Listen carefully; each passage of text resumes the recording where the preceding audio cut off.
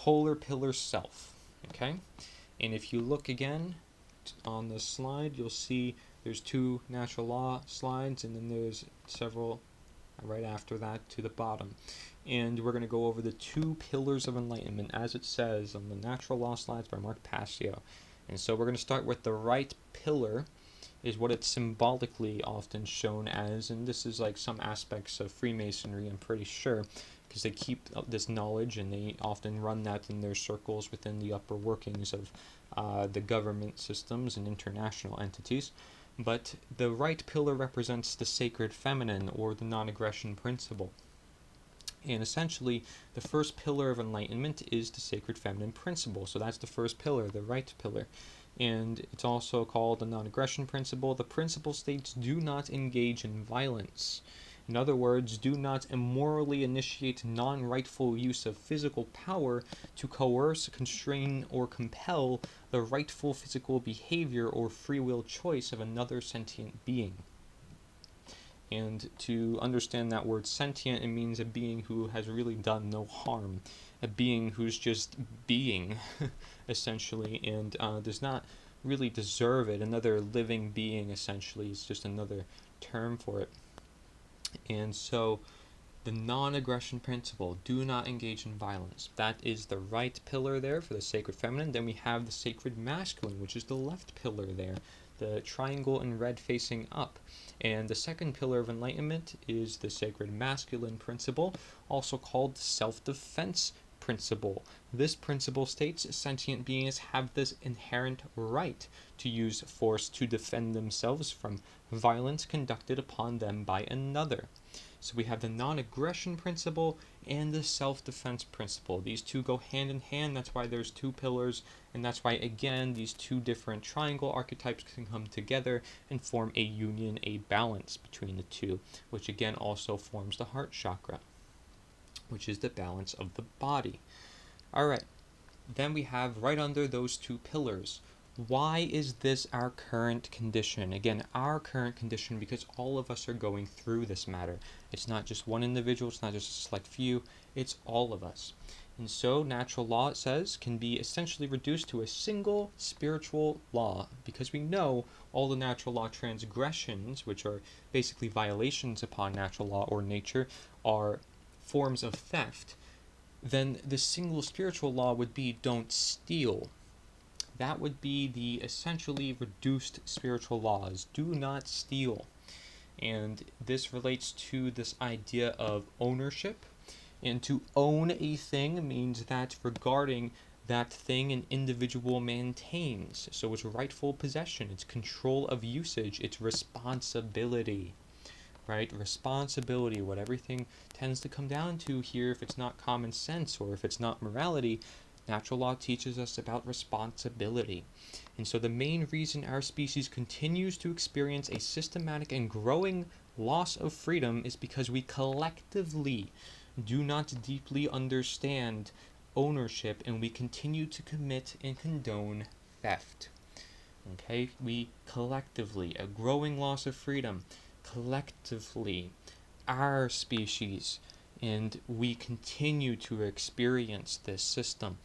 And what we'll soon learn, like I mentioned previously, is that we are contributing to that system, believe it or not, whether you think so or not, because we're either letting it permiss, we don't understand it, and that's why we're letting it permiss, or we're just going along with it even though we know it's wrong. And we're probably not teaching enough others about how it's wrong. And many individuals are afraid of speaking out, which should take courage and bravery and facing fears, which, if we know anything about facing fears and creating bravery, is we achieve the most powerful things on this planet.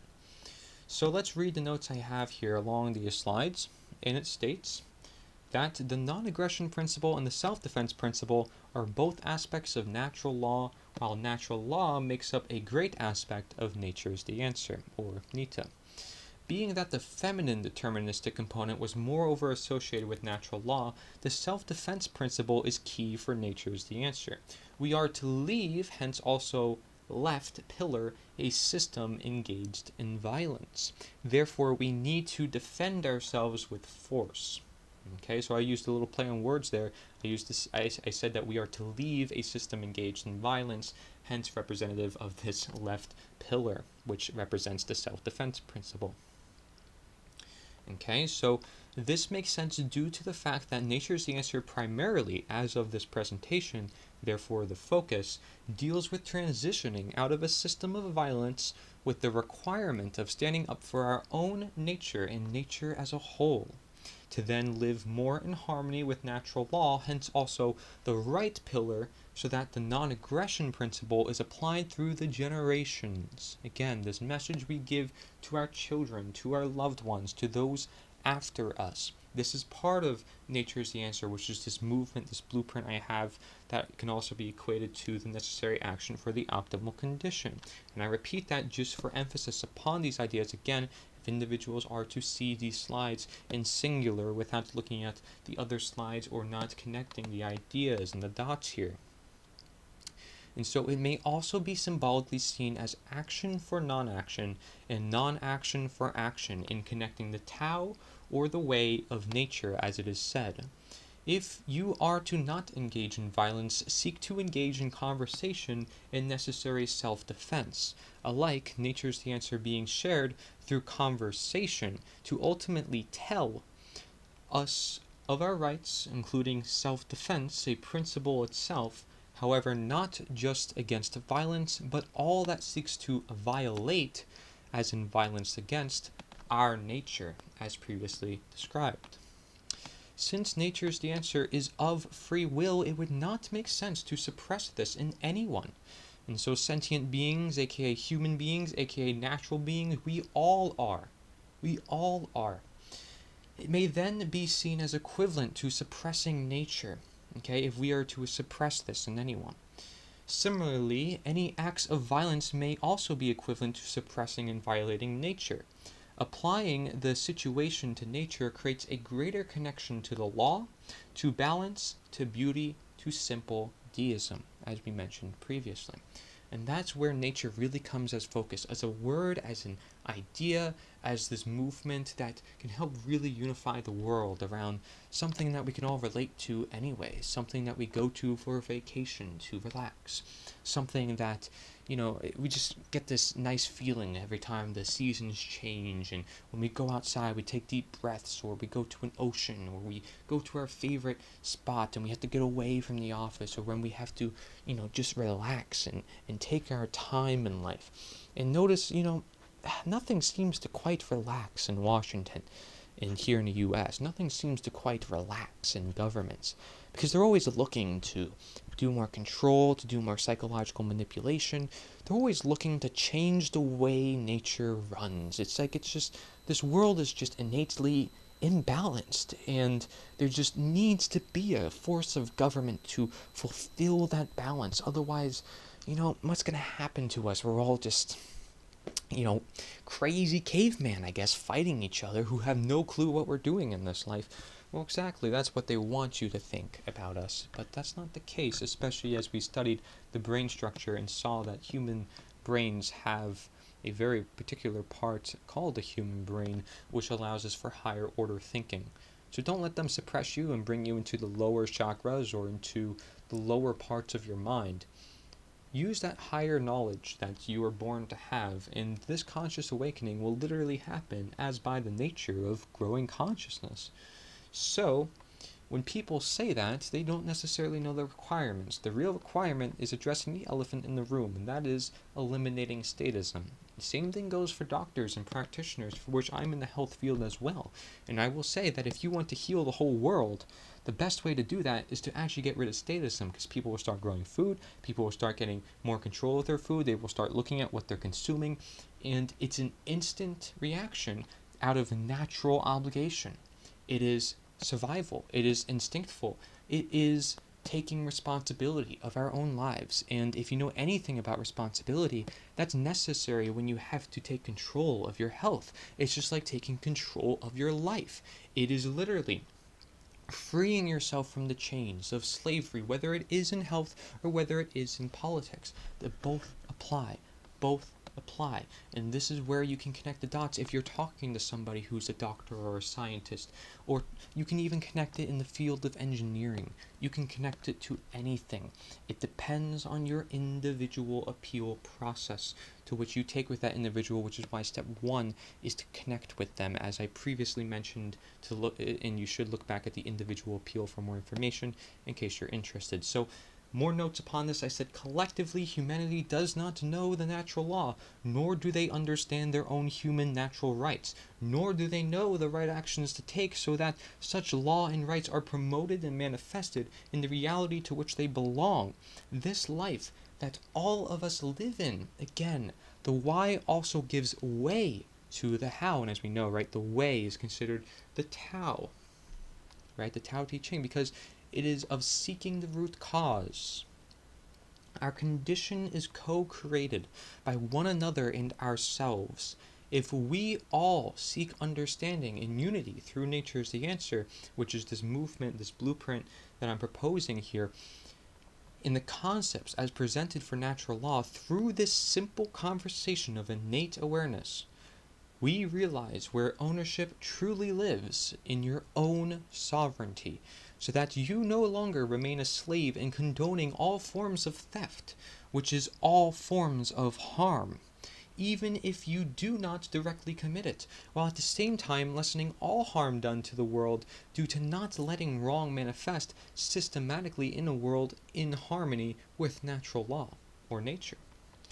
As it can easily be applied and understood as taught in the natural law, an optimal world of dangerous freedom is possible and intended, but not a utopia of peaceful slavery unless nature itself is violated, which always results in harm with no exceptions.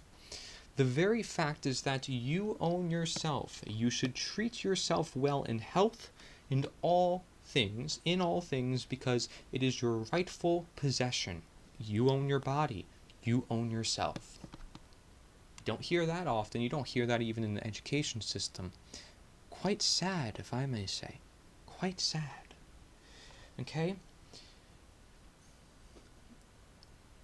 You should treat yourself well in health in all things, because it is your rightful possession, of no need and control, of usage in responsibility, no slavery, full sovereignty for the most freedom. To steal, including anyone's own life, or rights, or property which you do not have the right to take, is innately immoral. Such stands for reason why nature's answer shall be a voluntary giving and creating. Governments often rely on giving individuals what they have taken from other individuals. If we understand that notion, then we're going to look at the world far differently than we are now, where we're constantly asking and begging on our knees that if we want change, the government has to do it. And then if you ask that individual, do you trust the government? They say no. Well, hello, you just contradicted yourself, my friend. What are you talking about? You want gun control, but you want the government to take the guns, and you don't trust the government. A little weird, but this is the contradictions you can find in many individuals, because their nature is being manipulated. They're being cast illusions on their reality. It becomes the reality because they convince themselves in their mind based on what they see, and they think that they're thinking for themselves. Meanwhile, they're literally just copying what is being said to them. They're good order followers, exactly what is taught to them in education, repetition, and all the ideas of just listening and obeying and never going against the status quo or for what, never for what they present. I would like to ask questions about everything. What do I know, right? What do we know actually?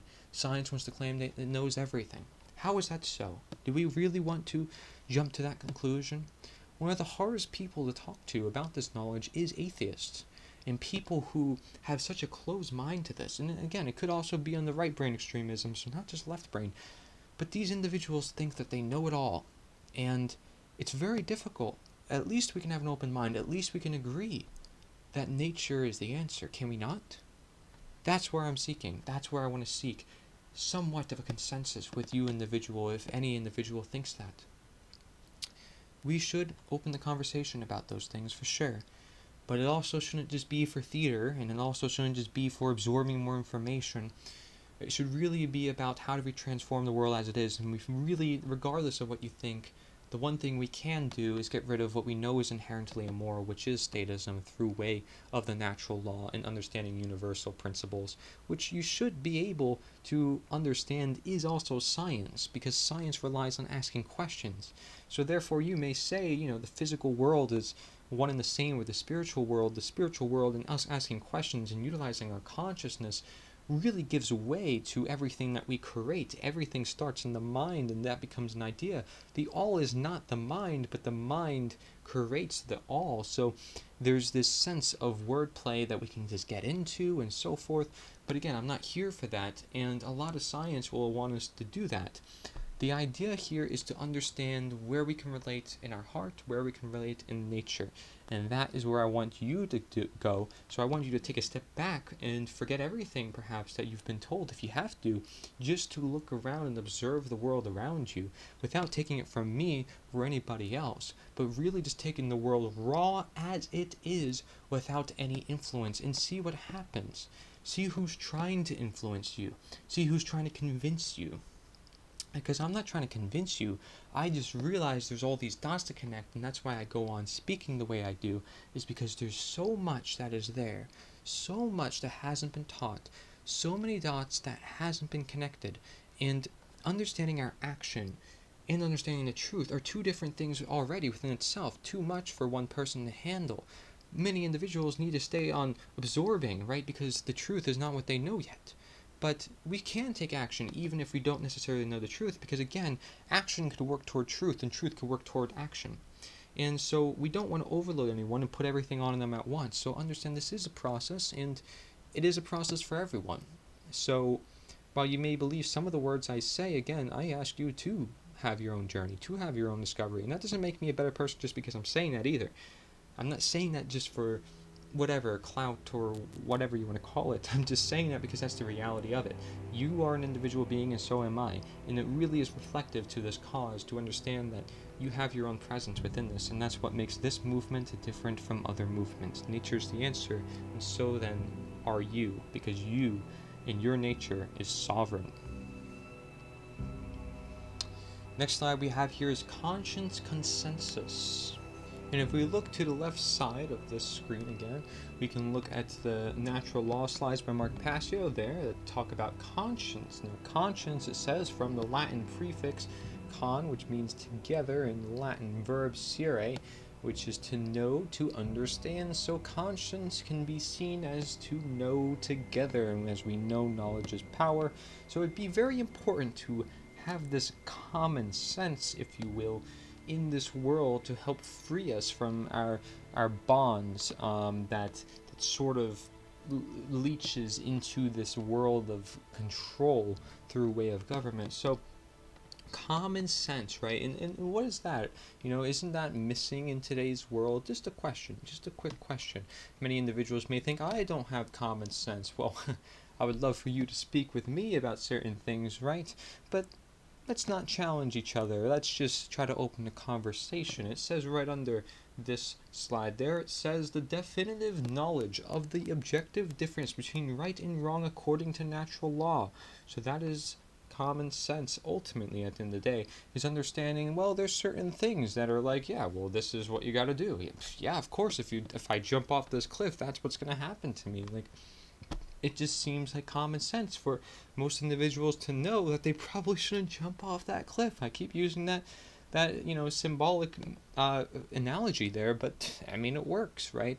And this is just the example of cause and effect, or natural law at work, just in an example that people understand more likely than this system of government, which they should understand because that's contributing to the most evil done on this planet. And so we have the exercise of conscience that is defined as the free will choice of right action over wrong action. Once the definitive knowledge of the objective difference between right and wrong according to natural law has been acquired. Okay, so once we realize what right and wrong is, we also not only know our human rights, by the way, that's why we lose our rights, is when we don't understand what is right and wrong. but we have this sense of personal control over our actions because we know what actions to take, which ones are right, which ones are wrong, which ones are going to hurt me, like jumping off a cliff, right? Because we know the result. But this, we're talking about behavior. We're talking about the consequences to behavior, and that is natural law at best, just as there's other laws in nature that deal with other phenomena. So this is the conscious consensus. Let's look at the notes I have here along these 3 slides you can see on this PowerPoint slide. And it says most individuals with some level of common sense, although may not understand natural law or their own rights a whole lot, likely should know how the government stands when it comes to definitive knowledge and objective morality. What is common sense to some may seem far from common sense to others. In truth, common sense being conscious is necessary for unity because it's based on our understanding together with one another and our world of nature. In the case of nature is the answer, which is this movement, this blueprint, this message as mission that I'm proposing here for us all to get together in this understanding of what the law and all these universal principles are. And so it could also, again, be equivalent to the necessary action for the optimal condition.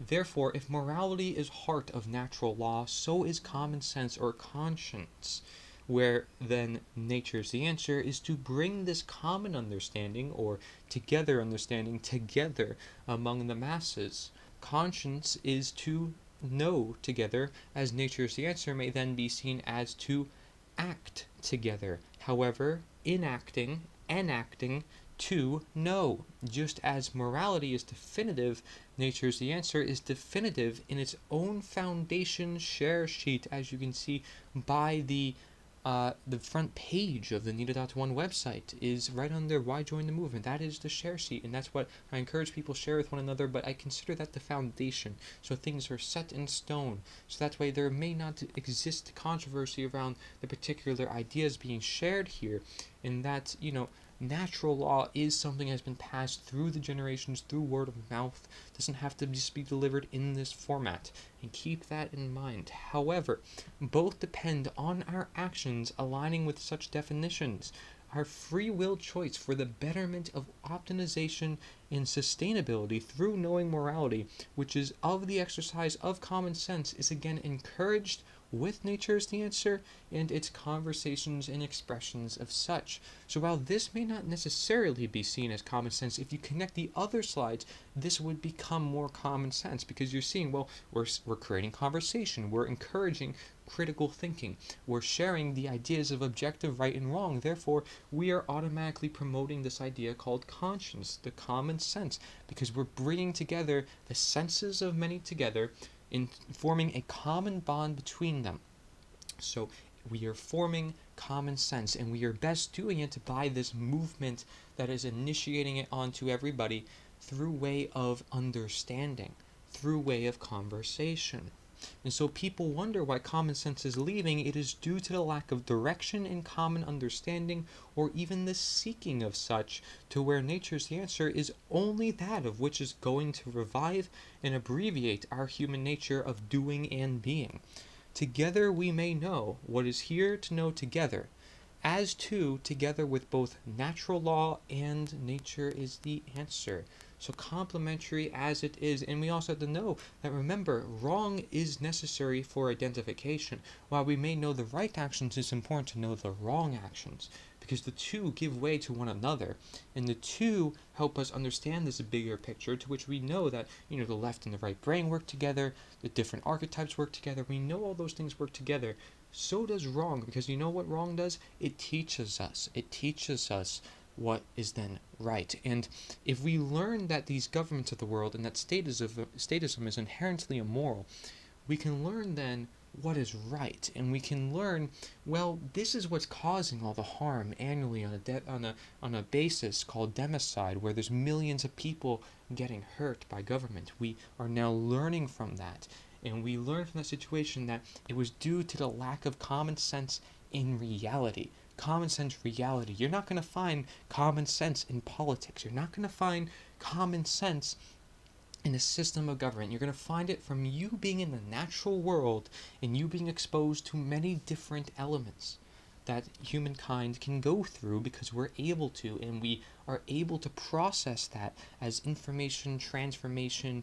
And because of our human brain that is able to do higher order thinking, we are essentially born for it. It's in our human nature to think about these ideas and to bring people together around these ideas. Shall we feel it's of moral obligation to share with one another? And this is definitely of moral obligation, being that the world does not have common sense, being that the whole, well, at least most of the world, right, I'm speaking on behalf of because of the manifestations that I see. I can take and select certain few situations, but I'm looking at the manifestation. What's going to cause the harm? It's because most of the world does not understand this knowledge. So it's about natural law, it's about common sense, it's about morality. They're all one and the same. And Nature's the Answer is just to help bring that onto the public and help share the word around with everybody about in our lives. Next we have here, this is a really important slide. It says Nature, Kingdom of Freedom, and it basically, you can see at the bottom left hand corner there's a slide from Mark Passio's natural law seminar that compares natural law and man's law. This is very important, as I've been detailing how we'll go over man's law and statism and government more and more as we go through the course of this and understand really what is the nature of such. That slide really puts it together for individuals to understand. And then above that we have the law of freedom that I also mentioned, and this is incredibly important, especially in a day and age such as now, where we may see our freedoms are being eroded even in the simplest of conditions and simplest of circumstances. Okay, the simplest things, not being able to speak, not even able to show yourself in public without wearing a mask or having a certain whatever it may be. The simplest natures are now under attack. Gender, race, everything, I guess you can say, has been manipulated or pushed purposely for division, which often the elites want, again, for divide and conquer. So let's understand now what will achieve our freedom, right? Let's get to the heart of the matter. Let's look at the law of freedom, because the law is really what's going to help dictate then what's going to happen in society, correct? And so freedom and morality are directly proportional, it says. As morality increases, freedom increases. As morality declines, freedom declines. Another way of stating this law would be to say that the presence of truth and morality in the lives of the people of any given society is inversely proportional to the presence of tyranny and slavery in that society. Then it goes on to say that true freedom can never exist in a society that embraces moral relativism. And that is the idea that there is no inherent objective difference between right and wrong. So humanity may arbitrarily create or decide right and wrong for themselves. So they just can choose what they believe is right and wrong. There is no objective inherent, right and wrong, even though we know that, the natural law is also called cause and effect for this very reason, that if I were to jump off a cliff, something's going to happen to me inevitably by the result, right? And there's a cause and effect to all the different aspects, such as the density and so forth. But hey, this is just the law of nature, is that there's these different combined aspects, but they're all defined by laws of physics, by laws of nature, by laws of gravity or density, perspective, so many different things, right? And so moral relativism is saying, well, we can just make up, what happens, which is not true, because, true science, again, is understanding what exactly happens when we do a certain reaction. And so keep in mind, it also said that truth and morality in the lives of the people at any given society is inversely proportional to the presence of tyranny and slavery. So truth and morality, work together, just as freedom works with morality, as we see by the law of freedom. And that tyranny and slavery then is the opposing aspect. So you may then see the truth and morality and freedom then being of the one counter agenda, whereas tyranny, slavery, and moral relativism being of the one agenda to counter. Okay, essentially. So that means that Nature's the Answer, this blueprint I'm proposing to change the world, would then be among the counter agenda, okay, for the agenda to counter. Okay, so if we are to then look at the slide right below that, and that compares natural law and man's law, we can see that natural law is based upon principles and truth. It's inherent to creation. It's harmonized with due to knowledge and understanding. It's universal, which means it exists and applies anywhere in the universe, regardless of location. It's external and immutable. It exists and applies for as long as the universe exists and cannot be changed. So essentially, it's timeless. It's universal. It's always lasting. It's always here. That's what it means. And so then, if we look at man's law, and again, you can probably automatically assume it's going to be more so of the opposite, the diametrically opposed. And it is. It's based upon dogmatic beliefs or constructs of the mind. Again, not so much in the heart, but in the mind. And if they are trying to get the heart, it's about that emotional appeal that they want individuals to have that investment in, to make them feel good about themselves. Okay? Even though, of course, the whole system is based out of ego, and no coincidence there, they are playing with extremes. Okay? Whereas everything in nature seeks a balance, it seeks a harmonization. Hence why we have to harmonize with it due to knowledge and understanding. However, now, going again back to man's law, it's the constructs of the mind. It's complied with due to fear of punishment. So that should be a really big word for you right there, is fear. Complied with due to fear. Fear of punishment, or what you may want to say, fear of violence. Right? Because, as we know, force and violence are two different things, and violence is essentially what government and statism feeds off of. So if you wonder why there's this evil manifestation in the world, well, perhaps it has to do with the fact that man's law is inherently complied with due to fear. It relies on fear. It has a dependency of fear. So it's literally the feeding mechanism for this system of man's law. And then it says it differs with location based upon the whim of the legislators, hence more relativism. So it differs based on where you live and so forth. It's never timeless, never universal. It's not innate within the blueprint of life.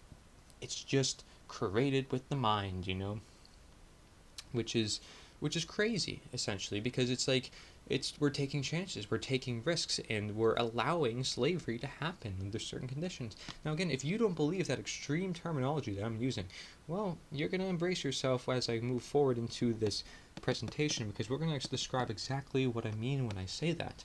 And then it says changes with time based upon the whim of legislators. Essentially, like I mentioned, it means it's not timeless, okay? So natural law is timeless, man's law is not. Natural law is innate, it's within nature, man's law is not. Natural law is universal, man's law is not.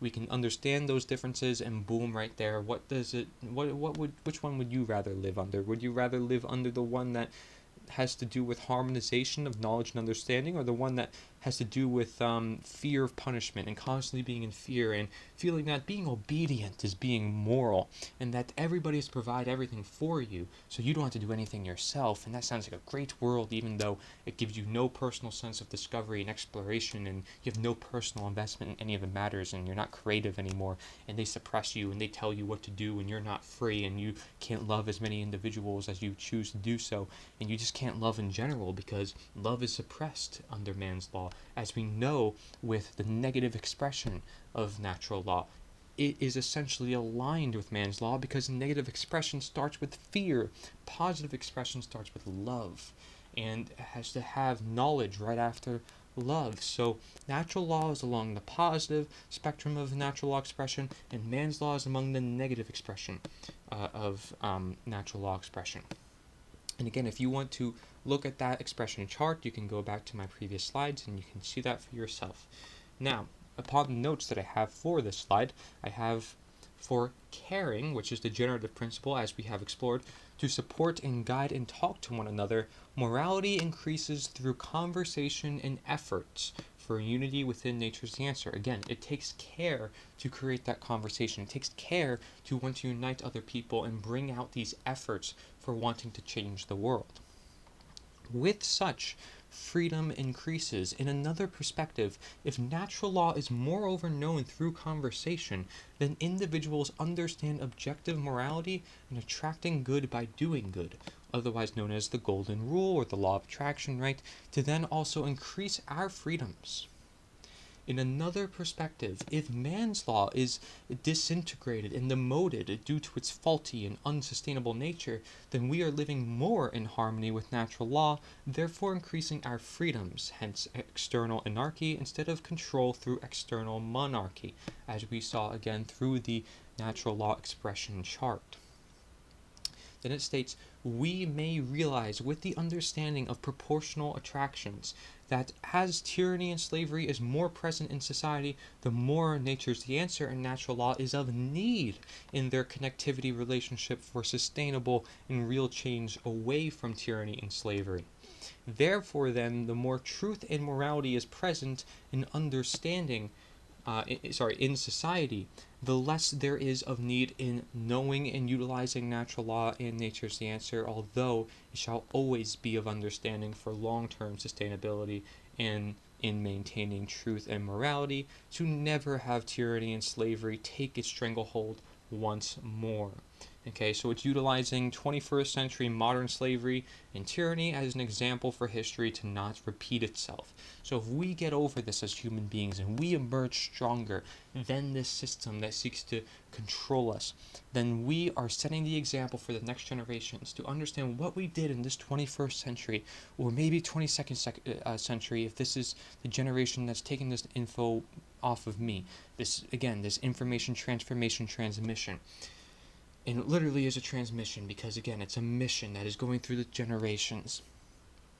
We are utilizing that history and learning from that history as to why we did what we did, why we oppose slavery, and why we should continue to oppose slavery because, again, it suppresses our very nature.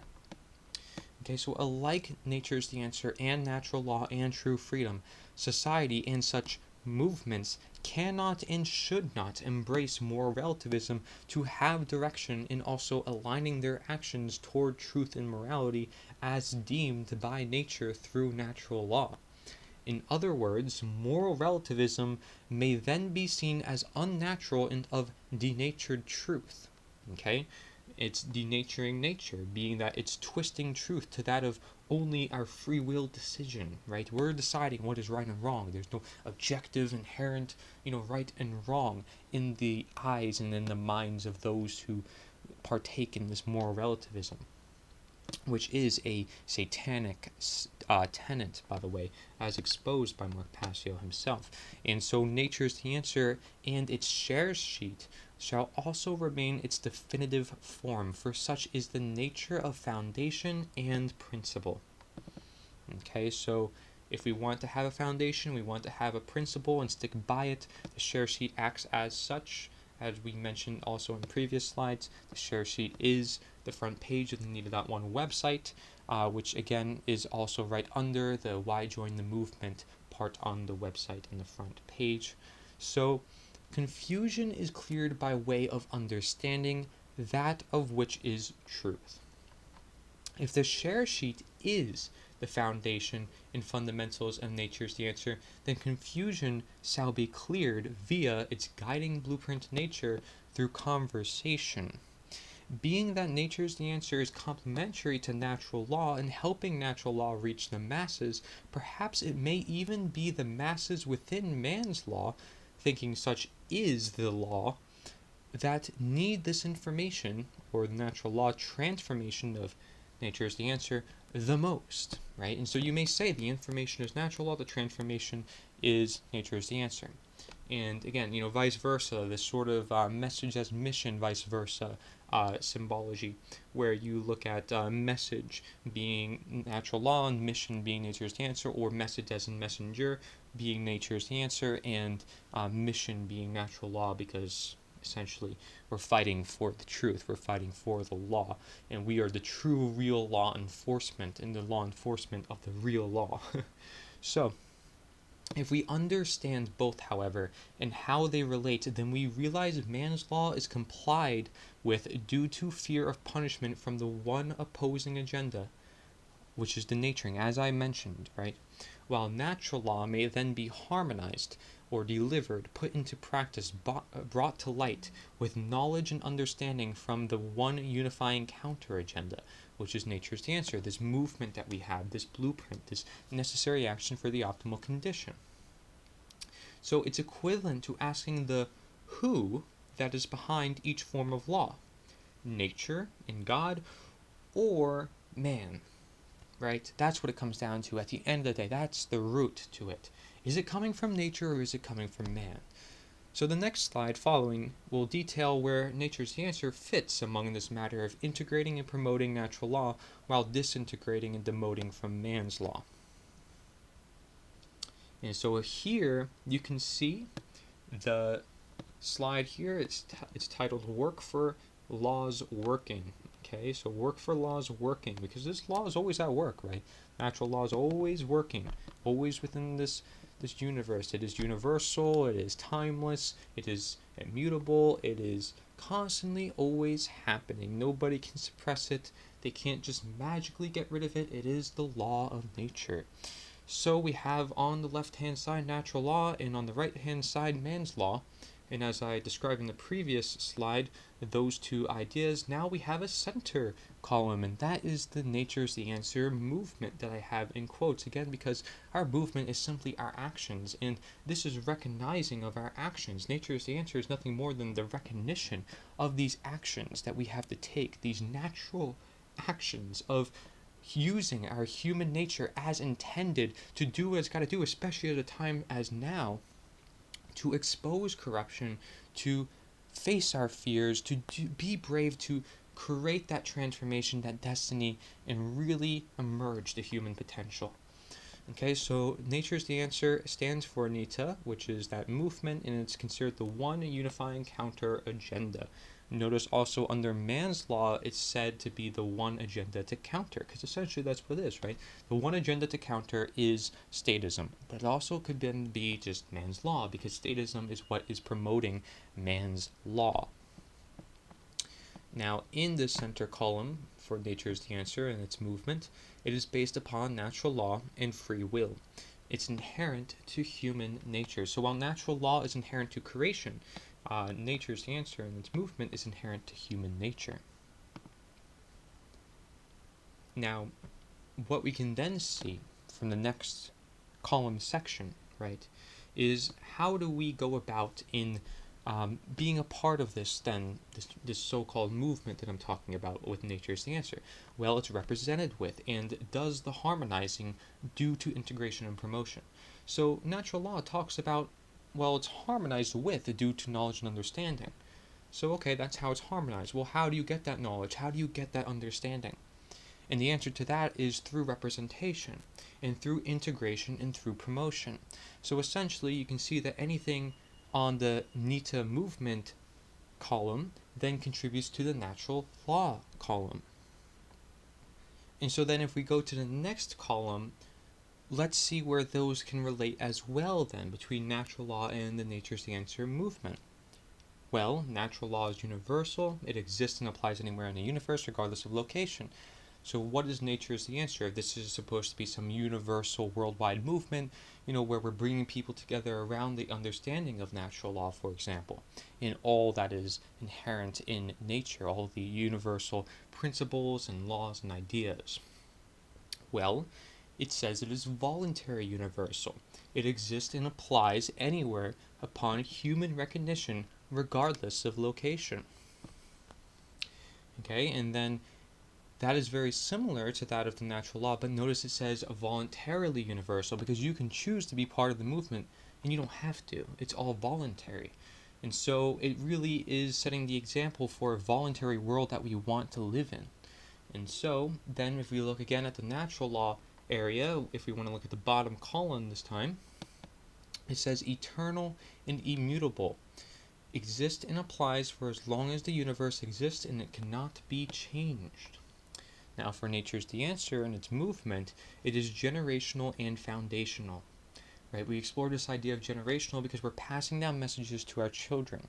We're upholding these ideas that we know are true, inherent to nature. We're passing them down from generation to generation, and we're keeping this mission afoot, which never truly ends.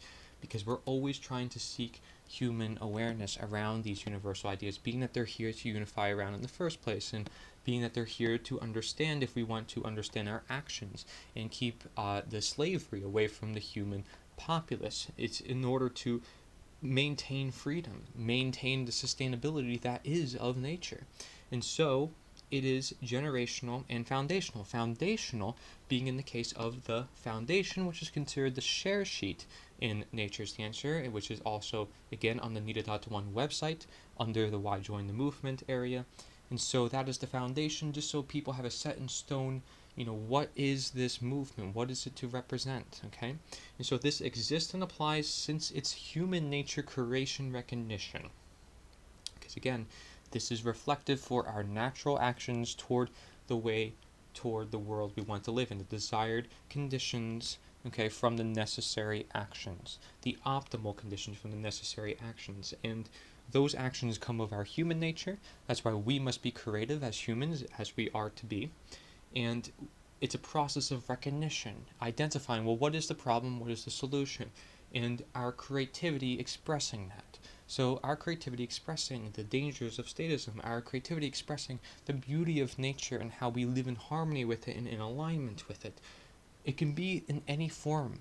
Speaking is one, cooking is another, writing is another. The creativity can be in many different forms. We're going to go over all the different forms, right? But it says also best unchanged.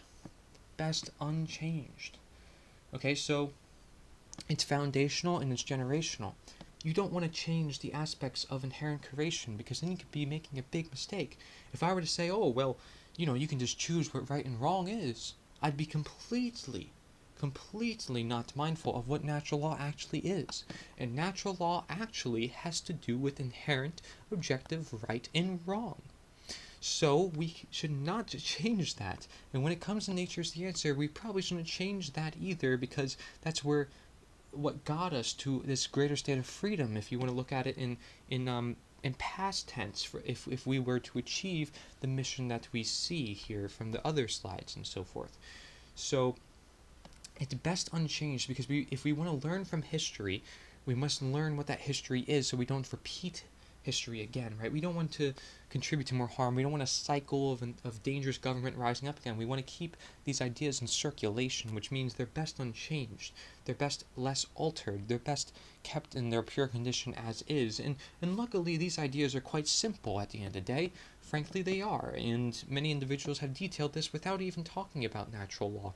And individuals such as Larkin Rose has done a great job at that, while just using common sense, because it so relates with natural law, that he's able to convey these points to a level where everybody can understand it.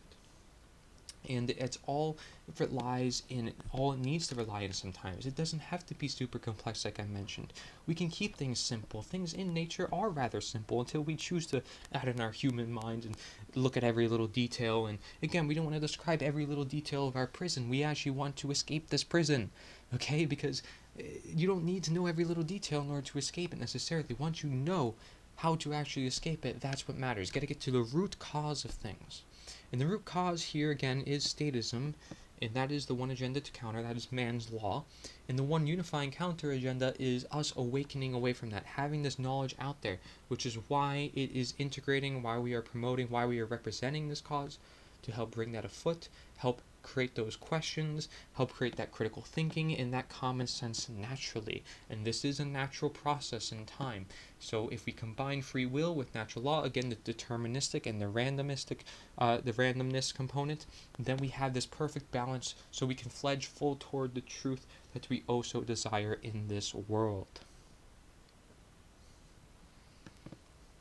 Then we have equalification, something I like to say, equalification. So we are equal as human beings, right? That's why we have a slide there on the left bottom side that talks about equality. We are innately equal as human beings. However, it's important to understand that it's actually by nature that we are equal. And it's not just because, some person said it, or because this person's in power and they said that, so that means we're equal. It's not about what somebody said. It's not about what our beliefs are. It's about aligning our beliefs, however, our perceptions, to that of the truth. And the truth is objective, it is inherent, it is it is technically there set in stone, because again, if I jump off a cliff, then something's going to happen. It's a specific reaction. There's cause and effect, and that is natural law. So if we are to go through Mark Passio's natural law slides that we see on the left hand side of the screen, let's go with the first one, and it's about simple if-then logic. So if you want to describe a lot of everything that we've been talking about in a simple if-then statement, it goes as follows. If a particular man-made law is in harmony with natural law, then it follows logically that it is redundant, since it is stating a truth that is inherent, pre-existing, and self-evident. Therefore, it is both irrelevant and unnecessary. If a particular man-made law is in opposition to natural law, then it follows logically that it is both false or incorrect and immoral or harmful, right? Because anything that is immoral causes harm to beings, and anything that is moral does not cause harm to other sentient beings. And then it says, or in other words, it is wrong, okay? Because if it's in opposition to natural law, it is inherently wrong. It is both false and immoral. Therefore, it cannot be legitimately binding upon anyone. Meaning it's pretty much bound to fail as a law. And that's why if we're going to talk about man-made laws, the simple word to say is it's unsustainable. It is unnatural. And instead of putting it through the lens of natural or man's law, that's what we can just say it as, because that's what it truly is by its very nature, even when we do look at it through natural law and man's law. So, in light of natural law, it then says, man's law is irrelevant and unnecessary. Both irrelevant and unnecessary. Okay, because if it is a good law, something that is simply pre-existent, well, natural law covers that. What's the point then of man's law? It's simply an opinion of man. An opinion of man who they want to impose their ego onto the masses. They want to actively rule over their fellow men. And that's why I have to keep asking you the question, does anybody truly in their right mind want to rule over their fellow men? And the answer to that is no, they don't. Because those in the right mind, and I'm talking about those of higher consciousness, those who understand this world, who have care for others in this world, will know that they have no right to do that, and it's not even right to do so to begin with. Okay, and that's something everybody needs to start to understand, is this fact that they have no right to rule over you. You own yourself, as I've been mentioning. That is the most important principle here. And so let's look then at equality, right? This is something that some people talk about. Again, race wars and different wars that are brought on between us are often here for divide and conquer. They want a controlled opposition. They want people against each other. They want us fighting one another so we're distracted from the actual root cause of the problems that are existent within society. This is what they've done for ages, right? For hundreds of years, probably thousands, right? Because slavery has always been happening under certain, conditions, depending on what we're looking at. People pressing their power upon other human beings when they have no right to, and those powerless, poor, innocent human beings having to be subject to them. I would feel bad for them, right? I would feel bad for them because they're human. They can learn to stand up for themselves, and they were never given the chance to learn because somebody kept pressing and stepping on them and telling them, you have to do this their whole life. And so they're so used to it, and it's ingrained, and it becomes daily, phenomenon where they're this programmed robot into doing exactly as they were told since day one. And that's exactly what our world has turned into. We are becoming robots. Because we are becoming denatured, because we allow a denatured system, because everything around us is denatured because of the denatured system, and we refuse to see nature around us. We refuse through way of ignorance. Because as we described earlier, ignorance is the primary culprit, not necessarily nuisance. Ignorance is in the way. It's ignorance of nature is the answer, this movement, this blueprint, this mission to life that is going to prevent us from where we want to go. Because it's a necessary connection, I said in the beginning of this PowerPoint, a necessary connection between nature's the answer and natural law, the action and the law. And if we are ignorant to that action, the law is never going to manifest. We're never going to truly get as we desire. Never truly. And so, let's read about equality under natural law. Everyone has the same exact rights. No one has any more or less rights than anyone else. Also, since rights are not created by humanity, and since they are the birthright of humanity, gifted to us by the creator of the universe, no human being or group of human beings is actually capable of granting rights to anyone else, nor is any human being capable of revoking rights from anyone else. Okay? So there's this process of granting and revoking, and we're being God. We're choosing, well, this is what you can do. No, this is what you can't do. And it's like, what? Excuse me? You're telling me what to do with my own body? I can choose. I have my own free will. I have my own consciousness. This is why nature is the answer is a combination between free will and natural law, not just natural law within itself, because there's a requirement of us in this picture for natural law to go into effect. Therefore, there is a reason why I added a middle column to that, to that chart that I proposed there on the screen. And so it's important to understand that there is a necessary connection between a movement that will bring us toward the desired world that we desire. The desired world that is necessary because it's of nature, it's intended in nature.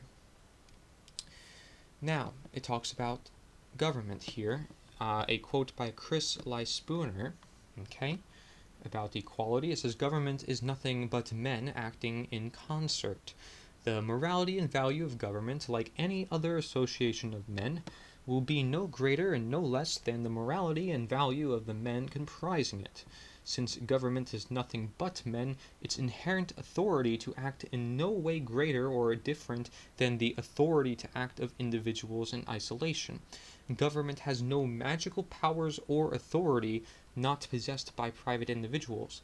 Let he who asserts that the government may do that which the individual may not assume the onus of proof and demonstrates his contention. What very, very wise words from an individual about this subject.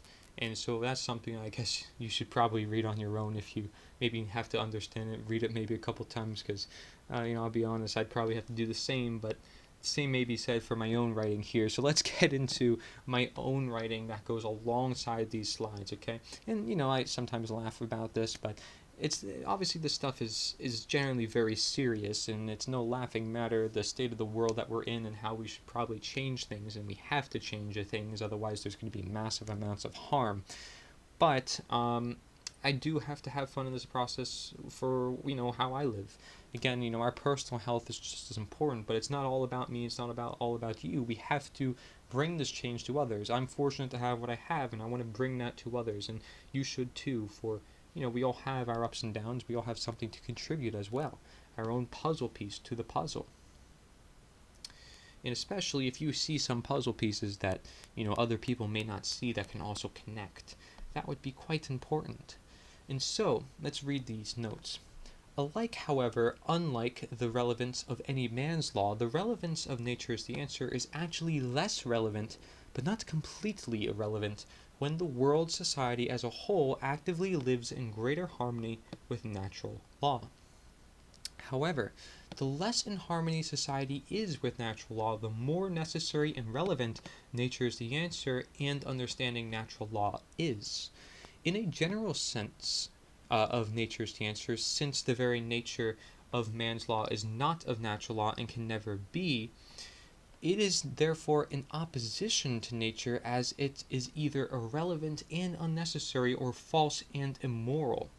The natural law exists for the very reason of knowing the real law and nature of law and rights, of healing and enforcing the world as intended to do itself. It's also, therefore, of understanding how humans have been suppressive and, therefore, oppressive if in opposition or in denaturing nature and natural law. Knowing right tells us what's wrong. Alike, knowing what's wrong is what can help us tell what's right, all in their distinctive and definitive nature. While nature's answer does not bind to anyone, it can complement their current binding with natural law by providing more direction in action and further momentum. This is equivalent to pushing a very large and heavy rock for which the world has manifested into the form of chaos or uncertainty and a lack of sustainability through control and slavery alike. It is best not done alone, and we are all able to help one another just like how we are supposed to help one another ultimately anyways, setting the example of voluntarism and community in nature. Again, being the example, being the change that you want to see in the world. So we want a voluntary world of peaceful coexistence, then we start with these voluntary interactions. And that includes conversation. That includes voluntarily joining a movement that doesn't force you to join the movement, but together, as the movement becomes, we become a force against the government, for which is a restrictive, oppressive, suppressive force of violence upon our natural born human rights, against nature itself. And so everyone can be part of nature. And well, everyone can be part of nature is the answer. No crazy declaration or initiation necessary. Simple representation and action encouraged. And everyone in nature is the answer are all of equality, alike reflective to what it truly is in nature. Okay, so we want to be reflective for that of which is nature, right? Because we're the messengers. So we want to treat people as if they're equal, because they are, right? So we want to be kind to everybody, right? And that's why, like, I have respect for anybody, even if they're in higher positions of power. I have to have respect for them because I'm still trying to help them as well understand these concepts. We have to, right? If we want to reduce harm, we must reduce harm to the maximum if we truly care for this world. And that's what this movement is proposing to do, that no other will ever do, is reduce the harm done to the maximum. Okay, and no movement period is going to result in the most harm, perhaps, or a controlled opposition movement would, but this would really save the most amount of lives. Okay, and again, we'll describe more of this process as we go on. Hopefully you're getting some good insight just based on the past slides that we've been talking about, providing specific detail about these actions already. So, right, like about conversation, about these belief systems, and about how we appeal, how we break down the pyramid structure, and so forth. So individuals are encouraged, right? You know, are you encouraging others? Are you inspiring others? Are you aspiring others? And so forth. So nature is the answer is of all individuals, and individuals are encouraged to lead themselves and help guide others, just as I mentioned. So not any one or few, individuals represent nature's the answer as a whole. It's not about just any select few, it's about all of us, okay? Therefore, not one or few is also special in any way, despite more representative guides. So despite some people being more vocal, more people teaching, such as myself per se, I'm not going to accept this role of controlling and ruling over other people. The whole idea of this is not to do that, right? And I'm not any more special than you just because I have some knowledge that maybe you don't. Or just because you have some knowledge that I don't does not make you any more special. Even though you might think it does and you want to contribute to your ego or whatever. Look, at the end of the day, we're all fellow messengers and we're all fellow guides, but some people, of course, are going to do more work than others, and they're going to achieve more out of that. And good for them, I would say. Good for them. But it's not all about them, and hopefully they are contributing to truly good intentions, which is not of ego. Okay, so it says the share sheet shall remain static and representative for nature's answer, not the individuals within. Such is why it is considered the foundation set in stone. Okay? Individuals within, however, shall be representative for nature's answer to their choosing to help unify through understanding the share sheet elements for the necessary requirements in necessary change for the optimal and sustainable condition. Right, which is also the other coined term for nature is the answer here in this presentation. And so more representative guides shall simply receive greater recognition, as they shall naturally, like that of which nature is the answer is to do anyways, to recognize actions, right, to create this common community of individuals who are taking actions toward this cause, to get rid of this fear that's in people's ways. get rid of this fear that's preventing whistleblowers, preventing individuals from living their best and most free living lives. I bet there's individuals who are constrained right now. Individuals who are told not to say certain things, who are told to live under certain conditions and live with it because they accepted it, or they made some wrong choice in life, or they chose that path for themselves and they felt like they had to, and so forth. So they feel trapped. I don't want people to feel like that. I really don't. I want individuals to feel free, and I want them to know that they're free. I want individuals to embrace that freedom. That's what it should be about, is true freedom. And that's going to come from true understandings of the world we live in. It's going to come from living our true nature. Okay, so natural law and so forth.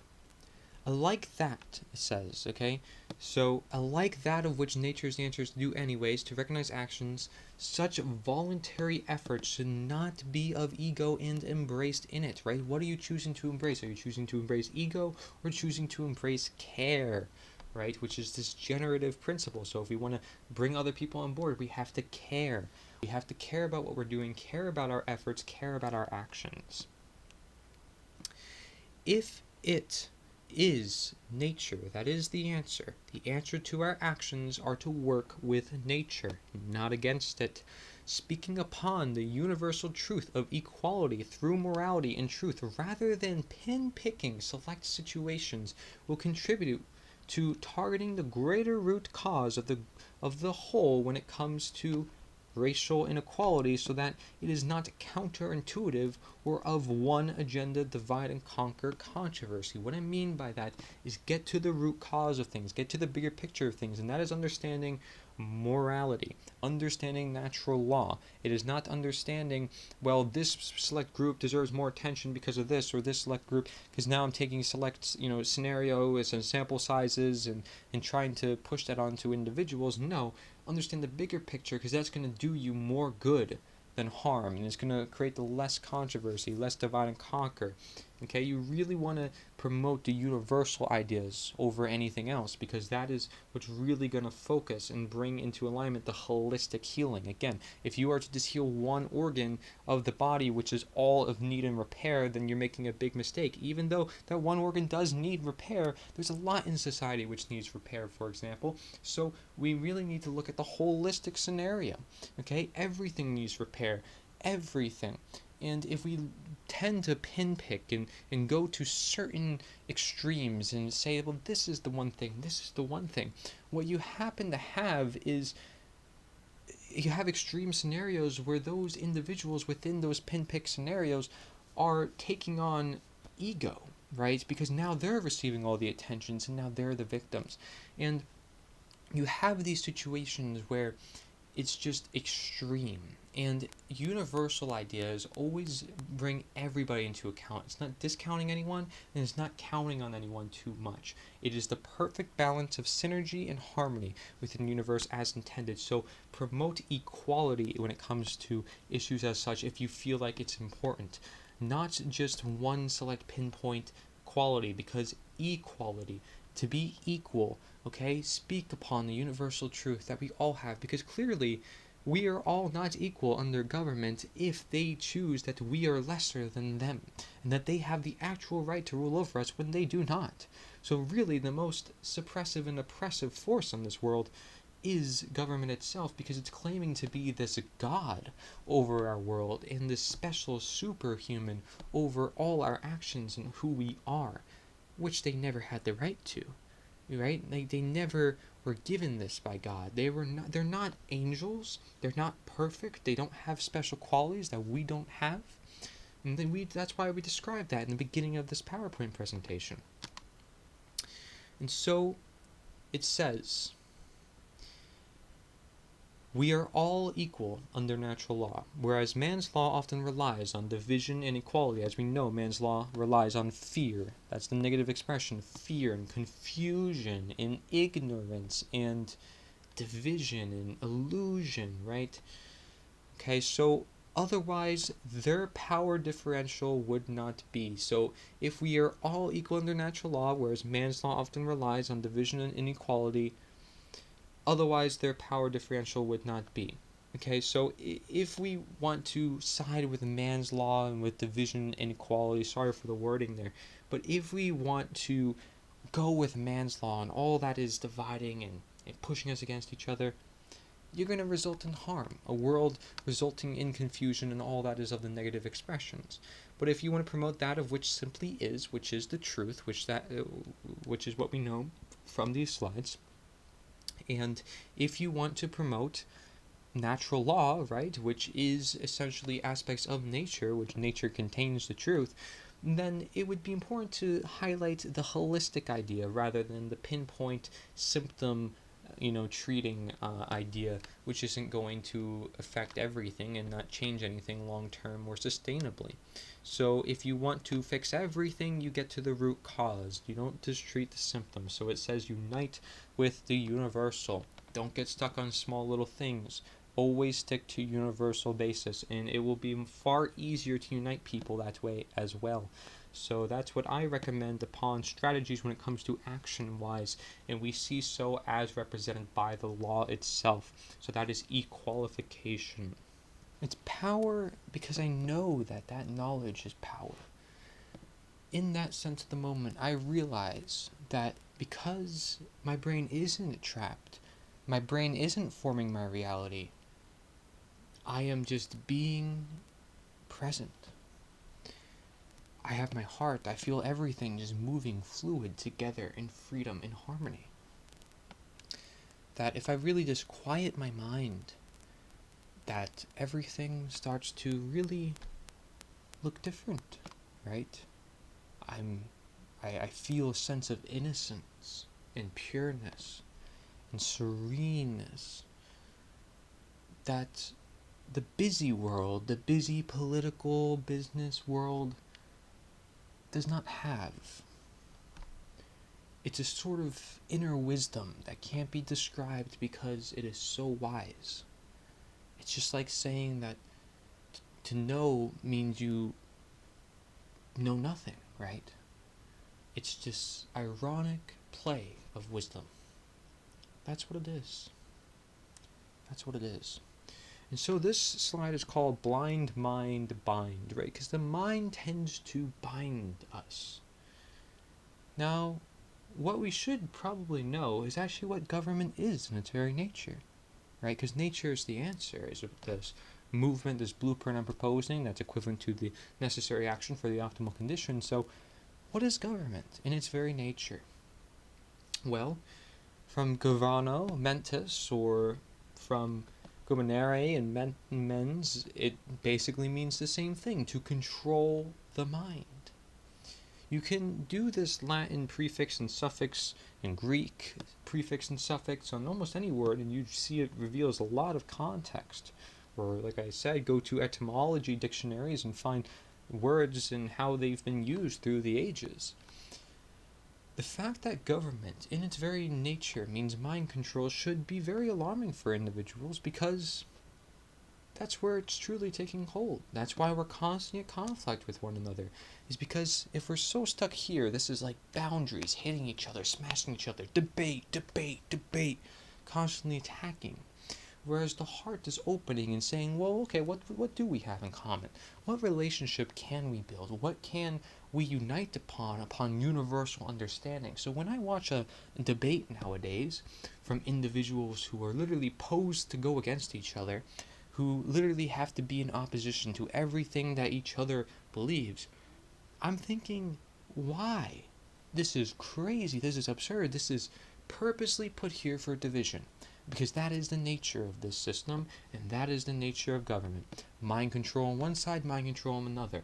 That's why we saw there was an arrow pointing mind control on the extreme left brain imbalance and mind control on the extreme right brain imbalance. Because both centers, if in the extreme imbalance, will lead to a greater vulnerability for mind control. And so if you tend to be of science, you're going to be more controlled probably by scientists. If you're more of religion, you're going to be more controlled by these religionists, right? And both both we can learn from, religion and science, as I mentioned in the beginning, and then looking through everything through the lens of nature. So let's get more into the nature of what government means. The etymological origin of the English suffix meant is often debated, yet it is overwhelmingly clear that those who created the English language deliberately chose mens, the Latin word for mind, to mean the state of or the condition of, in direct keeping with the first principle of natural law, the principle of mentalism, which demonstrates that in order for any particular thing, event, circumstance, state, or condition to exist, it currently does as it currently does in our manifest reality, the plane of effects, it must have first been created in the mind. Okay, so the plane of causality, the why, is it was made in the mind, and the mind is not always correct. Remember, belief and perception is not always of the truth. They tend to waver like this. They are never fully aligned, and belief is not the truth, because that would be moral relativism when we choose, well, we can just say what is right and what is wrong, and there is no objective inherent right and wrong in nature. That is not correct. There is objective inherent wrong and right in nature. So now that we understand that, and we understand what government more so means in regards to the principles and understanding of natural law in addition to the suffixes and prefixes, let's look at authority. So let's look at the word jurisdiction as it shows underneath that slide to the left, which is Mark Passio's natural law slides. And it says, from the Latin noun jus or juris, which means law, and the Latin verb dictere, which means to speak or to say. Thus, jurisdiction literally means to say what the law is. Okay, so it's to say what the law is. Even though natural law is always happening, right? Always happening. And so it's something that, whether we believe it or not, whether we perceive it or not, it's always happening, it's always existing within the universe. Hence, the simple movement of my hand is a law within itself. Everything is a law, controlled by law, okay? And so that's why human beings are indeed also controlled by a law, and it is not man's law. Man's law is the illusion of law, and that's why they call it the law when it isn't. And that's why occult knowledge is hidden from us. That knowledge is hidden from us because knowledge is power. So we don't have that power, so we can't resist back. I hope you're grasping onto these ideas as I go through the course of this entire presentation. Then if we look at authority again, it's an illusion of a diseased psyche based entirely in violence and built upon the erroneous and dogmatic belief that some people are masters who have the moral right to issue commands, and others are slaves who have a moral obligation to obey the masters. It's setting up a system of masters and rulers and saying, well, this human is above this human, and this human is under this human because they're just not good enough.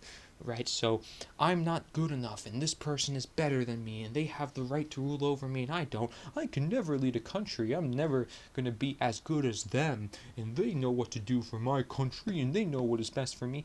No, they don't. No, they don't. By the very natural law, they don't have the right to tell you what to do with your own life. In fact, you should take responsibility of your own life and stop giving it to somebody else. Okay, so this idea then, this illusion of authority, is essentially slavery.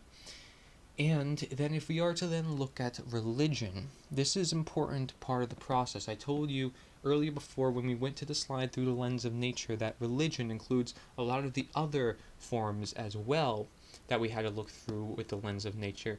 And we see there's a part next to these authority slides that says the belief in the legitimacy of authority is the belief in the legitimacy of slavery. Notice the word belief here, because that's going to play a very big role here for religion. Religion, okay? Now, and it says right under there, ultimately, authority is the idea that man can become God. Man can become nature when they aren't. And through jurisdiction, dictate the law. So they can just say what is going to happen to the whole world, even though they have no right to, by the law. So they are just making it up. It's an opinion of man. It is not necessary. In fact, it is completely irrelevant and unnecessary, as we described in the previous slide, showing how it is inherently immoral. Okay, and looking at the very nature of man's law itself, which is inherently immoral. Man's law is essentially the gist of government, which is mind control. Statism permits government. It allows, then, mind control. It allows man's law. It allows, essentially, the denaturing of humankind. That's how you can look at it, through the lens of nature is the answer. Now, if you are to then look at religion, from the Latin verb religare, it means to tie back, to hold back, to thwart from forward progress, to bind. Okay, so it's a system of control based in unchallenged dogmatic belief, which holds back the progress of consciousness. So it really is restricting our human potential. It is restricting our human nature, preventing our nature as it should. Our nature should express itself, but instead we let it be controlled and suppressed, and therefore oppressed by these foreign elements and external elements that, again, humankind is generally letting to permit. Because these small, select few individuals should not have power over millions of individuals. This does not make sense. Okay, so it is all based here in the mind, which makes this so-called revolution, which is really just a great awakening, seem rather simple, right? Well, there's only a few, 100 people that rule, and there's millions of us. Exactly, yeah. If you look at it through that lens, this seems quite simple. But getting through to the minds of millions of people, it's not necessarily an easy task, even though these concepts can be rather simple at the end of the day and reduced to common sense and seen through every single lens possible, including that of nature, including that of natural law, including that of morality, and so forth. It's not out there yet. It's not out there. So that's why nature's the answer, as this movement, as this mission, as this message, equivalent to the necessary action for the optimal condition, is to bring this out to the public. And that's the role of unity, of conversation, of representation, hence presentation in the beginning slides, for example. Representation and presentation, right? And expressing our human nature along any side materials for this universal knowledge that we seek to bring out there. So it states here, the notes I have on behalf of those slides to the left, it states here, if the one agenda to counter is of mind control, again, the one agenda to counter is statism, is man's law, is government. So if the one agenda to counter is of mind control, then ideally the goal of nature's the answer is to free the mind. Providing conversation and introducing new ideas and concepts that help us then open the mind would be ideal to do this, at first glance upon which such conversations are of the first steps in the nature's the answer movement. Okay, first steps in the 6-step speculation, of course, which, again, refer to if you have not seen that yet or you haven't looked into it for yourself. If it is others who also control us, then it is ideal we learn how to control ourselves in relationship with the environment as nature intends for the most consciousness.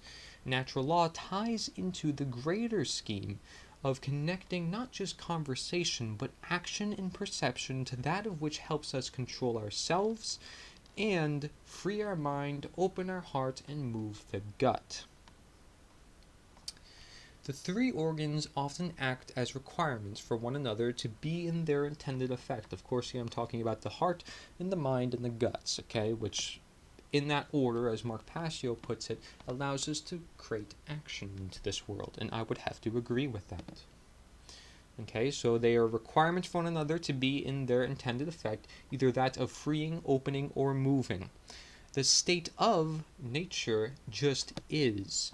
Being that nature is often associated with truth, which just is, as is insinuated by the phrase, nature is the answer. So what I'm saying here, this goes back to the previous slide as well, that said nature, and the freedom kingdom, the kingdom of freedom, essentially. It's saying that the state of nature is that of which is already present.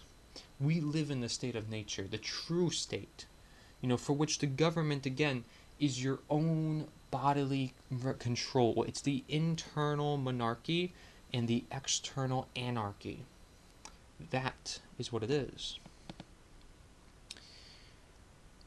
The government of nature is where nature is in control, not man. However, there is no such thing as by definition. No government can be of nature, and no government can be nature. Period.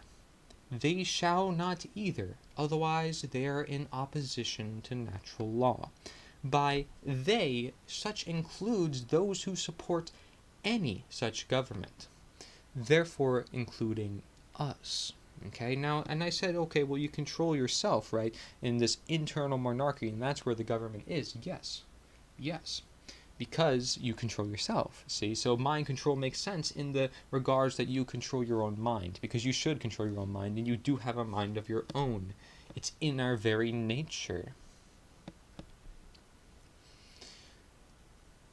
Nature's answer speaks on behalf of us, being the change, and doing so with natural law, to where no government shall manifest, given generational sustainability, in the simple handed down message of the dangers in and nature of statism, with the knowledge of natural law, aka the law.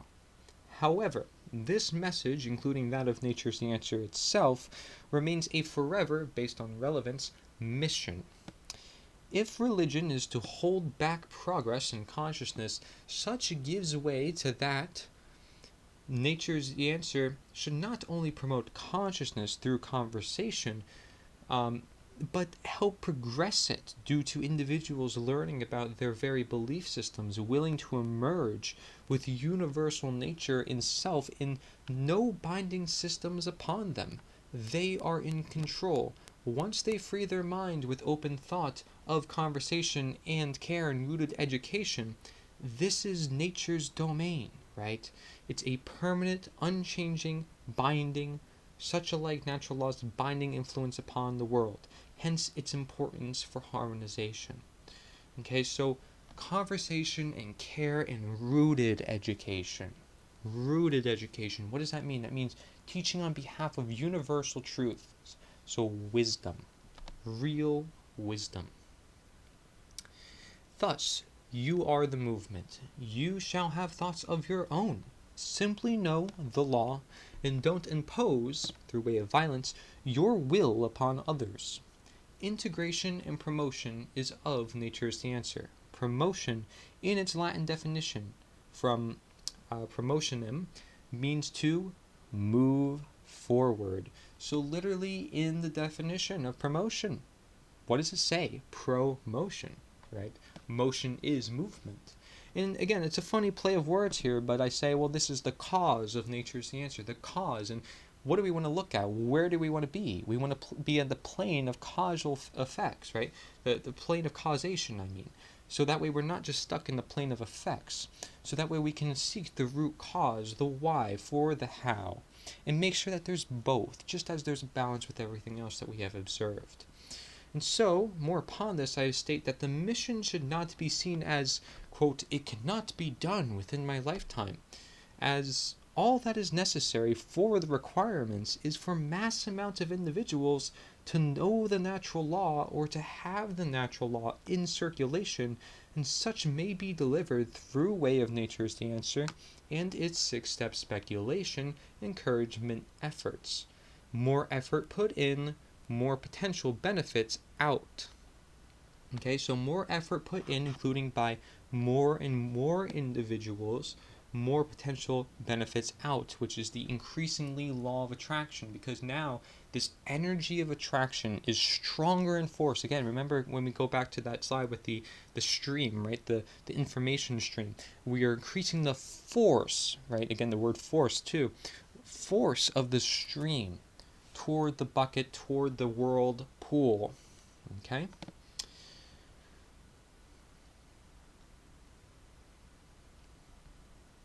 As long as nature's answer and the knowledge of natural law continues to grow, then there shall come a day where nature's intended reality manifests. However, this is not any excuse to slow down. While you should not push yourself too hard, nor shall you too little, you may see to it that with your mindset here, there is no such thing as too hard as long as there is no personal or external harm done. Hence, you don't want to hurt your health, in other words. You don't want to go to the extreme of harming your health. Okay, you want to do the right thing, you want to push yourself hard, right, because you want to fight for truth, but don't compromise your health in the process. Please do not do that. And I state again, if we were to observe the opposite of slavery, such would be freedom. Therefore, it's not only of the mind, it may be seen for that of which is all of nature, including the guts to act, okay? Free your actions. Free your actions. That means getting rid of that fear, right? All the other things here that are conflicting with your gut, let those guts pour into the world that deserves that action. That world asks for your action. It really does. Because again, nothing will get accomplished without that action. Nothing. And as you'll see and continue to observe, those numbers are indeed necessary. Indeed, very much necessary.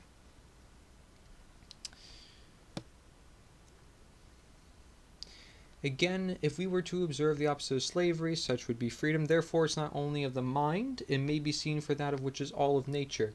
For such is that of which the one agenda to counter seeks dominion of, ultimately as the one true war. So again, nature versus man in this sense. And who chooses to be with nature will be of less harm being done to this planet and wanting less harm to be done to this planet because they understand the natural laws that be.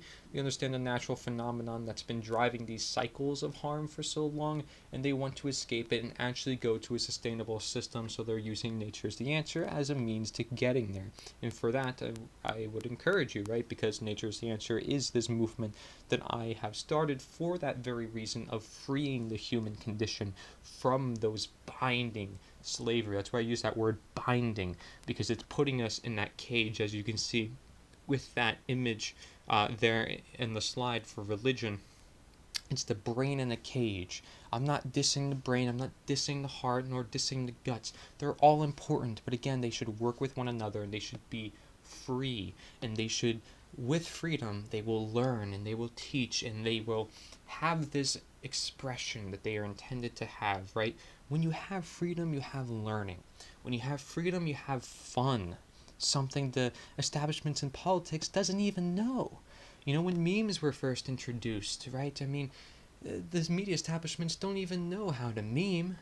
And I know this may sound silly for some people as well, but simple jokes. It's like these people may not even have a soul. It's pretty bad. It's pretty bad. And what are we actually contending against? Are we fighting demons here? Is that what it is? Because sometimes it can feel like that if that's what it seems like these people act as, because they're just so inhumane. So therefore inhuman, right? They're not human anymore. They've given up their soul to this denatured reality, which you can call, Satanism or demonic entities or whatever it may be. This is why there's so many people who have talked about this as well. And it's no surprise to me. No surprise to me. So, by spreading the natural law through way of nature is the answer, individuals shall gain empowerment by knowing where the power truly lives, with themselves and the masses. What we give into will feed into. Slavery is being upheld by ourselves. We must change ourselves to change the world. Such is why nature is the answer, is all of ourselves, and has the emphasis on our own efforts. Nature teaches us, as we have observed, to utilize our human nature to have this. Man is not nature, therefore is not the dictator of the law, nor can become nature and rule over anything in nature legitimately and sustainably without harm being done. Okay, because again, immoral behavior results in harm. Belief in government constitutes the religion of statism, the biggest religion on earth, which binds our nature by giving away our own responsibility to few who rule, quote unquote, rule, according to the immoral nature, man's law. So make your moral obligation truth, not to obey man. That's how I end this slide here. So you're not blinded, and you simply just open up your eyes, which is quite connected to your mind, I guess you can say, right? And make sure you're not binded by any such transaction in any such way. Check all the transactions going through your brain. Which ones are closed, which ones are open? Are they caring about other aspects? You know, you're both creative and critical, both open-minded and closed-minded, just to try to find the perfect teachability bell curve, as we talked about, that we all have this ability to teach and we are teachable ourselves. It's about that balance, but it's also about harmony. And it's about understanding that while everything in nature has balance, there is also objective, inherent right and wrong that help make up this balance. And frankly, what doesn't need to exist doesn't need to exist, and don't necessarily follow that same rule of balance. So government, for example, there is no such thing as this low power government where they don't do much. Well, then what do you want them to do? What do you want them to do? If you want to just reduce the size of government, I mean, we can all agree on that, so we should start taking action first of all, regardless of anything else. But reduce the size of government? But government is still mind control. It's still immoral in its very nature. You don't think it's ever going to grow? I mean, and then you might use, the beginning of the America as the blueprint. Well, look how that turned out. You know, and say, oh, well, that's from international influence and so forth. No, it's the very position of power that denatures those individuals. It's the very position of power that causes this problem. There is no balance in government because government itself is inherently wrong. And the true government exists within you. So what I'm saying is that they've really casted this illusion upon the world. It is not one that is natural. It is one that must be rid of completely if we want actual peace and actual love on earth. And until then, there will not be manifested love and peace on earth. At least to the optimum is what I'm saying. Because again, nothing's a utopia. They want to think that they can live in a utopia. We can merge with machines, all this other stuff, and technology can possibly make it possible. But that requires getting rid of all that is natural, as has been done, and that requires mass amounts of harm being done. And it would still obviously go against the laws of nature. So it's important to understand the reality here, and the reality is that we are part of nature, and therefore we should uphold nature. It is here for us, so are you here for it? I'm here for you. That's why I have nature as the answer. Otherwise I wouldn't have created it. It's here for all of us, so nature is the answer. Nita.1 is the website. It's here for all of us because until we actually have a movement up and going, nothing's actually going to get put into motion. This freedom we want, this liberty we want, it can come through way of nature through many different cycles of harm and having to redo the world and so forth, but the truth is, it's going to come through way of us actually awakening, and that's going to be the most sustainable form of freedom. It's going to be the most sustainable form of understanding our world. And so it starts with you, it starts with I, and in combination with the natural law, in combination with nature, working with nature. And that's why it's the middle column of that diagram I showed.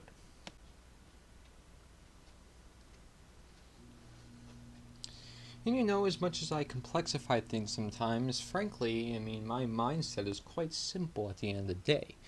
And so next what I want to talk about is chronic archons. That is the title of this slide that I have here. And you'll see exactly what that word archon means. You'll likely know what the word chronic means, which means severe, right, intense, perhaps may you say inflammatory, very widespread, if you will. So maybe you can already see maybe archons as a bad thing or either it's a really good thing, right? Well, actually it's a bad thing, and that's why it's in red in the bottom left-hand corner. But if we start looking on the left-hand side of the screen, we can see again Mark Passio's natural law slides And we'll see the first one is about the one true divide, okay? And we have to understand here that now we're dealing with two different sides, and hopefully I've made that clear up to this point in the presentation. That we have this one side that's for man being God, and this another side which is us working in alignment with God, or in other words, what I like to say, nature, right? Nature is the answer. It's the whole point of this ideas, this messages, this movement, as this mission that we all have to take our efforts in uniting others and waking people up out of the dark. So you may see that as the one true work, and we're going to get into that as well after talking about the one true divide. So what is the one true divide? Let's see here. There is only one true divide that separates humanity into two distinct types of individuals.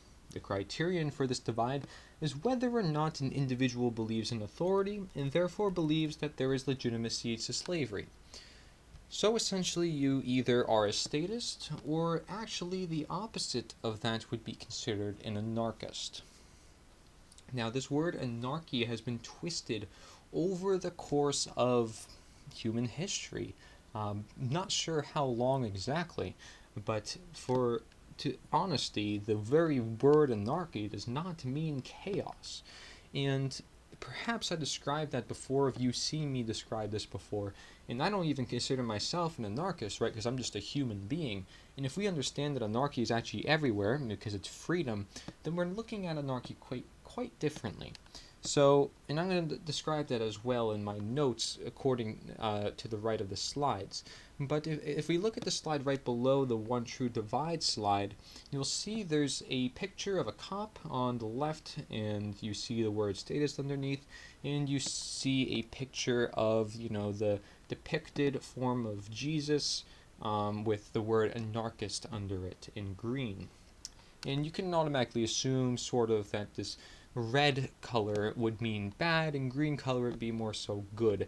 And being that there's inherent immoral and moral relevance to the subject, that is indeed the case. We already know at this point in the presentation that statism is immoral because it's legitimizing government. And then anarchism would then probably be the opposite. So we're going to explore then what exactly those two things are. In the pictures with those figures there, it says statism, the brilliant idea that we give a small group of people the right to kidnap, imprison, harass, steal from, and kill people, so that we can be protected from people who kidnap, harass, and steal and kill people. So this is interesting because a lot of individuals may not understand what I'm getting at with that yet. Okay, but it's essentially counterintuitive. That's the whole idea of that picture, is to say there's this counterintuitive relationship where we pick and choose, where we can say, oh, well, these individuals can get oppressed by them, but these individuals, oh, they're okay, they're allowed to oppress. Even though what they're doing is inherently wrong, because it's done under the form of government, we think it's right. Because again, we're equating obedience to morality when legality is not morality. They are two different things, and morality is distinct and objective within nature.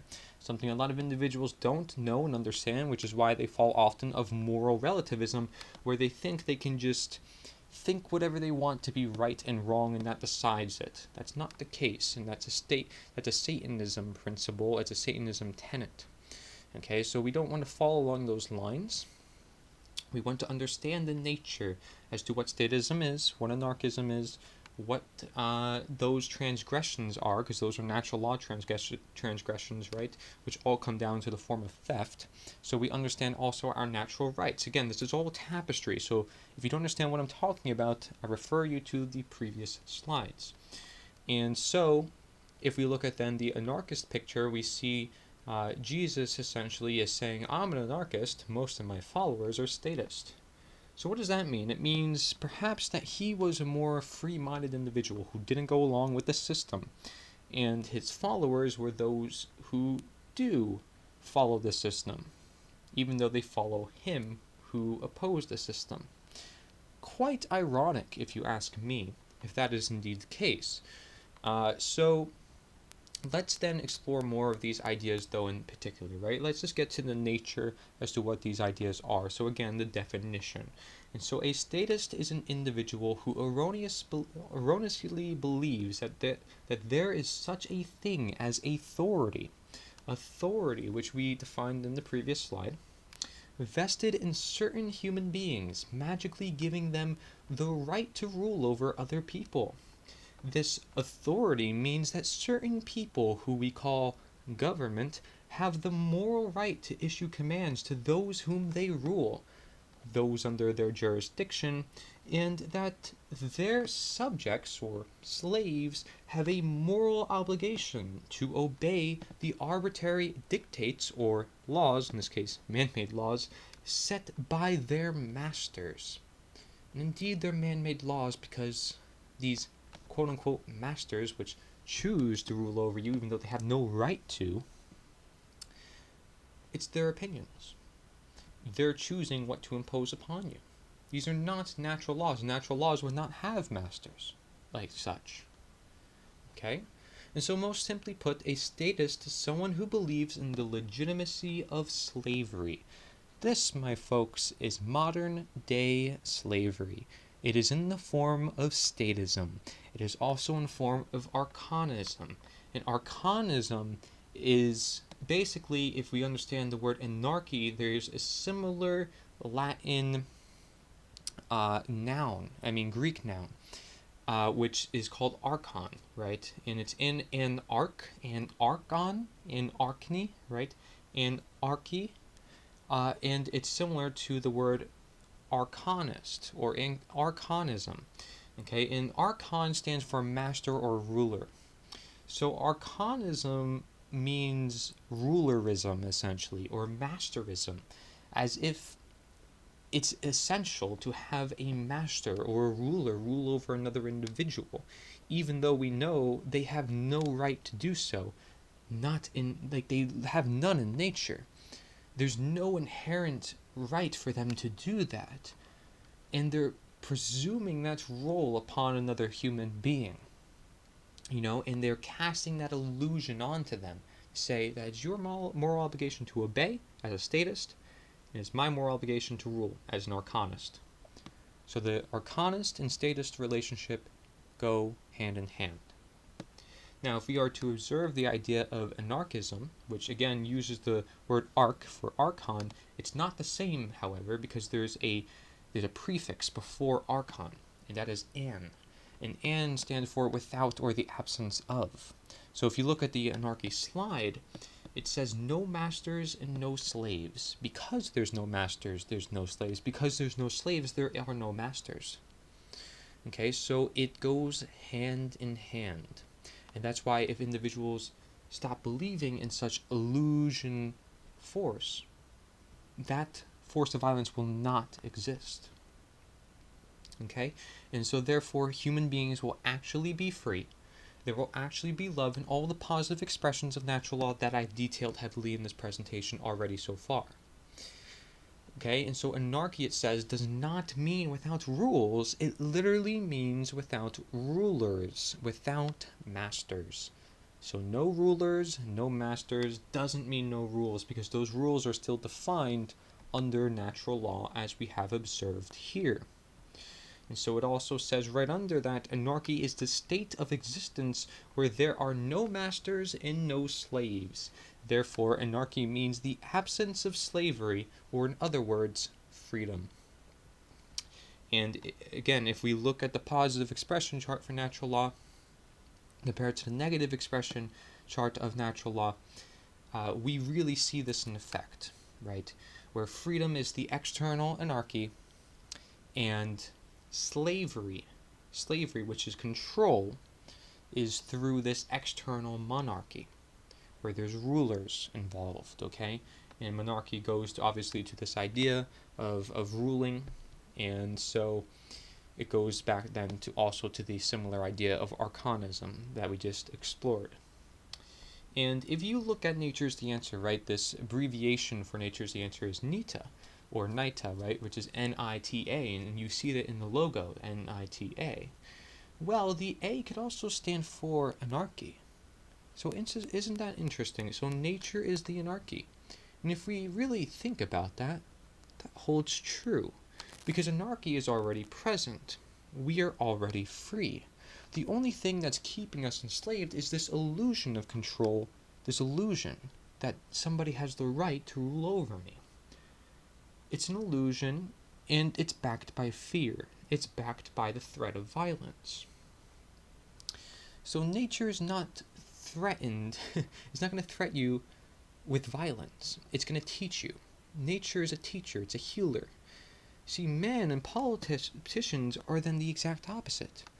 They're here to discipline you and not teach you. You may think that you're learning, but you're certainly not, because if you are truly learning, then you'd understand even them and what they're doing to you, and you'd have full control over the situation. Okay, nature is the anarchy.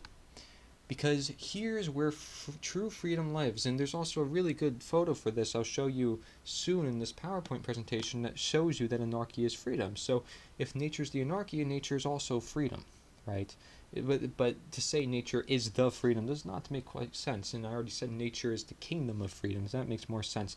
But nature is the anarchy, because essentially we're already free. The external anarchy represents freedom. And therefore anarchy then is also the answer. Makes sense, because I'm replacing the word answer with anarchy, still fitting the abbreviation nita or nita for nature's the answer.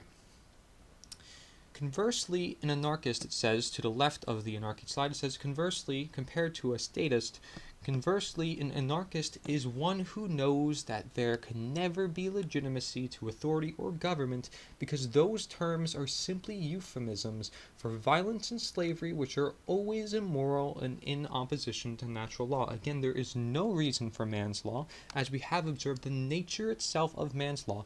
We observe the nature of our human rights. We observe the nature of transgressions, and it all lines up to show us that nature is the answer, and that nature is the anarchy. And that's why I even put this into the flag of nature's the answer. You can see there is an A, which if you were to trace over it and you were to apply the circle, it looks like the anarchy A, but it's a different form.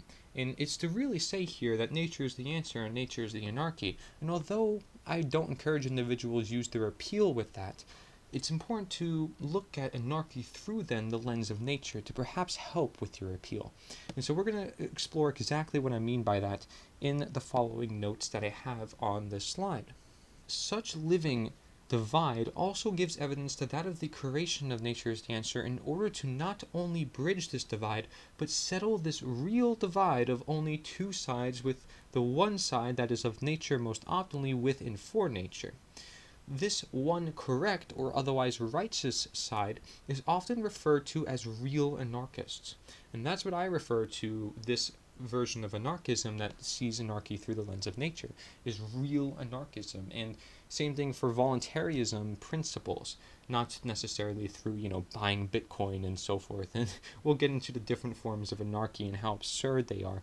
But essentially, we have to look at anarchy for what it is in its nature, and that's what it must stand for in its actual reality. But again, it's just a word that represents something more, just as nature is the answer. It's just a phrase that represents something more that we bring into life. Okay? The use of the term real is used here to do all the differing sides of fake anarchism that everyone usually associates with chaos or forms of democracy and government, when the actual word anarchy simply means no rulers and no masters. Okay, so it's here to essentially debunk all the differing sides of fake anarchism. I'm sorry for the word placement. The use of the term real, okay, is being twisted. The very idea of anarchy is being twisted because people think it's chaos, right? But anarchy actually just means no rulers. And so if we just look at real anarchy, then it's essentially just that within itself, the very nature of anarchy within itself. And so nature's the answer comes into place when we consider that anarchy is simply already present and all around us, while it is the mind of belief in statism that keeps us in our religious trap binding. Being that anarchy is therefore already present in nature, we may then infer that nature is the answer, just as nature is the anarchy.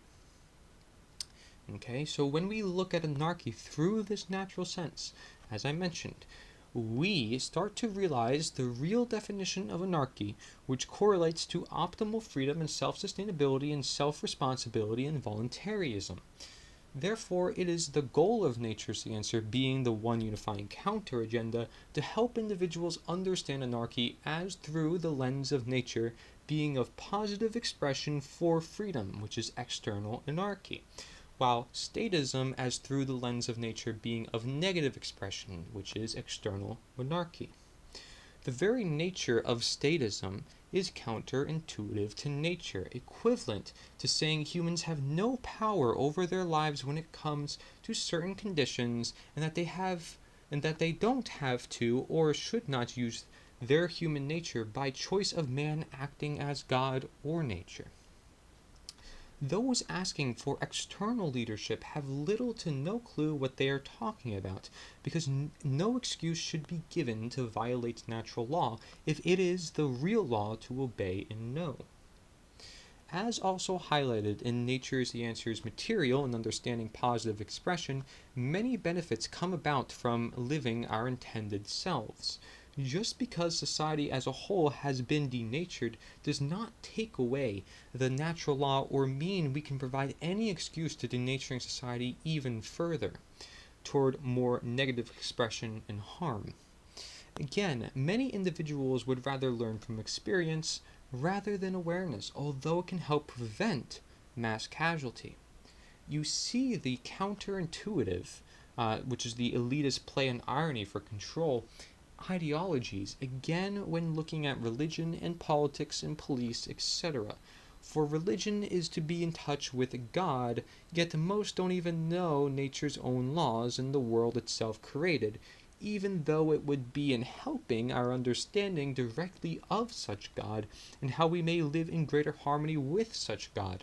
Politics and police is supposed to help teach the law, yet they aren't enforcing or even know the real law, being natural law. Such systems is based on non-objectivity and opinion. Okay?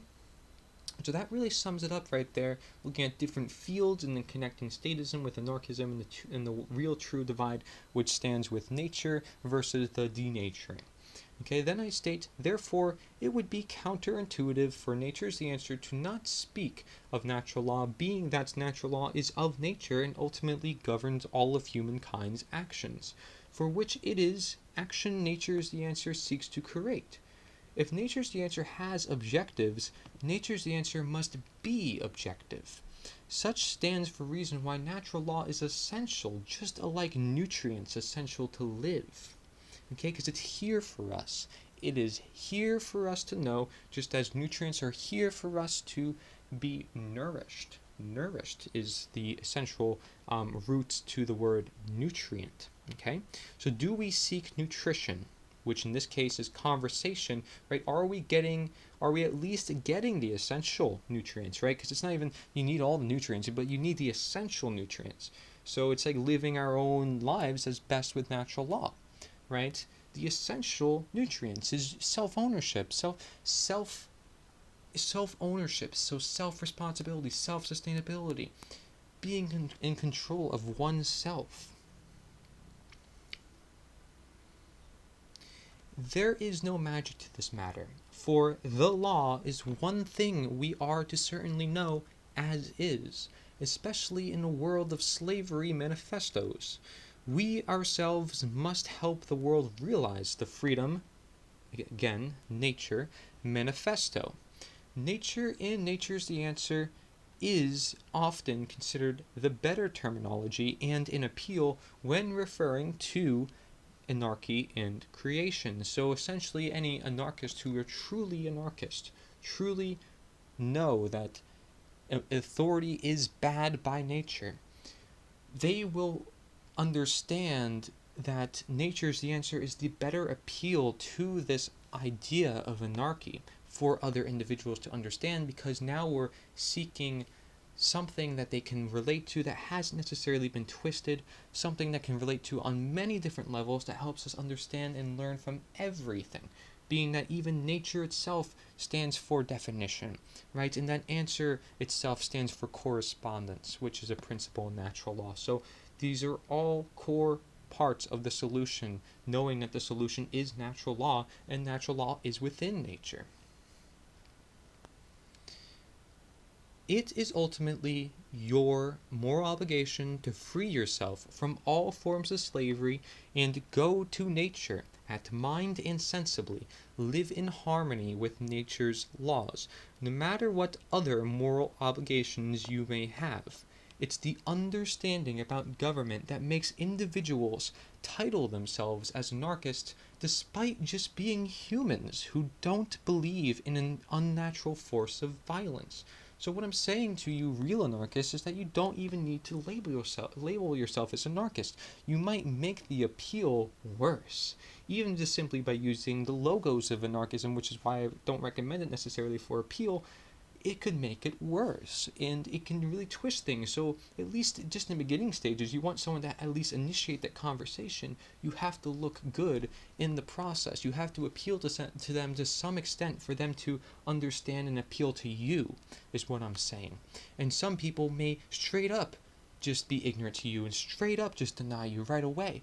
But you can do your best in trying to get to everybody and help them understand from groundworks up, from the bottom up, building the structure, the foundation to which all of us have our own house, our own bodies that get built from birth. It's all a process of life to which we build all things here, but what has always been built here is that of nature. And if we want to understand the true building, then it is found in nature.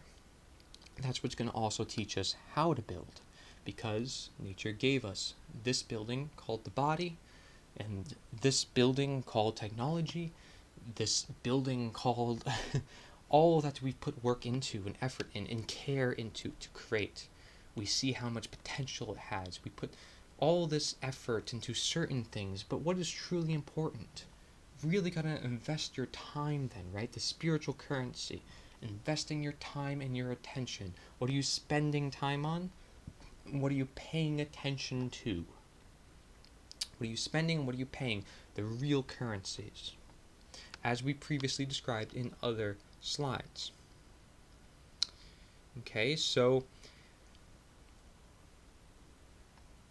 it's the understanding of natural law and how voting and other related statism activities does not correlate to change by any definition or attraction, and it's the expression of human nature that many individuals within Nature's the Answer want to help bring and inspire in others. If you want freedom and nature, as we are to love and literally live, you may be an anarchist, but you're simply human, of no title, and know to some extent that nature is the answer. Stay not in your echo chamber, help free your fellowmen out of care and moral obligation to do so. Help them escape this cave of darkness. You have this light with you, right? You have this lantern. And perhaps you're the only person with this light in the cavern, and you want to help people reach out of the cavern. So first of all, you have to identify, well, this is the way out of the cavern. Let's just say that's Nature's the Answer, right? There's this path laid for you, the natural direction in this regards, the way, right? The way of nature, the Tao, or whatever you want to look at it as.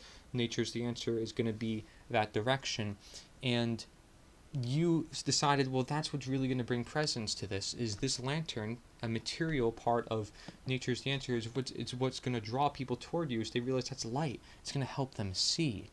So they're interested in that light. Some might be afraid of the light because they've never seen it before, but many are going to be fascinated by it when they truly understand it, right? But when somebody first hears about it, they're like, well, I don't know about that. I've lived my whole life in this cave.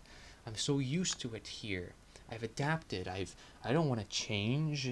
Change could be something hard for a lot of individuals to confront with in their own lives.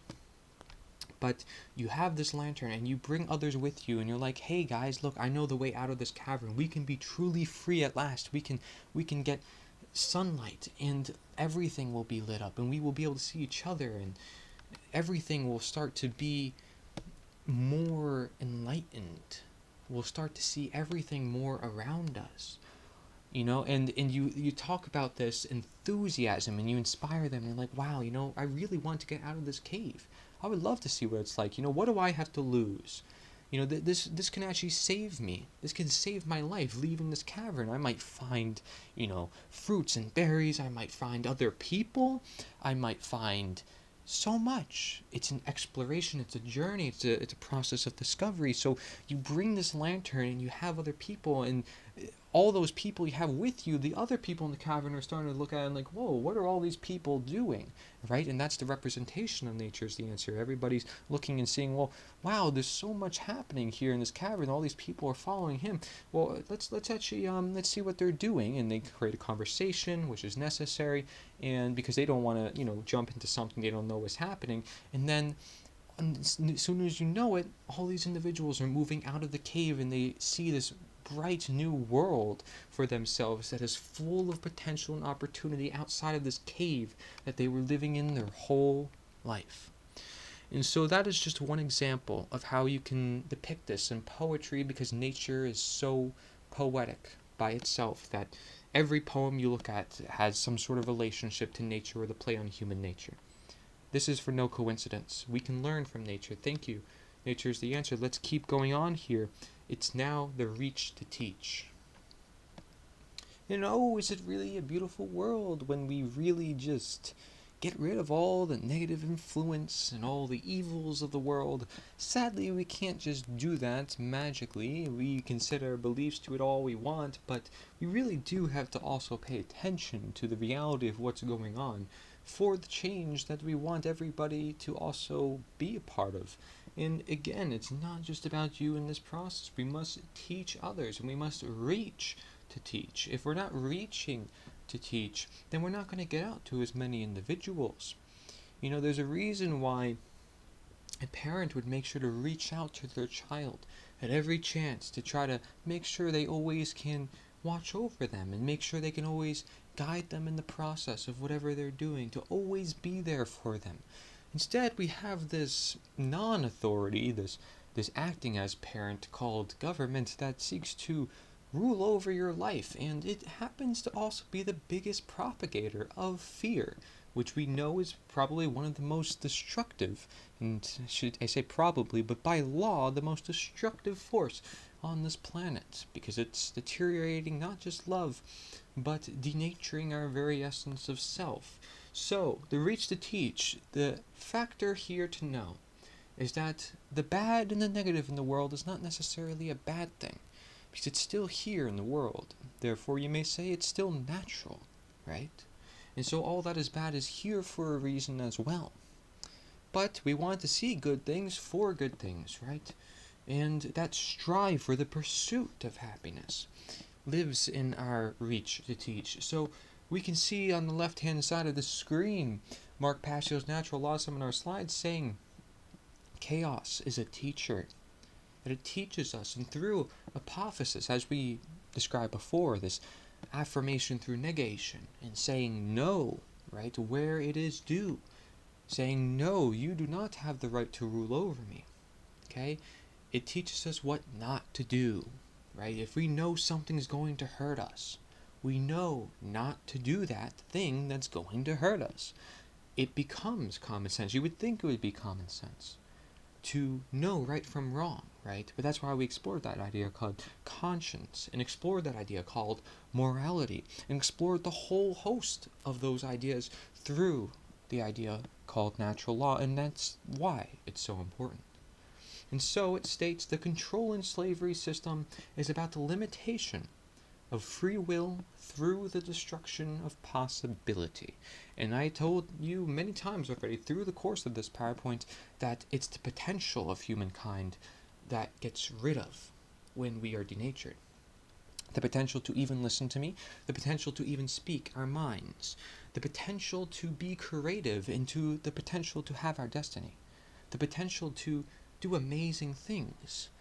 That potential, that possibility, in other words, is lessened and ridded and suppressed and therefore oppressed by those systems of fear and control, hence government and statism.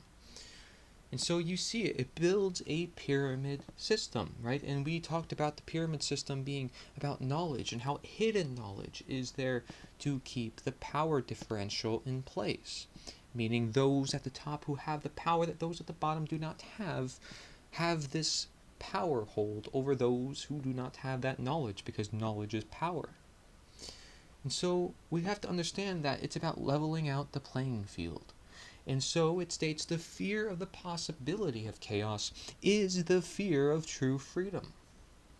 The fear of the possibility of chaos. Thinking that we can never live on our own in coexistence, peaceful coexistence, even though we already are. We already are. The difference is that we're getting rid of all the negative forces and all the ones that manifest into big forms of democide, big forms of harm. Because again, if it's immoral by nature, it will result in harm. So we're getting rid of the biggest elephant in the room, which we call government, and we're eliminating the biggest source of harm being done to the planet.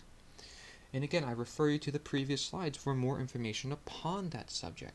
And we explored how anarchy is not chaos, because anarchy, in its very definition of Latin definition roots, Greek prefixes and suffixes as well, that anarchy simply means no rulers. It doesn't mean no rules, right? The rules are in the law, the natural law, the real law. But there are no rulers. They suppose, they assume their power over us, and we are the ones who are accepting it via our statism, which is our belief in authority to exist in the first place. So what is ultimately that? It is the death of imagination, when we have all this fear, right? Because we do know of positive expression that love leads to knowledge and conversation and so forth. So fear would be the very opposite. It leads to confusion. Therefore, a death of the imagination we are unlikely to create, because we're so dependent on some centralized force to create for us. Right? And so instead of being generative ourselves through way of care, we expect them to be generative, even though they often don't care. And they learn to not care through time because their very position is not moral. The very position they presume upon themselves in society is unnatural. And that's why this idea of nature as the answer is so relevant across so many different ideas and fields. That it's to understand that in nature, and even as a child growing up in this world, we have amazing imagination and creativity. We ask questions about everything around us. But if we're constantly distracted by phones and by other factors telling us, no, you should not question the status quo, no, you should not do this and do that, we're eliminating their possibility of not just asking questions, but of doing in general, because, the heart and the mind and the guts are all connected, and we're eliminating their imagination, the ability to create, right? And so, I've heard many people also break down that word imagination, and it has a lot of very symbolic meanings.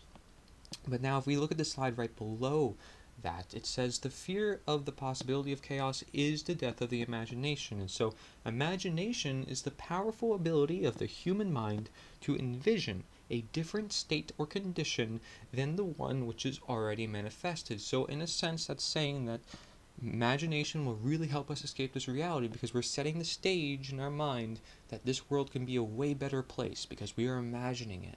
And if it is abiding to law and that we have the requirements set in to create that desired reality, it can actually happen. So our imagination can set the stage for the creative aspects that are necessary to also bring in that reality.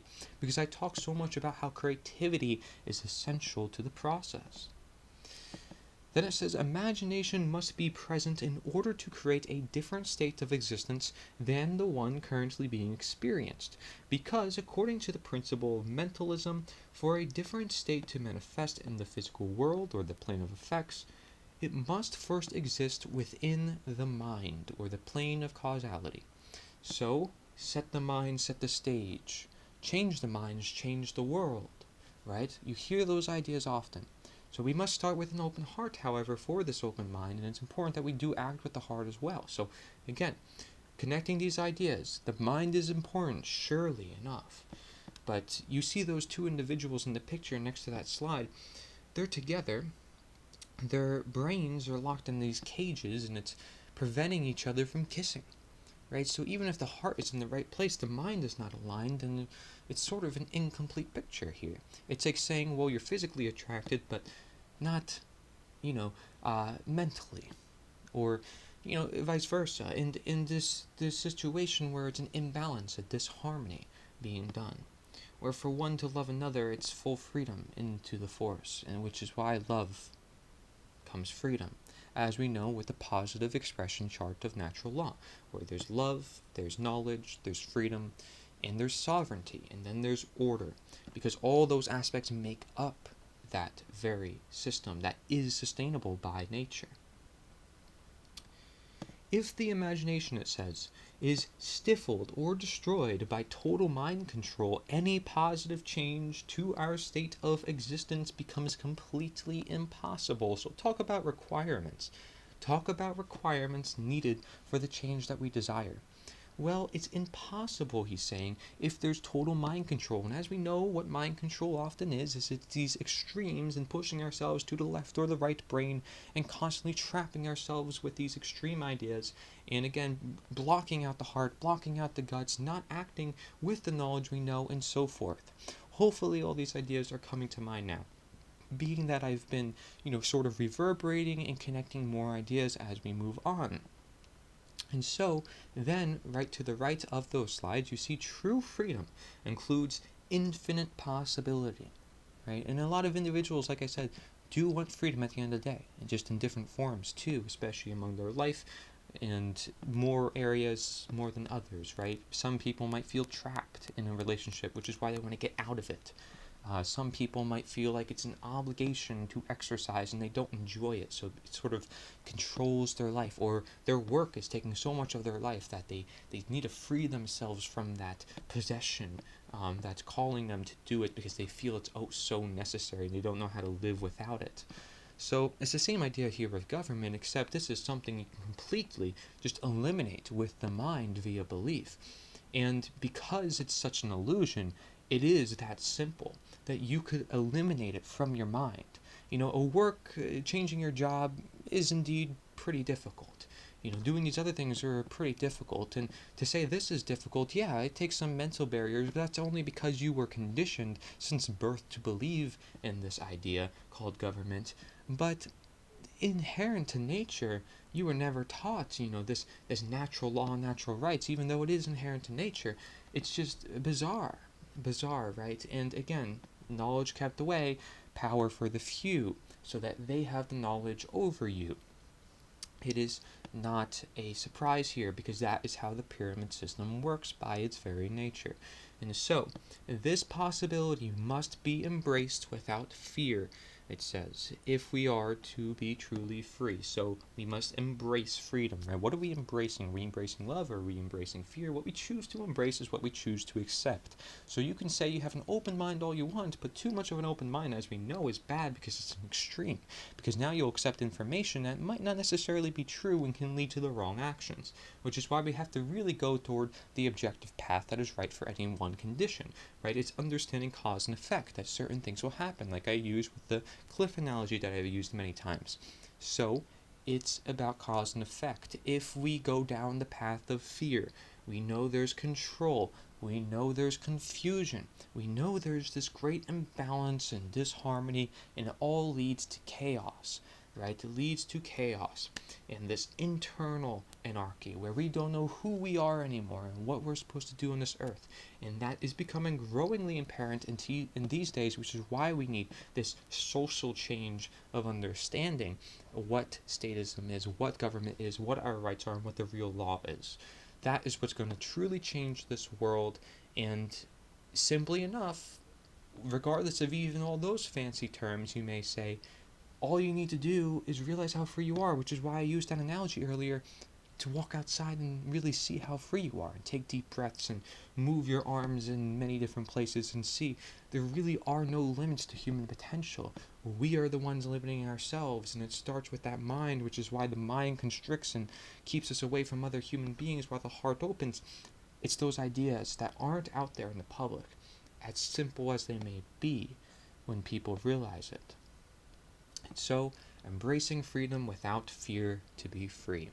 And that's also the same thing it takes when it comes to action. If you want to take action in this world and you want to create, very cool things to try to wake people up in this process, it really takes opening the mind to different possibilities, thinking outside the box, bringing people outside that box, which includes, helping them see the freedom.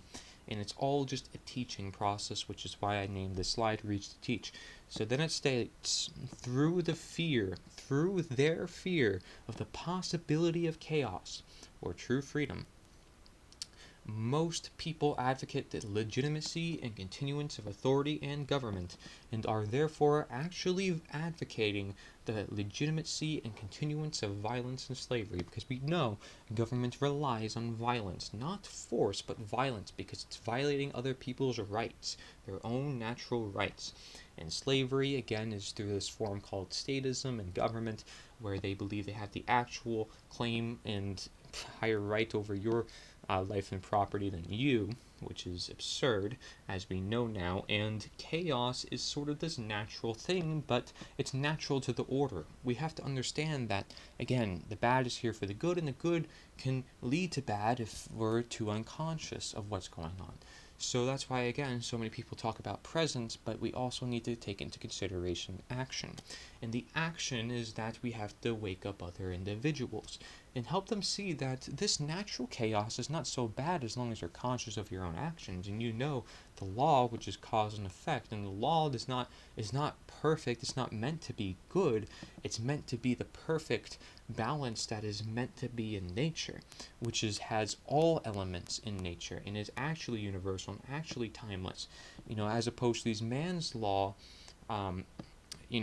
proposals, which are essentially just imitations and mimickers and trying to replace this natural law, because most people don't even know what natural law is or their own natural rights. So it's no wonder why we are in the situation that we are now. And so coming from perhaps you may say a teacher point of view, what I'm saying is that individuals need to also be teachers, because this knowledge is so not out there that it requires many teachers to get this information out there. Just think about how many teachers are out there in this world right now, but they're all teaching the same thing, and all those things are from the establishment. If all those teachers were to decide to plant the seeds for understanding the very nature of our human rights and the very nature of ourselves, is that so bad to teach in schools? Teachers can plant that little seed. Oh, it's not in the school's curriculum. Oh, the principal and all this says I can't do it. You're a human. These are human knowledge. You should be able to share this as you wish. You have freedom of speech. You care at heart. You know it's the right thing. So why aren't you sharing it with other people? Again, it's this limitation and it's the fear that's limiting these people. So teachers can create some change. Police can create some change. Everybody can create some change in their own way. And if they are limiting themselves, that's a you problem in a way, because you're limiting yourself. When this truth really has to get out there, you can be saving lives in the long run by doing this, by teaching other teachers as a teacher yourself. And that's exactly what Mark Passio has done. As I said, he's a teacher of teachers for the natural law information. That's what I've done now when it comes to bringing people to action. And it relies on also knowing the why, not just the how, because again, they're interrelated and connected and necessary. It's a necessary connection. And so let's read notes I have here for this idea about chaos and fear and actual freedom, and how this system of government technically relies on that system called fear, to which they monopolize, to which they really press upon, right? It's like using knowledge as power. Are you using it for good or are you using it for bad? Well, to use it as bad, you're really pressing it upon other individuals and keeping it away from them, and keeping them in a state of fear because they don't know what to do and they don't know what's to happen. They don't know how to create the change that they want. They don't know those requirements. And I'm giving you the requirements right now. It's called being self-sustainable, being self-responsible, taking your control back to where it belongs, meaning do not participate in the games called statism. And so these notes are as follows. Knowing that freedom is dangerous, it may sometimes make sense as to why anarchy is sometimes referred to as chaos, despite not being of definition. Freedom increases possibility that includes of good and bad. However, we know it's not of manifested evil, it's of manifested good in the positive expression. By knowing the manifested harm being done to the environment in any way, simply look around to observe world events, we can tell that there's a manifested cause that the world is unconscious or not in control of. Being that nature is the answer is of free will, hence human nature, as we also saw from the charts that I presented, and guiding individuals through the possibility everyone has, it makes sense for such quote-unquote movement to be of the one unifying counter agenda to that of control and slavery, which lessens possibility due to restricting human nature. Again, nature is the answer. This blueprint that I'm proposing here in this whole course of the PowerPoint is this necessary action for the optimal condition. Maybe now you see how necessary it is because we're in such a world that is giving us constant messages about how necessary it is, but we're being suppressed from our very nature, which then suppresses these messages that are coming to us from nature. Okay, because again, we are part of nature. So they take out that disconnection, they take out that harmony that's already present, or they bring interceptions in, and very symbolic for networks and 5G and so forth. Not saying that that's happening. I'm saying that it's very symbolic in the same way that works. These invisible fields are intercepting and going at our belief systems, suppressing this connection that we have innately with one another and with the earth. Okay, and so it's to be of the one unifying counter agenda to that of control and slavery, which lessens possibility due to restricting human nature, which is why this one unifying counter agenda, known as Nature is the Answer, is to promote human nature. In its very nature, the movement is your movement. Your movement is conversation, is action, non-invasive action, action that promotes other individuals' nature within nature. Okay, so again, you're promoting nature at the end of the day, and I could say that word 100 times, but the whole idea here is that we must live our intended lives. And we are born on this planet with these utilizations that allow us to have fun and love one another. And because those very aspects are being degraded, and because they're being deteriorated, and illusion created for thinking, well, this person's human, so they can represent me. No, you represent yourself. That's why you are the messenger, and that's why you represent nature as the answer. And so it relies on you. It relies on all of us. That's why we all make up the movement, not any one individual. And so simple psychology teaching us about fear and needs for freedom in any aspect of life, then connecting such to natural law, can teach us a lot about our common desires and how we go about in achieving them. Fear is often the main limiter and feeds evil. And I know this also as somebody who dreams myself. I'm a dreamer. I don't know who out there is a dreamer like myself, but I dream a lot, right? And what do I realize? Well, my dreams, I'm not going to be as immersed if I'm in constant fear.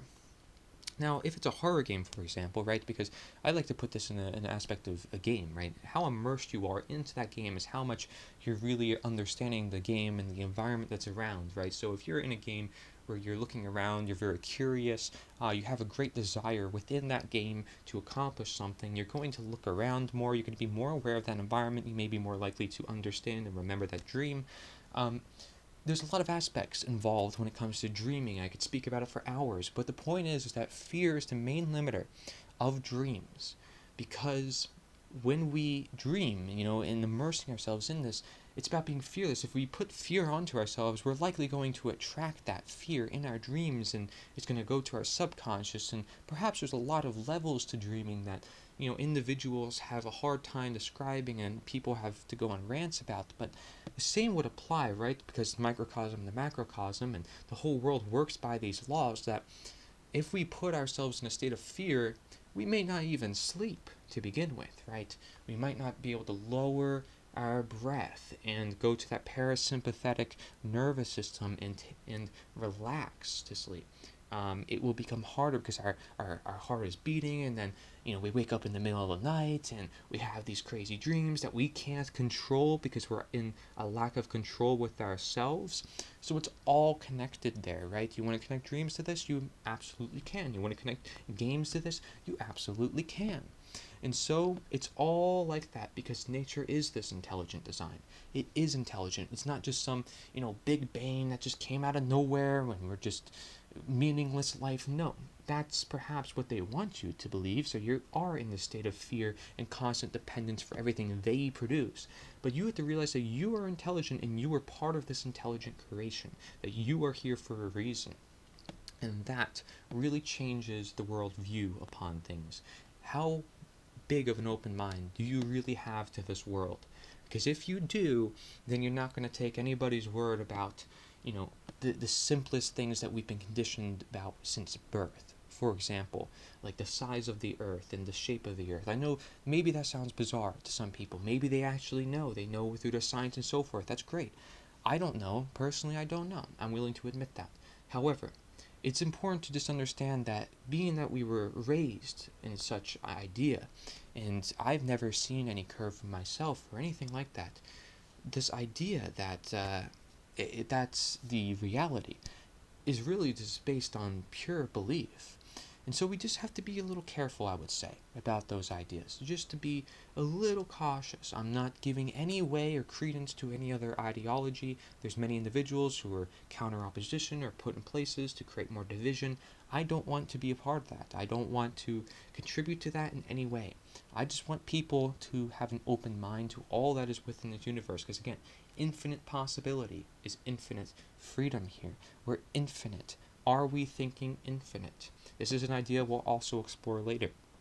And so it says here that nature is the answer shall encourage, by way of example showing action and inspiration, individuals facing their fears, for such is the only way society will rise and create new heights from bravery in achieving what is long desired of human nature and ultimately nature. The fear of chaos is often simply excused for that of an individual not able to become self-responsible and self-defend and take charge within their own life and of their own property. Imagination is of potential, not simply freedom. Such we see when we are born into this world, for which we may learn from the most, where we are more pure, yet more vulnerable. If it weren't for imagination with potential and freedom, creativity would not be as existent within an individual. If fear and limitation was always on their mind, they would be afraid to essentially create, despite it being within their nature to create. They instead are embracing the stressing agents of life. Hence, in health, it's called staying in the fight or flight mode. Again, without consistent creativity, nature's the answer will not prosper in its methodology of getting out to the public world. The conversation of necessary ideas, such for nature and natural law, if it's a different condition we desire, right, of freedom nonetheless, then setting the mindset with potential, freedom, and imagination itself will then set the stage to each step of the six-step speculation.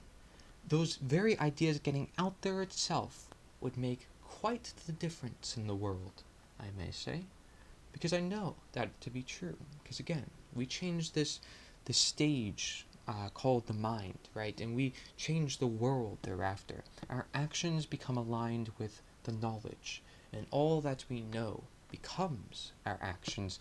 And so we change the mind to change the gut. And hopefully we don't change the mind to change the heart. See, the heart should be influencing the mind, but the mind should not necessarily influence the heart.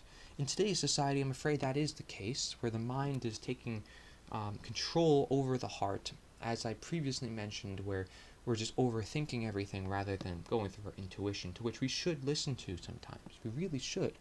And it is a practice, and it's something some individuals may have learned more than others. Some individuals were raised to take their knowledge from their gut feelings, from their heart, more than others. Okay, this is something that, of course, it will take time to understand where I come from if you don't know what I'm talking about. But some people get those feelings, they understand, They realize it when they approach certain situations. It hits them, right? It's not necessarily that of the brain. It's that of instinct. It's that of survival. It's that of ancestral genes. It's that of a lot of human nature aspects. To imagine a better world is to also have hope when realizing the benefits that may come about for that which we don't see in the current reality. If fear got in our way of a necessary duty, of moral obligation, then worse may come if we cannot overcome and embrace such so that it actually helps prepare and push ourselves to do better. Use what's going on in the world to help push you to do more than anyone, more than your ancestors had to already push for you to be here and alive in the first place. You are a survivor, technically, if you want to put it like that. But, pushing ourselves. Again, not over the limit. We don't want to affect our own health, as I previously mentioned, but we do want to push ourselves enough toward this direction to where we're happy in the process of doing it, but we realize the importance of doing it, and we don't convince ourselves necessarily of that. We know by law, we know by the trueness of nature that it is right to do so. And so realize that this whole life is the real school. This is all a test of will. If natural law holds strong, which it does, will you too? And with what? With what? Nature itself, perhaps. Perhaps nature's the answer, right? This movement as blueprint I'm proposing here. So do not let greater harm manifest to this beautiful world of nature and human character. Again, there is a beauty out there. The beauty does exist. But will you see it? Will you find it? Will you open your eyes? Do you see it in the smallest of places? Do you see it past the fear and all the manipulation and all the control, even the individuals who have been corrupted? Do you see the any specks and sparks of beauty that could be found in them? Could you help bring that out of them into the world, because they might want that at the end of the day for themselves as well. They may be trapped in their own bodies. They may be trapped in their own positions. But can we free them from their own conditions as well, from the conditions that is society bringing on to them? Because that is the ultimate freedom then, right? Freeing the chains of all the chains that we're in. I can't move if any one of my body parts are chained to this screen. So I need to make sure all of those are unlocked if I want to truly move free away from the screen. Okay, so if I want to truly free myself, then I get rid of all those chains, all those blockades, and I can do whatever. Ooh, yes, and I'm not afraid to, even though it's a presentation and I'm supposed to look professional. I understand that, but I'm human. I'm human, and I think it's good to have fun sometimes. So if you want to teach others, make it fun, make it visual, teach in different ways, and try to help individuals realize what they have innately in nature. Don't force anything onto them, of course. Teach them how to think rather than what to think. Next slide here is just live just. Just live just. Just live just. And so we have here on the left side of the screen, we have Mark Passio's natural law slides, and it states, those who believe that authority is necessary and that it must continue have actually been duped into believing that human slavery is necessary and must continue in order to prevent chaos. As we know, those who believe that are likely caught in this religion. You say, as we know, religion by its very definition means to bind or to control in that sense, to restrict the mind, restrict human nature. Again, refer to my previous slides on the matter. And this idea of slavery, right? And I often equate it to statism and government. Why is that? Because again, we're giving our own soul essentially away, because our own soul is of responsibility. It's of freedom. Right? It's of living its intended life. It's of doing as it ought to do. right? And so statism, it says in the picture of that slide, it says statism, the most dangerous religion in the world. Okay, and so then it says right under there, violence and slavery cannot prevent chaos, because as we know, government is the main propagator of fear and of violence and of confusion, therefore also of chaos, right? And also of confusion and also of ignorance, because of that confusion, because the knowledge is hidden, because knowledge is power. And so, connecting all the dots as we move on, violence and slavery are chaos. We should know that. We should know that's chaos. When in any scenario is violence good? Or violence against violence? How does that help anybody? Everybody's getting hurt in the process. Everybody's getting hurt. I don't want to see anybody get hurt, right? Wouldn't that start then meaning a conversation rather than with weapons? A conversation, a friendly talk, a harmonization, an understanding? But no, we gotta solve everything with weapons, gotta solve everything with firearms, and we're addicted to it, and this becomes our baby, essentially. Just like, how we have all these fancy cars and all these other things we want to attach ourselves, material things. These are still material things, folks. Still material things. And slavery is kind of like objectifying an individual, because you're degrading their human natural rights to own themselves. They're sovereign, they own themselves. So when you are saying, well, I have the right to rule over someone, right? You're an arcanist, and they may be a statist because you convince them of so, likely. Maybe you're older than them, maybe you have some slight advantage and knowledge, and you want to press that again for wrong. You are literally becoming the master now on this plantation. You are becoming, it's no different, frankly. And, there's some really good videos about this online as well. There's something called the Jones Plantation, video done by Larkin Rose. I suggest you look it up and see for yourself. That's a very good depiction. I will have a lot of resources as such on the nita.one website. I have it on there. Go to nita.one/advanced. You see not just the natural law seminars from Mark Passio, but if you scroll down, you'll see easy to learn graphical videos by Larkin Rose, another individual who doesn't necessarily speak of natural law that often, but brings to light these simple human rights and simple common sense. You would think would be common sense for most of the populace, but isn't, because they don't understand where they truly live in. They don't see nature. They don't live nature. And that's why there's this greater disconnection, because they don't see it, they don't live it. They don't live it, they don't see it. There's this disconnection, and although there's this constant need for connection, and people are starting to wake up to it, what is the true connection? What is the true disturbance to that connection? And the true disturbance to that connection is fear, it is violence, it is slavery, it is all those aspects that make up government in the first place. So you may then equate government to chaos. But violence and slavery, those aspects that make up government, are what directly is causing the chaos. And keep in mind the government depends on those factors, otherwise it would not exist.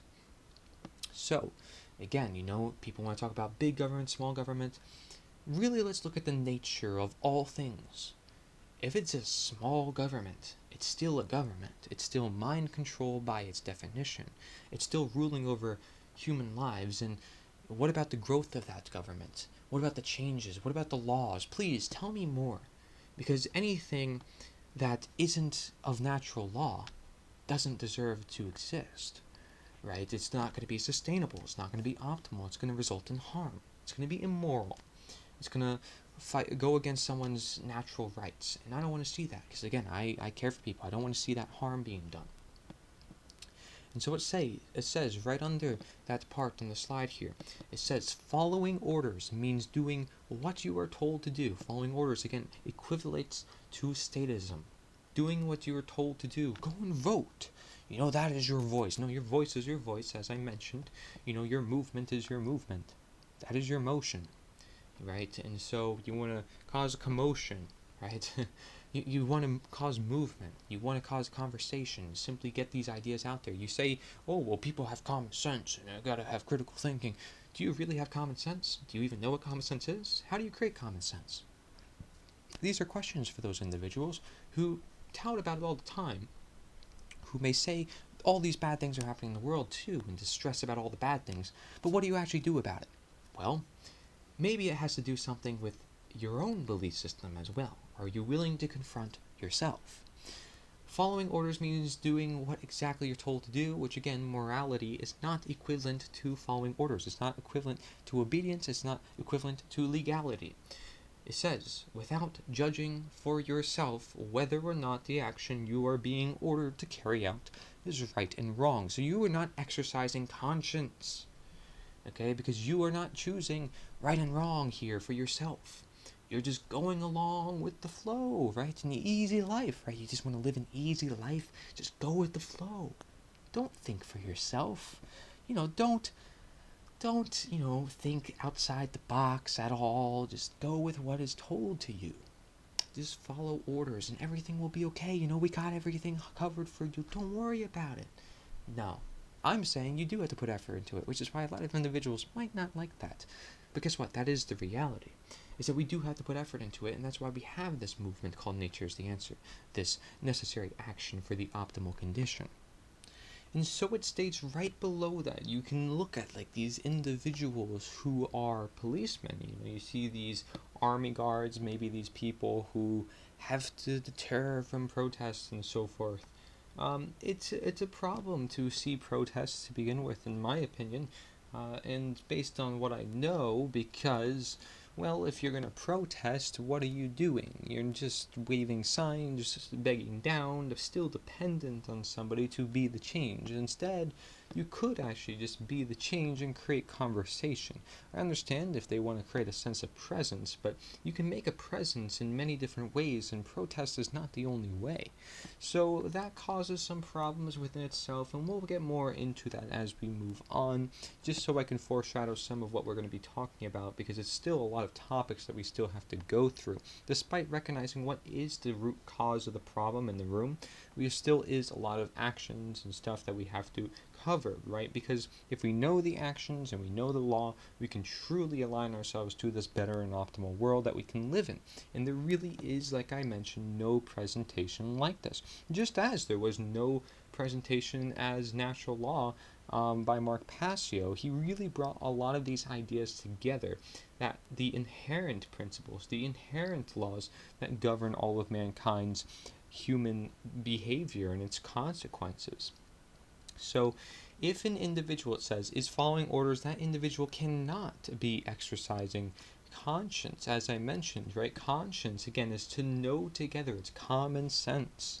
And then it says, since, by definition, exercising conscience means that one is willfully choosing for themselves right action over wrong action. So again, they're not using their human nature if they are following orders. Well, quite simple, because they're giving it away. They're giving it to some few individuals that they don't even know personally, likely. That's pretty much every election, by the way. And that's literally what's happening in our world today in politics. Is this idea of politics is basically giving our rights away to other individuals and finding ways to limit our freedoms. Every single thing is just a limit of freedom. Every single law that has been passed, because again, it is not of natural law, and it is not necessary, and it is not relevant. It is neither, as we have described in the previous slides. And so look at the result of following orders, right? We have all these people marching, right, as soldiers, these toy soldiers, these little puppets that are used for these elitists who hide in their bunkers and their banks, right? Who are funding all these operations, often funding both sides of the war to cause chaos and divide and conquer for greater scheme agendas, not to mention. But then you have all these people marching in the streets, and then look at the result of that. Look at the result. What happens? What happens is mass harm. You know why? Oh, maybe I know why. Because individuals have let it happen. Not just the individuals who were in that army causing the suffering directly, but the individuals who supported that army and the individuals who brought that regime into place, right? But the regime in general, because that regime was destined to cause harm because it is immoral in its nature. And it is immoral to have these ideas that it's okay to rule over another fellow man, that it's okay to have law enforcement even though it's for man's law, that it's okay to have suffering of some just for the benefit of others, and to take money from others just to give it to others, because that's exactly what government does every time they're giving away something to an individual. So this is just mind-boggling when you really look at the bigger picture of the scenario. Not just the bigger picture of their agenda, but the bigger picture of the nature of where they belong, where they are, where we can go, and who we belong to. And we belong in nature. We are of natural rights. We are of natural law. We are meant to have more natural medicine, more close communities, more connectedness to the world that we live in. Not disconnectedness, independence for connectedness through technology and through everything that they have to provide for us. That is not the world I want to live in, and I doubt it's the world that you want to live in either, because you at heart want freedom. You want family. You want the simple things, love, happiness, and life. But you're not going to get that through way of government. You're going to get that yourself in your own life, attracting that by fulfilling requirements to make it. It's not magical. It's not by some destiny. There could be some forces at play, but the only real true forces that are at play are the natural law. Okay, because this is the law. This is why it's spiritual laws. This is why it's cosmic laws, or whatever you want to put it. They're existent everywhere. They're timeless, and they're always here. Okay, so if we are to then go more about this, to the right of those slides at the bottom left, we see there's some quotes. I was just following orders, right? Because that's what individuals will use. Any excuse just to permit the violence that was done to the world, or to permit the wrong actions that were done. Oh, I wasn't doing it directly, and that's okay, and, I was just trying to do the best for me and my family. I was trying to survive. Do the greater good here on earth. What's going to cause more harm? What's going to cause more good? Is it all about you? And really, what are you here to do on earth? Are you here to serve some magical entity called government, to fight off in some foreign country for people you don't even know, for a war you don't even know? Is that your duty here on this planet? Is that what you're supposed to do? No. The answer to that is no. Straight up. And I can give you that objective answer because there is an objective morality in nature. So, I was just following orders is never a valid excuse or justification for immoral criminal behavior, and this lame attempt to abdicate personal responsibility should never be accepted as a valid excuse for such behavior. It is not a good excuse. It is not. There's no need for excuse in this situation, right? Because there is need for an apology, which we're going to go over. There's a need to say no. There's a need to understand your actions and to not just go with what the order-following crowd is all doing. Just because there's also many individuals doing it does not mean you also follow that same path, okay? That's why there is such thing as the way of nature. The way of man is, man manipulating man and man trying to rule over man. No. The answer is live in nature. They don't live with man. Man is trying to be God in that case. Man is trying to rule over nature and try to rewrite everything, hence why technology is so imitative, and so why everything we're creating is so based on it to where it's becoming a reality, virtual reality. You just put on the headset and it becomes everything that we see. We don't even know what right and wrong is. We don't know what world we live in. We don't even know what we're doing, because the game shows us where to go, and everything that we're doing is illusionary. It's not even real. And we play by the game's rules, their rules, and they're not the true rules of the land. Okay, so while we're stuck in this virtual reality headset, we might just walk off this cliff because we're not seeing the cliff in front of us because we have this headset on. Right? Going back to the previous analogy that I mentioned. And so we have this headset on, we can't see anything around us. In the real world, all we see is that of which is in the artificial world. So everything that is not of nature. Justification is this idea we must know, right? Because this excuse that individuals are taking for this idea of statism being necessary, or government being necessary, even though they can sometimes agree it's an evil, doesn't make quite sense, because they cannot complete the picture that something that is inherently evil does not need to exist. It does not. It is not a necessary evil. That is not the case when there's an objective morality in nature and when there is a natural law. So understanding these aspects, what is a justification then? What is this excuse that individuals give? Because that's what it is. A justification is to create a right. To create a right. It sounds like moral relativism. To just decide, well, what is right and what is wrong, and I can just impose my free will upon everybody else, and they have to go by my rules, and if they don't, I have to threaten them by force of violence. That's not quite humane, and nor is it human, because it is unnatural. It is against nature. It says from the Latin noun, just as in right or law, in the Latin verb facere, to make, to create. To create a right. That is justification. So to create a right, but not to understand a right, not to abide by the current right and wrong. That's why we're losing our rights, because we don't understand objective right and wrong in nature. So what did Gandhi say about this? Well, what does Gandhi say about this? Somebody who's a revolutionary, who we will explore his life history later on in time, who I talked about, started off with protesting the salt tax, for example, in India, and going against the British Empire, and doing so with peaceful, what he called civil disobedience, right? And simply doing acts of resistance without violence, and it worked. And so what does he have to say about this matter? He says, quote, "You assist an evil system most effectively by obeying its orders in degrees." Okay, its orders in degrees. And that's important to understand, that if every system is evil by its inherent nature, this quote speaks much truth to that we should not fall to any statism whatsoever if we truly want to free the human condition. Then he goes on to say, an evil system never deserves such allegiance.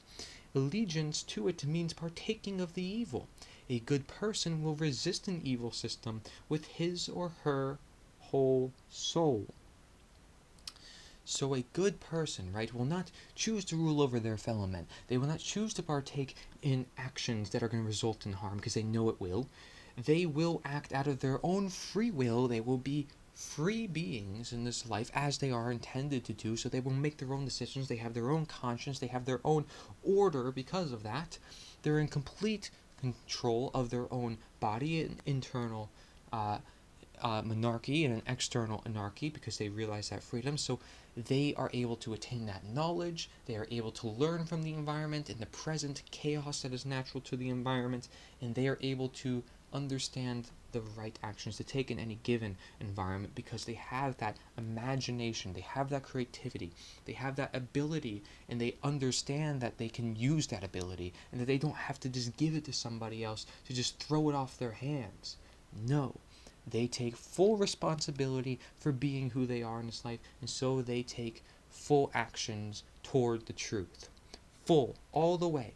They start and they go all the way. Just as Buddha said, the biggest problem is not starting and not going all the way. Well, this is the case with truth as well. It's we must start and we must go all the way. Hence why Nature is the Answer is this movement to where we can then go all the way. Shall we choose to join this blueprint that can bring us together in this understanding of the simple inherent truths, to then bring that to the rest of the world and bring about this natural change that really is simply natural to happen if we understand our natural selves. And so a good person will resist an evil system with his or her whole soul, right? So that may mean death. That may mean fighting for your life, right? There's the famous quote, "Give me liberty or give me death." That's how much individuals have cared about freedom in the past. And as this world moves more toward a technocratic state or more controlled states, it's going to become more apparent that this freedom is necessary, that individuals have to take action in order to do so, to secure that freedom, but secure that freedom for themselves, not in any new system of government. And so let's read the notes I have here upon those slides. It states, nature is quite dangerous within itself. However, one cannot deny that it is also very peaceful and breathtaking. that we are interconnected with nature, and by simply increasing our simple living factors, we can make it out to be very self-sustainable and self-reliable. Nobody should shame order followers. However, such order followers must learn and recognize their own very nature is not to do so for utmost optimal sustainability and abidance to natural law, hence nature. Statism may be made equivalent to slavery in the sense of long-term understanding. Indeed, such religion goes back a very long time, and there does not exist any quote-unquote movement to tackle such religion, and without creating a new religion for which Nature's the Answer seeks not, because there is no belief requirement.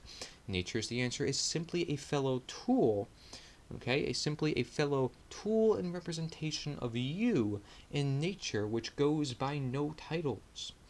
In true equality, not like this fake system that wants to project equality even though you're not truly free. It's just we're just abiding to what is inherent to creation. Abide more to law than Nature's the Answer itself. Nature's the Answer is just to help us recognize that law. It's just here to help us recognize who we are. Right? That's it. That's why it is the answer, insinuating that there is work to be done for the question to be made, for the answer to be present that is presented to us in nature. So, in the opposite sense of authority and slavery being necessary, individuals within Nature's Answer may then see nature as being necessary, and that its in nature must continue. As too then includes both Nature's the Answer and natural law as being necessary to continue on through the generations to uphold the reasons of why and how such systems came to be, and how we ourselves are a system that must be. As we know, by negative expression, violence and slavery is enforced by government and statism, resulting in the very harm and chaos they deem to prevent by belief, to then blame the citizenship not helping the elitist structure one way or another if such harm and chaos comes. So essentially, they're shifting the blame always to us. We gotta do more. We gotta vote the right person in office. Oh, something happened. Well, you didn't vote the right person in office. You gotta vote this person in office instead. Oh, you didn't do enough. Well, you gotta do this, right? They're telling you to be the change, but at the same time, they're not. Because they're still telling you to rely on them for the change and for somebody else to do it when you yourself should be that change. So how mind-twisting and mind-boggling is that? Well, it forms the perfect system of mind control, which is government by its Latin definition. So for me, that is no surprise whatsoever. Natural law speaks upon objective truths, such as the very nature of these ideologies. Therefore, no belief is required, only the alignment of actions based on knowledge, like that of Nature's the Answer when it comes to spreading the message of natural law as mission, you as Nature's the Answer, through different required methodologies. Hence, knowledge includes unity of understanding for change. Nature's the Answer, alike much of anything, is best if you yourself can judge the right and wrong actions within, for Nature's the Answer cannot constitute this. The natural law already does. You shall not follow the orders of Nature's the Answer. You shall simply understand the order of Nature's the Answer, hence the six-step speculation, and its material methodology reasoning, to see how you may further advance your own creative actions and efforts in the journey of and to life, or nature. Again, statism is the one agenda to counter, being that with the fall of such crushing human nature, we are living more intended lives where natural law is more harmonized or lived with. Following orders is not of utmost common sense or conscience, being that they are not utilizing their own human nature. They are giving their human nature away for rights other individuals do not have upon them, for a force of violence seeking to be nature when they are not. Statism, slavery, will always result in harm, especially mass amounts, far more than any trivial aggression found living in attended nature, due to the mass amount of individuals following statism to be equivalent to that of a denaturing and dehumanizing belief. We all are partly to then blame. Even with such recognition, not bringing it to others with recognition of mass efforts of nature's answer can be blamed due to being able to prevent causality, yet not acting upon it. And the truth to the situation, nature's answer starts and continues with you and all. Every individual is essential. So you can see now there's some problems that can line up in different places, right? With nature's the answer, with following statism, with some people thinking they're not part of the problem at all when they can be. The point is, you have to do your best, and nobody is doing their best. People always have to do more toward this great work. It is a great work for a reason, because it requires effort that should always be sustained. Meaning we should always be at this, right? We should always be trying to do our best in this life if we want the best out of this life. And this idea that I mentioned, I said any trivial aggression found living in attended nature, it's far trivial compared to that of government. It teaches us that, well, instead of having millions of people being essentially killed, whether by genocide or democide or any form of government mass killings, you have some small, minor little crimes which can still be dealt by a local police force that is, voluntarily paid for, and within the communities that are actually proven to be safer. And there's other means and ways of securing towns that have worked and actually have been working through the ages. And we can observe many actually observable, actionable steps that we can take within our own lives, and I will detail some of those as well as we move on to the next parts of this presentation. But realizing that there is a level of recognition, there's a level of consciousness, there's a level there where if we step in, we should also probably step out and take a step back to see what we did. It's a good idea to do that, so we are still conscious of who we are, so we don't change ourselves in this process trying to fight a denatured system, because again, we don't want to become part of the very system that you are fighting. And so that's very important, and that's why we also cover this idea called controlled opposition that I've been mentioning once in a while here. Now let's move to the next part. I state we see how powerful one individual or many can be. So let's actually use it for an innately righteous cause. Drop the politics and denatured systems. Fight through way of understanding with masses and maintaining a life force, not of violence, for truth and for nature itself. Government in its nature gives way for mass murder due to its concentration of power that such individuals don't actually have in nature. Individuals shall take responsibility for their misunderstandings and move on for greater understanding, perhaps also knowing there are communities, alike nature's the answer, and individuals around to support them. This often also speaks upon having more of an open mind and heart.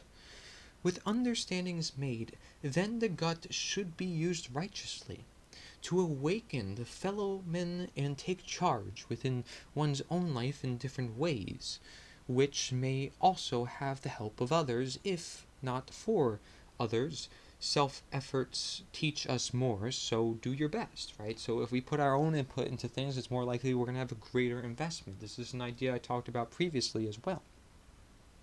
Again, there is no excuse that makes a wrong a right.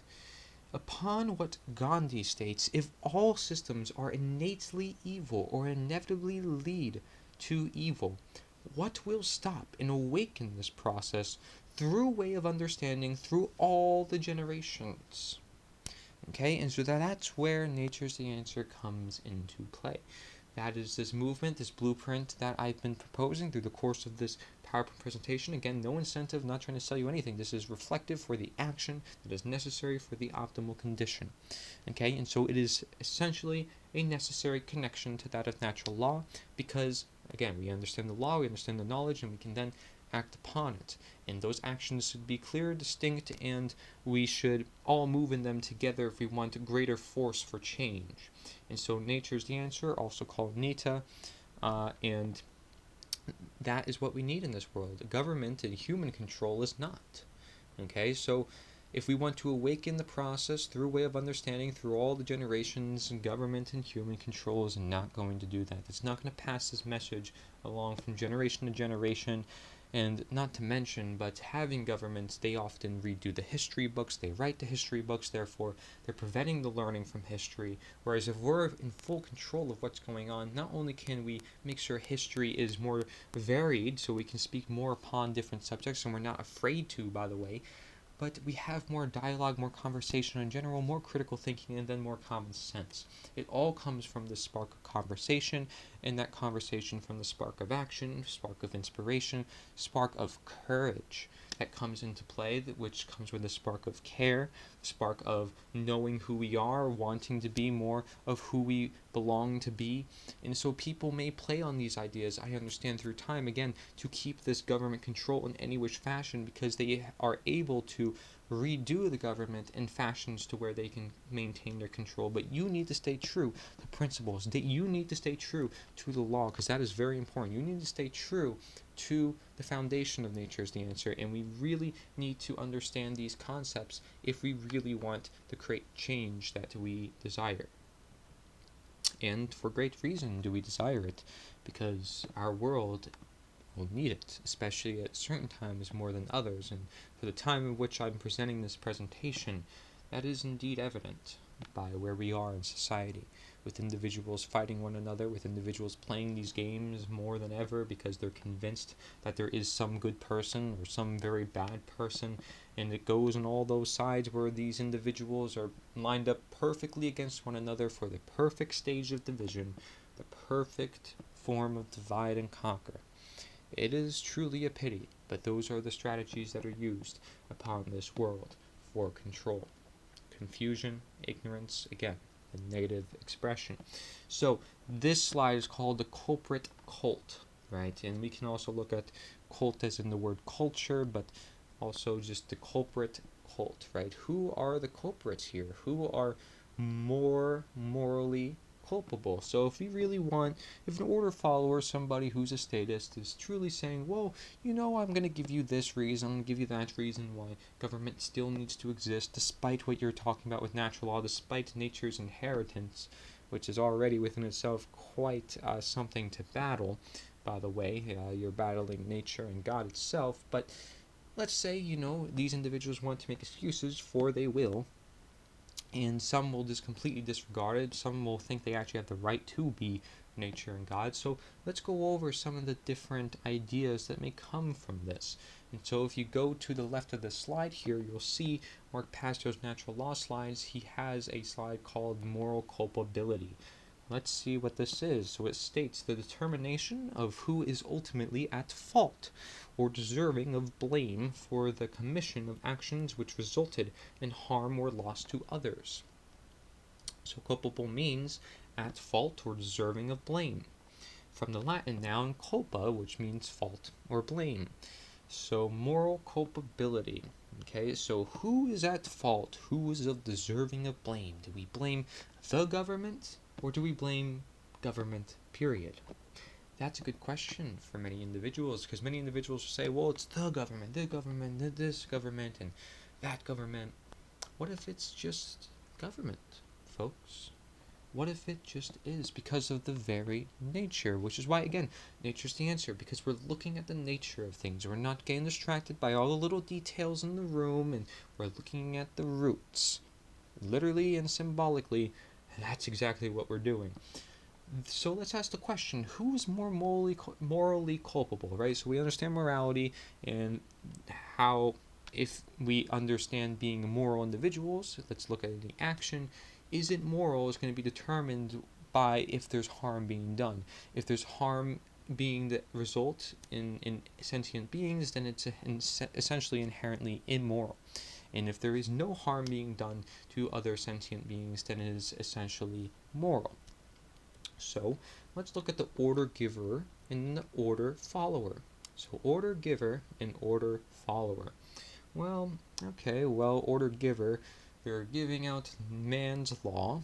Their whole idea is to promote man's law, which is not timeless, which is not universal, which is based in their opinions, which propagates fear because of compliance, which is backed by violence.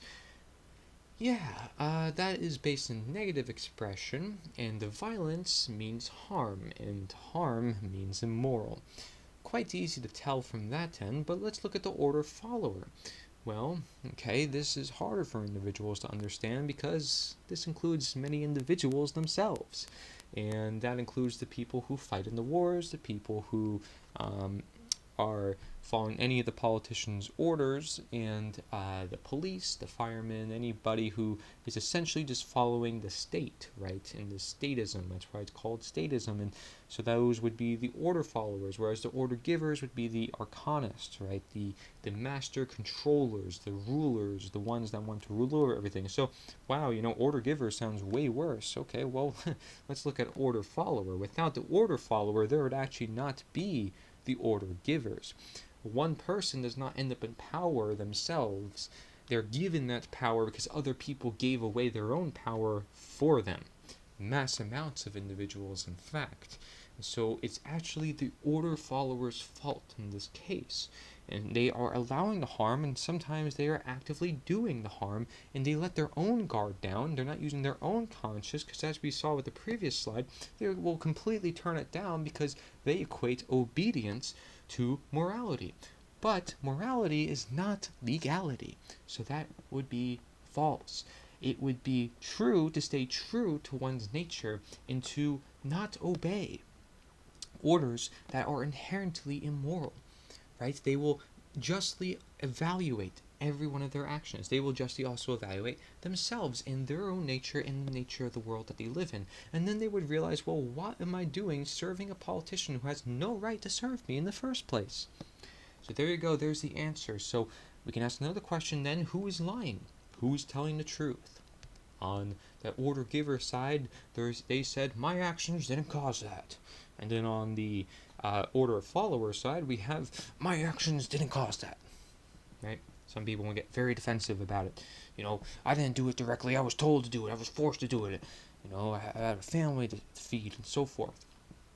But the point is looking at the greater picture, right? What's going to contribute to all the harm? And as we described with the previous slide, there is an objective result to these behaviors, to these ways of thinking. Just as where if there's a cliff in front of me and I jump down it, I'm going to get hurt. There's an objective cause and there's an objective effect. Moving my hand and every single movement, touching this mic, right? Everything makes an effect with a cause. And we looked at the causal plane, we looked at the effective plane, or at least the plane of effects, I'm sorry. But notice that both sides say, well, we didn't do it, so then who did it? Whose fault is it then? If it's not the ones giving the orders and it's not the ones bringing out the orders, whose fault is it? Well, the answer is both. But who is more morally culpable? I gave a hint previously that the order follower is essentially the dependent factor of the order giver. Meaning the order giver relies on the order follower, and the order follower thinks that they have the moral obligation to depend on the order giver. So we have this artificial obligation, this artificial dependence that we're giving to ourselves and thinking that's actually right for this rulership, which isn't right by nature. So let's look into this. This is called the painful truth. The painful truth, because I would assume some individuals who maybe even just see this part of the presentation would think, wow, well, this is quite painful. I can't confront this by myself, or this is inherently wrong. What I'm saying is just gibberish. It's nonsense. I'm just speaking out of, my butt. But what is the painful truth? This is the painful truth. At least listen to what I have to say about this matter. The order follower always bears more moral culpability. And by the way, it's not just what I say, right? It's about what nature talks about, what nature sends us messages about, what nature has in its inherent blueprint of creation. So nature is giving us these truths. And we are not speaking for nature, but we're speaking on behalf of these observable inherent natures. Because again, I know for a fact, if I jump over this cliff, into the cliff, over the cliff, over the cliff, I'm going to fall, I'm going to get hurt, and that's not good. There's an inherent reaction. Cause and effect is another word for natural law. Keep that in mind. So the order follower always bears more moral culpability than the order giver, because the order follower is the one who actually performed the action, and in taking such action actually brought the resultant harm into physical manifestation. They are the ones who carried it out.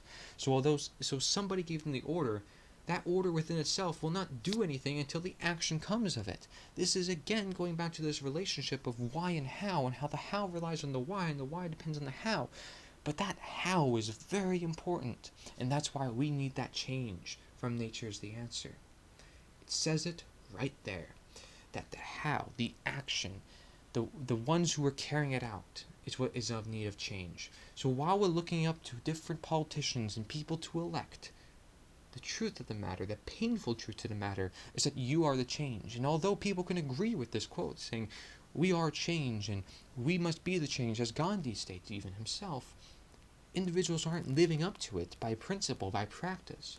If they were, they would not comply with this system of statism and government, because they would have a mind of their own to recognize right and wrong action. They would have a conscience of their own to not take actions which are inherently wrong. They wouldn't just take actions because of obedience, because obedience is not morality, as we have discussed. So, order following is the pathway to every form of evil and chaos in our world. It should never be seen as a virtue by anyone who considers themselves a moral human being. Order followers have ultimately been personally responsible and morally culpable for every form of slavery in every single totalitarian regime that has ever existed upon the face of the earth.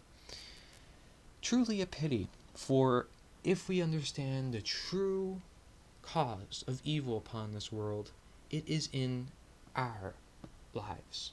It is actually within our lives. It is not with outside the power of ourselves. It actually lives with the power of ourselves. There's a whole reason why that quote, we are to be the change that we see in the world, truly exists as a miraculous understanding when we apply it to our lives.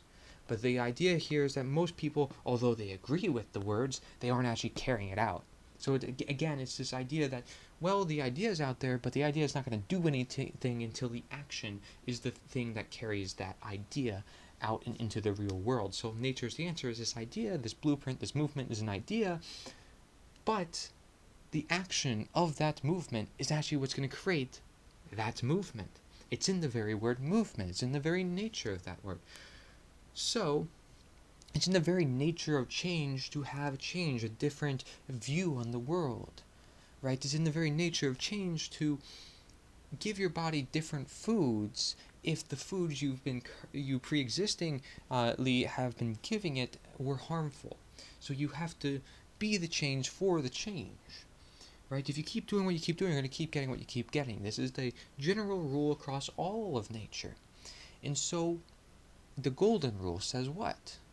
That we, treat others the way we want to be treated. Okay, so do you want to rule over your fellow men? Do you want to oppress other people's rights? Do you want to use violence against them if they don't obey your orders, not have a conversation, and not make this a peaceful process? And do you want to just go against completely all the laws of nature and start to be nature and God? What doublespeak, what counterintuitive natures people have brought upon themselves to denature their very own being.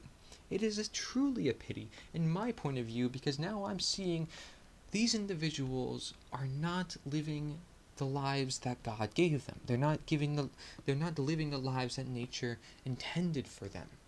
So no wonder why there's chaos and confusion in the world. The chaos is people living in uncertain times, not knowing what is in stake for their future. That's chaos.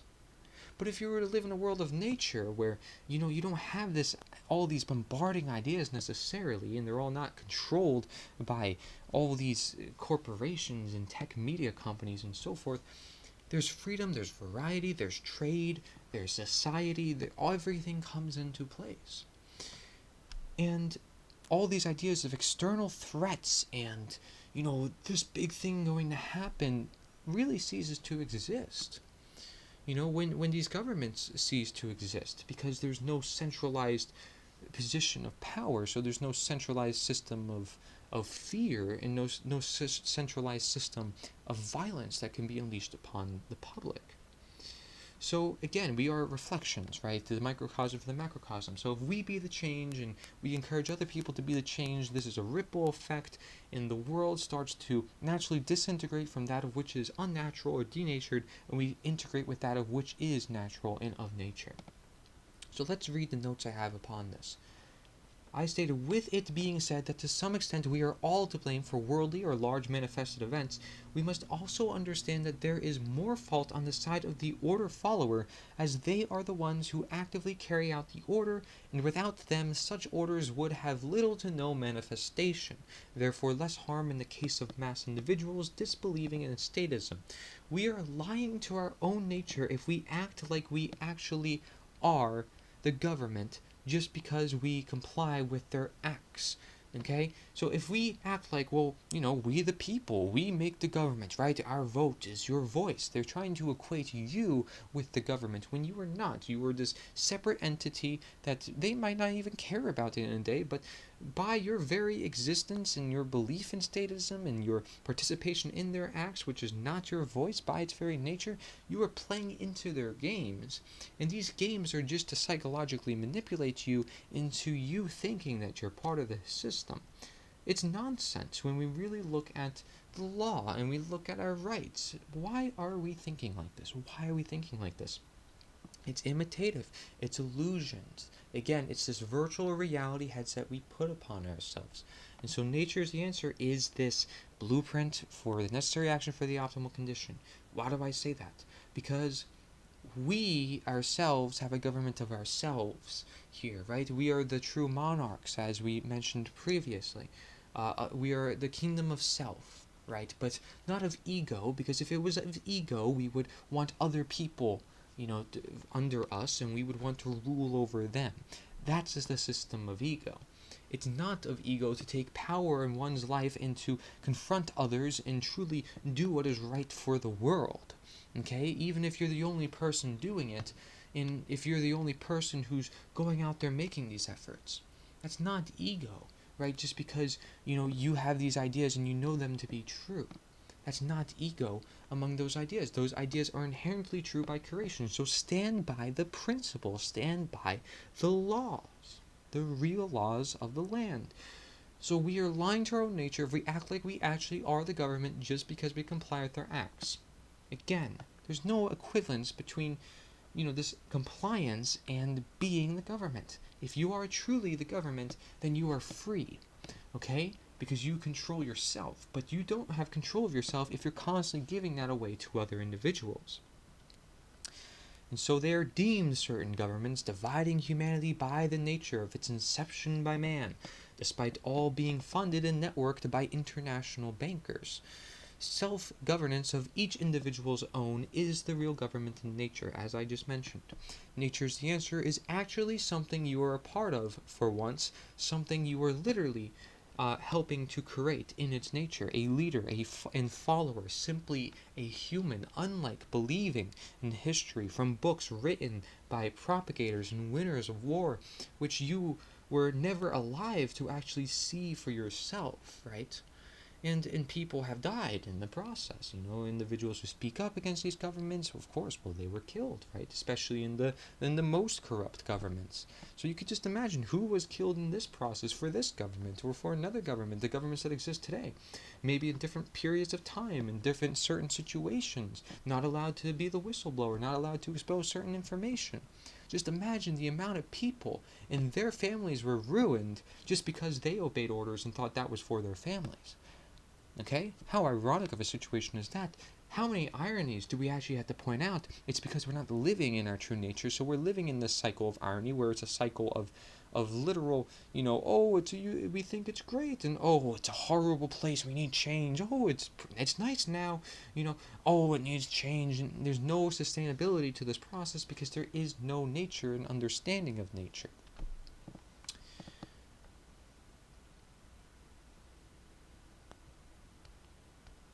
Special uniforms do not magically grant rights over life and property of human beings. A special flag doesn't do anything without someone's voice behind it. We don't need any catastrophe to change the world. We shouldn't want one to do so either. Many individuals are waiting for, powerful deities to come down to the earth themselves and change the world. Oh, we need them now. Wow, what a way to really shift your personal we be the change and instead, give it away again to an external entity to where government is still in power, folks, when they can easily just be snapped off with the mind. Easily snapped off with the mind, as long as enough individuals do so and follow it out through action. That is nature's answer, simply understanding this idea, right? This simple idea. We don't need a catastrophe to change the world. We shouldn't want one to do so either. This is all about saving lives and reducing harm. By thinking that we should just pray and hope, right, that something miraculous happens, even though there's no law guaranteeing it in nature, we are actually part of the problem as well. Because while the inherent laws of nature tells us to take actions, we are not doing it. So you are literally going against God's own laws, yet you're calling down for God to come to the earth and save you? Quite ironic there as well. Oh my gosh, I just keep running into these ironies. I don't know what to do. I mean, just how many do we have to run into here before people actually wake up to this nonsense? And perhaps you're now starting to see this through the course of the presentation, or perhaps you've already seen it and you just want to know the action steps. But these simple understandings and conveying that to individuals and these simple pointing of ironies does help the situation, It does help. Because again, education is part of the conversation. And knowledge as education is what's going to help free us in the process. And we see this through also many different quotes as well.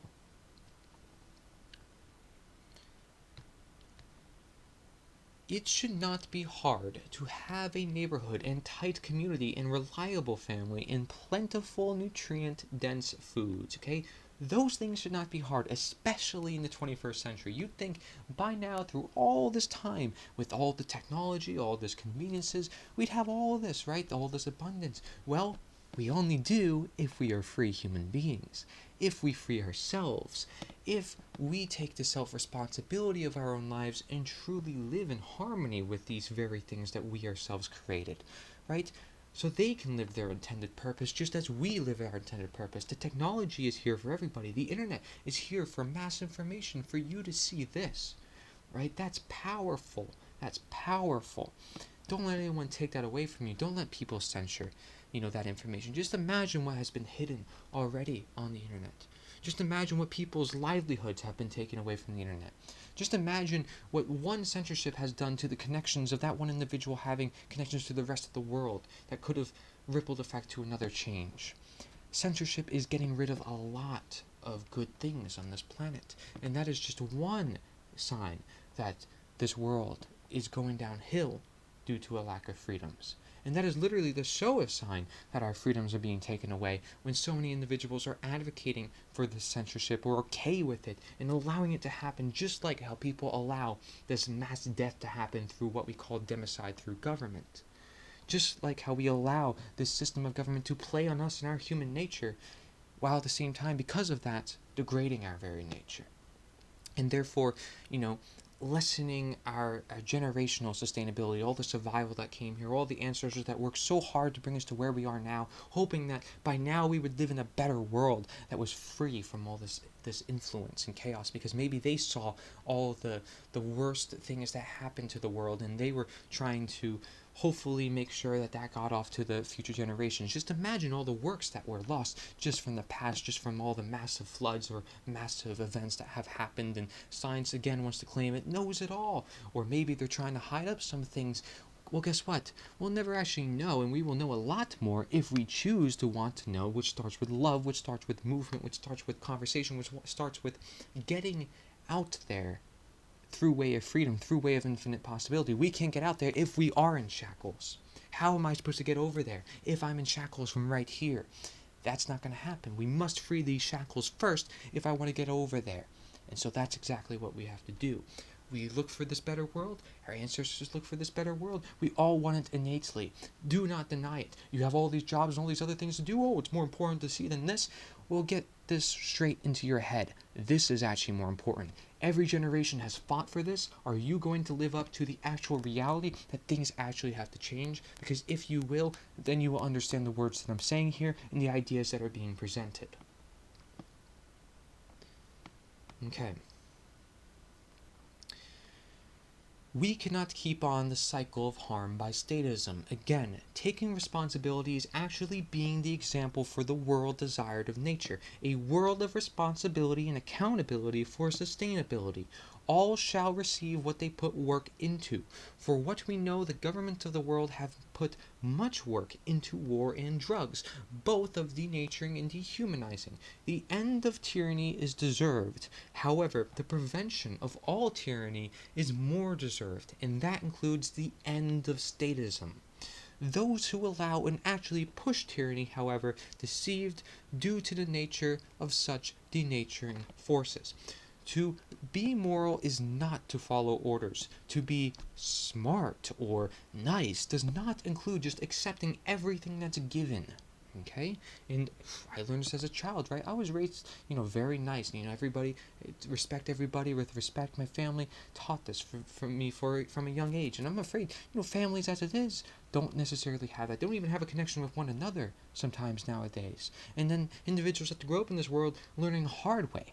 And then they want to make a better future, but they don't necessarily know how because they weren't raised as such. So, again, it's about making it easier for other individuals and helping other individuals understand this nature that is here and all around us, this objective, inherent right and wrong.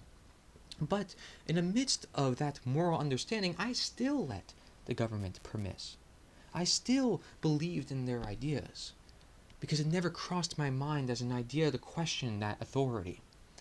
So that's what happens for a lot of individuals as well, is although they're doing generally good things within their lives, they're not asking the big question that has to be asked, because nobody ever posed that question to them, and they were never observant enough to take the step back and really ask that big open-minded question that dare not ask because everybody's into that system.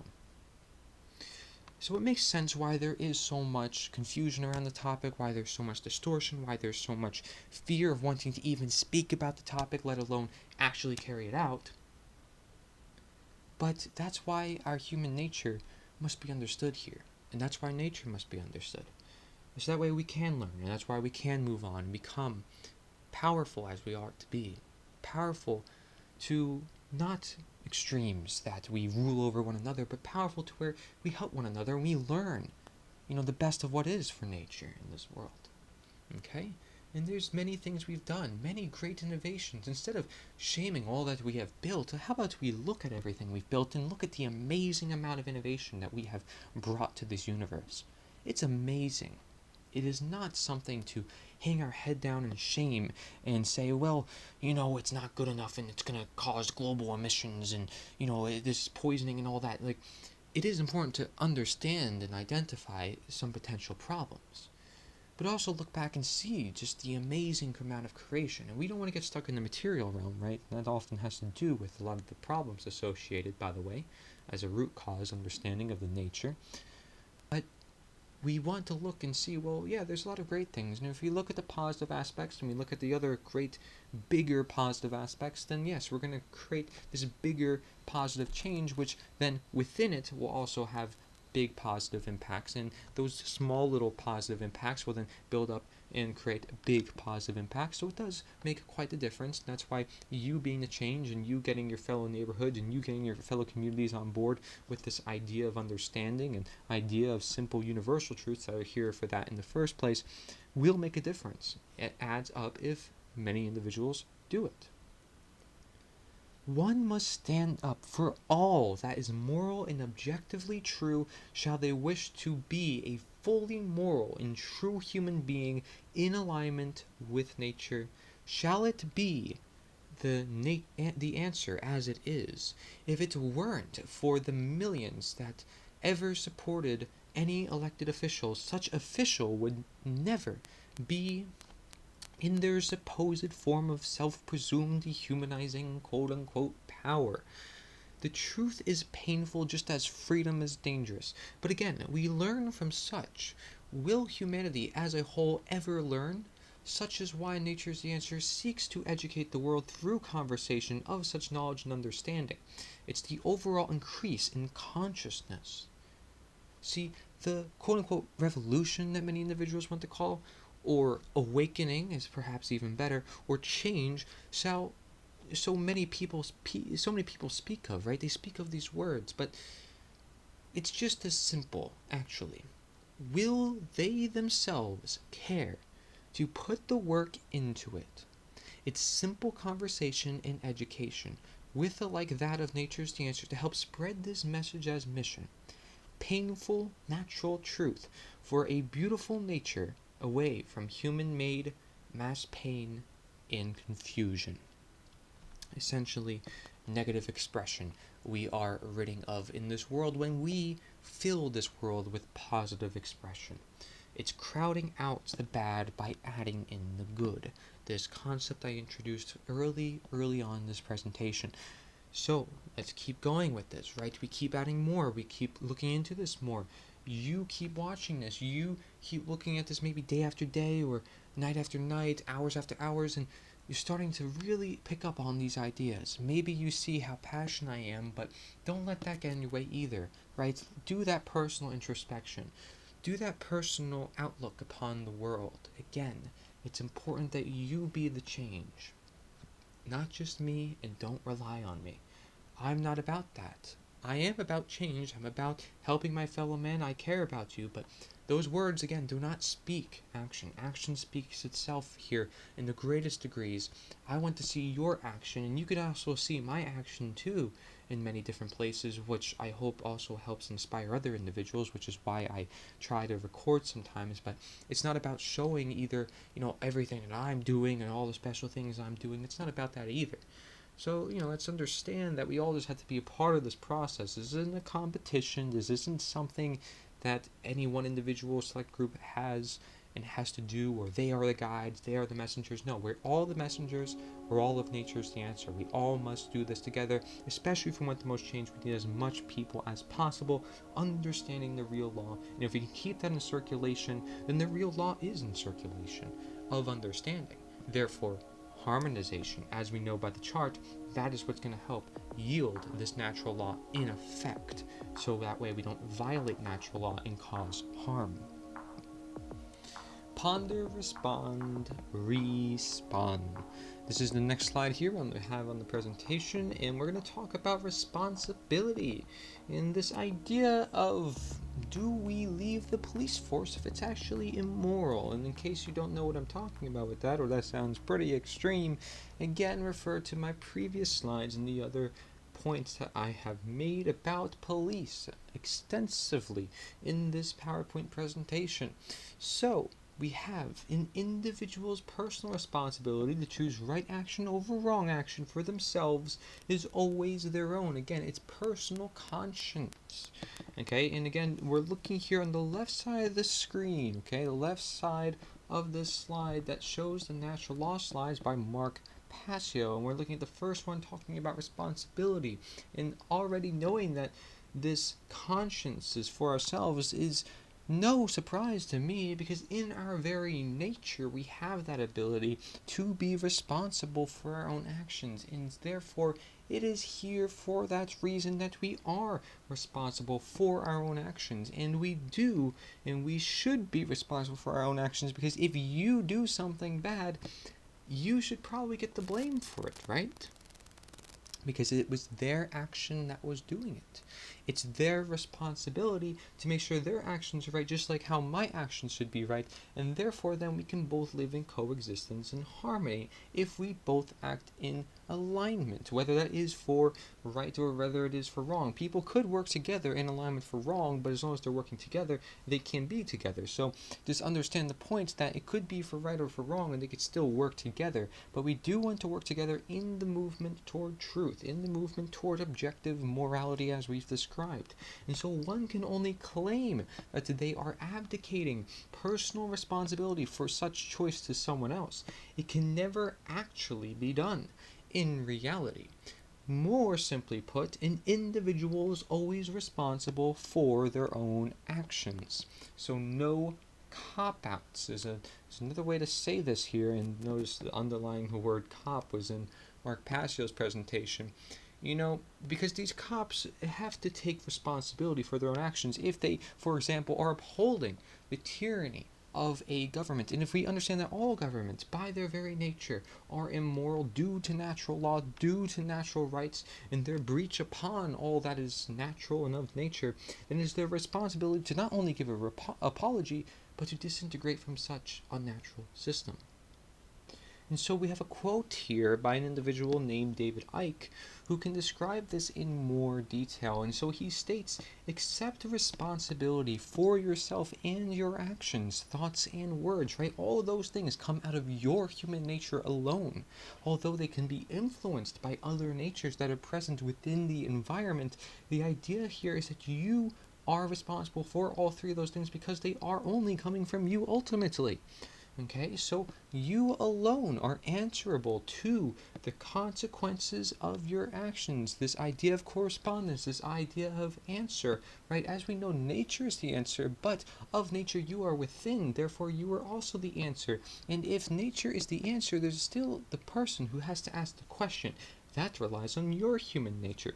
So it is a relationship between nature and ourselves, in our needed connection between nature and ourselves to do and to bring about the righteous action into this world.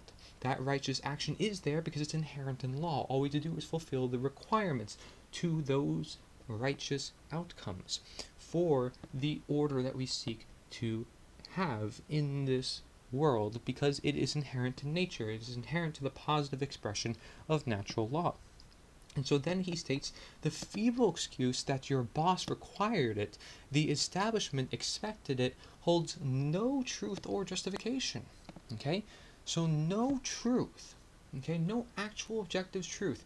And we make this more relativist justification rather than the actual justification of truth. Okay? It holds no true understanding of morality. It holds no true responsibility. It just is shifting the blame, excuses, right? Excuses. And it's sort of, again, this idea that we're passing along the responsibility, okay? That we're not accepting these teachers that are present within the world.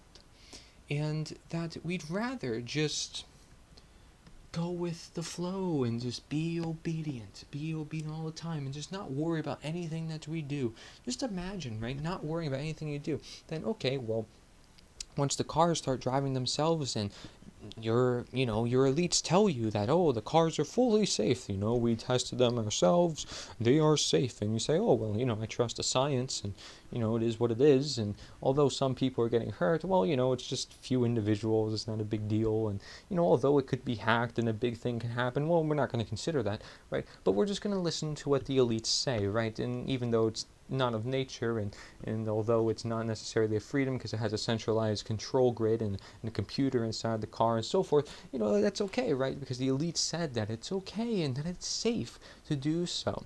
And so we go along with the program, we go along with what they say. And again, if it's inherently immoral, it's going to result in this inevitable harm some way, somehow, depending on the conditions and the environments about. But the point is that we take individuals' word. We take the individual's word without considering the actual ideas, right, around the situation. If, let's say, there is a big flaw in that program of that car, but yet everyone told you, oh, well, it's safe, are you going to trust them? No, you have to experimentally see it for yourself if it's going to work, and you have to therefore put yourself in full control of that car, right? And not to risk it, not to avoid the most harm done as possible, right? We want to promote the most love as possible and reduce the most harm as possible. So this is the whole idea of Nature's Dancer in this movement toward going toward freedom, going toward order, going to the positive expressions as I mentioned. So then he goes on to say, what is the point of having principles if you allow others to dictate your behavior? At the end of the day, you will judge your performance and the contribution you have made to creation. Exactly. You're going to look back perhaps, when you're 80, 90 years old, even though, again, we explore this idea how people are depressed and full of anxiety. They want to hurt themselves, and just showing how bad our situation is in its very nature. But, you're that age, right? And you look back and you realize, okay, well, I didn't get done everything I wanted to get done. I didn't make the contribution that I probably should have. And maybe, you understanding this knowledge now, if you don't act on it now, when is it going to be too late? And because, again, nobody else understands this information. Most individuals don't understand, as I mentioned. So who is going to do it? Who's going to bring the action? Who's going to speak upon Nature's Dancer? Who's going to bring everybody together around this understanding? Somebody's got to do it. Some movement has to be such cause. And sorry for the cuts again, sometimes I have to, but the point is that he says it will not be based on what another expected of you or what you did because you felt trapped. It will matter at the end of the day, that positive contribution. That's all that's going to matter. So you may use this excuse, that excuse for I can't do this, I can't do that. But that positive expression, that positive matter that you brought into the world is what is going to matter at the end of the day. So really look at the bigger picture. Are you contributing more positively, or are you contributing more productively to the systems of control because it's necessary, right? Is it truly necessary? Again, what does your ancestors ask of you? What does your survival ask of you? What does your nature ask of you? Because your nature would say otherwise. It would say, well, we must survive. We must reproduce. We must, fend for our own. We must build communities. We must get together. We must grow our own food. We gotta be more sustainable. Not that we have to live off the grid or anything. That's not a requirement. Everything here is of nature. Everything here. It's about just how we're connected to nature at heart and mind and body and soul. Yes, if we live in nature or to understand it more, perhaps so, yes. But in any condition we can understand nature. In any condition we can really be among nature as we ought to do as human beings. So just understand, we have this long bond with it, and we have for ancient millennia, and that is the one thing that we are moving from the most, away from the most, moving into the modern centuries, what we call modern, right? When again, our ancestors could have been more advanced than us for what we know. What do we know? What do we know as human beings? Have your belief systems been challenged yet? Because if they have not, then that's not a good thing to hear. You have to challenge your belief systems if you want to innovate, right? You have to challenge any current system in order to innovate and think more outside the box and differently. It's just the nature of innovation. It's the nature of getting to a greater solution. It's the nature of understanding where you escape this little box that you have, rigid in its archetype of structure, to expand to this horizon where hopefully you can reach a circle, a union, a balance, right? And that's what we're forming here. That's what we got to form, is this circle, the circle of life, if you will, to connect all aspects of health, all aspects of life, and all human beings of life, all human beings in all different fields, in all different minds. They're all beautiful in their own way. They're all unique in their own way, and they're all unique as intended in creation. So let's look more upon responsibility, the bottom slide of the left hand of the screen, and we see responsibility. Most people erroneously believe that they can hand over their natural law right to defend themselves to another individual, group, or entity. In making such a false claim, they have attempted to abdicate a responsibility which always belongs to them and can never be taken away. Can never be given away. Okay, so we think we have this right, to obey, this right to do all that, but the point is that it is not inherently righteous or moral, and for individuals to lead over another human being, that is not their right. So we have to understand responsibility is the ability to respond, right? Are we responding? Are we responding? Are we just dead consciousness robots who, again, are just going about our days like, you tell me to do this, yeah. And you just do everything, right? And every day is a planned routine, you just got everything going. And you're not fully content, right? And you're not living the life you want because you're living everybody else's life and you're doing all their work for them. And everybody seems to be doing that for each other, which is kind of weird. So then nobody's really living for themselves here. But if they do, it seems to be of ego. And there's never ever a content balance, is there? Kind of sad, but that's because there is no balance in the world as a whole. Individuals are detached from themselves. They're detached from the world about. So there's a quote here with this, and it states to the right of that slide I just read, and it says, quote, "Those who would give up essential liberty to purchase a little temporary safety deserve neither and will lose both." Okay, so they deserve neither liberty nor safety, and they will lose both if they will, exchange liberty for safety. Because again, our world here is innately free, right? We're innately free as human beings. This anarchy is already present, as we have described. Anarchy simply means no rulers, not no rules. Those rules are still here by natural law. The idea here is that liberty, although is here by the law of freedom, by natural law, as we know, that we ourselves are limiting it, and it is that idea that we need that security, right? And perhaps because we feel a little insecure and they feel a little insecure, it seems right to rule over one another and right for other people to rule over one another. But that's not the case.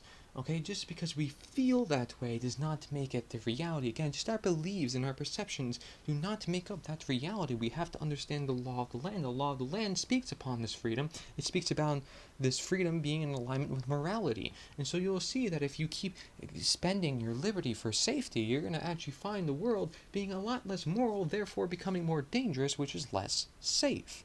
So again, it's an irony we have to understand that the safety here, the safety that we say is safety, is not with personal responsibility. It's the safety that we have to give special individuals, cops for example, as we see on this slide, the special right to, enforce the law, which again is not even natural law because the natural law enforces itself, but the law being man's law, and that within itself is immoral, but these cops in a special uniform, in a special badge, claim to be superhuman, or at least more human than us, even though they are just one of us, just like politicians, just like these individuals who claim to have power over us. So very similar. Although they are of lower ranks, right, and they're not of the power system, they are indeed the troops of the power systems. The puppets that are used on the little chessboard game that they want to call life. Because again, they're forming people's realities. They want to call that life. And that's what they're making of this life. They're making an artificial, technocratic control state. They don't want individuals free, open-minded. Even comedians said this, like George Carlin. And you know what? Because he put it in comedic fashion, people laughed. But do people really understand the reality of the situation? The reality of the situation is that we are being more controlled, and that we do have to free our minds to get out of this. Not some, special savior is going to do this, including anybody in a badge or costume or bathrobes, for example. I mean, this is just the absurd idea that we can't be the change when we all have that ability to be the change, and we are born to have the change, and it says so by law, it says so by right. What more evidence do you need? Tell me, what more evidence do you need? This is innate, this is universal, this is timeless. What gets more down to the root than that itself? So let's explore the notes I have upon this. And you could see I already have one note there to the right of the responsibility slide at the top, and it says denaturing is the question for nature is the answer, right? So we're questioning all that is denatured in society. Well, yes, government is denatured. These people who are in power are denatured.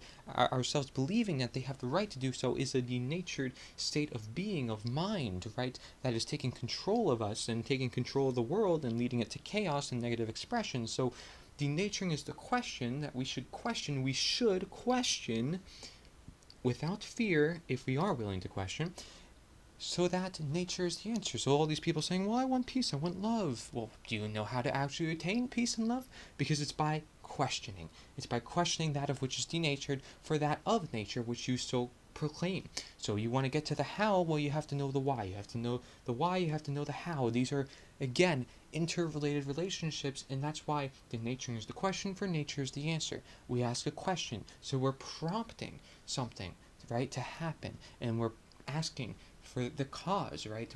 We're asking here, we're causing a question to be in existence, and this everything starts with an idea. All of the inventions of the world started with an idea. Nature's the answer is an idea. Denaturing is the question is also an idea. But denaturing is the question, right? Which I can't even say as a abbreviation. That doesn't sound so good.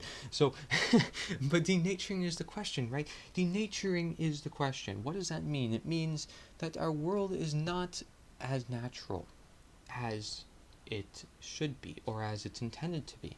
And so, if we're saying nature is then the answer, then it's proclaiming that our world is that question currently, and that it's of need of answers, and that answer would be in nature. So, again, not to harp on the issue, we need to ponder, respond, and respawn, which, if you know that term in video games, it essentially means to become about, right? And to essentially, if we fall, we can get back up. And shall there ever be falling, which there's always going to be to some degree, we must always get back up, and we must respond, and we must ponder and respond, and again, sit back and then look and then be conscious of our actions and think before we act, and know through our heart also how to act and so forth. It's all about a spawning, to which has nothing to do with like evoking or invoking or any ritualist components. Spawning, as in, this is where I position myself in society, and it's not a ruling class. It is not of,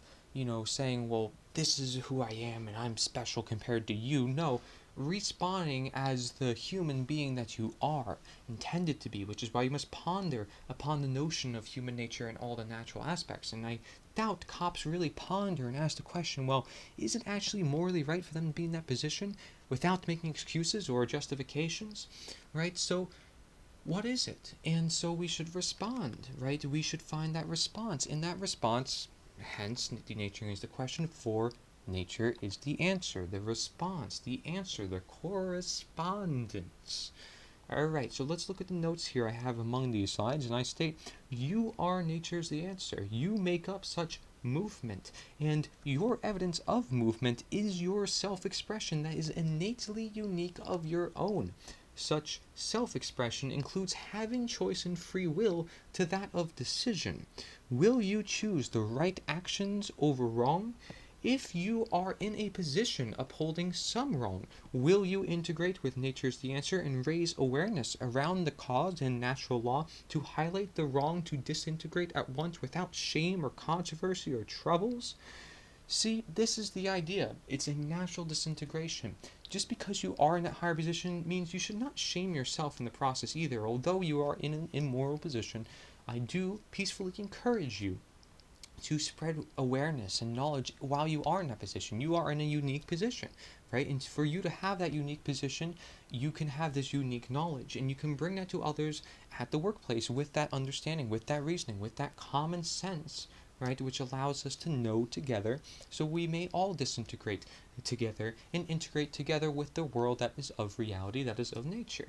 So, appeal nature's the answer in any way you wish. Maybe, some are going to laugh at this idea called nature and think, it's all this hippie thing or whatever. I don't claims for it to be. Again, it's just the perfect word to describe learning the definition of all things and learning the natural law, learning natural medicine. Perhaps put it in such a way, if you want to look professional about it, you are law enforcement, so how about you talk about natural law, something they haven't really explored, something they weren't really taught necessarily. So that would be important to just kind of raise awareness and use that position sort of against the own position, just like how we use social media against social media companies itself, especially when they're censoring everybody. Then it's like, well, you're making yourself out to be an enemy, and you're showing who you don't like, which is sort of telling also to what is more truthful that you don't want out there in the public. And that's what we see often with censorship, and it is definitely horrible because, like I mentioned, individuals are losing their livelihoods over that, and they're just independent individuals. Some people don't even have voiceovers, don't even show themselves on camera. Sometimes it's all just quotes and text and just research, hours and hours of research like I did for this presentation, and it'll get taken off. It will get completely destroyed away from the internet, or the mass amounts of people that could have reached it on the internet. Or maybe those mass amounts of people did reach it on the internet, and that's why they also took it down. Right? I mean, just look at the possibility here. Look at the possibility. And even if they wanted to get rid of everybody at once, they can do so very easily. Very, very easily. So sad. Truly it is. But that's where we are in society, where some individuals have extreme amounts of power, and corporatism is so present. But you realize that also wouldn't exist when you have a world more of nature. We're going to explore what that world looks like later, actually. So, more upon this. Do not avoid responsibility. As such is the definition of cop-out. Be of the real enforcement. A human living in accordance and teaching others about the natural law. The nature of all matters matters most, for the nature may be seen as the root to the understanding, hence its relativity to definition and creation. And of course, I encourage you to take snippets from this PowerPoint if you are somebody in a special position who wants to convey a point through my own words, and you want to present it to individuals as well to further back up your own points and observations. Okay, see, there's so many observations that could be made that I'm not making here. I told you that. It's just the beauty of the natural world, but also complexifies things too, and however it opens much room for possibility and imagination and creativity. So let's use it, right? Let's see the freedom we have and let's express it so we don't lose it. Alright, so for which statism is surely a manifested cause rooted in deception of denaturing for creating manifested effects rooted in harm or of denaturing. Man should not be nor try to be God, no matter how much he may convince himself. Alike, it's a childish assumptive dream, to assume they can justify ruling the world, quote unquote, ruling the world like a little kid, like I want to rule the world. And it is also psychology and knowledge of nature, including natural law and possible landmarks, being kept away from the public in order to control them and understand how they may be controlled. Hence manipulation, treating us as if they have the right to rule, since a small child in denatured education, while we treat them as if they do have such right and shall look up to them to do all that we wish to see in the manifested world. Denaturing is the question, for nature's the answer. Such is why humans are also of question, being that most of the problems we see are human-made manifestos.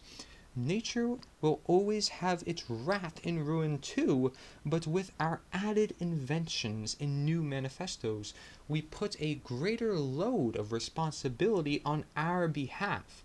Governments will use such a load of responsibility as excuse for their control in different scenarios. These responsibilities, some of which they themselves created and keep for themselves for dependence and high ground, or even the wrath of nature itself. However, humanity simply living more directly with natural law, without statism that is, does not need any foreign caretakers to deal with problems that could be more of natural manifestations with increased preparedness due to having pre-existing self-responsibility conditions, communal efforts, inevitable rise in technology and innovations. Centralization, however, lessens, therefore ridding of harm in such inevitable rises. Innovation as a whole actually increased due to freedom, therefore also more solutions and alternatives for more variety and less centralized consumption as well.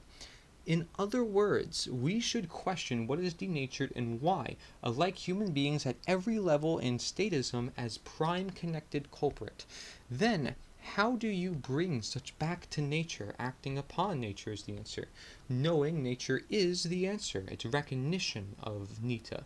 To both questions. Only you make your choices in life. This is the great power of human free will. Power that, again, could be used for good or bad through your choices. While knowledge is power, do you not only have knowledge of your choices, but power itself in knowledge itself too? Such is how one gets to the nature of any one thing. It's questions deducting to the root cause.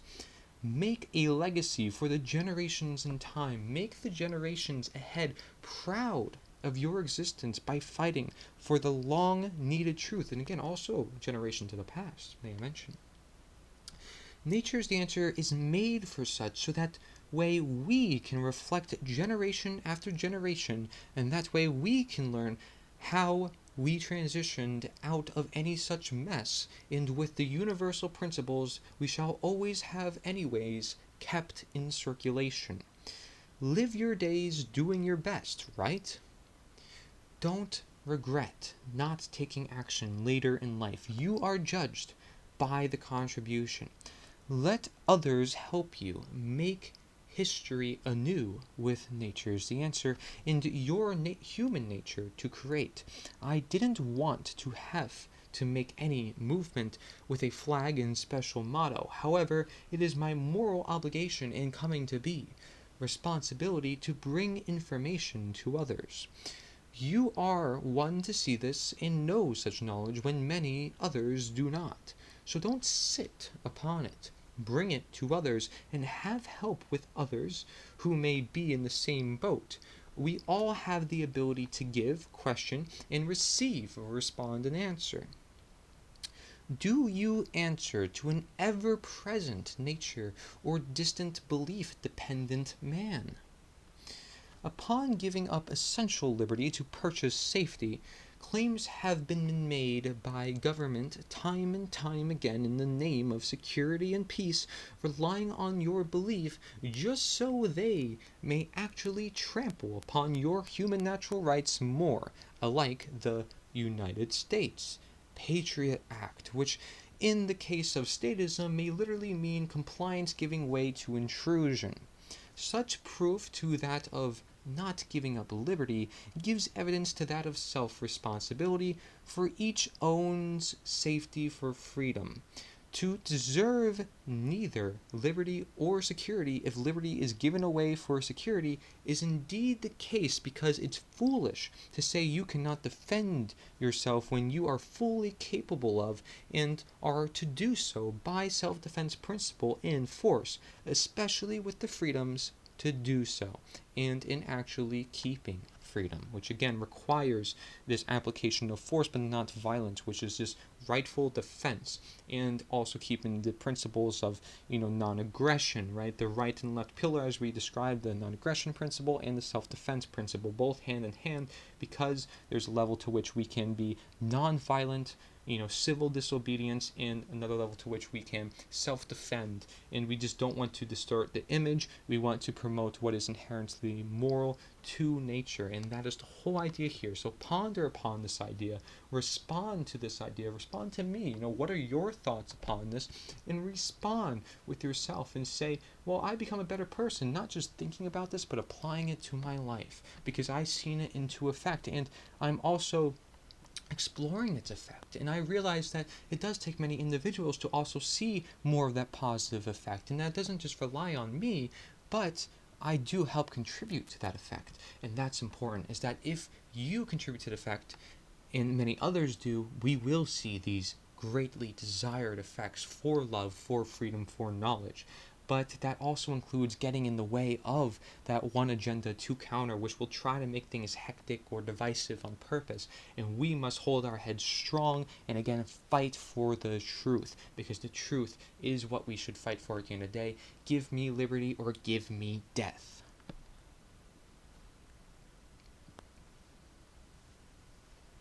Inquiry requirement, right? Requirement. What is meant to be? What is intended of the universe that we live in as human beings among this very nature that it is? So, let's look at the left hand of this slide, and we see that there's natural law slides by Mark Passio, one titled Self-Loathing at the top. And let's see what this idea is. What is self-loathing? Self-loathing is the underlying psychological condition that causes people to attempt to abdicate their own personal responsibility to exercise conscience and fall into patterns of order following and justification. Again, individuals making up excuses for the conditions that they are in, right? Making these moral relativist ideas, right, that don't exist as objective truths within nature, to which there are by natural law. So what is this self-loathing? It is a combination of these patterns of order following and justification, okay? But it's an attempt to abdicate their own personal responsibility to exercise conscience and fall into those patterns of order following and justification. Okay, so when you ask of de-evolution, you ask of disintegration, you ask of that on a self level, right? On how does one fall or succumb to such effects? How do they end up being this person that we may see then as the result of pre-existing conditions? And so self-loathing is this underlying psychological condition, a condition that it has causes, right? Asking the why. So we just identified them. Among them is order following and justification. So just as it is not possible for an order follower to truly be exercising conscience, it is not possible for an order follower to truly love themselves. So this is about love, right? Not just for the world about, not just for the truth at hand, and because you want to fight for truth, but for yourself, right? Because you want to reflect upon the world, but you don't want the whole world to reflect around you. You want to reflect upon the true nature, okay? What I call the true nature. Not just nature, but the true nature, the original, the intended, right? That of understanding nature, to where we understand the law, to where we understand everything that goes on within such reality. And so it says self-loathing is created when an earlier trauma has been suppressed and buried into the subconscious mind, instead of being confronted, dealt with, and healed. Okay, so we can see some reasons why such has built up into manifestation. Then it states such trauma could take the form of feelings of inadequacy, whether real, suggested, or imagined. So this self-degradation, this self-attack, right? So sort of denaturing ourselves, which is this process I talk about in understanding the nature of power for one to want power, to one to actually want to rule over their fellow men. In the process, and as they become such position which is not intended for a society, such will succumb with them.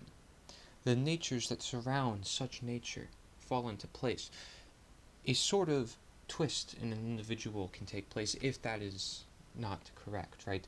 Sort of this bipolar, two-phase, two-side, change and shift that happens in individuals' lives as they fall down certain patterns, don't realize what they're doing among life. Like, if I were to, for example, I know this may sound complex, right, everything I'm mentioning, but if I were to have a particular face all the time, and I was always to show I'm angry, and I'm constantly thinking, for example, and I constantly have this tension in one part of my face, whether, I'm thinking like this, or I'm having very tense ideas going up here, then I'm going to notice that tension becoming my face as I grow older. It starts to show in time these common patterns that we see throughout the course of time. So essentially that past makes up your present, and your present makes up the future. It's just the way life works in this order of direction. And you can see by the photo with self-loathing, it says, I have suffered, therefore I shall cause suffering. We got to be careful not to project, right? If we want to love for the world, we should truly love the world, and that would mean you should love yourself. To say you love the world without loving yourself is sort of incomplete, just as the other way around. Okay, so we have to understand that imbalance, just as any imbalance as we have observed. So what is self-respect then, right? So we have self-loathing. What is self-respect then as this opposing idea to self-loathing? Self-respect from the Latin prefix re, which means again, and the Latin verb spectare, which means to look at. And so hence it means to take another look at oneself. Taking another look at myself in the eyes, right? Taking another look at somebody else and seeing, well, do you trust them? Do you trust them for sure? Are they giving you eye contact? Do you know that they are telling the truth 100%, or are they just doing it to be psychologically manipulative? Do they know those tactics themselves? What is it that will really give us that respect? And wow, what a coincidence, but the photo there for self-respect is somebody looking at themselves in the mirror, right? Just to be like, wow, this is what I look like. Do I look good? Do I look presentable? Judging oneself in a way, and not necessarily judging everyone around them instead. But having that balance between the two and not being too fixated to any one extreme or both extremes, where you're just judging everything. Those are all different psychological conditions of their own, right?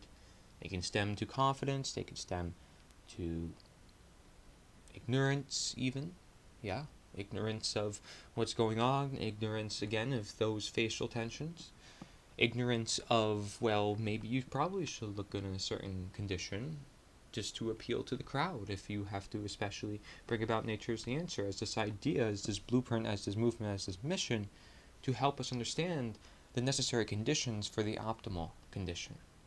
So essentially the necessary requirements, the necessary actions, because that makes up the condition. And so it states, right to the right of that slide of self-respect, it says, only self-respect can heal self-loathing, and therefore help to put an order follower on the path to conscience. Because as we know, order followers are not using their own human nature. They're suppressing it by giving their human nature away. Their own self-responsibility is being given away to somebody else, somebody that's not themselves. So they have a lack of self-will, a lack of self-harmony, essentially. And a lack of harmony, therefore, with the rest of the world, because they are supposed to be connected to this world. And that's why when one loses their sense of self, they want to essentially kill themselves or do something bad to themselves. You have to question how much of it is a disconnect to our reality, to nature itself, right? When we say go back to nature and we're disconnected from who we are, well, does that have anything to do with this idea that people actually want to hurt themselves intentionally? That they actually want to leave this world intentionally? Well, it does. And it correlates right there and then. Not much science needed for that. You can look around the world and you'll see projections everywhere. And you also see these correlations, right, happening to cause up. And of course, correlations are not always causations, but when we understand, again, the requirements to what we want in this world, then we can achieve those desires that we want in this world. And at the end of the day, like I mentioned, everybody generally wants those things called love and family and respect and so forth. But to actually get that, we must identify the problem in the room. And so for those feeling down, and I give you guys a lot of, credit, and I say, you have a lot of potential, especially in the Perspective documentary series that I have put out. I talk about you individuals to try to give you faith, because I know I'm certainly aware for individuals in my age group who may feel down about themselves, who may be depressed or full of anxiety, and maybe on medications their whole life. There's a lot of different conditions now happening in the younger ages. Well, I want you guys to be confident. I want you guys to have some direction, knowing some knowledge that many others do not. That will help give you some guidance, some direction within itself in this world, if you were to understand the world and understand where you belong. See, if you understand what you are to do and where you belong and how you can actually achieve what you want to achieve, then really you have faith and you have a goal, you have something to look up for, you have a journey, you have a destiny, you have discoveries. It starts to all come into place. You have this attraction you're setting up for yourself. And it's quite easy to then notice, you know, these desires starting to come into place. Even in the smallest effects, you see they're like bright lights that you're like, wow, this is beautiful to have. I want to take in the moment because it is so nice to have. Right? So you have to know your rights at the end of the day. And we talked about this idea of knowing your rights and knowing, well, you are a human being. You own yourself. Big thing not often talked about. And if we did know our rights and know that, yes, we indeed are in control of our own actions, then how do we share such knowledge with other individuals? And that's where Nature's the Answer comes into play, as this movement that we have to work with one another in order to share this knowledge, so that way people do not hurt themselves, so that way people can be empowered, and that way they can have direction and have faith in order to get us out of this bondage and dependence cycle that we see, which is the ends of the Tytler cycle, as I have demonstrated, not in this presentation, but through many of my other works. And that's why everything can be connected here. We're talking about the very nature of reality, the very nature of the world we all live in. So of course I'm going to connect many different ideas. And so I don't mean to go on, but knowing your rights is important among this matter, right? Is to understand what you are to do and what you have as a human being. And that puts you on the right track here towards self-respect, not self-loathing, and not pushing down these aspects of ourselves or past trauma, if you will, that did make us to who we are, and we can use that as this breakthrough to help other individuals and use that as this learning experience, as we do know in life, as chaos as a teacher, to become the better person, to create then the better world thereafter, because many individuals are unaware of bad acts happening, as we know. They're unconscious of the bad things happening, even if sometimes it's right in front of them. Because again, that's what we see with order followers in many totalitarian regimes around the world, especially in the last century, with all the many different world wars and democide.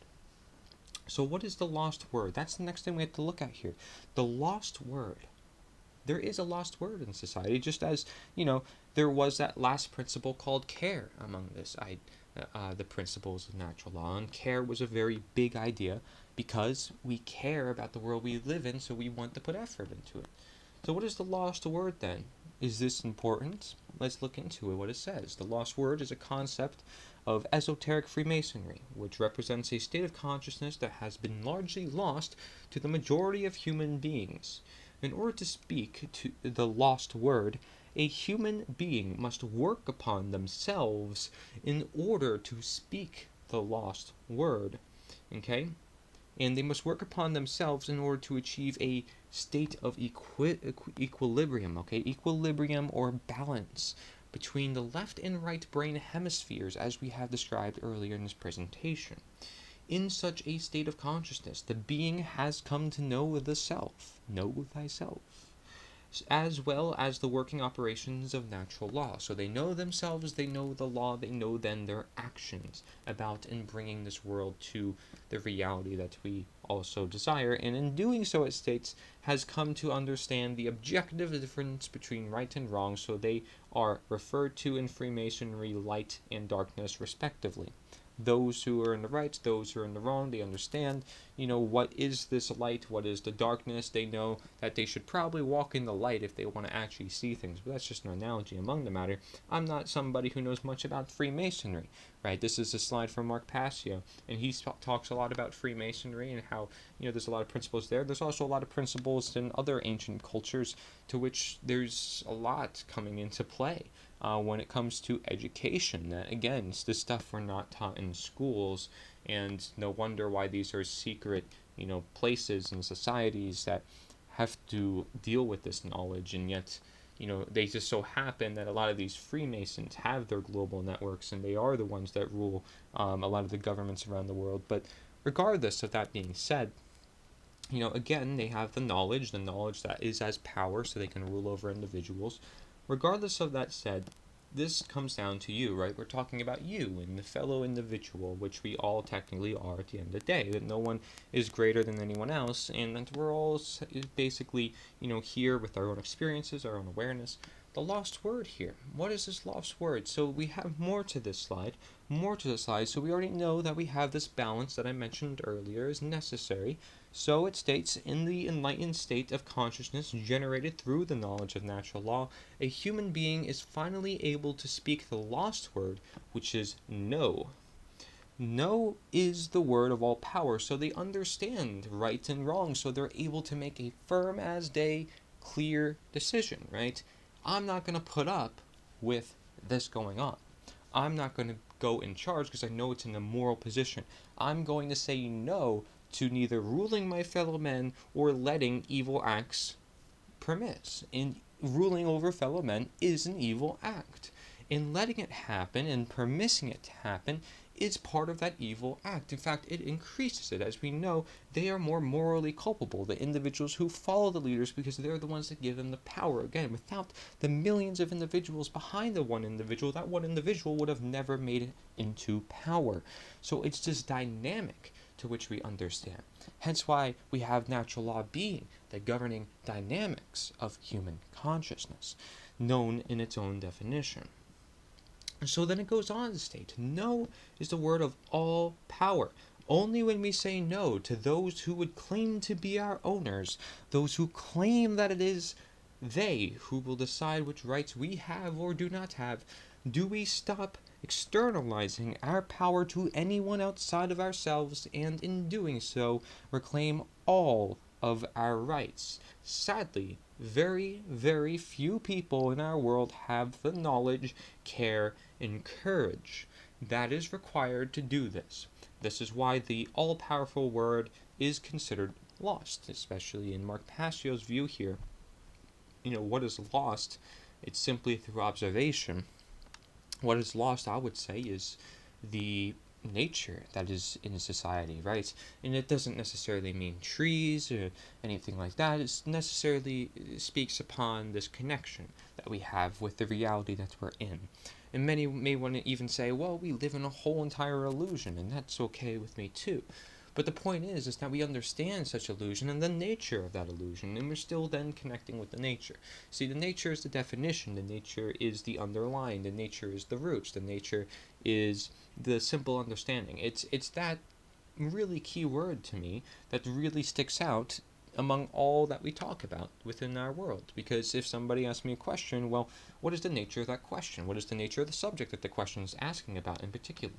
What is it about it? And that is what happens subconsciously when people answer the questions, is they're getting the nature of everything, whether they know so or not, without even using the word nature.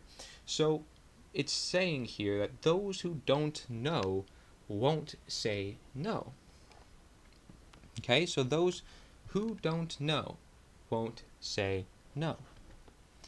Okay, so those who aren't in the know, those who are in the dark, are not going to be the ones who say, well, this is wrong, because I know it's inherently wrong by natural law. I care about the world, and this is something that is important. They might go in some hour rant about how it's important and so forth, because they understand their rights, they understand the law. But, if everybody else doesn't care and everybody else doesn't know, they don't want to know, then that situation is probably not going to help out either. So you as an individual must say no, but among all the other individuals, hence why nature is the answer, is this big integration process for the one big disintegration process.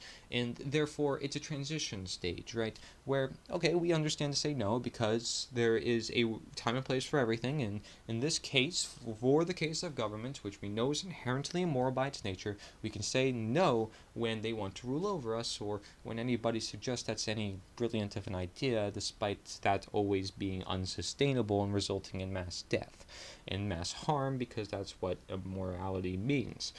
But with that said, it's about all of us. So we say no, others must say no, because that really then puts it into effect, right? And then it's not lost anymore, because now it's found. Everybody knows it. It's here. Everybody knows the law is about. Everybody knows this is the natural law. Everybody knows our own natural rights. And you'd think they would know that, again, because they are human beings in this world. why wouldn't they know their own rights? Don't you think that would be a crucial part of any said education system, is knowing our own human rights and how they relate to the world that we live in? I think that would be quite important, right? But perhaps the power structure does not want individuals knowing that, because again, it keeps their very power in the very nature of their power, which we know, because knowledge is power. And having knowledge over the understanding of the nature of power, as I just described, then puts us in the highest level of consciousness of understanding this situation, is understanding what's ahead of them, right? And if we want to win this war, we have to think ahead of them being the one agenda to counter, that of statism, that of government. Then we can emerge stronger. We can be strong. We just have to be strong. We have to bring the strength together, and that requires force, that requires momentum, and therefore many individuals. That's the point of nature, is the answer. That's why it's this movement, and it requires movement, pushing that rock up the hill again, right? So let's describe this. Many movements, I say here in the notes of the slide, many movements, quote unquote movements, often project upon the world their desires. For nature is the answer, such is not the intention of its creation, as it's simply here to complement knowledge in bringing it to action, action of which includes bringing such knowledge to others. Right? Nature's the answer isn't bringing anything new to the picture, it's simply recognizing what's already here, right in front of us. Because we've simply been blind and shadowed out of that worldview to see it. Because again, we're in darkness. It's either we're in this virtual reality, artificial world, hence, we're also of darkness. Because it's not natural. That's what it comes down to. So whether you want to use this darkness analogy, right, or the virtual reality analogy where we are basically stuck in a world that we don't know where we are, right, because we're lost somewhat, and or we're thinking that is the normal world, but in reality the light is awakening. Once we're in the light, we realize, oh my gosh, look at all these individuals in the dark. They don't realize they're in the light. All they got to do is open up their eyes. All they have to do is awaken. Hence why we use the word awaken, right? Is to awaken, to open our eyes, to see the light. This is all here worded like that, often on purpose. Again, because our ancients knew this knowledge. This knowledge has been there for many, many, many years. That's why these words are also symbolic in their Latin and Greek definitions. So it is about understanding. And if we bring that understanding to other individuals, we don't have to introduce anything new. Because we know who we are, we know what to do, and that's it. We follow our calling. We just live as we ought to do. That's it. There's nothing new. We don't introduce some policy. We don't introduce some new law. We know in the nature of that, it's trying to be nature. It's trying to be God. So all we got to do is listen. All we got to do is follow. It seems easier to do that, right? And rather than creating this whole new reality ourselves as human beings. But yet, no. That's what we've done because individuals have loved power. They feeded off of it. It's become their lifeblood. It's become their source of energy. And it's saddening, right? Because you may see that as the very dark centers of the world, the very dark energies of the world. But that's just the reality of which we're in, where there is this darkness and there's this light, and maybe they're fighting one another. And maybe, you have these sparks of light and they constantly are getting shrouded out by the darkness all around, right? Because only one lantern could do so much in that cavern, for that analogy that I mentioned, right? So it's about bringing the light to everybody, getting everybody either out of the cavern, or bringing the light into the cavern, right? Maybe shattering out the roof of the cavern and opening up the whole mountain, right? But again, not trying to be nature. We don't want to make this a counterintuitive process. We're not going to undo the whole naturally created cavern necessarily to do that, right? I mean, how much will that cost as a whole? Well, not only lives, but time and energy and so forth. Now, maybe you want to say that's a work, but okay, different analogies we can get into. Point is, let's get back on track, right? Many movements often say they're going to do this, they're going to do that, they're introducing something new, or they're just basically going based on something that's already here. Nature's the answer is going based on something that's already here, but it's the big picture. It's not just a symptom, it's not just a part or a counterpart. It is looking at the holistic idea, because everything holistic is in nature. Nature seeks that holistic balance. That's what natural healing is. Holistic healing is considered natural healing. So, overlooking overlooking projecting is part of the accountability that is necessary among individuals looking to be, or already being, influential in helping others. Does your desires come from an inner projection, or does it come from the truth to the world situation? To some extent, we all project. However, we simply must know the objective right and wrong, and not to push our projections or desires onto others via denatured belief systems and violence. None within nature's answer shall simply follow orders. All shall willfully choose for themselves, however know the natural law, for it is nature, the law, that is king, hence in control. As self-loathing can example suppression, we should know the nature of suppression as we have already observed when it comes to law, or similarly to diet. It isn't sustainable and often leads to oppression as the ingrained nature is not being embraced. Essentially, the messages from nature are being ignored, and we talked about how ignorance is the top thing that's affecting society. People are being ignorant of what is here and present within our world, despite it being all around us, because that is the natural law, right? It's universal, it's timeless, immutable. Nobody can reverse it. Some belief cannot get rid of it. In fact, we should align our perceptions to the truth, but our beliefs are not the truth themselves. That's why we should not have our beliefs rule over others or imposed upon other individuals, right? Therefore, the mission fails in having a message and no mission is made, right? If we are following this idea of suppression, right, and self-loathing, and not following the true nature, right? I mean, nature is the answer, right? This is the idea, this is the movement. Well, don't follow the movement, follow the idea that is driving the movement. That's the idea, right? And that's why there's like simple foundations of such movements called the share sheet. And no mission is made. You know, there's less learning, there's less progression, and it involves fear, right? Because fear is that biggest propagated force by the systems that be. So I state it's a mental prison, as we know how powerful the mind can be in setting these boundaries upon our own lives. The feelings of inadequacy, that is, of self-loathing, may be seen equivalent to that of doubting human nature, and underrating oneself or downgrading, dehumanizing. It's no empowerment. It is often associated with literally acting out of fear. Therefore, it makes sense for this to be of creating order, following, and justification. Because if we're acting out of fear, and the very systems that be rely on that fear, that is their dependency by their nature, then it makes sense that if we are acting out of fear, we are order following, we are allowing that system to be. And that system only bees when we order follow. And that's why statism is the root cause, and that's why it is the one agenda to counter. And so, it is often associated with literally acting out of fear and underrating oneself, which again we talked about. Okay? Therefore, it makes sense for this to be of creating order following and justification. All individuals must know that we are all here for each other, and Nature's Answer hopes to actually bring more people together in order to do this. Nobody should lose faith in oneself.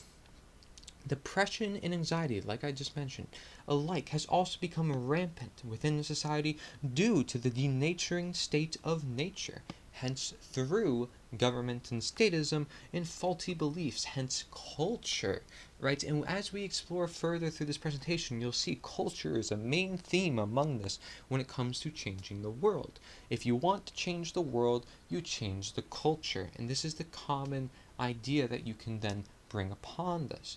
Right? You want to change the world? Change the culture. How do you change the culture? Well, what makes up the culture? It's creative aspects. It's the nature of the culture that is creative aspects. And what is the nature of being creative? Simply using our human nature. And so again, getting to the nature, branching down, branching outward, branching all about. That's why you make the tree, and the tree helps you understand all parts of the world, right, from the roots to the manifestation, to the core, to the center, to to the stem to which it is grounded, right? It is still, it is in place, it is objective, right? Because it's cause and effect. And so we understand that creativity, what is creativity, right? Music, arts, poetry, singing, art, anything, cooking, it could be talking, it can be writing, so many different creative arts. But that's it, right? You don't want to suppress your human voice, then use it. You're worried about freedom of speech? Well, use your freedom of speech then, and show that it will always be around because everybody's using it, and therefore it cannot be suppressed because only certain individuals are using it. Okay, so while those maybe certain individuals are, complaining, oh, well, free speech is getting ramped out, are they encouraging you to also use your freedom of speech? Because if they did, and if they promote everybody using their freedom of speech, nobody can control that because everybody's using their freedom of speech. Everybody is using the nature that was given to them by God, by nature. Okay, so it is that important, is recognizing what is here and encouraging others to act upon that as well, right? If we know it's also right and we're doing it ourselves, we're walking the talk, we're being the example, and we are being the change. And so, okay, it's a mental prison I mentioned, a mental prison, whereas we know how powerful the mind can be in setting these boundaries upon our own lives. The feeling of inadequacy, that is of self-loathing, could be equivalent to that of doubting human nature, underrating oneself, and it's often associated with literally acting out of fear. We talked about all that and how it all comes down to a lot of this culture, but government and statism as this denaturing within the world, a lot of the mental impairments coming from that denaturing process. You might get the point by now, as I've described this many times.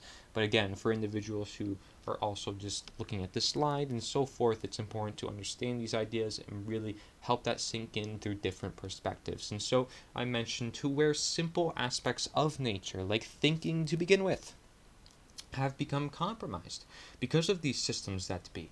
Right? Again, if you're born into a world where this system is already established and that's all they pump into your head is certain ideas and certain ideals and certain cultures, it's just the ability to even think for oneself and be creative and original and ask questions is greatly reduced because it's not encouraged within that society. If it was, then it would look upon the individual and ask them and encourage them to have a mind of their own instead of this mind that is created, this hive mind, this hive brain network, right? This search engine that just tells you the one result of Wikipedia and this search engine and this website is the trusted source and so forth.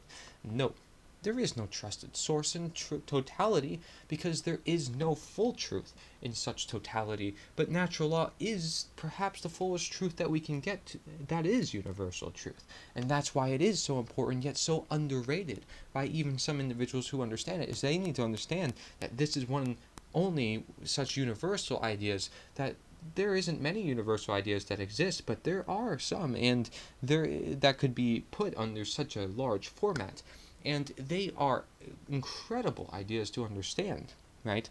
So it's just human rights, it's just natural law, it's just natural medicine, and it's just all these simple things that are already integrated in different ways, which is why they're often underlooked, which is why some people just skip upon it or they study it and then, they don't look into it more and apply it to their own life because that's where it actually makes the big difference. Okay, so let's apply it to our life. And that's the whole idea of Nature's the Answer. How do we take action?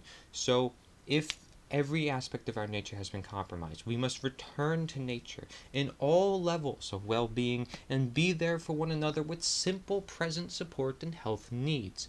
All beings deserve to be loved, including of thyself. Simply of no extreme nature, right? You don't want ego in this process. As we know, ego is often of this entire process to begin with. You have to love yourself in the process. It is a necessary thing to have in this process. If you do not love yourself, it's going to be very hard to love the world around you. It's going to be very hard if you haven't changed yourself. It's going to be very hard to change the world around you. If you don't understand the aspects that make up this world and you haven't lived it in some form and really delve deep into the understanding of it, then how are you going to deliver it to the world? It's about the immersion, right? If you played a game long enough, you understand that game. And so you play this game long enough of understanding, well, what is the law? And you keep making this a challenge for yourself in your brain, and you apply it in different situations, then yes, this game is going to work out quite successful for you, and then you can teach others what this game is, because you played that game and you went through those experiences for yourself. It's just that simple. It's a reflection process. It's the correspondence process. It's you being the question for the answer, right? Because individuals question, well, how is it that you're so good at this? How is it that you're doing this? How did you get to where you are now? Well, you sought a certain attraction. You had certain requirements that you fulfilled. You simply utilize the natural law in different ways. And again, we all have it already in different ways. And it's simply a matter of observing, and maybe you can go back to certain past events and use that as an example instead of making new ones. But as you make new ones, this can also be a tool. Now that you understand the whole process of how do you problem solve and how do you look at the world through a scientific method called the trivium and the quadrivium, for example. So to move on here in the notes that I have, it says to know yourself includes to know your rights and know you have potential by what you attract, utilizing natural law and its platform of nature's the answer in communities. We should not just take a step back to look at ourselves in the natural world around us. We should take a step back from the modern world that pushes us ahead of ourselves, hence exposure of information and life mechanics, making life seem as if 10 years is nearly 100, and in a mist of confusion. Okay, so that's what the modern world is often doing to individuals as I speak of this presentation, that is that we're often going very fast paced, right, which is also why I had to remind myself to slow down. Okay, so let's slow down. Let me sit down here. Let's slow down. Let's clear the throat. Take some deep breaths. Make sure I'm doing belly breathing. It's called baby breathing for a reason, right? Babies are closer to this world center of life, of enlightenment. They're there. They're pure when they enter this world. They're innocent. That's why individuals love that. Individuals, they're like, live your life when you're young, enjoy it while it lasts, and so forth. It's a powerful thing. It's powerful wisdom. It's simply understanding that life moves on, things degrade, but we should also know that's a natural process. And it's also natural to end up where we are now, necessarily with this technology, but it isn't natural necessarily to have the government in existence, because as I mentioned, we could have been more innovative without such force. And we can have much more of an open society, and much more businesses, and much more different corporations without some corporations having all the control in the world, because they're tax exempt and they have special benefits from the government institutions, by the way. Right? We would have this world where individuals have their own businesses, they are their own entrepreneurs, and we're going to describe that idea later as well. So trust me, because it's all part of the process, it's all part of the action. And that's why, economics could be tied to this as well, and you free individuals with the monetary supply. Well, if you know that those who own the monetary supply own the country, then all you have to do is take back the monetary supply. So we see there's certain power centers, right? There's culture, there's economy, but they're simply just changing the mind. And that's what Nature's the Answer seeks to do, is it can utilize the economy, it could utilize, community gardening and all these other forms, but it could also just simply change the minds of individuals, simply having conversation. Okay, because that's really what's going to be the most sustainable, is if we can really get the idea out there. The idea is what creates all the actions thereafter, right? So if I know that it's nice to, support local individuals, and I know where to find them, and I know that I can just find them in any, very easily, by the way, because all I have to do is, go on Google or some search engine, and I could just look them up. I can ask around in towns. It's quite simple nowadays. There's many individuals all throughout the place. So I can basically find what I want, but I have to put that effort, I have to put that care into it. And then you'll find it, right? And you can manifest that environment. It's much easier, however, to get that community individual support when individuals are all, mostly entrepreneurs. Not that everybody has to, But in a world where individuals are free, there's more likely that individuals also have a free mind of their own. Again, it's reflective. It's the microcosm, the macrocosm, and so forth. So we don't want to necessarily be stuck in this modern world that's constantly pushing us ahead. We want to be in control of our own body at least, right? Even if we are in this world of technology and so forth, right? We want to still be in control of our own body, and that means taking full control of our body and living fully for the truth. And that means then not obeying orders with this system of statism and government, as we also know our natural rights under natural law. These are all ideas. In the modern world, what is it doing? It's pushing away natural law. What is it pushing in? It's pushing in man's law. It's pushing away natural medicine. What is it doing? It's pushing in artificial medicine. It's pushing in pharmaceutical medicine, essentially. It's artificial, right? And that is not necessarily recognizable by the body. The body often has many different problems. It can fix one thing, it can make another thing cause a problem, and it's not holistic. It's not looking at the whole body. It's not understanding the body's own healing mechanisms. It can cause a lot of problems if we're not looking at the whole picture of the scenario, right? So I'm not against pharmaceutical medicine. I'm not against that just because I say that, but it is certain, and it is certain to a lot of individuals just through observation, that our world is becoming detached from the medicine that has essentially brought us to the pharmaceutical medicine, which is natural medicine, right?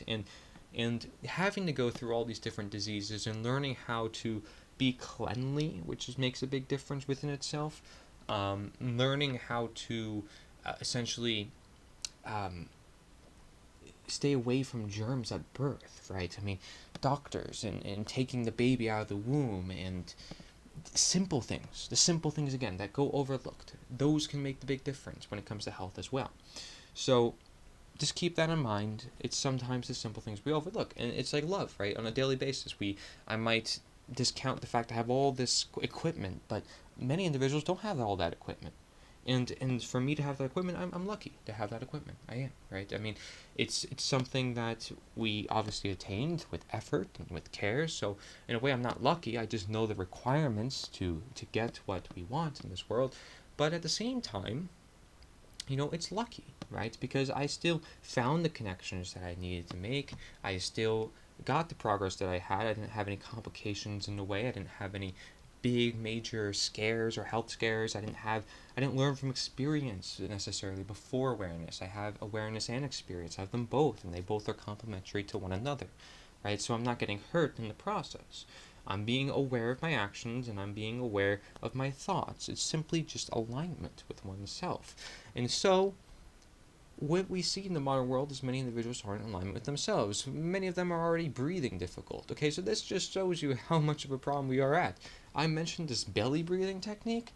Most individuals in society are breathing through the chest because it's quick, it's fast, and doesn't allow them to relax. Whereas belly breathing is nice. It helps us sleep. It helps us relax. It brings us to that parasympathetic nervous system, as I mentioned earlier. Right? So it can really help us with stress. It can help us with many different things. And it's simply breathing. A lot of heart problems are all up here, right? Lung problems, all up here. Cardiovascular disease being one of the major systems of disease. What if it's as simple as the way we are breathing for the most part? Right? Because breathing is essential to human life. Just as water is essential to human life, well, look at that. The society is also mostly dehydrated. Oh, I don't have time. I'm always working. I'm always doing this. Well, then, your life isn't quite a priority, right? Your own life isn't a priority. You'd rather work your heart out to become a robot than pay attention to your own nature. This is what I'm talking about. Simple ideas of nature being overwritten, just completely underestimated.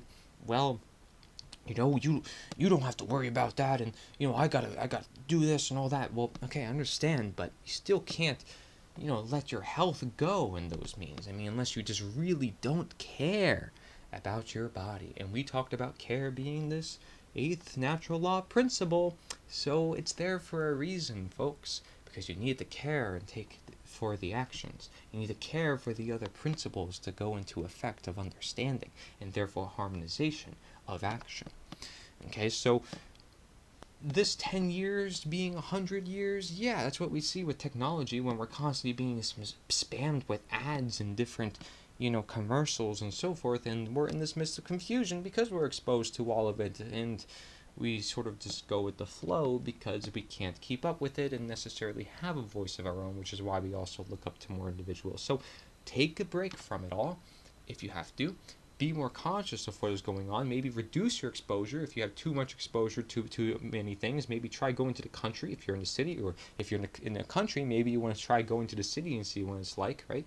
Get that balance, get that perspective of the world, and really see what is it like out there, because that's also going to help in your appeal process toward the action that we can take, right?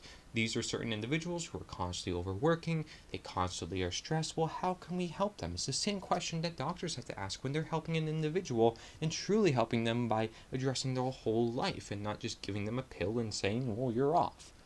It's asking, well, how could we relax? What is it that you can do, right? Well, first of all, you need to set that mindset into the stage, right? That you can relax. You do have time. You can worry about your health, and you should worry about your health, and the reason why you're here is for a good reason, right? You're visiting a doctor for a reason.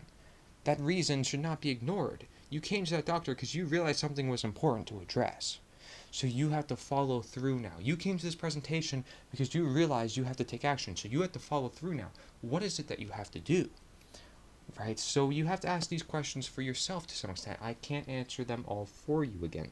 But this is the process we all must do with one another, which is why there's an accountability process in here, as I mentioned previously. And so I state here that self-respect helps initiate the process of understanding, hence conscience and consciousness, right? So having common sense and being aware of our actions, these all go hand in hand, just as positive expressions go hand in hand, negative expressions go hand in hand. Because of these objective differences, it is no wonder why they have their relationships. Just as if I were to breathe badly, or breathe not intended for the humankind species, because we should be belly breathing for the most part, it would be a problem for multiple systems in my body. Multiple systems, through my organs, through my heart, and it will spread, right? Because if one thing goes wrong, multiple things go wrong. Because it's the negative effect. And the negative effects attracts the negative, and the positive attracts the positive. So we really have to set that stage. And a problem often with the medical system as well is this idea of treating cancer. And when someone says you have cancer, this is a big mental burden for somebody, oftentimes when individuals say this. And it's also a very big mental burden when individuals say you are now a diabetic, or you have diabetes, and now individuals refer to themselves as diabetics. No, they are still humans, okay? They just happen to have diabetes, but that doesn't mean they always have diabetes. See, such word of saying I'm a diabetic refers to the fact that you can't necessarily fix it, and that it is irreversible, even though it is entirely reversible. You technically just have to know what to do. Again, you understand the requirements, and you can get the conditions.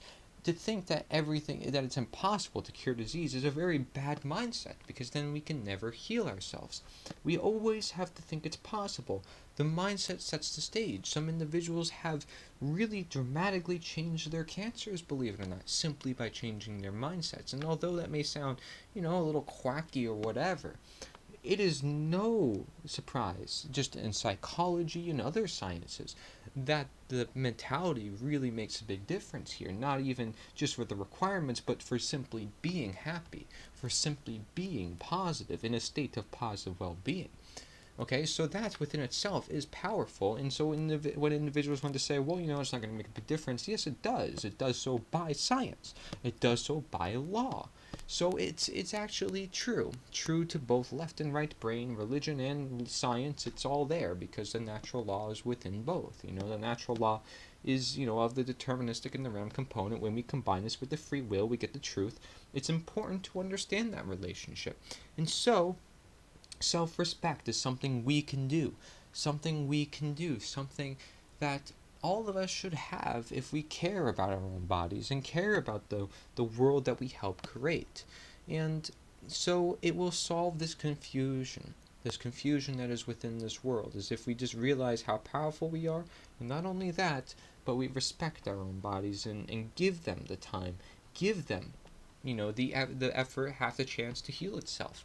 At least if we have a little faith in the body itself, not just in ourselves, but nature's own creation, and just trust the process that it goes through, then we could also find ourselves in that abundance. It's just like saying, well, you do have to get sick sometimes, and you do have to get sick because it's a construction zone to build up your immune system again, or you just, you have to be a baby, building up the new organs. It's a construction zone as well. So there's intended processes. You do have diarrhea when you eat something bad. It's a process of healing yourself. Although it feels bad and happening, it is a process that is there for that reason of rebuilding this body's immune system. So there's some intended parts to this system. Just like how sometimes hunger is not so bad. A little bit of hunger is okay. Extreme amounts, not so much, because guess what? It's extreme. So a little bit of hunger is okay, right? A little bit of this, a little bit of that, and we know what is key in nutrition is also moderation, not having too much of any one extreme. So again, across the board, nature has so many universal messages that we have to observe here. And so I state, to realize you have the power, okay? You have the power. And it is all of us who put these presumed power human beings above us via statism. Okay, so it's to understand that. Therefore, self-respect is associated with self-accountability. The fact that you are self-responsible as well, right? Because that's self-accountability. You say, well, I'm holding you accountable. You said you were going to do this. Well, why didn't you do it? Right? Because it is your responsibility. Only you can do it. Right? Only you can buy the healthy foods that you need. If you want to get healthier, in the case of natural medicine, we're using nutrition and food as medicine, as thy medicine, as Hippocrates said, right? So, I'm just saying, this is just a concept where you have to keep yourself accountable. If you're trying to lose weight, what do you need more than ever during that process? Not necessarily someone saying, oh, it's okay if you gain weight. It's okay if you gain a little bit and stuff like that, but if you yourself feel bad in that process, you should listen to your body, listen to the messages that are going through.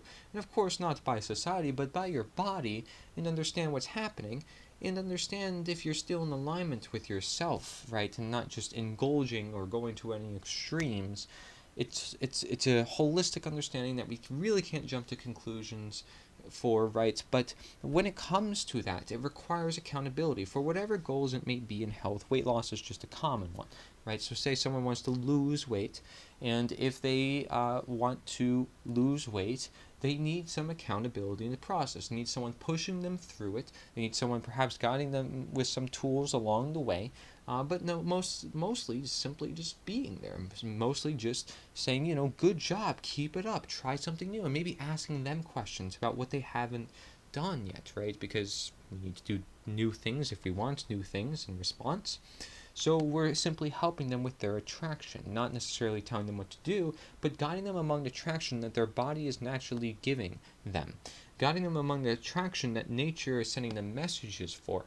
And so it isn't some spiritual or some, out there idea, but yes, you are being received messages because you are listening to your body. You're listening to the world around you. You are a conscious being. This is the human mind. The human mind, right, is this higher order being. There's a reason why we question the world. There's a reason why we question authority. There's a reason why we question, what is the truth? Why am I here? These are questions that are here for a reason. Let's not ignore them and say, oh, it's okay if everybody has an opinion of their own. Yes, it's important if they have an opinion of their own, but there also is a universal fact, and that is in the natural law that has been kept away from us. And that helps provide us with our destiny, and that helps get rid of all the fear, that helps us understand who we are. Okay, so it is that simple, folks, and it's all of us who put these presumed power human beings above us via statism. Therefore, self-respect is associated with self-accountability, self-sustainability, and self-responsibility. These, again, all go hand in hand. Such is more reason for why self-loathing is then of the one agenda to counter and in permitting slavery. We ourselves are lost in a world built around the negative expression of confusion due to this self-placing of statism external monarchy and internal anarchy. However, then what is lost of ourselves, if we are lost, is what is found, including the natural law that is founded within the blueprint to life and found at work everywhere. Utilizing the natural law will then include the lost word being no, affirmatively, right? And understanding also, right, that idea of apophasis, which we referred to earlier, which is affirmation through negation, right? So understanding multiple choice, getting rid of the no negative so we can understand what is the answer here in the situation, right? So, and then I state, right, understand this lost word being no, as we all, through nature's the answer, as to also bridge mental worlds for equilibrium, balance from science to religion to environmental, etc. It must change ourselves to change the world naturally. Okay, so as we all must change ourselves to change the world naturally, we also understand these words called no, because we have a self-conscious and we understand our self-human nature and we actually use it for once. So if we can all know ourselves and if our role is to lead ourselves, then nature is more optimized for itself. In other words, we may then know more of the world as well. And in its role of self-healing sustainability, we are doing our part complementary. Indeed, just as I mentioned, your body has a self-healing blueprint, and so the world has one too. And if we realize that that blueprint is there, then guess what, folks? We can heal the world as well. And that's why nature's the answer is the natural way to heal the world. I almost said rule the world. Change the world instead of rule the world over once, right? Because so many times have individuals tried to rule over this world thinking that's going to change anything. No, the world's going to change from change. The world's not going to change with ruling. The change is not going to happen by putting some new politician in office and saying, well, everybody believe this one person to change the world. No, we are the ones who already do it to begin with. So all we got to do is change the minds, right? Instead of having everybody's belief systems in this centralized, controlled place that is denatured in its nature, we actually live our nature and understand we all have minds of our own, and if we work with one another, we can make this amazing world that we've never had before that could be more booming and more successful and more of destiny, more of responsibility than ever. Okay, so amazing stuff will come about from this. And so if we can all know ourselves and if our role is to lead ourselves, then nature is more optimized for itself and in its role of self-healing sustainability. To say no is a task that often requires facing fears, hence courage and bravery, in fighting for the truth. Again, symbolic for simple conversation in all our own nature endowed rights for and with nature, for also the highest harmonization with natural law. Such is the nature of the disintegration, of also saying no, and demotion, which is continuing to say no within nature's the answer, hence contributing to both the message, this case saying no, right, because nature is the answer and natural law, and the mission, helping others say no, because nature is the answer and natural law, in upholding through generations with nature's the answer. If there exists objective morality, it's in our power to be objective with decisions that determine if harm will be done in any way. So saying no is one way that we can be objective to this truth. One easy way that we can fight this war, this true division that is here, right? This true division, and really promote this true great work that we're going to describe as we move forward still. It is being objective as we are reflective for that of the inherent objective morality in nature. Okay, so we understand the message and we understand the mission. Saying no, continuing to say no. Understanding why we're saying no and why we should continue to say no. Because it is inherent in nature, so we want to persist among the natural course of life if we want to persist as the human beings in this life, as beings who can be harmonized in this life and not lose our sense of being, our sense of human nature. our sense of connection, if you will, right? Again, this connection of Wi-Fi, if you want to use it as an example, where I'm connecting from here to there, and therefore there's an invisible ray that's connecting us. But things can intercept it, other rays and other objects and so forth, and so we want to make sure this connection is strong. This connection is direct. And what is going to be more direct than actually standing for the truth itself, being of the objective inherent morality in nature? If there exists objective morality, it's in our power to be objective, I state, right? Alright. And so that includes saying no to fake authority, government, and statism. And it will determine if harm will be done in any way, right? If there exists objective morality, it's in our power to be objective with decisions. And it's going to determine if there's going to be harm done to the planet, essentially, because, again, we are not allowing such a moral system to happen, therefore we are not allowing the harm to happen. We are essentially saving lives, folks. We're saving lives. That's why it's a big deal. That's why it's a very big deal. That's why it would prevent democide, something that would never prevent democide otherwise. This is actually the solution for it. The requirements, as all discussed, will bring the accordingly effect, integration to nature, into fruition if most to all individuals in humanity have these requirements within their own lives. Hence the 6-step speculation within nature is the answer, which is ultimately to say no for themselves and start leading themselves as nature intended. The excuse for not doing this is a lack of connection and understanding of nature. One and the same, an understanding and a connection, right? Because if you understand this connection, then you have this connection likely because you're also aligning your actions, again, to the mindset that you have for the stage. And say, okay, so that's our connection and understanding of nature, hence a lack of knowledge and a lack of self-power, despite the human nature being where power actually belongs. Nature's the answer holds true for worthy requirement.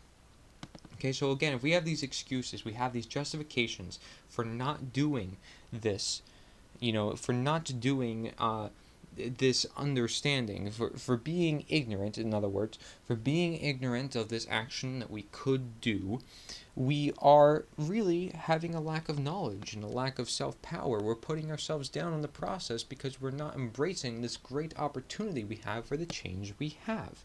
Okay, so nature's answer holds true for worthy requirement. We need this requirement to get from point A to point B, from a world less free to a world more free. Well, what's going to do it? So we understand the requirement. The requirement is nature's answer in this great case, as I have demonstrated through the course of this whole presentation so extensively. It is necessary that we understand the words to say, just as we understand the actions that we need. But it is necessary that among the actions that we take within our own lives, we join our efforts with other individuals to make this greater effective force, again, pushing up this rock up the hill. And it should be clear and noted that the whole reason why I'm so-called passionate about a lot of these subjects is simply because I realize that this subject in particular is literally the key that unlocks all the prison doors, as Mark Passio says himself. It's literally the cure to all the problems that we see in our world. So, of course, I'm going to be like, wow, guys, we need to see what's going on here. You need to look into what's going on. Of course, because I see the actual worth and actual value of that knowledge. And I have knowledge of the knowledge to understand how powerful that knowledge really is. Okay, so let's really look into this through the lens of a shift and rift, right? So I call this slide shifts and rifts. So you can think of rifts and shifts as this change in momentum and energy, right? Because everything is energy and everything has vibration, as we know from the principle of vibration. So again, we're going to start on the left-hand side of this slide, looking at Mark Passio's natural law slides, and we see, well, there's a question we have. Shift happens. Does it happen? Will it happen? What is the shift? That's the question. It states, a quantum shift in human consciousness is required for humanity to become free of its self-imposed state of slavery. Unfortunately, this great change is not an automatic process, nor is it guaranteed to happen at all. Okay, so it's not guaranteed to happen, but we can set into motion, right? This is the idea, again, that we are the change to everything that we want in this world. Going on upon this, whether or not it will occur is a function of the human will to learn the truth and teach it to others.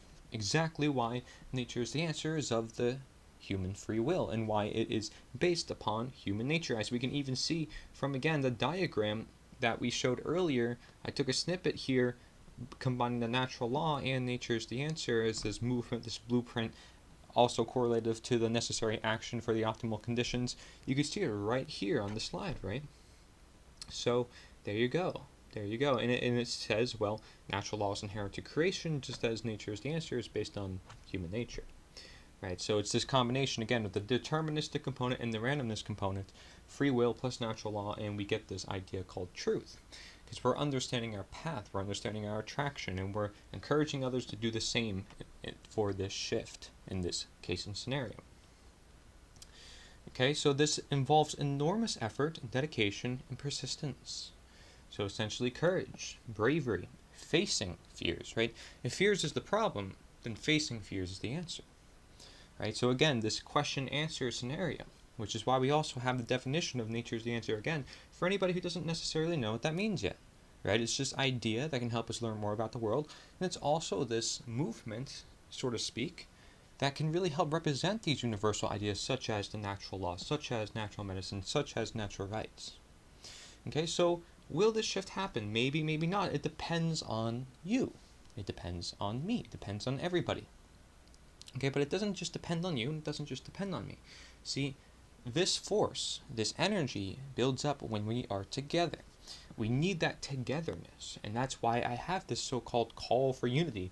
Although that seems skeptical at first, right? Because collectivism, and we see all these other ideologies under collectivism, and it makes us a little fishy, and we think it's maybe some, business scheme or whatever.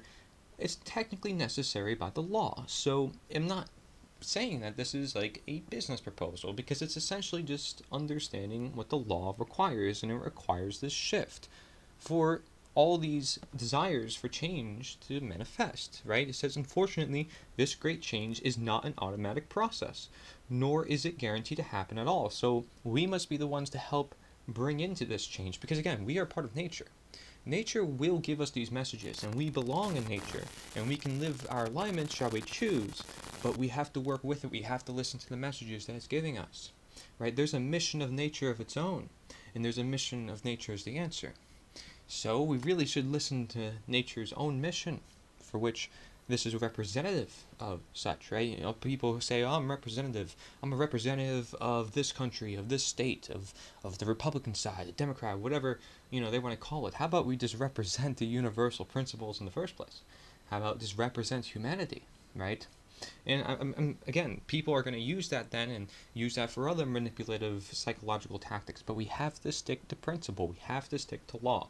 This is a requirement and part of the process if we really want the true change. Because somebody who's actively looking, intentionally looking to manipulate others may get their way, and change is not going to happen that way, right? Because now they're putting their dependence in this individual who's promising some change and twisting our words and saying, well, they're universal, when technically, if they truly promoted universal values, they would promote you doing the change.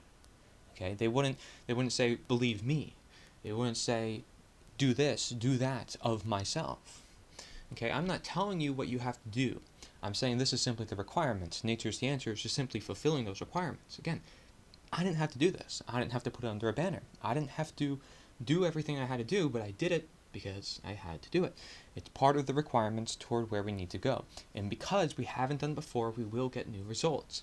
And because there's so many other movements and people have this political nature, this really fulfills those requirements in individuals and helps them learn more and helps them open that conversation and sort of center debates around this universal idea, because so many debates often in society are not centered around universal ideas, right? They're not centered around getting to the root of ideas, because if they were to get to the root of ideas, it would be those universal ideas, the stuff that we have in common, right? Because from the roots comes everything else. Comes the different plants, comes the different seeds, and comes more in response. It's a domino effect, just as everything is, right? And cause and effect in natural law is literally that domino effect as well, except when it comes for human behavior. So let's understand that domino effect, and the shift is part of understanding the domino effect, right? So again, the free will plus natural law. So understanding the domino effect and being part of that domino effect. Being the one to push down the certain dominoes that have to be pushed down. Being the one that has to lift up the dominoes if, I don't know, some of them have to be lifted back up. Right? Just like how we have to rise back up the human spirit and tell everybody, well, you simply have to use your human nature and stop submitting to robotics and techno tyranny, because otherwise it's going to come to you. You watch all these movies about zombies. You're watching the movies about zombies. What are you doing otherwise than watching TV? You're literally letting it happen by wasting your time watching television about a reality that comes about from watching television, technically, if everybody does it, right? Because they're not doing anything. They're still in servitude. They are not taking the action, they're not being the change. Being the change is prevention, okay, not just treatment. This is important in medicine, and if we truly want to heal disease, that's where we have to focus. Even though, yes, it's important to focus on treatment as well, prevention should be key, okay, in this process. It should not be left out, just as everything should be in a balance and of consideration. So let's go more upon this. A quantum shift has requirements, it says, right under the slide I previously mentioned. And it says quantum is derived from the Latin noun quantum, which means amount. In order to tip the scales of truth and justice back to balance, a certain amount of people actually need to be doing the great work of helping others to receive the truth. I mean, this is so along the lines of nature's the answer in this movement, right? Because we have to move ourselves in order to be the change, that I don't even have to underline any of that. All that's important, right? And being that everything is such a tapestry of the natural law and of understanding everything in our world is connected within itself, we simply have to be part of that connection and understand where our connection lives, right? So in this case, it's saying that this quantum shift has those requirements of amount and doing, to which, how do you get those numbers, right?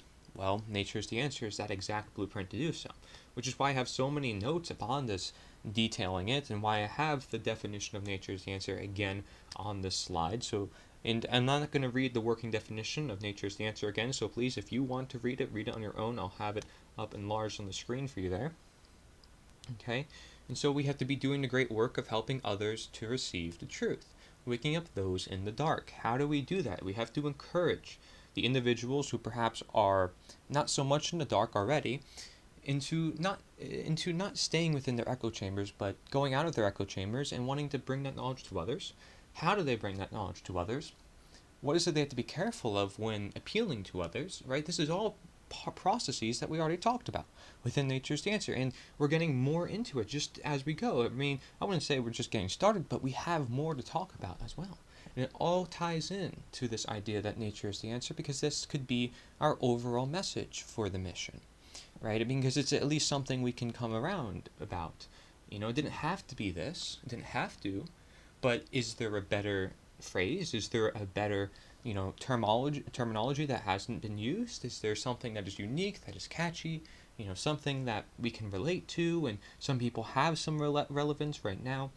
This is just the ideas that come about from it, right? I can come up with something else like, we need to be free, or freedom for all, and so forth, but let's really look at the principles here, thinking differently outside the box. People aren't often talking about nature in general, which is what makes me say the word so many times.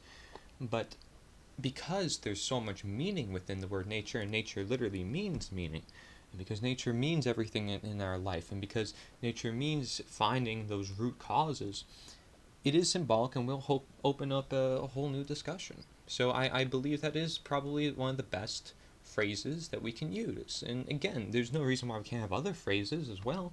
We just need something that we can unite around. And I don't think that's that difficult, right? Nature's the answer. What is there to really complain about? If there is, let me know, right? I mean, this is the whole idea, discussion, and talking with one another.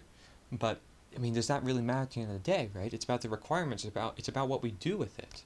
So as long as that's generally principled, to which nature's the answer literally has the word nature in it, and that's what we're talking about here with natural law and natural medicine and so forth and natural rights, it only makes sense. It's not like I'm really adding much more. And assuming it's the answer means it's of need. And It's the natural law of need. Well, we're not taught it in schools, and if it's considered a hidden knowledge, which knowledge is power, then technically we need that. And technically, in a world where everybody's confused and don't know where they belong, and conflate this real law with some fake law that is opinions of man, then yes, that's also necessary of understanding, is simply our nature. It's quite simple, yet so hidden from us, yet so untalked about. So that's the whole idea here, and things will naturally fall into place. Some individuals will, go to the website of, the website that's on the flag, for example. Maybe that's how you found, this video and the works thereafter. But then some individuals will look into it more than others. I expect that, right? It's all part of the process. And simply having that knowledge out and about, because it's true knowledge, will make the world a better place. It's just that simple. You bring that truth to more individuals, then we're going to live more in alignment with truth. A simple equation that is not on here, but because it's so simple, right? You do good, you get good. That is simply the law of attraction. It's simply the positive expression, as we've been talking about. It's the critical mass, as we show here with this shift. The critical mass, right? What's going to be the weight? Again, we need to have that weight to push the rock up the hill. There's weight requirements. There's a balance requirement as well, right? Because we need to hold our own balance. We need to hold in our core. We have to be strong ourselves for this strong boulder, and perhaps against the hill as well. All three factors, in addition to the other individuals around us, right? And making sure they're okay, and making sure that they can handle their side of the rock. Maybe we're not pushing enough. Maybe we need to push just as much as the other individuals, so they don't have to struggle and go down the deep end to an extreme. It's just about balance there as well. So a quantum shift has requirements. It says individual behavior choices, either based in harmony or opposition to natural law, combine in energy and effect, and in the aggregate, which means the combined, influence the quality of the manifested shared human experience. So again, the microcosm for the macrocosm. All our actions then build up for the worldly actions that happen in response. Then states this dynamic acts as a perfect expression of the principle of correspondence, to which we know, nature is the answer. Nature is therefore the correspondence. The correspondence to what? To us, right? Because we're within nature. Nature as a symbolic word is the correspondence to the world around us. There's correspondences where, we are the change for the world around us. That's what it's saying here. And so that's why it says the quote right after that, as above, so below, as below, so above. And then it says, decisively, contrary to the New Age view, in order for a quantum shift to take place, numbers are required. So you can't just, meditate and be okay with yourself and your world and stay within that world. Although that's great, and nobody's dissing the fact that, that can be relaxing for most individuals and help them get away from this stressful, crazy world. We also need to take action. Okay, this is why I talk about the non-action part of the Tao, and then we talk about the action part, which is also technically the Tao, because the Tao speaks upon irony, and how there's actions required, but there's also inactions required, and that they're actually both essential in different ways and the different perspectives upon different environments. And mostly non-action is great, which is why this New Age is kind of twisting, the New Age ideologies are sort of twisting what I'm saying, but the point is that while we take actions in our own lives, we have to share that with others, otherwise it's not going to change the whole world, right? It's only going to change your world. But again, it's not all about you. And if you care for others and you care for the world, then you will get out there and share this with them. Not necessarily telling them to meditate, even though that could help, or whatever you're doing for your practice that helps you relax, right? Individuals should share that with one another. They should be open-minded with one another and so forth. It should be that, we understand these universal principles that will truly change the world. And the underlying one, as we have discussed, is statism. It's not necessarily stress. Stress is a big part of it. Yeah, fear is definitely the biggest part of negative expression, but where is that fear still coming from? Where is it still stemming from? It's coming from the statism. It's coming from the belief in government and authority, right? Because that's what statism is, and as we have discussed previously.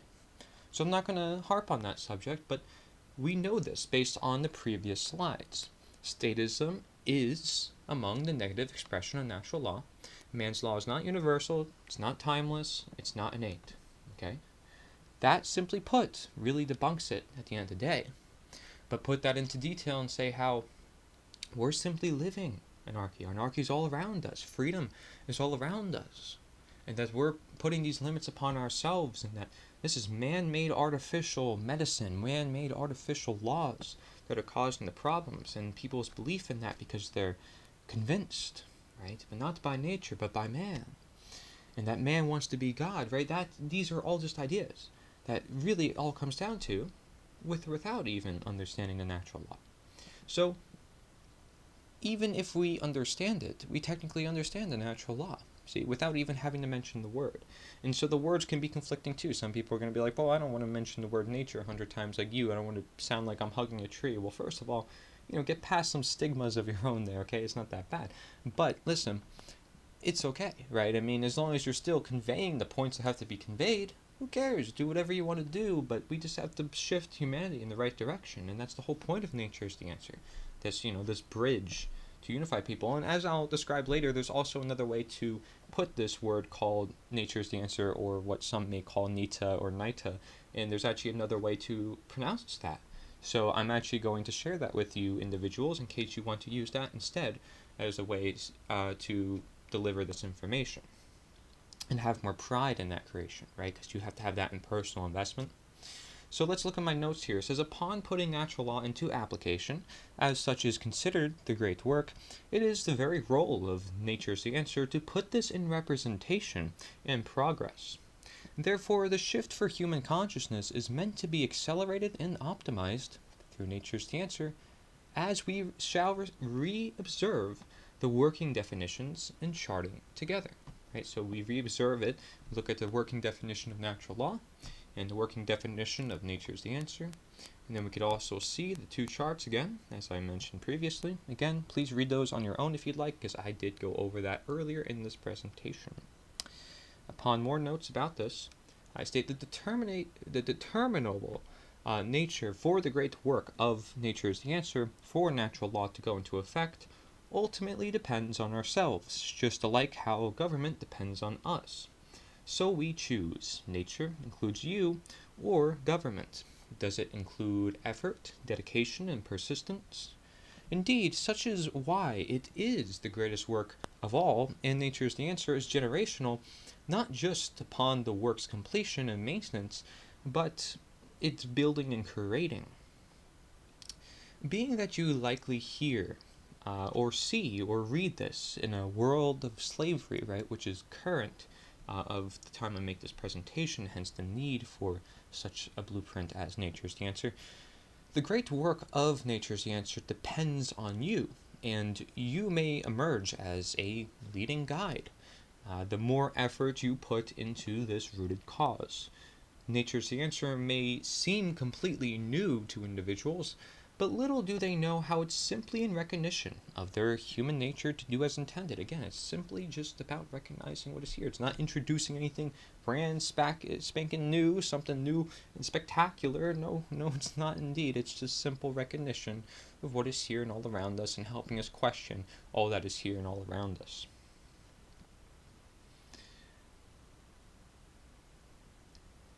Nature's the Answer may seem completely new to individuals, but little how they know how it's simply in recognition of their human nature to do as intended, express and become responsible and create and self-heal. Right? So all those things that are encouraged within nature, because remember, nature does self-heal itself, and an animal doesn't go to an animal hospital. They take care of themselves. They know they need some rest if they're sick. Animals are smart. What do? They listen. They listen to their body. They don't have this human brain like we do, where we tend to overcomplexify things and actually make some things worse than if we were to actually just follow our instincts. Okay, so it's just some things to learn from the animal kingdom. Okay, we think we're all that great. I mean, there's even publications saying that human beings are, the lowest animal. Comedic writer Mark Twain wrote about that, I believe, and that's just symbolic for humankind and how we think perhaps we're all that, but not necessarily. It depends on how we look at things, again, as I mentioned. And so the great work, again, is not simply dependent on you. Perhaps you need a lead start. Well, this presentation and the knowledge of natural law specifically laid out should be enough to a great extent. However, once you get Nature is the Answer going and in circulation within your own community or neighborhood, there is no end to its rooted intentions, and the discoveries and connections made may reap many benefits, especially always long-term for nature, right? To keep in mind due to objective moral action alignment, right? What are you doing? You keep that in mind, like what's going to motivate you, what's going to inspire you during this process. What is it that, like, if you were to do something crazy, and I'm going to use a bad example, but let's say you're traveling somewhere. Well, actually, this is not that bad. You're traveling somewhere. I was going to use an army example, but let's say you're traveling somewhere away from family. Well, you're going to keep your family in mind, right? And you're saying, well, I got to do this for my family because they're the ones who need this, right? That's why I'm traveling this far. So I gotta do this, right? This is something that's necessary. And so you're thinking about your family. And you're thinking about those things, it's inspiring you, it's motivating you to go that way, and understand that you're doing that for a reason, right? You understand that there's a cause, you understand that there's an effect, and you understand that you can use your reasoning to not only embark on the adventure, but to help yourself understand why you are there in the first place, however troubling it may be to get there or being there, right? So it's having faith in yourself, having faith in the mission, having faith in all individuals around you, because I'm sure there's also individuals who can help, right? Depending on where you are and what you're trying to do. Again, representing Nature's the Answer is not enough. It is dependent on your human nature of explanation and provoking thoughts, right? So I have the share sheet, which I call the foundation of Nature's the Answer. And this is simply a sheet that talks about what Nature's the Answer is and why individuals should join, for any reason. It basically says, the end goal is to create conversation and thought. And individuals may say, well, really, that's the end goal? Yes, it is the end goal. Because once you have that, individuals are thinking for themselves, they're self-responsible, and then boom, statism is gone.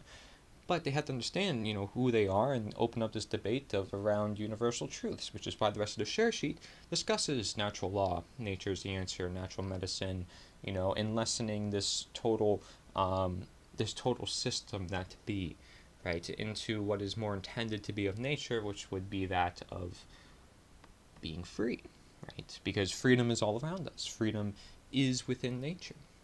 Okay, and there's also, again, that self-control. There's also, having more, I guess you could say tribal, but not so much, just having that order that we seek for in our day-to-day lives. We see it in businesses, we see it in organizations and so forth, but we don't need one ruling over our whole entire actual human rights, because those are voluntary. We can join those organizations, we can leave those organizations. If we don't want to work for somewhere, we can technically leave, even though we might feel obligated to stay there.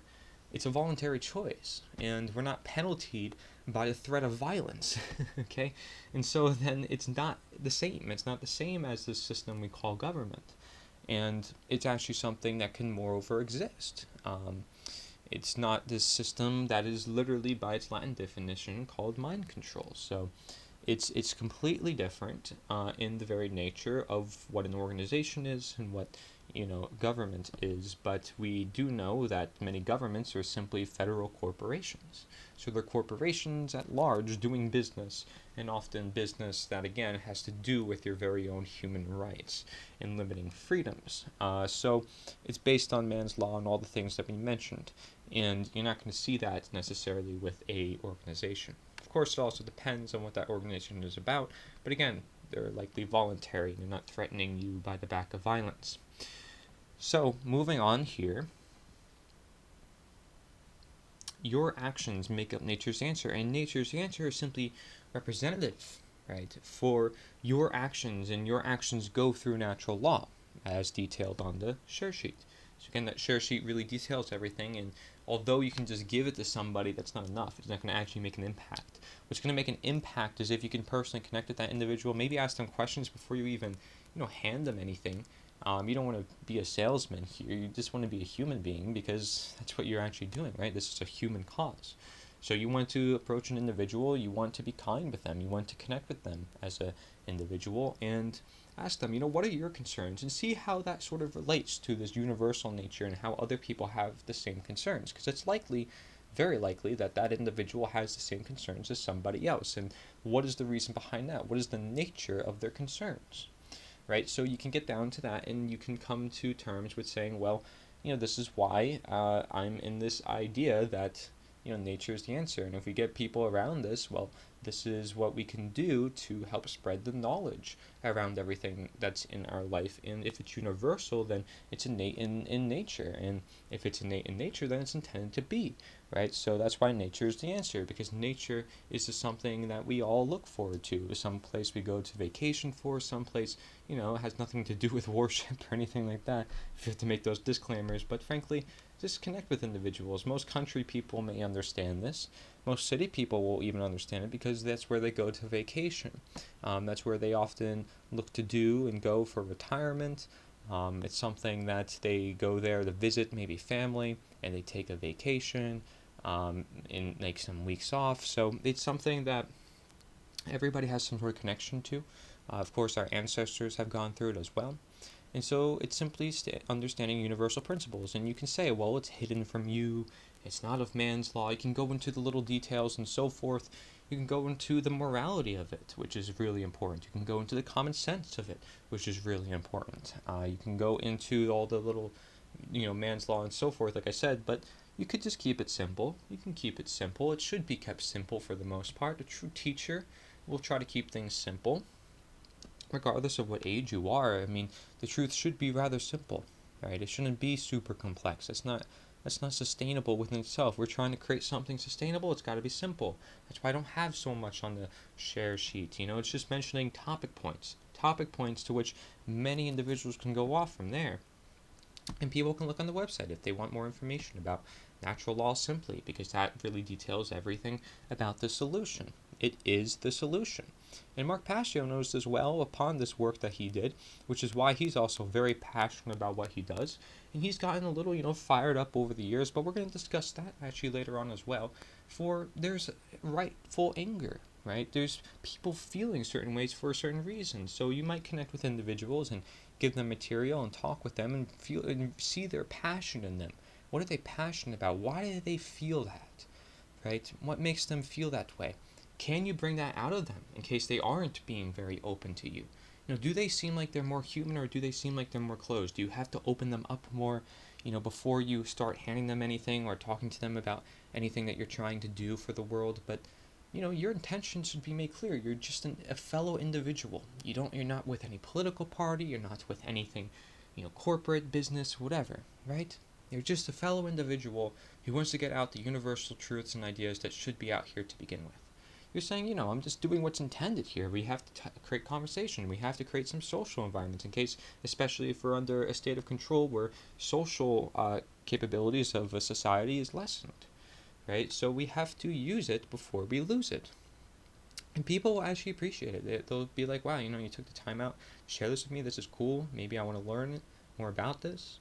Some people will have some great interest into it. Others not so much, right? But that's why you have to connect with them, see where they come from, and maybe tell them, to contact you, connect with you, see where you can relate. And of course, just the more individuals you get it out to, the more individuals who are exposed to the imagery of this and see how many people are otherwise supporting this mission, will start to really gain up in momentum, and then more individuals will keep looking into it. Okay, so having at least somebody to keep you going, or a community of people, will make this work far easier. This is the accountability that I mentioned earlier. It's necessary to the process, just as if you wanted to reach any goal in life.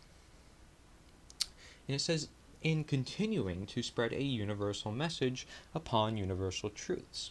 So even though this has something to do with what is innately within nature, it's still important to have accountability, especially going about this world that is very much detached from nature, because you don't want to let it turn you crazy either in the process. It says, clearly the positive expression effect of natural law being cast upon a world indulged in slavery and negative expression requires a quantum shift that is not specifically explained by natural law. However, much natural law may help define those specific actions, and that quantum shift itself has requirements. So that's what we see here, observing this idea of the shift.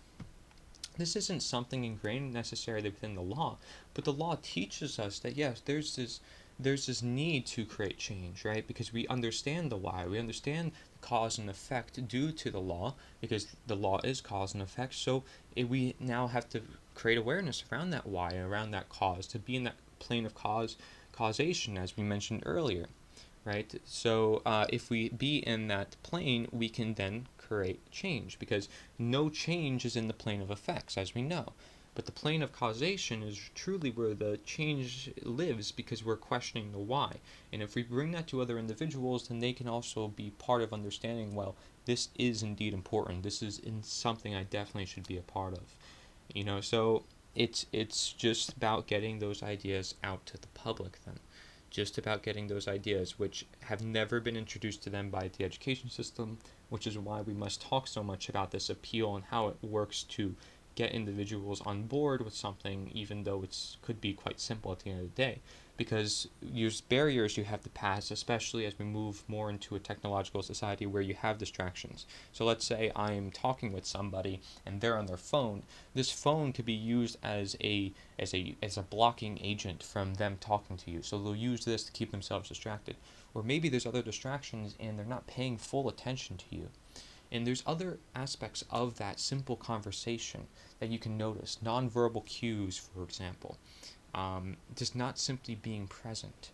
And so noticing that is really important upon your appeal, right? And if anybody wanted to heal someone truly holistically and understand who they are and help them heal themselves, they must be conscious of their actions and realize that they have to have that personal investment if they truly want to create the change. But they must care, right? Because that's why care is that eighth natural law principle, because it must be there for the change to happen. If an individual doesn't care at the start, maybe they will care later, so then you just got to plant the seed. There's always a time and place for everything, right? So you have to make that appeal where and when necessary for that individual and leave them open-ended. Leave them open-minded if you have to. Or, yeah, you can close the deal with some people, so-called close the deal. Basically they have more investment into what you're talking about. But many individuals, you just have to plant the seed. And like I said, when they see people supporting it, they see individuals loving the material that is found within natural law and Mark Passio's seminar and within the website, and understanding what statism is, or about getting behind universal ideas instead of playing into this political system, then it starts to all really come together. And that's something you can do as well to bring to light. Is anytime there's an election, you say, well, why are we choosing sides? Let's unite with this universal cause, as this alternative, which is why I've been trying to help the libertarians get a true alternative to their own party, because they're still part of a system that they're somewhat against. It wouldn't make sense to be a part of that system if they're trying to go against it. They need to make something completely new, something that is creative and allows more expansive opportunities to where individuals can then create based on the foundation, based on the blueprint, and something that inspires them to be the change themselves. And when you see there's more inspiration present within politics, so to speak, politics, you start to see more people get involved, right? More people realize they see more genuineness, they get involved more. But this time, instead of genuineness being used for psychological manipulation, it's not in this case, because why am I doing an educative lecture for hours on end? Right? This is based in law, based in actual rooted truth. So instead of psychologically manipulating people by acting genuine and looking real, how about we actually be real and actually be genuine? And I think that will actually be way more successful at the end of the day, to be honest. But we truly have to express that, and we can't hide that in ourselves, because again, we suppress it, we're oppressing ourselves in a way. And as we know, we are the ones who are ultimately be the change. Statism is ultimately the thing that gives way to government. So it's really the power for change not just lives with why, it lives with us, who must ask the why, right? We are the question. Nature is the answer. So more upon this. Clearly, the positive expression effect of natural law being cast upon a world indulged in slavery and negative expression requires a quantum shift that is not specifically explained by natural law, however much natural law may help define those specific actions, and that quantum shift itself has requirements. Such specific quantum shift actions depend on you utilizing your consciousness to decide the right actions based upon the natural law. Therefore, although natural law may then require nature is the answer in this sense, indirectly, nature is the answer requires you, and you have specific requirements within your given environment in order to optimize it and help contribute to the great work. Okay, so I'm going to repeat that sentence one more time because it's a little bit big. Okay, so such specific quantum shift actions depend on you utilizing your consciousness to decide the right actions based upon the natural law. Therefore, although natural law may then require nature's the answer in this sense indirectly, nature's the answer requires you, and you have specific requirements within your given environment in order to optimize it and help contribute to the great work. Okay, so quite a big sentence. And as we go on here, it is for you to ultimately figure out, but such is why Nature's the Answer also stands as a foundation for a supportive community to share helpful action-oriented resources, even if not in real life, although encouraged and forever encouraged. You know, the internet, as long as it exists, shall always be complementary to the focused real life. And so the amount of effort and the amount of people may be seen as hand in hand within Nature's the Answer, as we are to be hand in hand there for one another. Okay, and that is the natural transition due to utilizing human nature as intended. It's simply using extra efforts for a world in requirement of such. And as we've seen, right, the 6-step speculation itself amounts like a staircase to which the mass or the aggregate must be increased for a step ahead, where a new stage sets in before the next until the final stage, you know, where most masses in this case correlating with most people. Okay, and therefore each step is also just as important as the next. And by also doing the great work, which includes living in harmony with natural law and therefore being the change they wish to see, as Nature is the Answer itself is representative for the principle of correspondence, putting Nature is the Answer into practice is that of which creates correspondence, if individual change is amassed to naturally change the world. If numbers of individuals are required, and Nature's answer is to seek out those numbers and help unify all such numbers to integrate and promote life, to also disintegrate and demote evil, then Nature's the Answer is required. A shifty turn is most smooth when all around also shift. Right? And so this is another analogy I'm using here, but let's say, you know, you have multiple cars on the road here. Maybe you're on a highway, right? You're on a highway, there's many different cars on this highway, and there's a big turn coming. There's a big turn for this highway. And there's many cars. Let's say there's, 4 or 6 lanes or so, and, there's cars entering this turn. Well, if we all don't shift together here, it's going to be quite a problem, right? I mean, if there's one person shifting, that's going to be quite a problem, especially. But if there's a lot of people shifting, then that turn is going to go smooth, right? No problems. Everybody, stays the course of the events, right? So I'm not saying to go with the flow necessarily, but to understand the track that's below you, right? What path has nature laid for you, right? Is that path going to go with others, right? And so this natural path that we see here for us, moving toward nature, away from statism, away from government, is that of which we must take together in order for the smoothest turn. And such is this slide as detailed shifts and rifts. Perhaps people don't always need the full picture of things. Sometimes they also need to fill in the void of the puzzle that they've already mostly completed, right? They just need the other puzzle pieces. So I repeat myself sometimes, but it's also because when people repost this material and share it in different forms, I want it to be able to convey the same points that, nature's the answer is equivalent to this necessary action for the optimal condition. and that from all this mass amount of text on one slide and mass amount of understanding that could be made from one slide, we can then break that into smaller slides, and slides that can then detail more about each point, or bring together more pictures and other ways of learning. So we can make a lot based upon the knowledge that we have presented and are continuing to present here. And so what is the true great work? Well, this is perhaps maybe seen as one example of this great work, right? Is me putting the time and effort with my courage, with my care, to share this knowledge with you, and understanding, well, there's the natural law and then there's the action that we can take with it. Okay, so what does it say here? We're going to look at the left side of the screen. We're going to look at Mark Passio's natural law slides, and we see he has the question, right? What is the true great work? What is the true great work? And so he says the true great work can only be performed after one has already realized the truth regarding natural law and brought oneself into alignment with it. The true great work is what comes next, right? So after understanding natural law, what do? We bring that into the real world. So we bring that into the true great work.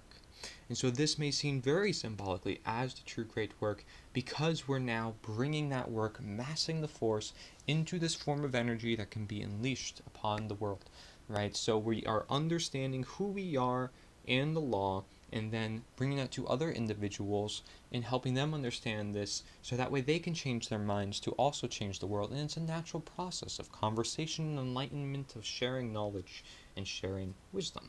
So the true great work, as it says, is the arduous task of influencing others to go through the very same process, right? Breaking a lot of barriers, a lot of mental schisms that we have placed ourselves under. Remember, we talked about mind control. There was left brain and right brain. A lot of individuals are within those different brain sides. Okay, and that's where we get trapped. Our brains become mind controlled when we're on the extremes, right? There's no balance. There's no connection between the deterministic and the random. There's no holistic integration between the feminine and the masculine side, which are both necessary for the human brain to work in alignment for the utmost truth. And so we have to help other individuals realize perhaps where they are trapped, right? Because we want to seek freedom in all things. And if we want freedom in the external world, perhaps it starts with freedom in this internal world, but not to the point where we have this internal anarchy, right? Because the internal anarchy, we can't control ourselves. That's not what I'm saying, right? What I'm saying is internal monarchy, which means you're in control of yourself, which means you are indeed free to express externally. Okay, so there's that dynamic to which external anarchy again and internal monarchy both are complementary to one another, because they're in their intended state and nature. And so it is to help them, right, these individuals who we're reaching out to through the true great work as detailed here, it is to help them to realize that in supporting and condoning the legitimacy of authority and government or man's law, they have actually been supporting and condoning the legitimacy of slavery. Because as we know, by the very definition of man's law, the very definition of government, the very definition of all these aspects in alignment together with the negative expression in particular, this leads to control through way of fear, through way of confusion, through way of ignorance, right? And so that all then leads to chaos. Slavery leads to chaos. Okay, so that is the idea that we're getting at here, is that statism is indeed the one agenda to counter, which is why nature's answer is the one unifying counter agenda to that one agenda to counter. That's why we're countering statism. That's why we're countering slavery, because we want to free humankind. We are in slavery right now. That's what it's assuming. And indeed we are, which is why it's a great work to then free our fellow men, because they are currently in a state of slavery, and we see the knowledge that is hidden away from them. They're in the dark, and we want to help bring them to the light, right? Escape them out of the cavern, help them see the sunlight that's all around them, all throughout the world. All they got to do is leave that cavern, but they don't know how, right? And going into that cavern from the outside, trying to help the individuals who are still stuck inside, could be a process. It could take a while. You might get some lost yourself. But with many individuals coming from outside, going inside, helping those individuals who are also inside, then it's an easier process, because many individuals then know how to go back outside. Many individuals are together to support each other, right? Now maybe you say, oh, well, it also depends on resource, right? You go in this cavern with so many people, and then you have so many people to also, make sure that they're fed and so forth. Well, you're prepared at that point, because you're going from the outside in. And that's why we have this whole holistic understanding of how to heal the world, is now that we're prepared with all the resources, which is why I provide you with so many resources in this presentation when it comes to taking the necessary action for the optimal condition. So, the slavery, we have to condone, we have to stop the condoning and supporting the legitimacy of slavery, and that they were immoral for having done so, right? So these individuals have to essentially make an apology. They have to say that they were wrong themselves. And that is a process within itself, because many individuals, again, do not want to face themselves, just as they don't want to face the truth. Such also details that, right, is this connection between ourselves and the truth, is that we don't want to face ourselves and our true nature just as much as we don't want to face nature itself, because we're afraid of what would happen, because we lack control of ourselves and we lack understanding of the world of nature. So it makes sense. It makes sense at the end of the day. But we must understand the very nature of slavery and moral and immoral behavior. If individuals are so supportive of these institutions that can very well be immoral, that can very well be supporting slavery. There were many individuals who thought they were doing the right thing, at the same time as promoting slavery. And this, of course, goes back in history many times, right? Many individuals, they thought it's a part of life. It's okay, It's okay, it's perfectly fine to have slaves and to do this immoral behavior. It becomes a part of life. They feel like it's necessary, and they don't know how to live without it, so they keep going at it, right? Maybe they battle it through time of, like, I don't know what to do, but I'm learning how to get off of it. And it's like it's part of this addiction, or sort of this loop where it keeps them there. It's sort of like the self-loathing, right? Where we somewhat feel trapped in ourselves, and think of ourselves in different ways as well.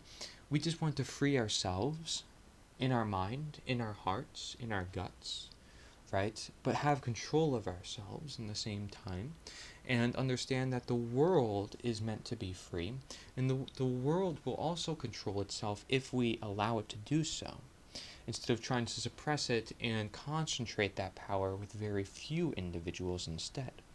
And so, in short, what the true great work comes down to is to get people to abandon their religions, right? Which, again, as we know, religions, not necessarily organized religion and so forth, although they can lead to those right-brain extremism aspects as we detailed, but religions, by definition, could be anything that is a belief that is limiting and constricting the mind to only looking like this, right?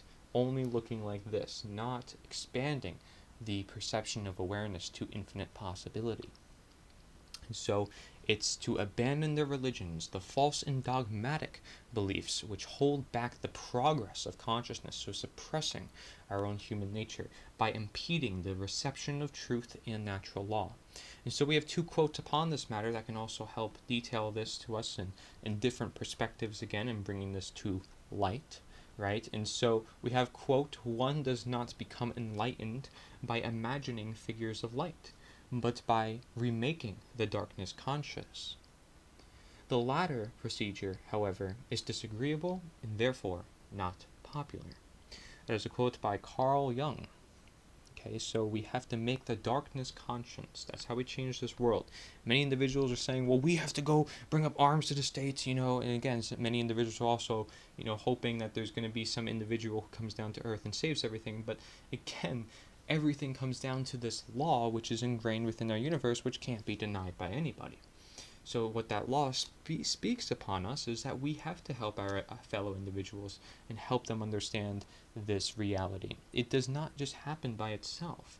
That is why it's a great work, and it requires work, which means it requires effort, which means it requires often care or motivation or inspiration and all those aspects. Otherwise, that work will not happen. right? I mean, the work is not going to happen from slavery if we're trying to free ourselves. We must free ourselves if we want the free world, okay? So we don't want to put ourselves in slavery thinking, well, we have to do this by, obligation, but it is moral obligation when we realize the actual importance. So it's a matter of as to what you're trying to achieve here, and the law of attraction that is playing here in the natural law, which is what it also is called. So making the darkness conscience. How do we help individuals understand this knowledge? How do we get those individuals who are very trapped in their mindset, very deep within different depths of ignorance, for example, right? Because we're presenting it to them, so therefore they can't be nascent. But it's the individuals who are ignorant, perhaps, that can hold us back the most. Now, maybe, many individuals are nascent when it comes to this action, when it comes to natural law, but it is also all around us. So there's a great level, as we mentioned previously, of ignorance. And so the ignorance is what we're fighting when it comes to making the darkness conscience. And when we're making this darkness conscience, we're helping them see the light for themselves. So we have to help them for where they are as themselves. And everybody's going to be at different stages, which is why we then have that appeal process, as I mentioned previously. And so making the darkness conscience, how about it would help if there's a dark room to walk in that room with a light? Just as, again, that analogy where I said, you either tear off the roof of the cavern or you walk in with the lights. And what is more invasive? What is going to cost more? What is more of a work? And maybe it is, tearing that off the roof of the cavern. But, what does it entail? Is that going to cause harm done at the end of the day? Is that going to be a greater good at the end of the day? What is the greater good? Do we have to look at it objectively through natural law? Such an analogy is not depictive for what this really is. We have to look at it for what it really is, which is people being slaves to a system that they allow it to happen, right? And some individuals less conscious than others, but the individuals who are conscious of it may not be conscious enough of what the fuller aspect of the picture is, to which we then look at nature and universal ideas like we do with the natural law. So, making the darkness conscience, it's about filling this world with light, and light, as does come from the sun, is the source to all of life. So you can equate to some extent that awakening individuals helps them see the life that they live, because now they're more present, they understand who they are, and they're able to now provide themselves with more of a direction that they are more in control of themselves to be happier in life, which then is healthier in life. And isn't that the goal of life? So then we have here the quote, "Educate and inform the whole mass of the people. That is the only sure reliance for the preservation of our liberty," a quote from Thomas Jefferson.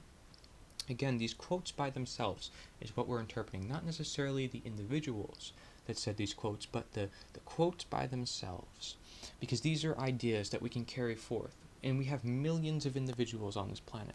So of course, these individuals can affect these ideas as well, but these ideas stand for themselves objectively oftentimes. Like if we're talking about education and we understand what that knowledge is, and we understand the nature of knowledge because that is the definition and that is the roots, right? Then there is an objective inherent reality to which we not only define words but then act upon it. So to make the darkness conscience, well, perhaps we can make it second nature, if you will, to take action and to encourage others through simple conversation, making that appeal, right? To make it common day practice. And when we get used to it, just as anything, practice makes perfect, we start to become better spokespeople.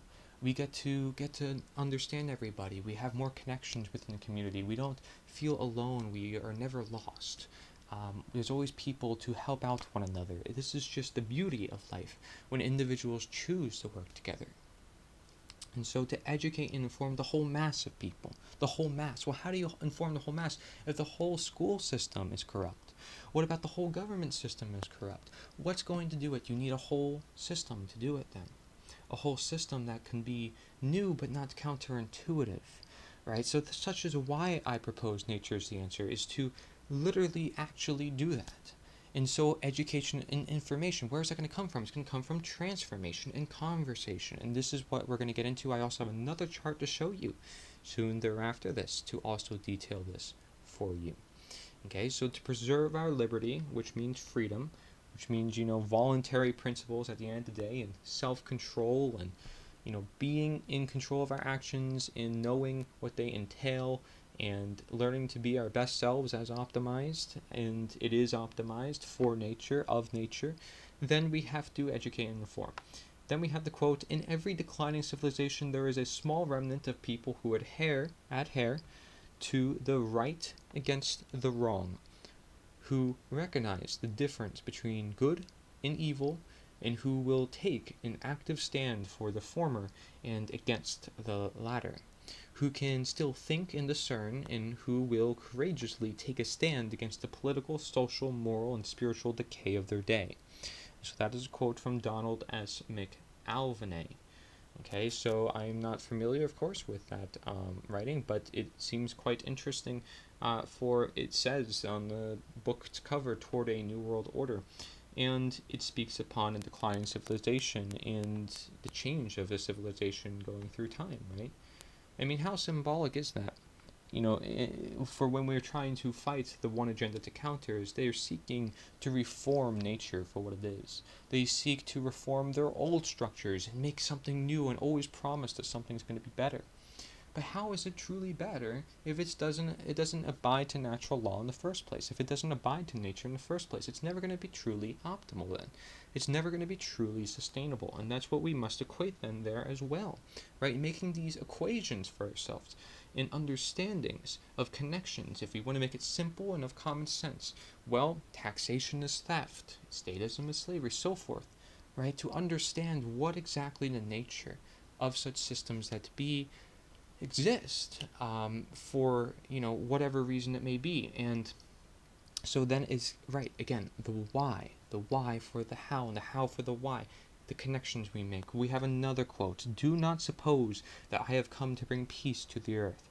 I did not come to bring peace, but a sword. For I have come to turn a man against his father, a daughter against her mother, a daughter in law against her mother-in-law. A man's enemies will be the members of his own household. Anyone who loves his father or mother more than me is not worthy of me. Anyone who loves his son or daughter more than me is not worthy of me. And anyone who does not take his cross and follow me is not worthy of me. Whoever finds his life will lose it, and whoever loses his life for my sake will find it." And so again, this play on irony, and that is a quote actually from Jesus, so one of the so-called organized religions that we want to say, but just to understand where we're coming from, if we were to also depict Jesus again as this force called truth, it would also make sense here, right, to take this necessary sacrifice, not literal sacrifice. Again, there's a lot of symbolic nature here and a lot of wordplay, to where we understand that we have to live for the truth and understand that we have to fight for the truth in many cases, and that causes some problems, but it's necessary for life to live on this earth, and for, again, this preservation of liberty, like Thomas Jefferson mentioned in that quote. So let's look at the notes I have here along the slide that says "great work for the great working," right? Because what is always working, what is always present within this universe, it is those natural laws, those natural ideas. We have here "the great work for the great working," or natural law, "may be considered your simple efforts of getting out there, creating conversation, and representing." In other words, step 1 to 3 in the 6-step speculation. However, the true great work is being created once your efforts are to where you are being the change and live in greater harmony with the message of nature's the answer, including natural law, which is steps 4 to 6 in the 6-step speculation. Therefore, such processes may then be seen as a simple 2-step speculation for how the great work advances into the true great work. How is this a natural transition? Well, by understanding the share sheet and sharing that to others. Questions come of the natural law as it is listed and defined, however, not in specific detail due to limited length.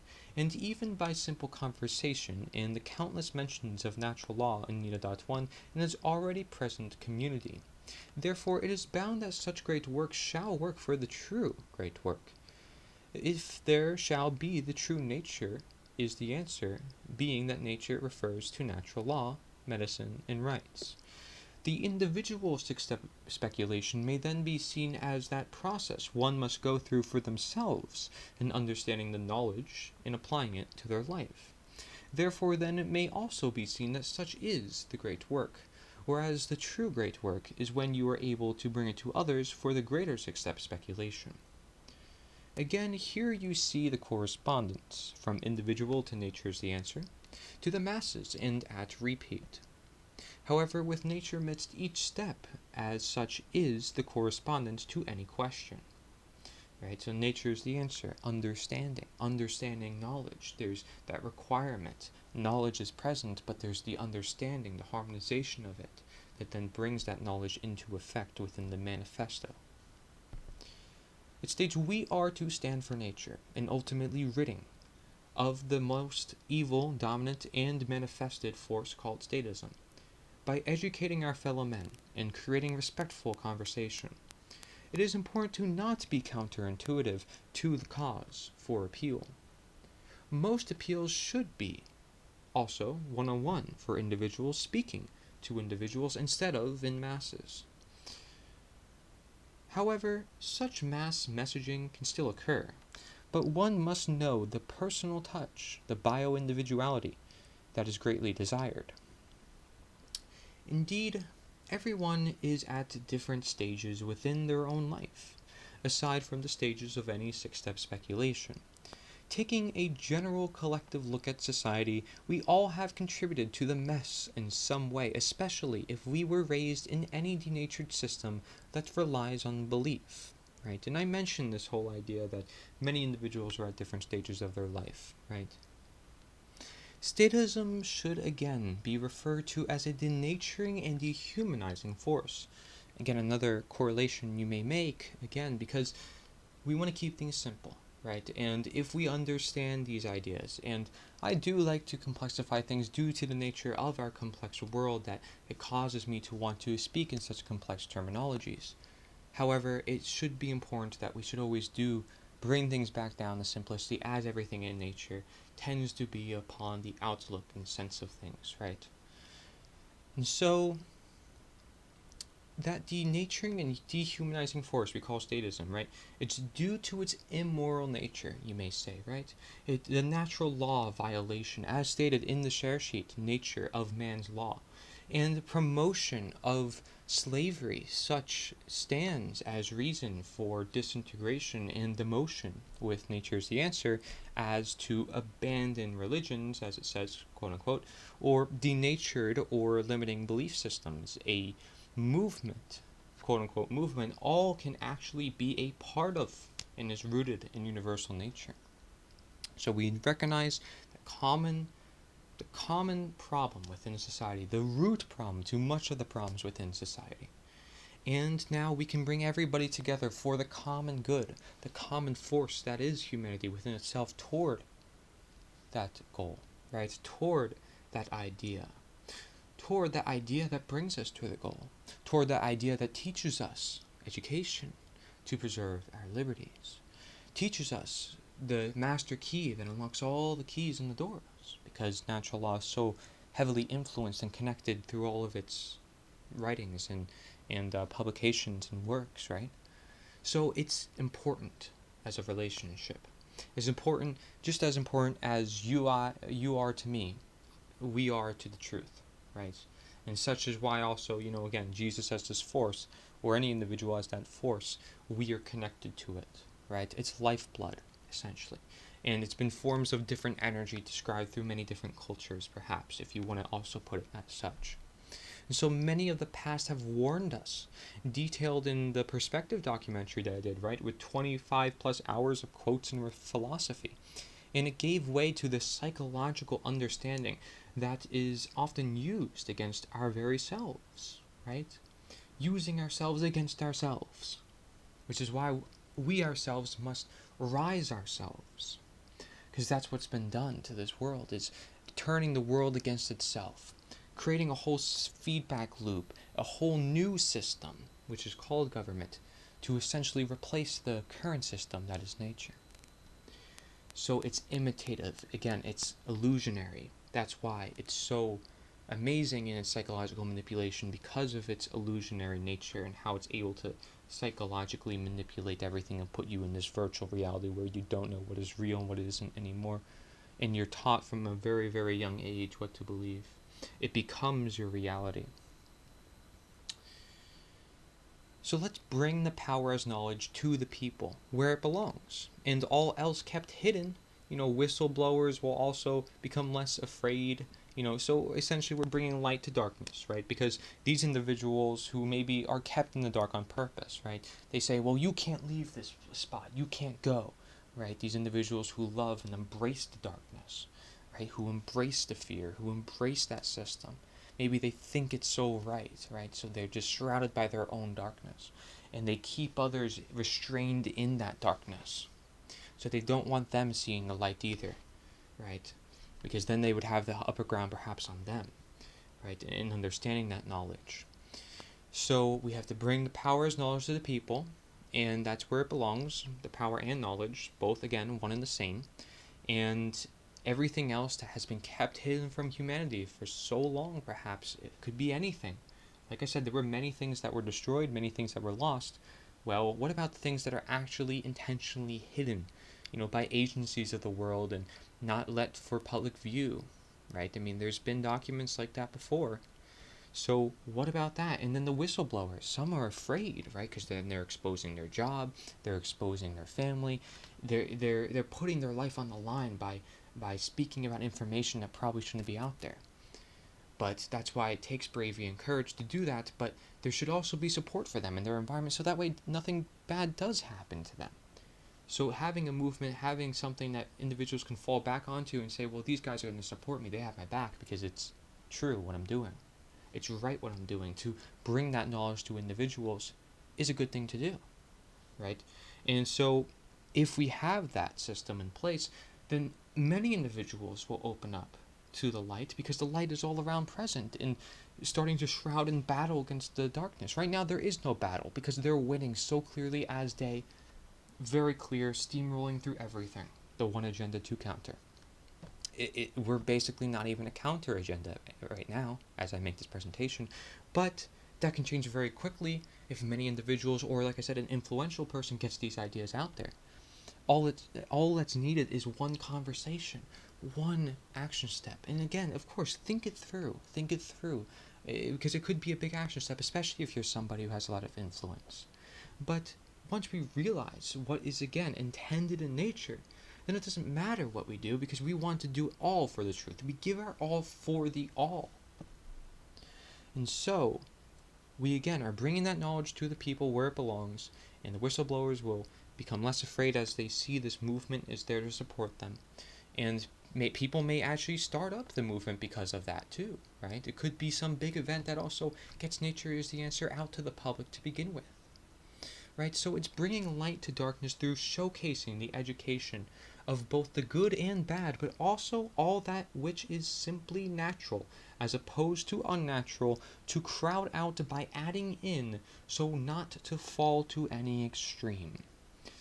Individuals must know nature is not only the true healer, but the true teacher in of creativity, and therefore of creators, right? We want to say creator of the universe. What's the creator of the universe? We are, right? Technically, if you're going to consider the creator of the universe, we are then, children of that creator. And therefore, we're also creators of our own. And we have, let's look around us. All this has been created. This being able to present to you has been created. This has all been created with ideas of human beings using their human nature. That's creativity right there. That's creativity. But that's also simply being the creators that we were born to be. Let's understand that that's found in nature. That's the idea. So, more notes upon this. The small remnant of people who adhere to objective morality shall not remain small, but such relies on such small having a foundation and structure never introduced before to unify and bring others together through appeal and transition and integration aspects alike. Such is Nature's the Answer. Indeed, never ever introduced in such a compendium as it is now, individuals shall be guided by this connect ed, knowledge, right? Connect ed as in education, connected knowledge and connection of all to take more action and bring, say, to all matters in delivering the most rooted cause, right? Which then could be also considered nature's the answer. Again, we're the cause. Again, we're on the plane of causation, the why. We're asking the why. And what is a movement traditionally called? It's called a cause. We are a cause, a movement for human motion, emotion, and motion of the brain, motion of the guts, getting us to move, getting us to do something with our lives instead of just consuming television and making complaints on the internet, okay? Because many individuals are doing that, right? What more change has been done? Well, the change that has been done is this person made more posts on the internet, right? Oh, that's a great contribution, making posts on the internet, but is it actually doing anything? That's the question, right? And that individual may say, well, you keep doing what you keep doing, and you're going to keep getting what you keep getting. Well, exactly. It actually might be within your own very life as well, of just posting online to begin with. Because the very nature of posting online is not that of real life. And what should be online should be complementary to what's in real life. And we should have active encouragement for the actions that we need to take because they are necessary by requirement, by the laws of nature, as by described on the slide of the True Great Work. And so, to stand for it means by the force, to stand for nature, to stand for nature is the answer. To stand for it means by the force. It is to hold strong, like I said, with bravery and courage against all decay. If I'm going to learn to walk, I need to learn how to get on my 2 feet and become strong, right? To become and be this human being that I was born to be. Because I'm born to walk. I'm born to climb. I'm born to create. I'm born to have a mind of my own and not be a slave of some person who proclaims and supposes their position over me when they have no right to in nature. Okay, so means by the force, it is to hold strong with bravery and courage against all decay, to simply use human nature in a world where it is less used, to recognize and harmonize with nature in a world more detached and disconnected. See, individuals generally know something is wrong. Therefore, seek the appeal. Just like if somebody was questioning, well, what is healthy for me? They generally actually know what is healthy for them. They just don't have the motivation to, number one, and perhaps they don't know how to integrate it in the exact fashion that needs to be delivered. Such also details nature's answer. Individuals may know the answers typically, right? Like love, you gotta integrate, you have to be holistic, you need to have conversation, but they don't have the structure still. So it's still not in the perfect integration that is necessary to carry it out into the world and actually create any real change in the manifested world. And so nature's the answer technically is that solution. And you're not going to see that anywhere else. Anywhere else.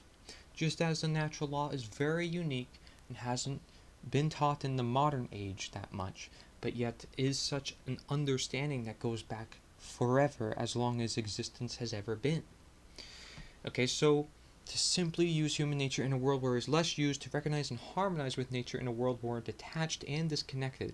See, individuals generally know something is wrong, therefore seek the appeal. The answers are inside them and within nature alike.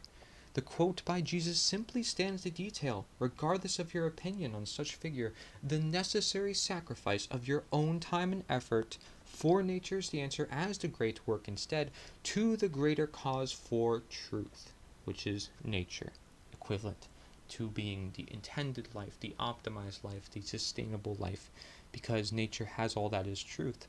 It is only through the laws of nature that we attain such truth, and through the understanding of natural law that we uphold the truth, and then can convey that to others through our attractions, through our common day practices, through understanding problem solving as by understanding the law, and so forth. It's just from the law, everything comes of it. Just as from your blueprint, everything comes from it, right? Your DNA, if you will, right? It's genetics. It's there. It's in your nature.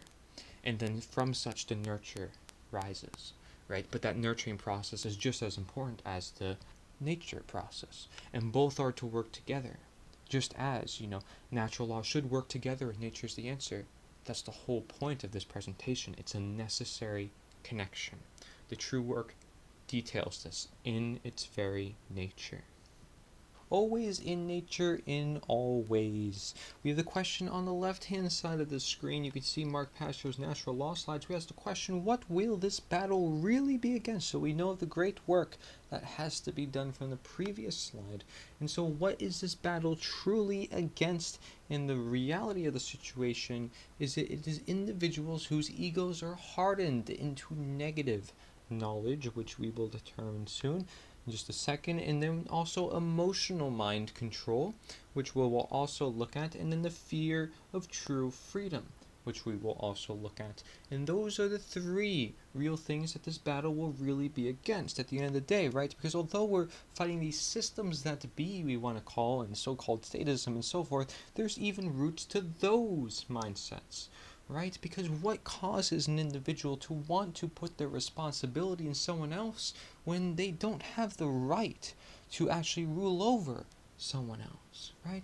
So we have these inner demons inside of us that perhaps are controlling ourselves into ways that we don't necessarily want for ourselves. And at the end of the day, I'm saying for our intentions, or we're unconscious of what is happening. We're unconscious of the true knowledge or what is going on when we're being mind controlled. Because if we had oversight and foresight over what mind control constitutes, then perhaps we wouldn't let it happen in the first place. And then understanding where freedom is in its very nature. As we know, freedom can exist through an external anarchy and having those positive expressions of love and knowledge, right? So let's break down these three in particular. First, we have negative knowledge, which is in the second slide to the one I just talked about. And you see an individual, sitting here just about this with pretty much the same shirt as me, I just realized. Let me see, I could try to replicate his position. Yeah, okay. And basically the slide says, the greatest enemy may not be ignorance, but rather the illusion of knowledge. And I spoke so often in this presentation about illusion. Right? What is illusionary? What is tricking us in our nature?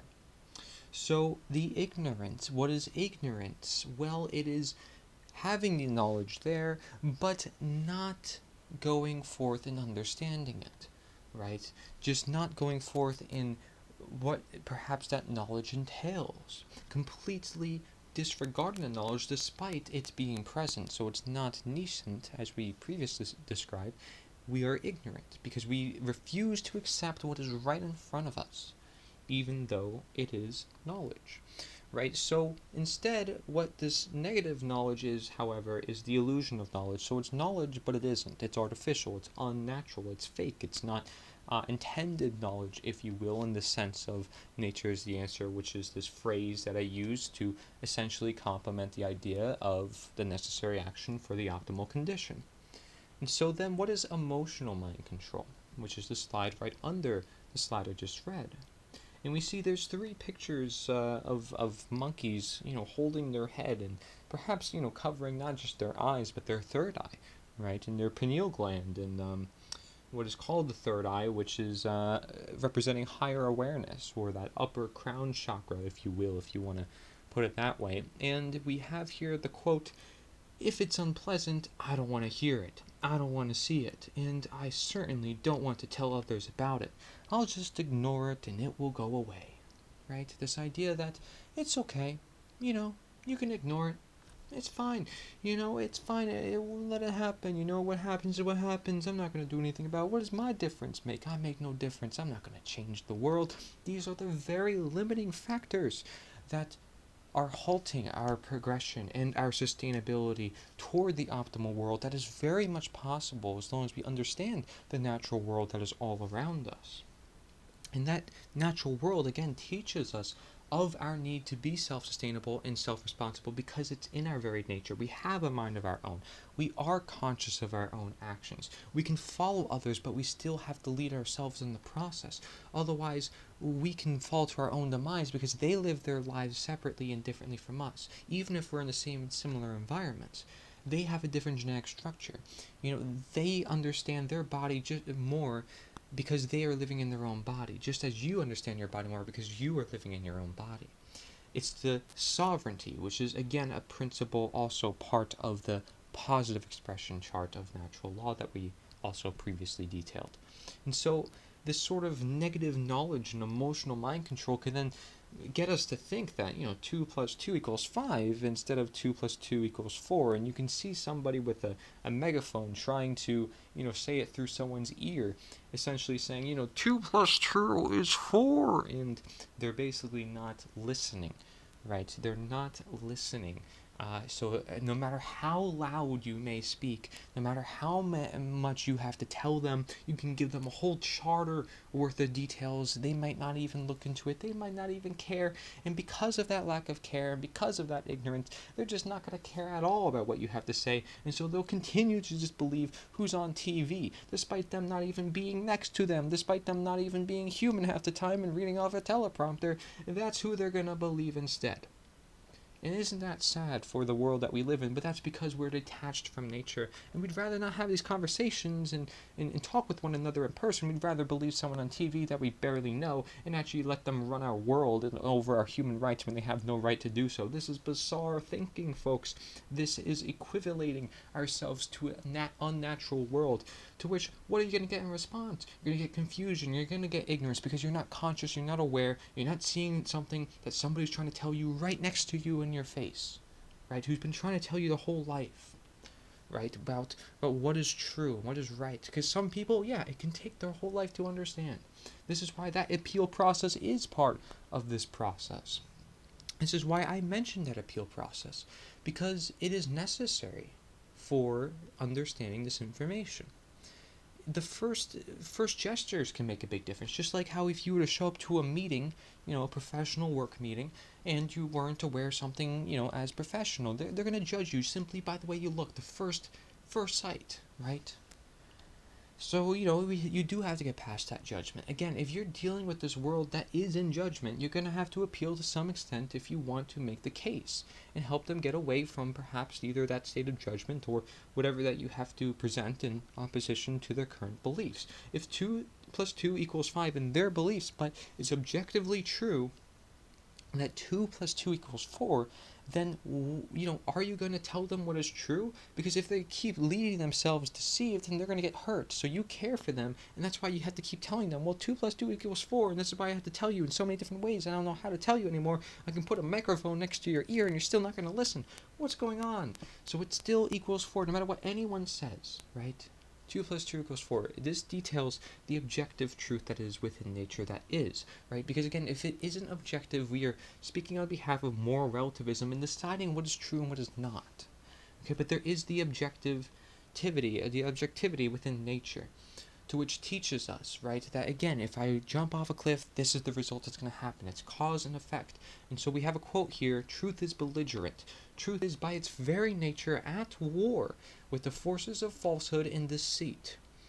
Okay, so truth is belligerent. Truth is by its very nature at war with the forces of falsehood and deceit. Again, detailing this true war, this true division that is here between those who are in this mindless statism and those who are actually realizing the freedoms that are given to them by nature. Or in other words, truth is at war with these forces of darkness that's constantly trying to suppress it, right? Everywhere. It's just constantly pushing it down, not recognizing it, not seeking to understand it, getting distracted by other things. Truth is constantly trying to show its way everywhere because it is everywhere. And everywhere we go, because we have so many human-made artificial creations and illusions based on the truth, that it just leads everybody in directions of confusion and ignorance and all the negative expressions that we talked about that come, starting with fear and all the way down. And so then we have another quote: we literally believe that we are in the right to ignore a message of truth if the messenger is somehow distasteful to us. I would argue this to be a symptom of total madness, right? It shouldn't even matter at the end of the day who's delivering you the information. It shouldn't even matter the simple first steps of the appeal. What should matter is the actual information you have to present, right? But sadly, most individuals are not going to look at that. But maybe you can also make that disclaimer, right? Like, focus particularly on the knowledge that I'm sharing with you today. I don't want you to pay attention to what I look like and all these small little details. Mark Passio even makes that disclaimer upon his natural law seminar, to which he starts off fantastically in making those disclaimers, saying, well, don't get distracted. Don't fall off course. Stay on course with the objective knowledge that I'm presenting, and then you yourself can interpret that, right, as you wish, but understand that knowledge and stay within that teachability bell curve, as we mentioned. I mean, again, this whole idea of objectivity comes down to, if you don't believe, right, even though your beliefs are essentially useless, and this has literally everything to do with it. If you don't believe there's this objectivity in nature, well, test something. If I do jump off the cliff, what's going to happen? It's cause and effect, right? I mean, isn't this science at the end of the day anyways, right? And this also is religion, because of the fact that natural law is considered God's law, and that all the religions have the golden rule in common. So it is objective, and then again, anything other than that is often of moral relativism, and us being God, though. That's what it comes down to. And so what is then the fear of freedom? Because that's the third thing we have to mention. So we went over negative knowledge, we went over emotional mind control. What is the fear of freedom? And so then we also ask the question, where does it come from? Where does that fear of freedom come from? Why would people be so afraid of the freedom?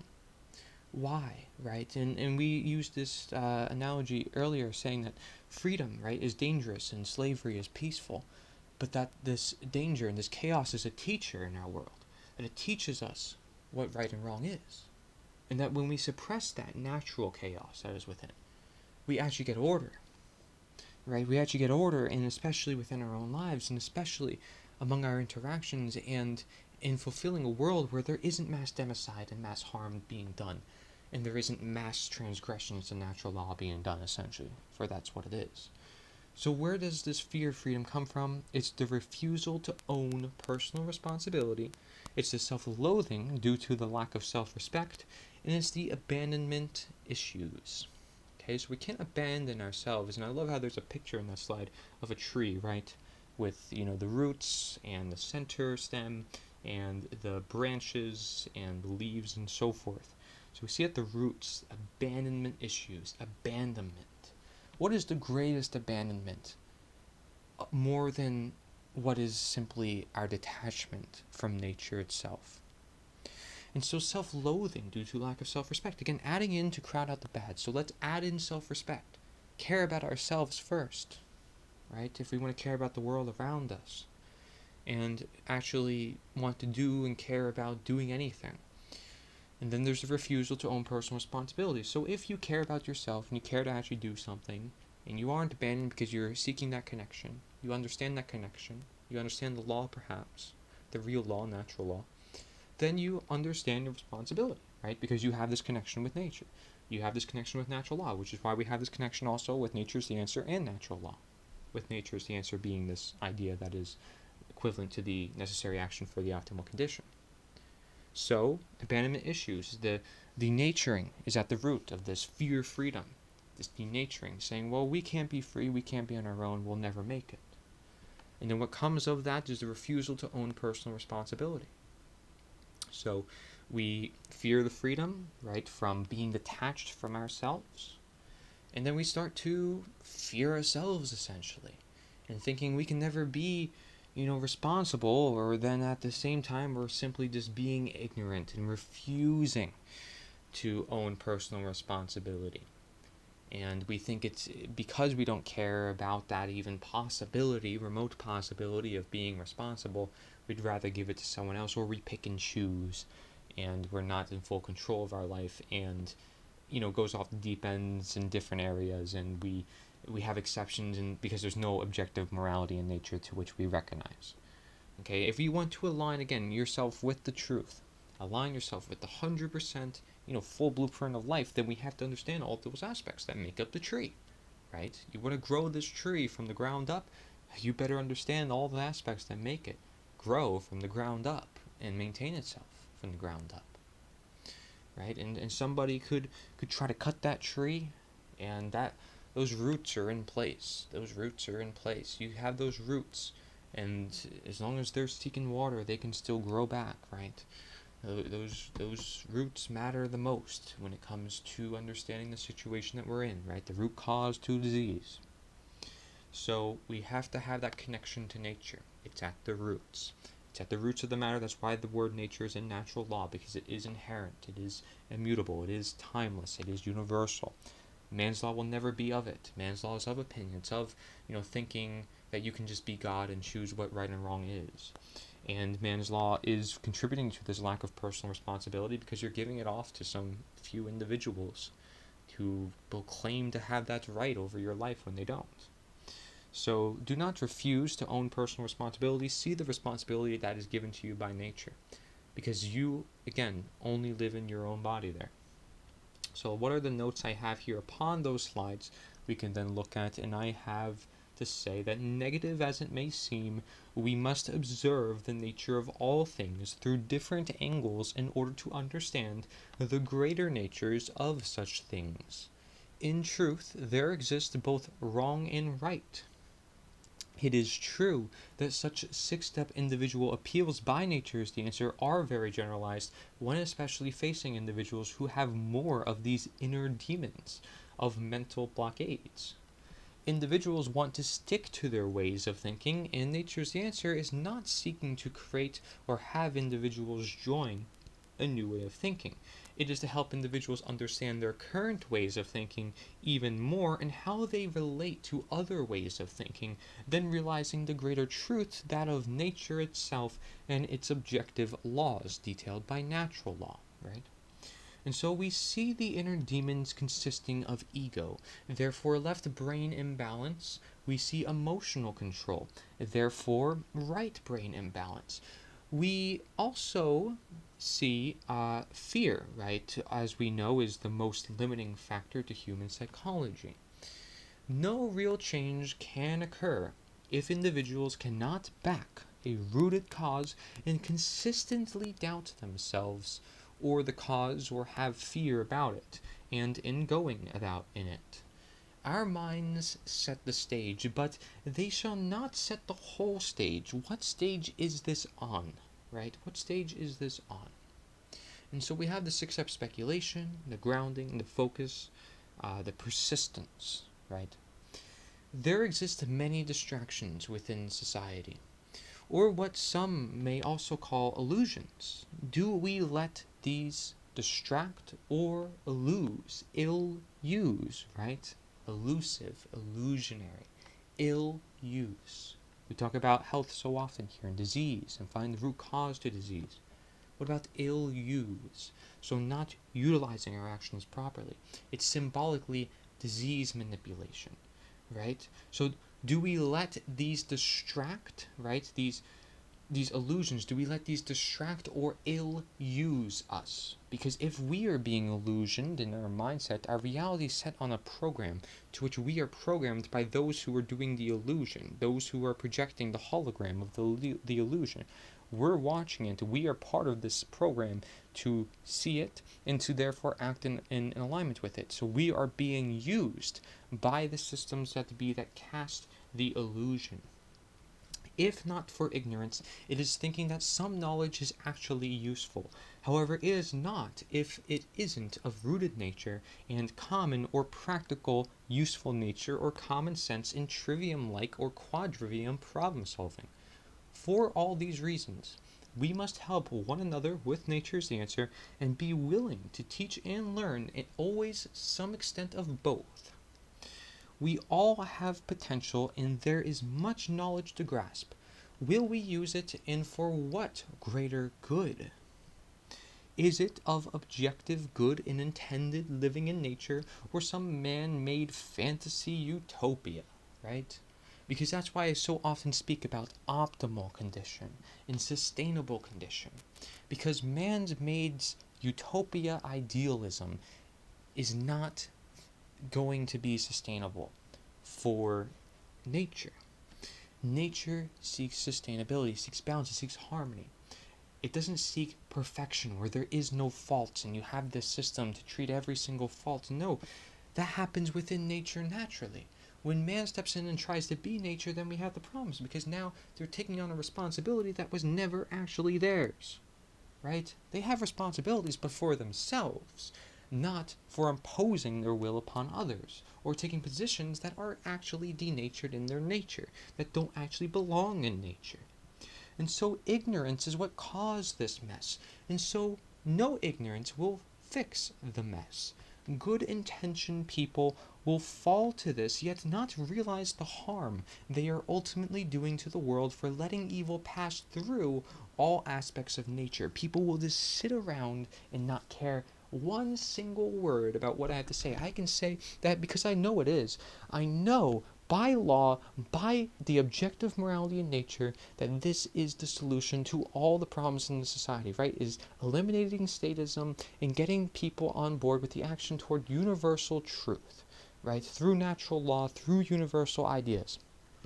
But despite how much I can say that, individuals will not care. They will stay under ignorance if they even let me produce some words upon the matter. And if they were to truly listen and truly understand it and apply it to their own lives, then they would understand it and then share with others as well. See, again, I say this often, but it's one to understand the truth and another to actually act upon the truth, right? And so it's a process, and it takes time. I understand that. And you have to plant seeds. I understand that. But so many individuals, right, they either think they already know it, or they think they're so busy and that this isn't important. They don't realize that this is literally the cure to all the world's sustainability. That this is literally what's going to reduce the millions amount of death that is done to their family that can be killed in one heartbeat from a nuclear bomb that is dropped on them. Okay? That is what it comes down to. You're worried about your precious little life with your work. Well, what about the great work that is happening all around in nature? As we've been detailing, the great work is getting this knowledge to individuals because knowledge is power. Okay, so that little world you got there is not going to matter when one bomb drops on them and everybody's gone the next second. Okay, what's going to matter is when these ideas get to the public and is of public range, and those ideas we align our actions to. We've been so detached from ourselves, from nature, that it is beyond belief that even individuals who understand that we are detached from nature do not understand the extreme to which we are detached from nature. It's far past the range of just saying it. It's in the range of objective understanding that we are indeed slaves under the system of statism by government, right? Government by statism, statism by government. Right? Because they both feed off of each other. Now, an individual who has a heart, who cares, who has a brain, who seeks to know, who has a gut, is willing to act. Such is the truly good person who does what they best can of their given nature for the great positive manifestation of nature in all beings within to reduce harm. Right? To reduce harm. That's the whole idea of this, is to reduce harm. Do you care about human lives? Do you care about human lives? Okay, so to reduce harm and death and worldwide suffering. No matter how much one may seek to appeal, the other individual may be so close-minded to even care, right? Which is then the brain constricting the heart. We're not using the heart, we're in the brain. We're constantly creating barriers with one another. We're not opening up and loving to seek the consensus, right? The common good, the literal common goals that we all technically have at the end of the day, which is love and just life and family and living our lives in peace.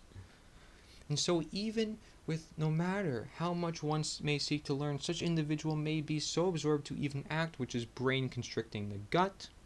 Okay, so we had brain constricting the heart, which, if you're too close-minded to care, and if an individual is so absorbed to even act, then the brain is constricting the gut, right? And so no matter how much one may care for the world around them, such individual may be so much in touch so that they live in fear and cannot stand up in taking action, right? So their heart then constricts their gut. Then there's also another one, right? We can just go on all day. No matter how much one may try to get out there and do this work, right? Such individual may not have an understanding upon appeal, knowing mindset and having simple knowledge, so that they are getting out there without an actual rooted message or creative community, doomed to fail despite best efforts, and that would be the gut constricting the mind. You get the point. All of nature is to work together, and nature is the answer utilized through the great work, particularly solves the gut situations. The brain is in control here, not the heart and not the gut. Otherwise, individuals would care to act and stand up for themselves, and not with fear. Truth itself is at war, as said in its nature. So, which side are you on if you are a living being of life, for which life is promoted with truth? Okay, like healing with essentials for life and living, right? The essential nutrients you need, the essential amino acids. There's essentials to life, these energies. What are the essentials here, right? The law is an essential. Does knowing that law become essential? Because we do it in our daily lives, whether we recognize it or not. So we're healing with the essentials of life and of living, because living beings are of life, right? So if the world lives in harmony with natural law and nature and truth, will we be not only less at war with one another and ourselves, but will truth hit us less dangerously by realization or karma, learning from dangerous experience? Therefore, will life as a whole be less dangerous in potential? And that's a big question right there. That covers a lot of what Nature's the Answer really entails, right? Reducing harm, helping us connect with ourselves and the world around us. Also, just because one does not seem to fit any mental image of a messenger, doesn't mean their message is unjust in nature, or that they don't have a mission worth of consideration, right? I mean, everybody has their own goals of their own, again, for a certain reason, for the experiences that they have. So remind individuals the honest truth that they may even feel as speculations to help clear the air and to help in your appeal. Remember, this all comes down to ourselves and nature. We must not disregard or downgrade both, for both of these are intelligent and full of learning and potential and manifestations. You are of nature's dancer. You can learn this material. You can learn the universal truths. And all I ask of you is that we have some unifying ground to help bring other individuals to those universal truths as well. Some unifying ground to show the presence of the world of understanding these universal truths. Because as far as I can tell, there isn't any movement, there isn't any widespread idea that is bringing this into circulation. And if it's simply just universal ideas or hidden voices, or you have ideas of your own and you want to get them out to people, this is the way to do it, man. This is the way to do it. Because this allows conversation, this encourages conversation.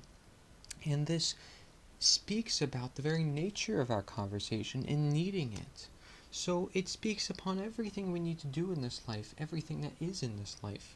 And so always in nature, in all ways.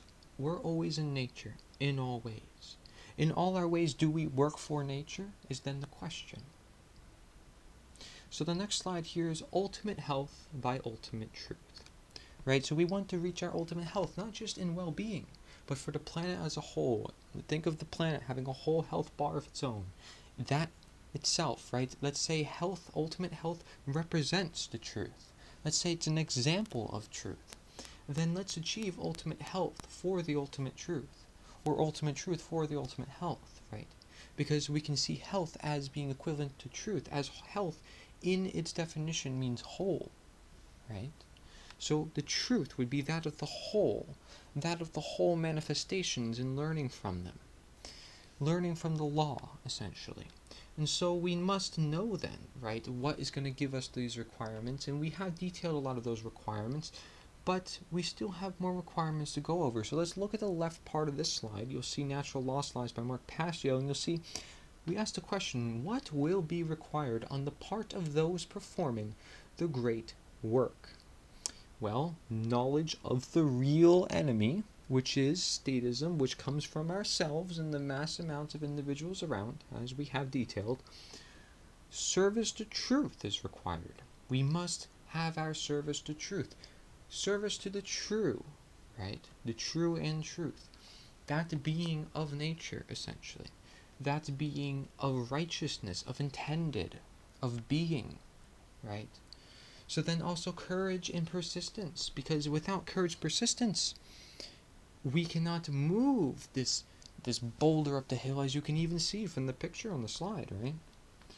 And then practical real world skills, right? If you're starting to slip on pushing this rock up the hill and you're sweating so much you slip on something, you know, because it's practical, that you have to make sure you can still have the leverage to push it up the hill, or that other people have to help you. It's practical. It makes sense. You have to do it in order for it to work out best. Otherwise, you're going to have to maybe do over, may have to start all over again, or somebody's going to end up getting hurt in the process. But practical real-world skills, right? So many people talk about, well, oh my gosh, we're losing common sense in the world. Well, I wonder why. Because we're not dealing with what is practical and what is natural and what is real. All these words work in alignment with one another because they give us a sense of direction. They give us a sense of destiny, as I mentioned. So then, if we know the requirements, right, for performing this great work, which is knowledge, which is service, which is courageous service, and which is real-world skills such as conscience and understanding morality and objective truth, and that the optimal condition comes from the necessary actions, which means bringing people together, helping them become aware, and so forth, then what is the real enemy, right? We have to know the real enemy. Well, we know the true divide, we know the true great work. The real enemy is not what necessarily most people think it is. It's not the elites, it's not some, mass amount of governments and international influence and so forth. That's not actually the real enemy, at the root cause of things. Okay, so you actually see a picture of Bohemian Grove there on that slide to the left of the slide that talks about the requirements. And to the left of that, however, you see so many people with their heads falling asleep, right? It's because that's our world. It's not necessarily that they're lazy, but that they don't care and they have no motivation and no direction to want to get up and take action. That's why there's a sense of knowledge here and to understanding that you are indeed important and that this universe is indeed intelligently created. So that is it, actually. The real enemy is ourselves being lazy and not really caring to create change in this world, right? Not having service to truth, not having courage and persistence, not having practical real-world skills, and certainly not having knowledge of the real enemy or anything real, because we're so detached and dehumanized from ourselves and denatured from nature. And so, service to truth, right? Service to truth. You can even see there's an image on that slide titled Service to Truth of a person holding a sword. That sword, I believe, is particularly supposed to represent the truth, and then the balance scale next to it, of course, to balance out the truth and have order, of course. And the order, again, does not come from a worldwide new world order and, central government or any centralized government of any kind in any sort of state, because, again, they have no right to rule over you. We are equal human beings by the laws of nature, and by the laws of nature, man's law is frankly unsustainable and always results in harm because it's immoral. So man's law is often created and basically, the founding bricks to the systems that be. So if we understand man's law, or we understand statism, we understand the nature of government or immorality or any one of those things, we can all tie them together and understand the bigger picture to the world that we live in. And so let's read the slide here with service to truth, because we really want to have this service, right? This investment, this full-on saying, I'm going to do this. I am determined to go this way and to go all the way, as the Buddha says. So it states, truth can never be destroyed, But humanity can be destroyed when we refuse to act in service to truth as her defenders. Okay? It is possible for us to co-create a positive outcome, but this can only be accomplished if we care enough to learn the truth ourselves and then develop the courage to continuously speak it to others. That's it right there, folks. Service to truth. It's courage. It's persistence. And we're going to cover those two as well and look at also other quotes about that. But notice, it says, as her defenders. Perhaps may you see that as Mother Earth. But we're defending the blueprint that's already here, that's intended for balance, because everything in nature seeks that sustainability, that balance, and that harmony. So we are simply defending what is here. Again, nature's answer is not bringing anything new into circulation. It's simply recognizing, acknowledging, and bringing our actions in alignment for that of which simply is, right? And that which is considered the truth. So it is possible for us to co-create, all of us, a positive outcome, a positive manifestation. That's why we look at the natural law, positive expressions. And what I have to soon detail as multiplicative expressions. Okay, but this can only be accomplished if we care, right? So I keep mentioning this idea of care, because care and courage go hand in hand. Look at the very definition of courage, and it has to do with care. It has to do with bravery. It has to do with facing fears, because fear is the opposite of love, and fear is the first negative expression that leads to chaos and confusion and ignorance, and essentially slavery, control, right? So we have to understand that if we want to free ourselves, if we want freedom, we must eliminate fear, and we must eliminate the biggest cause of fear, which is indeed statism. So service to truth means service to the objective truth that says statism isn't moral in its nature. We will not follow orders. We will not allow these individuals to lead over us when they have no right to in nature. We will follow nature, and we will defend nature by all costs, because we promote the truth, and the truth lives in nature. We belong in nature. We are to live in nature, and not to decay, not to die, not to suffer from mass causes of death by government, which is an unnatural source that seeks to rid of all this life and replace it. So what is courage? What is courage? You can look at this quote here from Samuel Adams. And it says, quote, "The liberties of our country are worth defending at all hazards. It is our duty to defend them against all attacks. It will bring a mark of everlasting infamy on the present generation if we should suffer them to be wrested from us by violence without a struggle, or to be cheated out of them by the artifices of designing men." Okay? This really speaks upon nature and this idea of denaturing that I say is the cause to a lot of the problems on this planet, and that statism is of denaturing and the biggest cause of denaturing, hence the biggest problems as well. So then we have a continuation to this quote, and it says, "If you love wealth greater than liberty, the tranquility of servitude greater than the animating contest for freedom, go home from us in peace. We seek not your counsel nor your arms. Crouch down and lick the hand that feeds you. May your chains set lightly upon you, and may posterity forget that you were our countrymen." We are all fellow people here, right? We are all fellow human beings. There's no reason for some individuals to claim a higher right over your life and property than you. You own yourself, and that is the greatest truth here. Remember that. That's why we have responsibility. That's why we have this idea called self-human nature, to help promote and be of our unique talents that we have and share that with one another, as we are to do and have our own businesses and have our own thriving destinies, and not to be confused and not succumb to death and depression and anxiety, right? And it's not death necessarily that I'm saying that is bad, right? Death shouldn't actually be feared, but the idea of wanting death, and just actually intentionally creating that and embracing that, those negative energies, that is a sign that we are in deep denaturing in this world, that individuals will twist their own human nature in all different ways because they can't find a sense of self. And we see that through so many different reflective ideologies within our world that it's become troubling to me to see how individuals will succumb to that time and time again because they lack direction and they lack nature within their own life.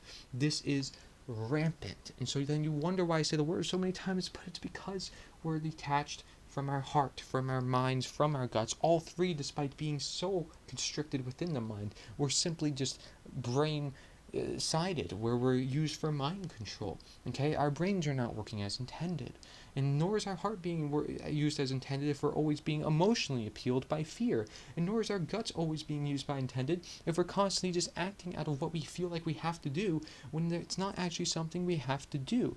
And we can't take our time in the process. So that's why there's this need for presence. That's why there's this need for understanding and taking the step back once in a while and really questioning what's going on in the world.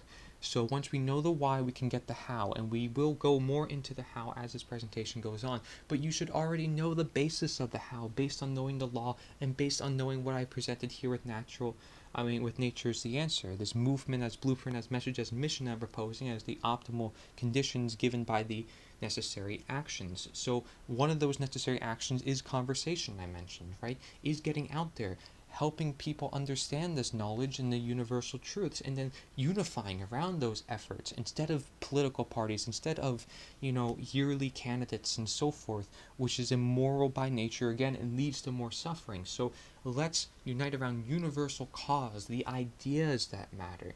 The ideas, and you can see here under persistence it says we are the vehicles by which truth operates in the world. Therefore, it is our shared responsibility at this time to help to awaken others by continuously speaking the truth, even if we feel burdened by this task, and even if it makes all of those involved feel uncomfortable. So even if people feel uncomfortable, yes, we have to understand that, they're still human and so forth. We want to be nice, but the truth, remember, we're fighting for the truth here. It requires persistence. It requires some criticism just to get the ideas out there. Controversy is natural to the process, and we even see around step 3 to step 4, the 6-step speculation, as I mentioned, that controversy is natural to bringing these ideas to light. And if you're going to break down the whole power structure, of course, they're going to want controversy because, again, controversy is face-to-face with change. They can't be face-to-face with change.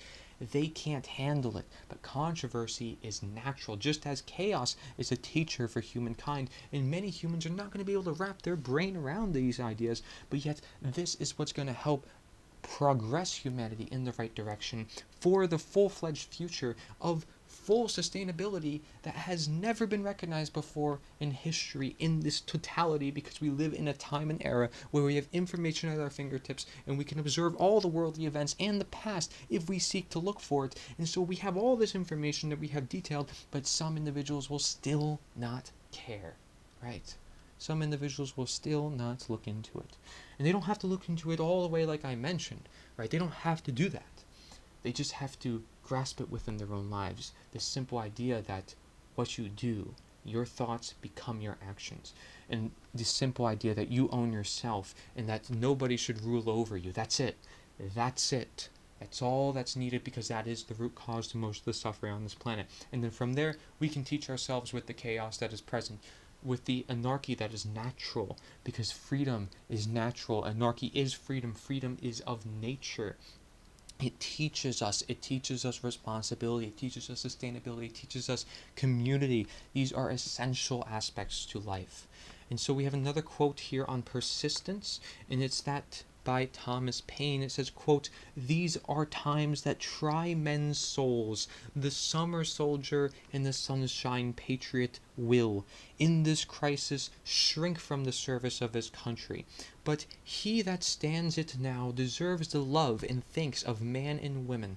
Tyranny, like hell, is not easily conquered, yet we have this consolation with us, that the harder the conflict, the more glorious the triumph." And that is a quote from Thomas Paine. Okay? Facing our fears.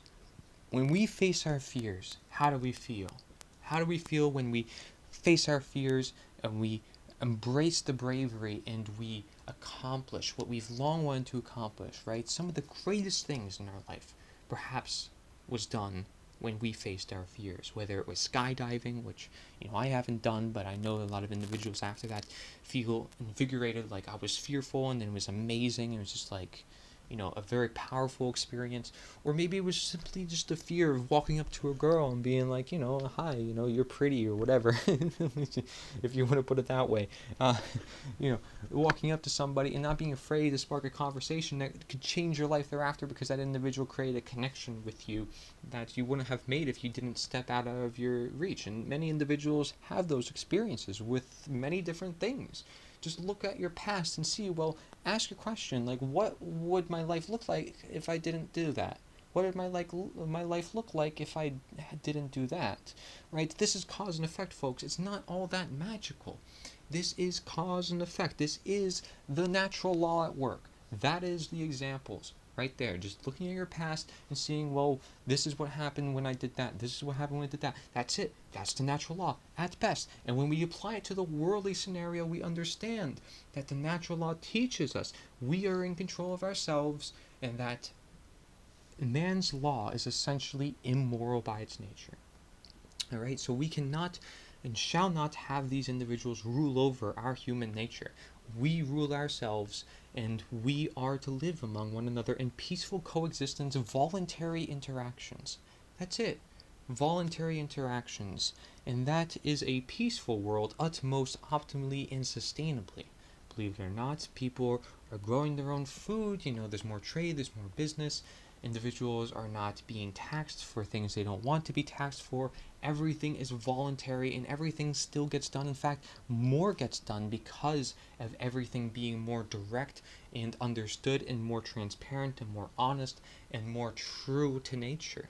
And so we have another quote here from Buddha, and it states that there are only two mistakes one can ever make on the path to truth. And this is the biggest quote that I would say would apply to Nature's the Answer, this movement that we have to bring ourselves into the world and help essentially awaken those who are in the dark, awaken those who are unconscious or don't see the harm that will be done to the planet if they do not escape their statism that is holding and binding their belief to authority. And that is not starting and not going all the way. Not starting and not going all the way. If we don't start promoting Nature's the Answer because of its interconnectedness with natural law, and if we don't go all the way with it and to bring it into everyone's lives, then we're never going to be successful. Again, I don't want to have to put it under this banner. I don't want to have to put it under this one message, and just because it's created by me. But just because it's created by me means nothing. We just need these ideas out there. We just need those universal truths out there. It has nothing to do with me. That's why I'm not even on the website. Like, my own material and stuff's not on it. I have one part called journal just to show people and inspire them, hopefully, to be the change for themselves.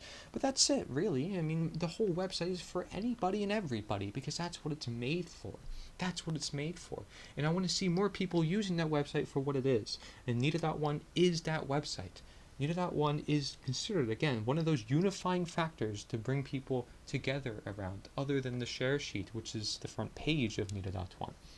Alright, so connecting this all then to health, you may see where it connects, right? Because we want to be conscious of what we're consuming, information and food-wise. We want to understand the world we live in, therefore know how to grow food, know how to do this, know how to do that.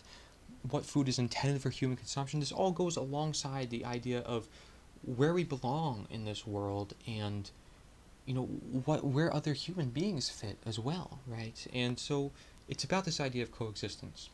And for health, everybody has their own body of their own. Generally speaking, most individuals, they have to go by this integrative nutrition blueprint that I will propose later, but it's not really a blueprint. It's simply just reflective for eating more plants and simply being more in control of their food supply, frankly. There's many different ways of eating, and I'm not going to discount any one of them. However, there is a lot of moral arguments that could be made in relationship to natural law that can connect to the ways of eating. So we're going to cover that later on, because many individuals may ask that question, like when it comes to health, is there a moral way of eating? And the answer to that question may actually surprise you. It's not what most individuals say, coming from my perspective at least, because this is not something that is particularly ingrained again by the law. However, statism and understanding that relationship definitely is, when we understand again the nature of man's law, the nature of essentially human rights, right? So let's look at the notes I have here upon this idea. And so I just wanted to let you know that because it mentions health. We'll get into more health-related concepts as we go on. The real enemy is that of the one agenda to counter. That, as we see by the very laws of nature, inflicts the most harm and manifests the most evil in this world. It is defeating statism and awakening the human consciousness, or utilizing human nature. The knowledge may come from the natural law, and the service may help come with nature's the answer. The courage and persistence is mainly of you and others who use similar tools of nature's the answer and natural law, than for us all to utilize the practical real-world skills encouraged by communities such as nature's the answer. Although I speak of such as, bear in mind that nature's the answer as a message and mission may be portrayed as the most unifying in its very use of the term nature and its applicable methodologies, as I have described through the whole course of this presentation. Therefore, nature's the answer is your community. Shall you have simple intentions and you make up such movement? You do, right? Because you are the messenger, I'm just the messenger, we're all fellow human beings on this, nobody's more important here. And you recognize nature and you can help manifest a positive expression through such. We are to simply be on the same page as to the right direction in actions and the enemy we all must be facing, which is statism and the lack of humanity and the lack of nature, to secure a sustainable future with optimal peace by living in highest harmony with natural law. We indeed must defend her, she being the truth in Mother Nature. Her blueprint to life and intuition of care wants to nourish and nurture us. However, we must be the ones to take action on her behalf. It's the sacred divine masculine with the sacred divine feminine. If we are destroyed, it is likely that she will feel it too. We should care for all of life, including the very fundamentals to this life, including Mother Nature, natural law, human nature, intended living factors such as love, for example.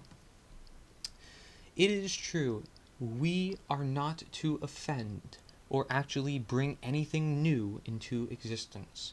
We are simply recognizing present truths and defending such, and defending nature as it is and is meant to be. Positive outcome is positive, and we have all the potential to make it possible, especially while we still have a mostly working human nature due to the denaturing mental ailments that are happening from the modern world. Okay, so while we still can talk to one another, while we still can talk face to face for the most part, if we're not wearing a mask, if we are still, mostly having our human nature intact, where we're able to think for ourselves and so forth, we seriously must use it now before we lose it more. This is crucial. I'm not saying we will ever completely lose it or whatever, but it's becoming certain that these simple human natures are being rid of, and not many people are speaking of that very essential factor, is that those very abilities to take action are being degraded themselves. Not so much everything else that's going on in the world, it doesn't even matter. The very ability to even express oneself is becoming compromised, and that to me makes more of a difference than anything else, because that's what helps literally create everything else. So we really must take this time to do the work now while we can, especially as you understand this information in times such as now, which is really important. And so if each individual is important within nature's the answer, it shall be priority to be there for one another and care to help one another. This, of course, isn't required. However, it is encouraged for accountability and guidance away from any state of slavery, across the whole body, across the whole bodily world. So we don't want to be in this slavery, whether in the body or whatever, right? I said before, I used the analogy, that if one part of my body is chained to this screen, I'm not going to be able to move at all. Even if just one part of my body is chained, I'm not going to be able to move over there, right? So I'm never going to make it over there unless my whole body is free from the chains of slavery. So we have to control ourselves, and we have freedom all about, but there indeed should never be, the slavery that is what we have often in the modern world, where it's suppressing human nature so often. And I say so often, I'm still lucky to be able to speak this and so forth, but I'm telling you, it is going away, and we see this through a multitude of factors. Simply, put, if you want to go through the internet, because we're on the internet right now, it would be censorship, where you can't even find somebody's voice to begin with, or they're hidden, shadow banned through search results, and you can't even find them anymore. That's just one example on the internet. In real life, I mentioned the mask situation. There's other things as well. Many things, we want to be God for and say we know what happens, but we're also taking risks for, like at the birth stages in different parts of life, C-section births, vaccines, and so forth. But I mean, those are more risks, and then some are more direct, is what I'm saying. And so you can go across many different avenues here with different ways of thinking. And some of it, like I said, is just the result of modern day innovation, which even if you got rid of statism, you're not going to see everything necessarily fall into place, but you would, for the most part, you would. Most individuals wouldn't be traveling so far out of their way. There would be actually less traffic overall, and some simple things that we wouldn't actually take into account, but would actually happen, most likely, at least from my observations. In the general scope of things, it's of truth. It's going to promote positive expressions thereafter. It's going to ripple effect. If you create positive, you're doing something that is right, then you're going to get everything right coming from it. It's going to create a chain reaction effect like such. And so let's look at the more notes I have about this. It says, courage, persistence, and bravery go hand in hand, just as nature is the answer is to be hand in hand with our efforts to further represent a cause to all around our living spaces. As you see, the truth is worth fighting for by all odds, and it is our duty as human beings to do so. Therefore, it is in our nature to protect nature, and we shall use our nature to ultimately do so. This or any generation can be the generation which changes the entire world for the actual better, that of which is with and for nature. If violence is being brought onto our peoples by the day, it is our right to defend with force and become the force for change by leading by the example of guidance in nature and for natural law. Do not underestimate our past ancestors and their words of great value. Our history shall be treasured despite how harmful. We must simply learn from all events and become better by harmonizing with the natural law more than any generation has ever. To be the first to spot and tackle the true enemy, right? Which is all forms of statism. Freedom is the ultimate goal of all goals. We want to simply live life in peace. For such a simple desire of what should be an already present condition, we must persist in detailing this to others in their own lives and in detailing the freedom opposing factors such as statism. We who let evil permit, we who don't understand morality. Indeed, nature's the answer must do this, and is the unifying blueprint to do this for a worldwide awakening of starting with you and persisting generationally, never giving up, as the one agenda to counter doesn't either, and going all the way, right? Natural law fulfillment to the extreme of true anarchy as nature includes merging your way with others and sharing such way with nature's the answer to increase the paved path. Right? Setting the paved path and now making it easier for others to now go down that path that we have laid out for them. We are the vehicles for truth to operate, just as we are also the vehicles for nature's the answer to operate, as is the we for unity of understanding. Change depends on all of us, however, and not nature's the answer alone. Feelings don't matter here when it comes to truth, and the truth waits for nobody. These are times that indeed test us. We will truly learn and share such learning for the generations to come. Will we? Will we actually?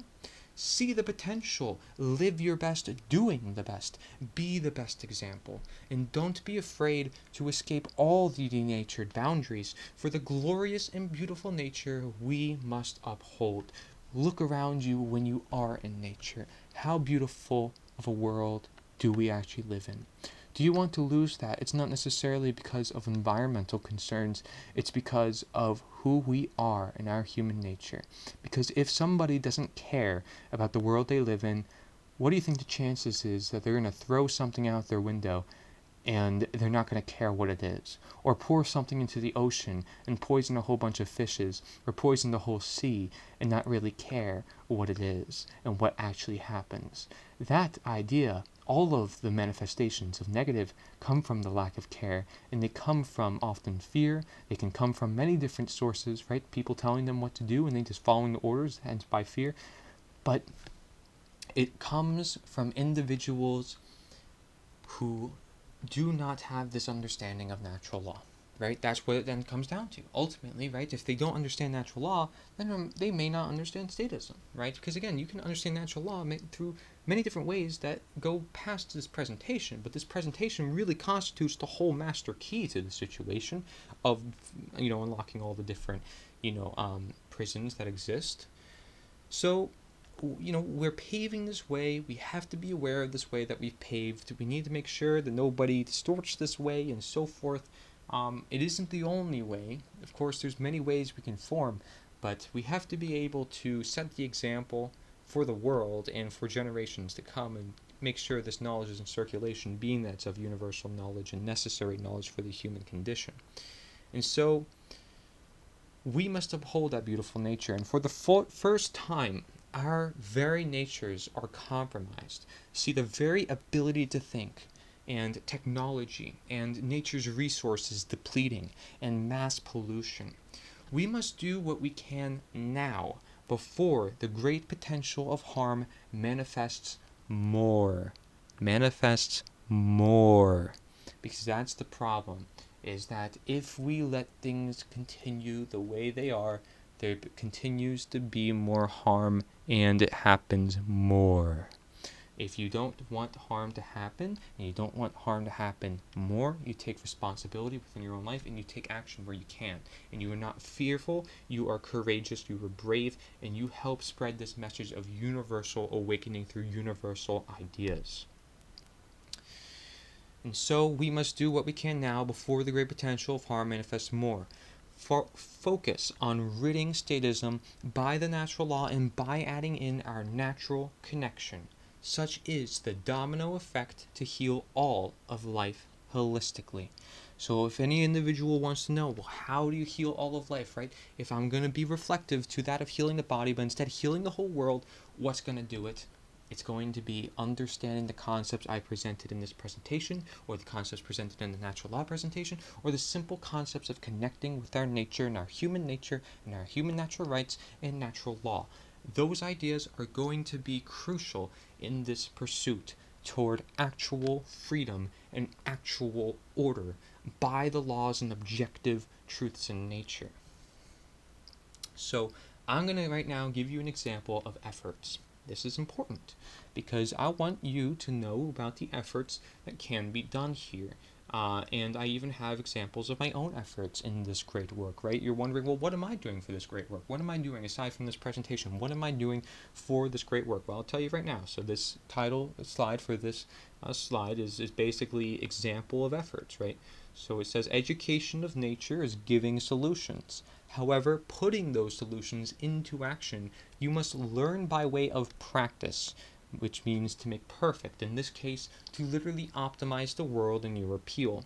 Remember your care and potential, be of guidance and support. Those are, of course, my personal tips among this matter based on everything that we have learned and taught so far.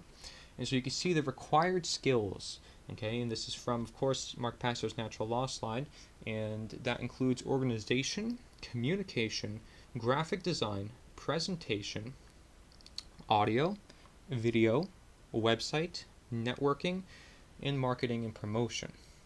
Okay, those are the required skills that he lists there in particular. And trust me, we're going to go through a lot more as we move on, but those are very particular, especially of the modern world. These can come of great help for this great work. And so I want to give you some examples of my own. Basically, for organization, I have orderly compendiums, and what I mean by that, just to keep it simple, like presentations like this, right? Putting knowledge together, or being able to organize it in one fashion, being able to set up a video, organize my notes, and present each point, step by step, and so forth. Those are all examples of organization. And then simply just the organization being the movement of Nature is the Answer. That requires organization efforts and being able to organize individuals together. That's going to be very important among Nature is the Answer in particular, for sure. Then communication. Communication, as we know, is crucial, right? It's conversation starting. It's deliverance and representation. I do all three. I have the flag. I have materials that spark conversations, that spark questions, that allow individuals to look into these works and understand these universal concepts for themselves.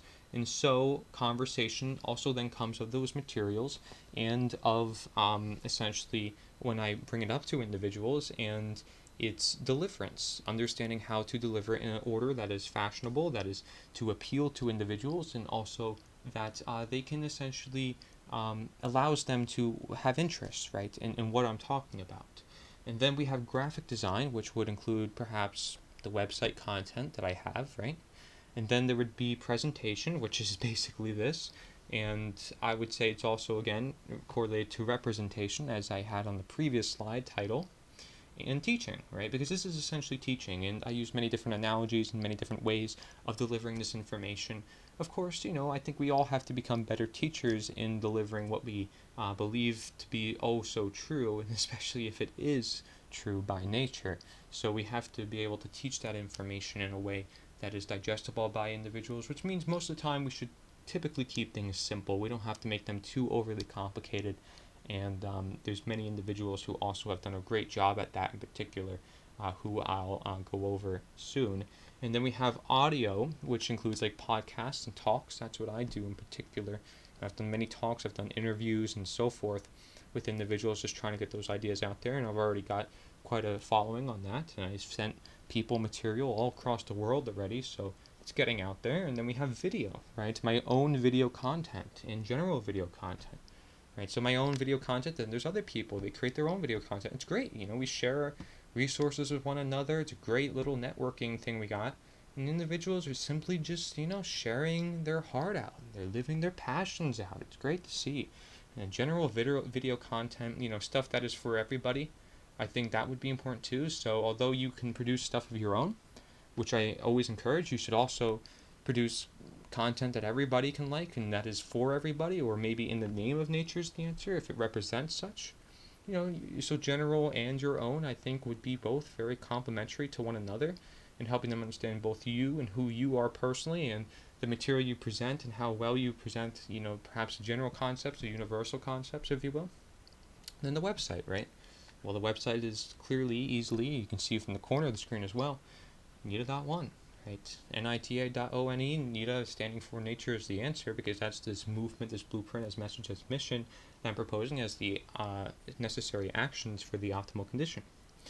Right, and then we have networking, which includes chat servers and groups and clubs of all kinds, and professions. Right, so joining clubs, it could be political, it could be religious, it could be anything, because as long as you understand their mentality, where they come from, you're just a fellow human being as them, and you can help free them from those ideologies into helping them see the bigger picture. It's not that what they see is wrong, it's that we can see a bigger picture from that, right? It's not just secluded to one ideology or secluded to one religion, because we know those are all just different forms of religions. we can open up the horizon, and we can actually, inspire others to really do more learning upon the subjects for themselves, and see where they have personal investment. Of course, make more connections. These individuals often have a lot more connections when they're in clubs, leading clubs and doing activities. They're already out there, they're already doing the work, so that's good. That can really help out. Chat servers is great to help share information and knowledge in your own works and so forth. Groups as well, basically same thing, right? Just having individuals can meet up, maybe in real life even, we'll go over that as well.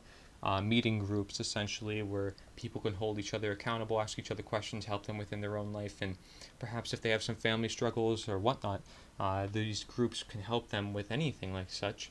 So that way, everybody builds a greater connection overall, and everybody feels generally better in health and well-being, and reflective for how we want the world to be a better place in general. And professions, connecting whatever you do to what you do as well, and understanding, well, if you need a certain job done, maybe you need some help from somebody who has that material, right?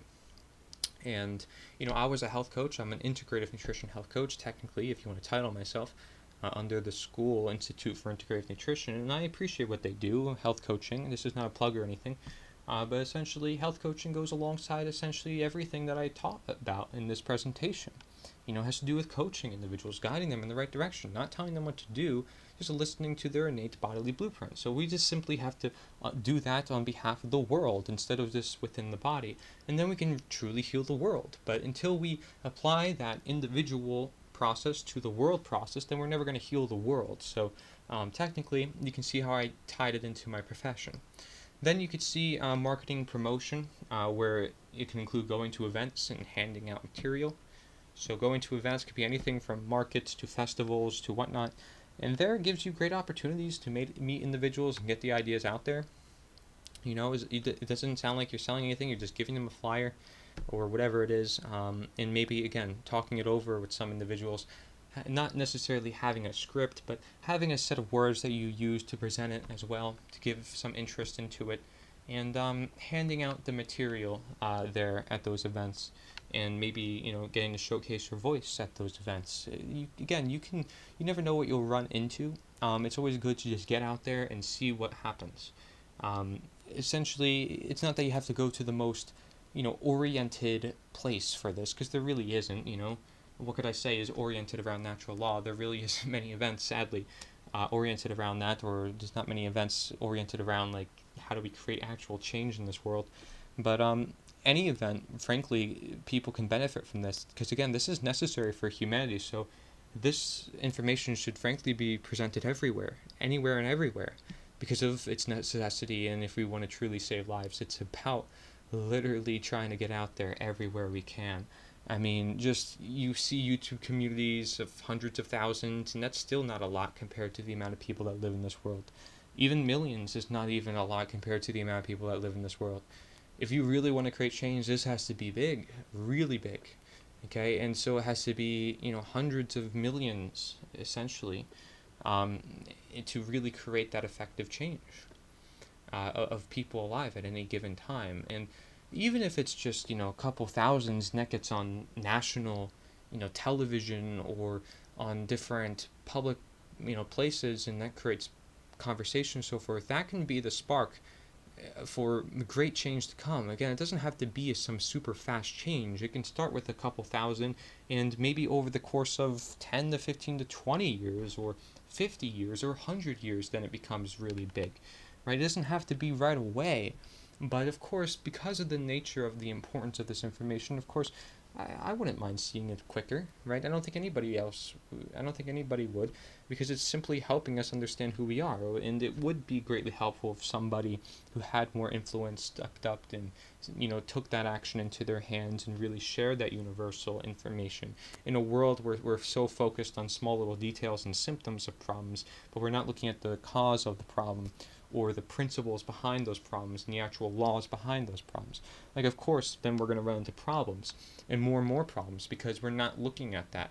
So if just one individual who has enough influence wants to do that, great. Just, again, let's not do it out of our own ego. Let's do it out of care for the world that we live in. And so, and time tells for someone's exact intentions, actions tell for someone's exact intentions, and, whatever gets this message out there, whatever gets these ideas out there, frankly, at the end of the day, is what's probably going to benefit humanity. But it should greatly not be distorted by some wrong acts, right? We don't want violence and all this other stuff. That would just be the worst reputation upon this matter.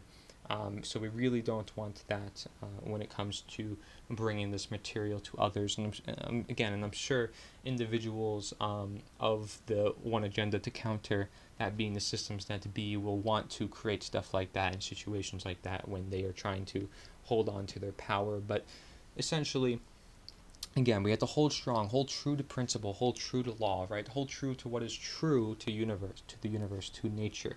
And so I have notes here. It says lead by example, and the example is to guide, to teach, right? To teach, to guide. One and the same, essentially. And the internet is a helpful complementary tool, however, for real life. We can use the internet, we can use it a lot. Again, however, we can absorb ourselves a lot, and this brain is sort of working over our gut, where we're just not really doing anything with that information. Despite how much we teach ourselves that we're not applying it to real life. And maybe we're delving into like, oh, well, they're developing this, oh, they're developing that, oh, look how crazy this is going on in the world. This is not going to change anything, even if we just highlight that going on. What's really going to change anything is if we understand the very roots itself and get those roots out to the public. So as much as we want to talk about, oh my gosh, this person's going to get, vaccinated, and this person's going to get microchipped, and this person, whatever, I'm sorry, folks, and especially those in the independent media, you're not going to create any change until we actually get the root cause of these ideas out into the public, and that is understanding statism.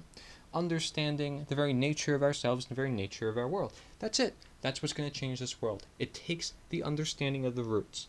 Okay, that's what takes change, and that's the requirement for change, as it says by law, as we've detailed heavily in this presentation. Then I state here on the notes, it says it is ideal to utilize all the required skills in some way, somehow, in connecting to the appeal and the individual six-step speculation. Then to plug and detail Nature's the Answer within its works as a connective tool in teaching natural law and bringing all down to nature to all individuals.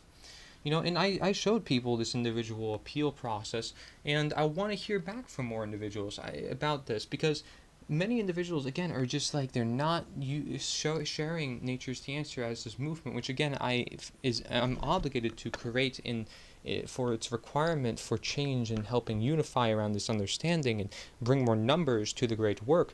But perhaps it's because they don't understand that those numbers are truly necessary, especially at a time as now. We have to utilize that, and we have to plug it into our conversations, and perhaps you can use it as a bridge as well. For your individual appeal. So what I mean by that is you mentioned Nature's the Answer as sort of this bridge to help individuals then learn the natural law later on in time, right? So something that they can agree with for then at that moment, and then later in time they can develop and learn a natural law more for themselves as they also look into that material. And, they don't have to know the natural law just to represent Nature's the Answer. They just have to agree with Nature's the Answer and the principles and the share sheet, and want to create conversation and want to simply be human and want to simply live life, right? Which is technically all of us. So really, Nature's the Answer, again, is for all of us, and you don't have to know natural law, but I intend for many individuals, at least, to run into the natural law through the course of looking into things, and to learn more about the world through the lens of Nature's the Answer, and helping share those universal ideas as a whole. And so it is required during the individual appeal to sort of mention Nature's the Answer, whether as a bridge or toward the end, because, again, it's a requirement for attaining the truth and living in this manifested world. And so let me inspire you, right? Let me inspire you and help you in your efforts. Such is Nature's the Answer in its nature of a quote-unquote movement. It requires expression and gatherings and progression. And guess what? I still need help on all of the material of Nature's the Answer. Again, I'm only one individual, and although I've produced everything that's on this website and everything that's on this presentation, aside from Mark Passio's natural law slides, it's important that I'm not the only person doing this, because it will not succeed. It will not succeed. Anybody can support me. Everybody can support me. It's not going to do anything. It's not going to do a thing. It's not going to even matter to me. What's going to matter to me is if we actually create progress from this, if we actually get this out to the world. That's the only thing that's going to matter for me from this. I don't care if you support me or not at the end of the day. I don't. Because why should I want to feed my own ego? I care for the results that we actually get from this matter, because that is what the whole reason why I'm presenting this matter. And so I even said, it's to utilize all the required skills in some way, somehow, and then to plug in detail nature's answer within its works as a connective tool in teaching natural law and bringing all down to nature to all individuals. And if we just understand this crucial connection that is ingrained within our world, that we have this connection to nature and that nature is the answer, especially in a world where we are more detached, that's it. And we can unify around such, and we can move forward with such. So be part of the change. Let's make history and not make nature. Let's manifest nature's optimum environment, the intended, that of the law, that being natural law, right? And so feel free to put nature's the answer and its material anywhere and everywhere, like that of natural law. My video channels are titled, right, Cory, Nature's the Answer. You have all the ability in the world to do the same and share the same simple message through your own ways. So if you want to say, I don't know, Roderick, Nature's the Answer, or Kevin, Nature's the Answer, or, just putting nita.1 on different things, that's probably the better way to do it online as well. Just putting nita.1 in different places, putting the flag in different places, even better, because you're getting that imagery and people are seeing that imagery often. I know this may sound a little, again, like collectivist or business-like, but again, this is part of the requirements toward change that we need, and I detailed that in this presentation so often, so heavily, and you can see how it's interconnected with the law. So it's necessary to sort of have this connection that we all have with one another if we want to bring more numbers to the great work. That is the whole point of this. That's the whole point of plugging. Again, it's optional. You don't have to do it. It's voluntary. So, if you don't want to do it, not a big deal. Not a big deal. But it would help to get the message out there. And many individuals who just, they talk about the truth all day and all this stuff, they don't even care if I present them a whole list of things that they can do to actually create change.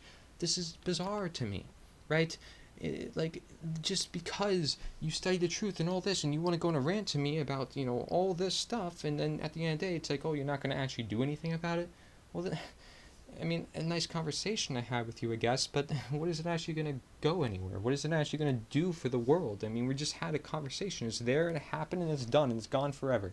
Nothing's actually going to stay there forever. At least this presentation, it's on the internet, it's there forever, right? Mark Passio describes with that, right? It's this type of technology, and it's amazing that it can last forever. Anybody can see this at any time. I could be sleeping, somebody's watching across the world even. Who knows? But it's amazing, because that is the power of our creation, and we have to understand that it's a creation such as nature's the answer that can be powerful. And many people have had political elections. Many people have had yard signs and stuff like that. And none of them are universal. None of them, are in some way, anyway, including that individual who is actually putting up those signs. But this is for once a movement that includes you, that speaks upon universal principles. So why aren't we part of this? Why aren't we at least trying to kickstart it? And that's where, it comes troubling for me, is many individuals will just want to stay anonymous and just keep absorbing all day and not actually do anything. So how do you contribute to the cause where unification is required for change, where understanding is necessary for unification, where mass amounts of individuals are necessary for manifested change? And so I even have a part on the website here, and it says, want to do more than simply represent? If you see the truth and see the connection you have with it, you have and create motivation and inspiration for it, you look toward and for the desired world you want to live in, then you can do the following, right? And it says, talk and educate others, tell them of the importance and healing potential all has, make noise, create forms of art, which can include painting, singing, writing, memes, designing, presentations, speaking, etc.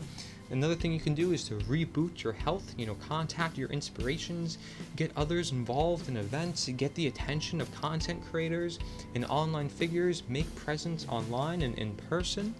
Another thing you can do is ask if others are pro-nature or pro-human or pro-freedom to joining a cause by representation just about exactly that.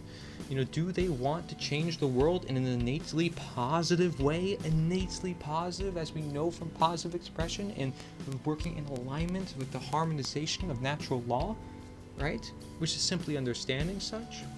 So another thing you can do is then to also give flags, flyers, and sheets away, post them all about. Convey the message through all your missions about. You can do endless possibilities, but you can at least do something in these efforts for nature is the answer, as we see it's a necessary connection to natural law. Right for the law that is right. Here we have a slide. If we look again on the left-hand side, we see Mark Passio's natural law slides, and we're going to get into the end here about concluding what is the necessary action for the optimal condition. We've talked a lot about this through the course of the presentation, but we can wrap this up, and we will wrap it up, and we will also go into more detail about how we can take more action in our own lives. So keep that in mind, that we are always about improvement. We are always about trying to become the best we can be in this world, and especially at a time where it is oh so necessary.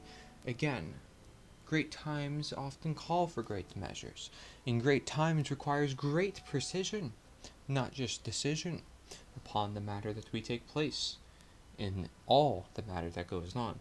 And so we have here a quote: "The dark ages still reign over all humanity." The dark ages, right? As in darkness, which we previously described, this relationship between light and darkness. So the dark ages still reign over all humanity. And the depth and persistence of this domination are only now becoming clear. We are able to identify what is of darkness and what is of light.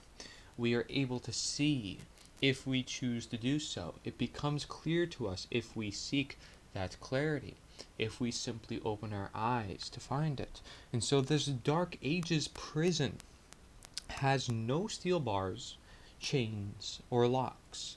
Instead, it is locked by misorientation and built on misinformation. Caught up in a plethora of conditioned reflexes and driven by the human ego, for which we know all the systems that be are based around this immoral man's law and statism, to which it is maybe seen as equivalent to the prison. However, because it is based in ego, it's a concentrated form of power, a concentrated form of knowledge, to which then the rest of the pyramid is in darkness because they don't have that knowledge, they are not aware, they are not enlightened, as they would say, upon the pyramid structure. And so both warden and prisoner attempt merely to compete with God. Competition with God, because man is trying to be God, right? So this quote is really summing it up. We live in a prison that is driven by ego, that is becoming increasingly clear, and that these individuals that are part of this prison who are creating this darkness is essentially trying to compete with God. All are intractably skeptical of what they do not understand. We are powerfully imprisoned in these dark ages simply by the terms in which we have been conditioned to think. Simply by the terms of which we've been conditioned to think. Conditioned, right, over the course of what? Our entire life. That is indeed in the case of statism, in our beliefs in authority, to which again we often equate obedience with immorality, even though morality is under natural law. It is under the inherent basis of what causes harm and what doesn't within nature. And so this is a quote we have here from R. Buckminster Fuller. Not aware of who this individual is, but what a good quote that is for describing the whole situation we are in, again, on a different perspective. Then if we see here, right under that, we have apocalypse, which is this word we should perhaps observe, being that when we see much of society falling apart, and we've seen some of this with viruses and stores closing and different economic breaks that will happen in time. We have this word often used as apocalypse, like everything's coming to an end. But if we really were to break down that term, what does it actually mean? And so we see apo, which means away from, off, or removed from. And then the Greek verb kalypton, which means to cover or to conceal. Hence, we have apocalypse, literally meaning to reveal or to take out of hiding.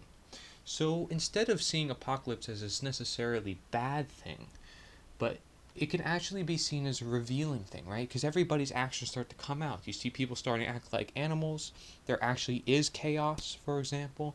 And things start to come into place where this apocalypse is happening. It's essentially everything starts bringing up to the surface, right? From the old comes the new. And this is perhaps what could also be considered parts of the natural law, however not specifically defined, perhaps, depending on how you look at this correspondence in this rebirth of a cycle that we have just within nature. And so it's a revealing process and a deocculting process. And we know that what occult stands for is hidden knowledge, right? So if we're trying to bring that hidden knowledge from the few to the many of that pyramid system, so that way we level out the playing field, and that way those who are in the darkness, those who are in the bottom of that pyramid, can have the same power as those at the top, because we're all human beings. We are deocculting. We are breaking down these systems that have been hidden from us, such as those universal truths that are here for all of us, that are used to manipulate us when certain individuals have it and keep it away from others. And so what does, deocculting have to do with this? Again, it's about this apocalypse, right? Meaning where we are revealing, we are deocculting, we are bringing the light as knowledge, as power to the people. And that's where it belongs. Because honesty, transparency, goodness, love, positive expression, all go among these ideas. And even remember chaos being a teacher. Chaos, often associated with apocalypse, right? This is no coincidence. Revealing, chaos, a teacher. Revealing, a teacher. Revealing that our world is actually insane and people are ready to go nuts when certain things happen because they can't control themselves. They have this internal anarchy and this external monarchy. And so they are starting to project their violence and hatred onto the world that they've perhaps kept suppressed for so long because of having to obey to authority. And they don't understand where their moralities live, so they take it out on others instead. We can all root this back down, again, to this idea of statism because of that. And that's why I say so often that it is the root to all this disease that we see in the world about. So I often spoke of the word called apology, right, previously in this presentation, and how individuals sort of have to do that in order to really have this persistence, this service to truth, to perform the great work, to get over our inner egos, right, that take us over, those inner demons that we talked about. So what is an apology? Well, it's like saying, I was wrong, right? How many individuals will actually come out and say, I was wrong, or reevaluate themselves on different positions?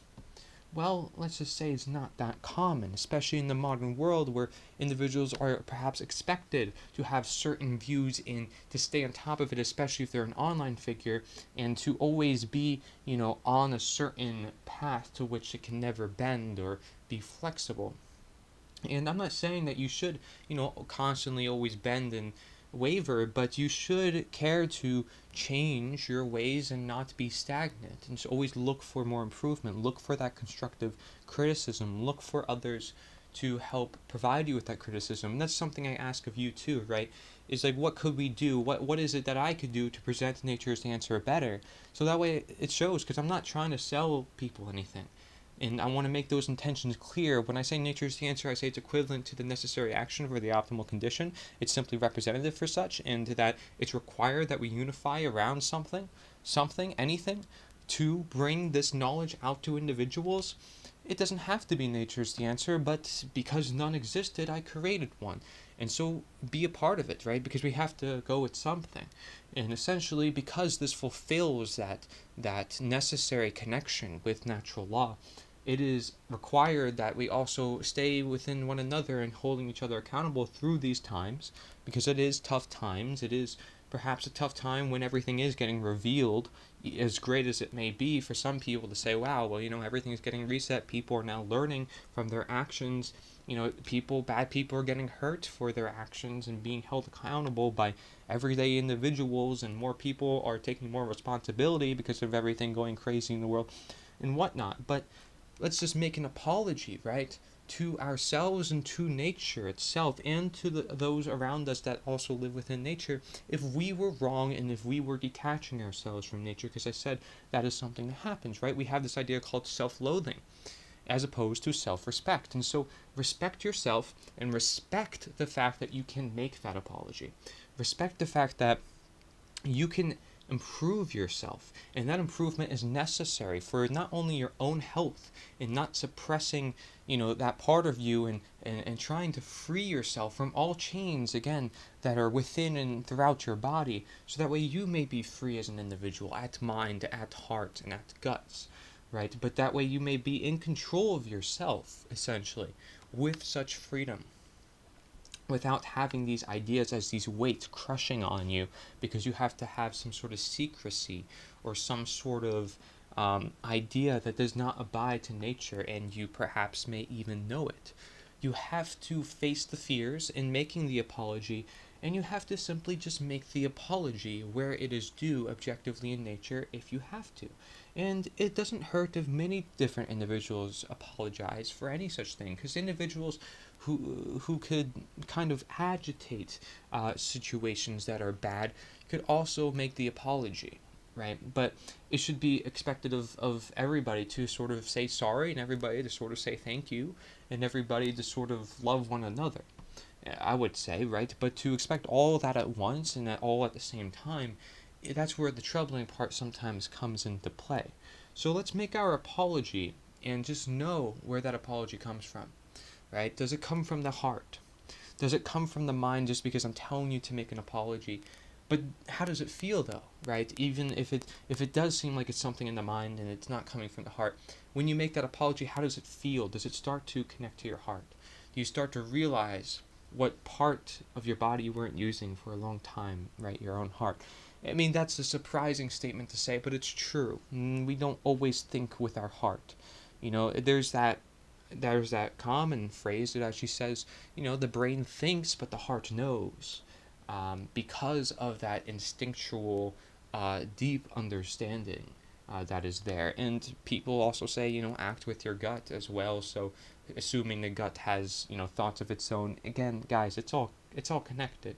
And among this idea of chaos that we previously described, there's also a famous quote on the internet that says, well, love is divine chaos, right? Love is divine chaos. I mean, what more describes what we're talking about here?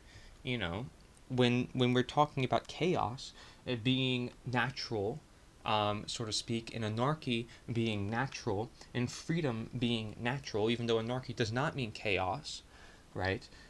But those ideas are natural to our world, and we have all these other ideas that sort of distort our view of those ideas in particular, and make exceptions that are not applicable in nature or in abidance to natural law. So what is an apology? Let's get to what is an apology, right?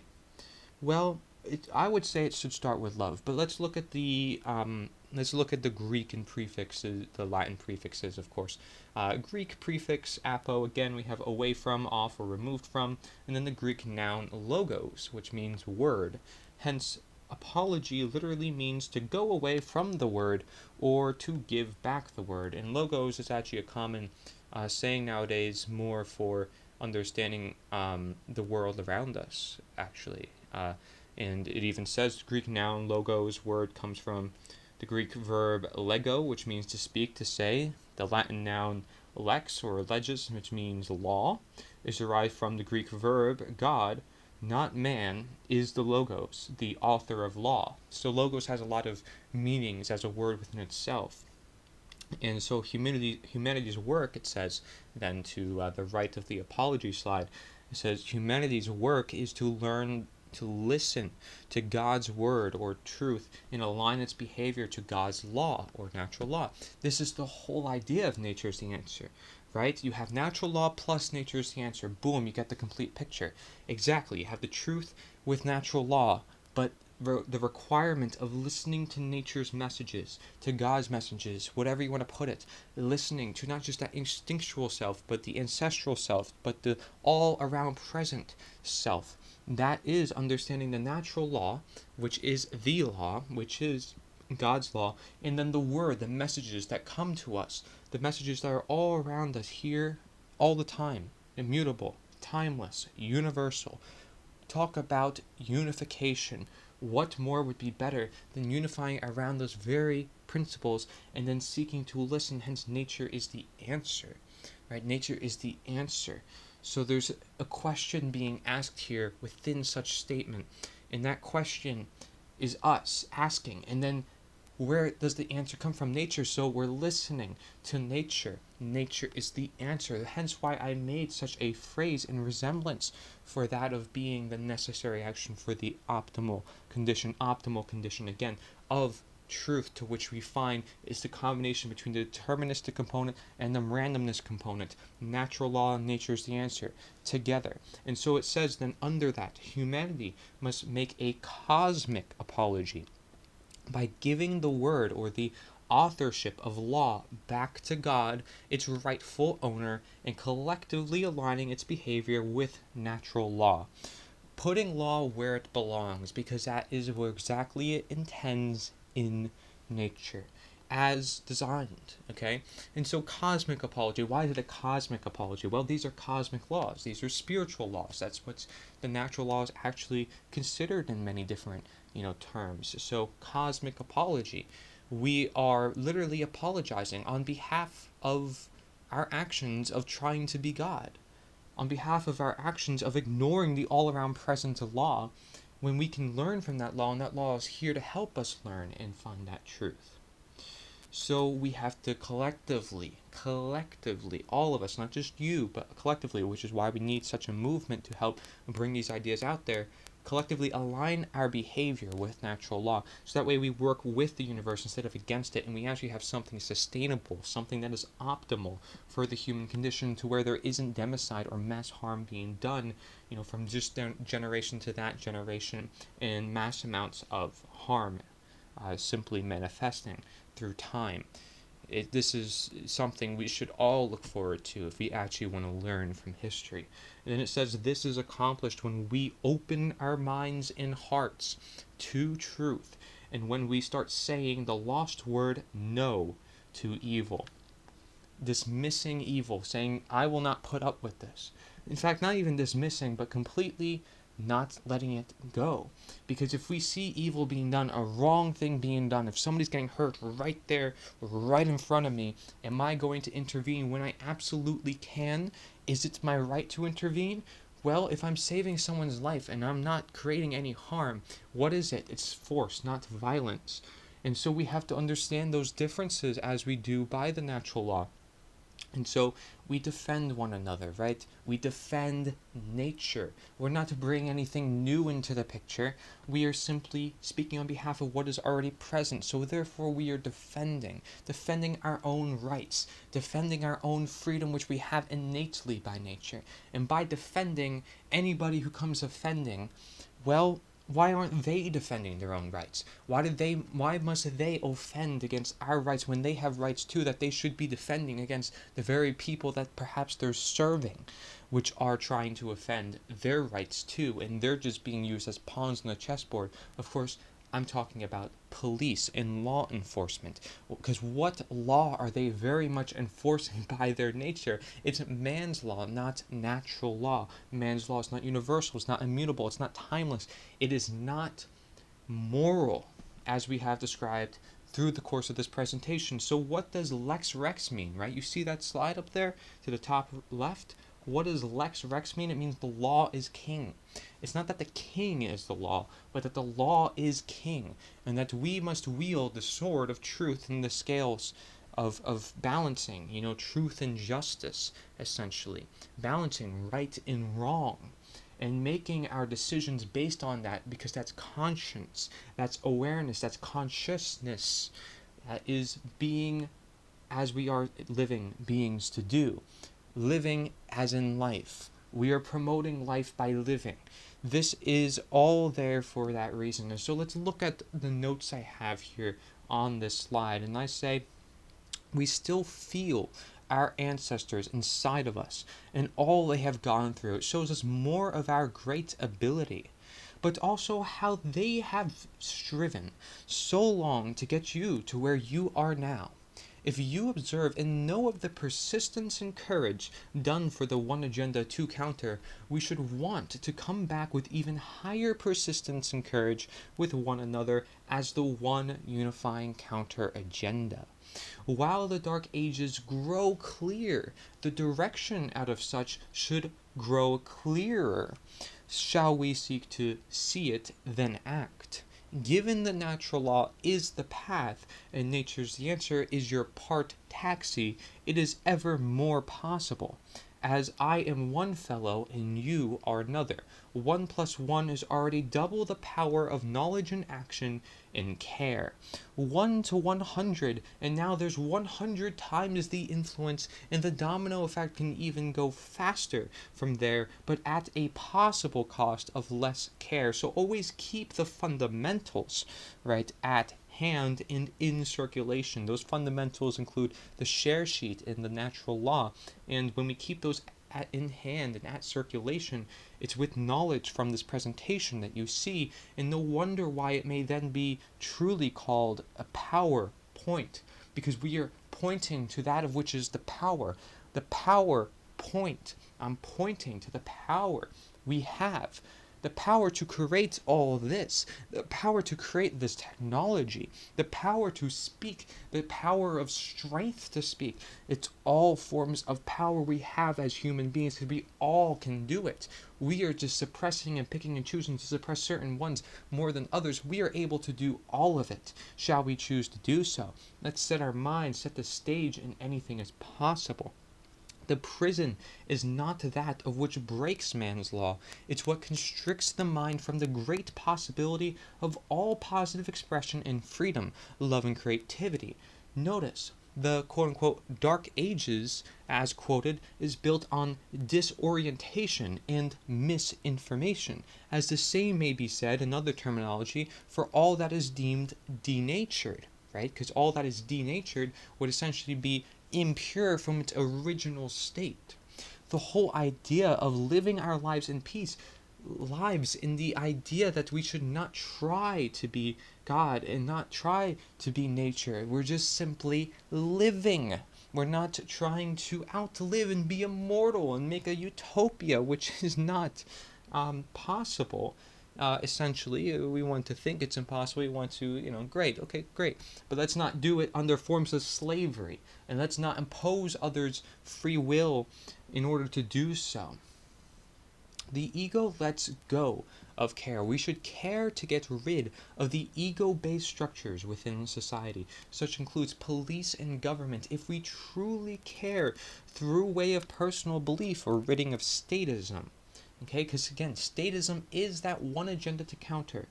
The main thing that we should get rid of here in our society, of us, no one else. We're not pointing fingers. We're pointing fingers right at ourselves, because that's where the change happens. You must stop believing in statism if you want this world to actually change for once for the grand scheme of things, and you must teach other individuals what statism is with common sense, like individuals like Larkin Rose do. Larkin Rose does a great job in describing this with common sense without even talking about natural law. But natural law speaks upon this as well. And so, refer to Mark Passio if you have to, refer to my works, refer to the countless amount of individuals who have been teaching universal ideas and essentially have no unifying efforts around such. And that's what I'm trying to do, is fill that void and say, well, we can unify around these and then bring these efforts into more individuals, so that way we can wake up the whole world into this knowledge. So that way the whole world has this power. Okay? And so such we already rids of the ego, because we are now working with one another. For we all are to own ourselves as we do and should in nature. And therefore nature's answer shall set the example for the world and set the stage through each step of the 6-step speculation to transition and save and change the world to the most optimal and sustainable condition it may ever live. However, knowing that nature's answer lives with us, it lives as recognition of us and as recognition of nature and natural law. Just because you may not understand doesn't mean you can't ever. Everyone learns in different ways. What way is best for you? This is a question, of course, again, for you. What way do you best learn? How can you apply this knowledge to your life? Well, then, that's a question as well, but how could you understand that knowledge first, right? Then to apply it is another question that we have to ask perhaps beforehand. Then I state, make the best of your own environment. So we all can be the living examples of truth, right?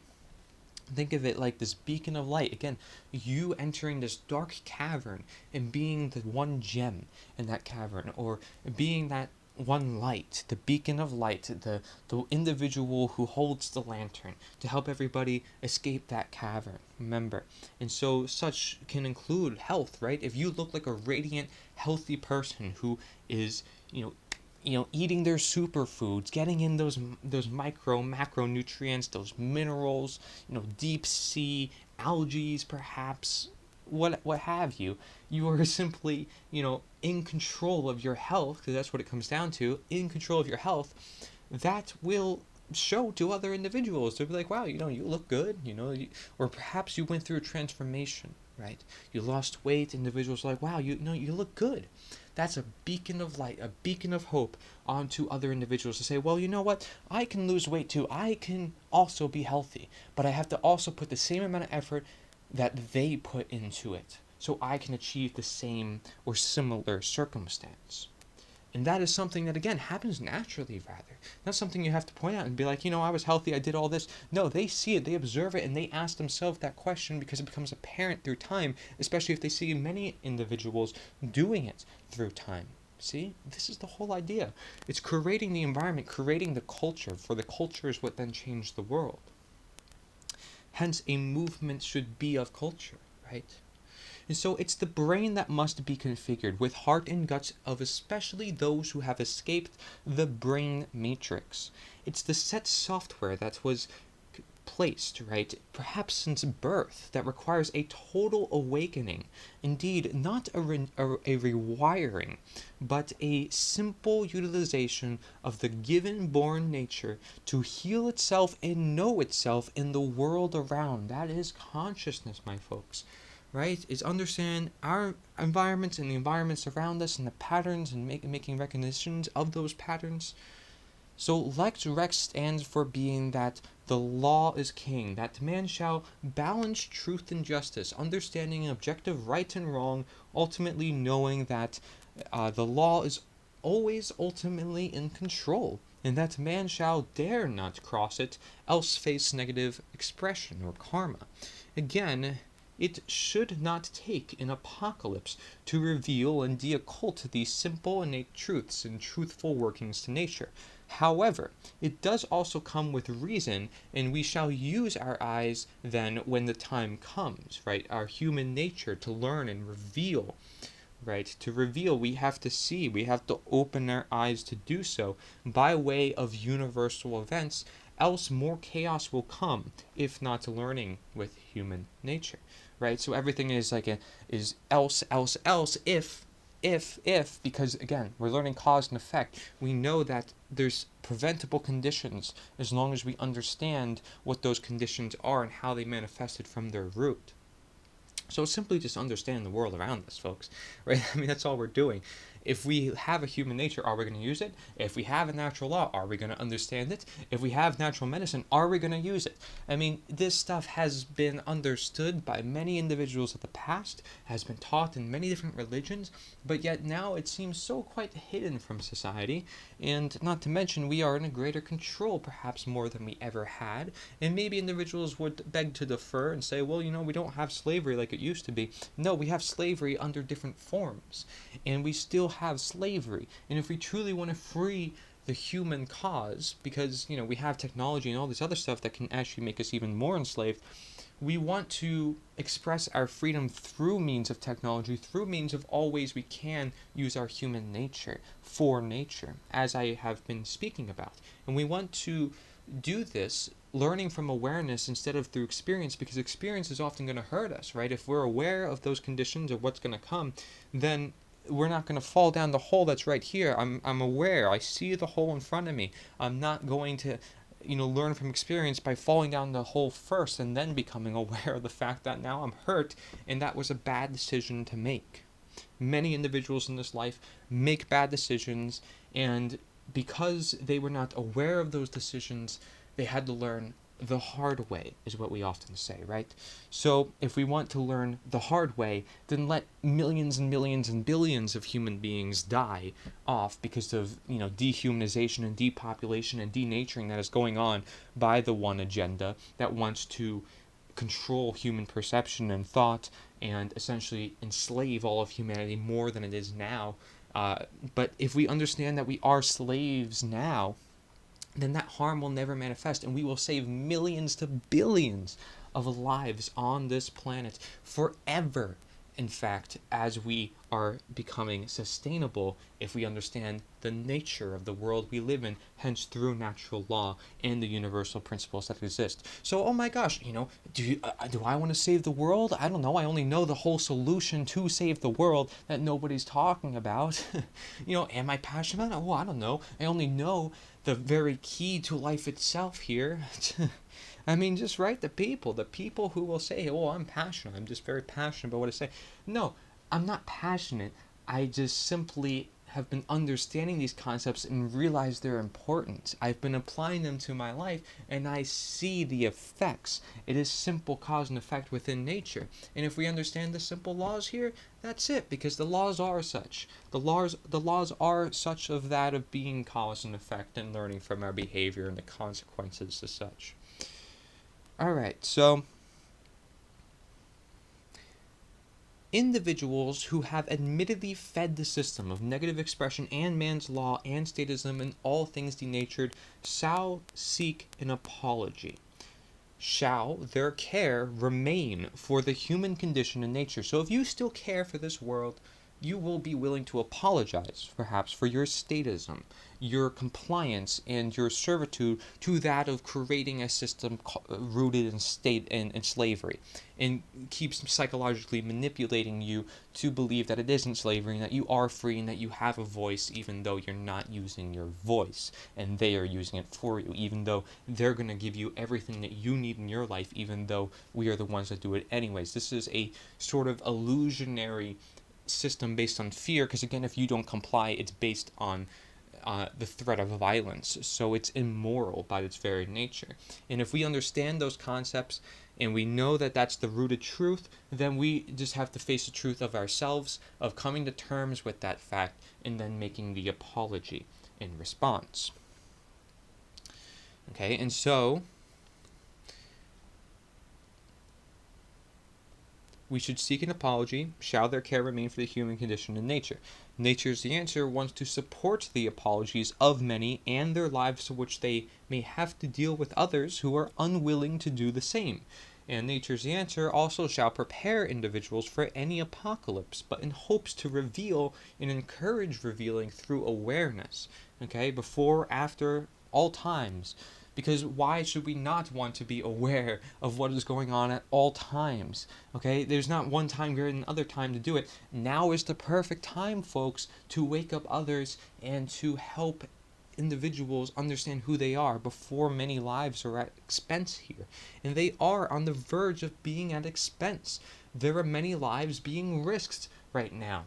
In fact, all the time, perhaps, that we don't see it on a daily basis. But they're there, trust me, and so we can reveal a lot of what's going on through our awareness, and so it's presence, it's conversation, it's force defending against government, it's preparedness, it's natural survival, something our ancestors knew a lot. What do we know much about that nowadays? Not much. Oh, I don't know, maybe that's a sign that we're a little bit denatured or detached from reality and the world that we actually live in, aside from this building that I'm in, right? Because we're like hurlers now. And of course we'll learn, right, in time, because there might be times where I don't have such a convenient place, and many individuals as the same. However, we can do what we can in the moment. We can always do our best as we can do our best. And who is actually willing to do their best? Because if they are, then they're willing to make the apology, they're willing to say thank you, they're willing to love other beings, and they're willing to expand. They're open to all. They're not constricted in their left or right brain mindsets of mind control and slavery. Okay? And so we are to listen to logos, or otherwise known as nature's messages, for our own message of nature's the answer as fellow messengers to all beings. Natural law is the real law, and it's the law of nature. Simply put, it's the intended form of adherence and harmonization for cause and effect as well as right and wrong. The law belongs to nature, not us. Shall we truly care and respect nature? But it's here for us, right? That's the point. And so this is a collective effort, hence the mission as message of Nature's the Answer, to showcase this simple, forever existent and innate idea to the world. The apologies shall be made with saying no where it belongs in nature, hence dropping statism, or otherwise known as demotion, right? Disintegration and demotion, and actively seeking to do our best in life for that of the truth, which is, being willing to improve upon ourselves in the world, being of positive expression. And Nature's Answer may come of community help, right? I want individuals to be helped in this process, and I want them to know they have backing, rooted backing. And so let Nature's the Answer help you as you help it, for you are part of Nature's the Answer. Let's share the potential, share the message, and let's make it all our mission by all means possible for a world we are to care about. Do care, do act. How many times have I really demonstrated this necessary connection between Nature's the Answer and natural law through the course of this presentation already, and in understanding these concepts? We have really firmly grasped it now. If you come to this point in the presentation and you watch the rest, the understanding of what this law is and the actions that necessarily go hand in hand. We're going to get more specific on those actions, of course, as we move on. But you generally know at this point the action that is most necessary for defeating the one agenda, right?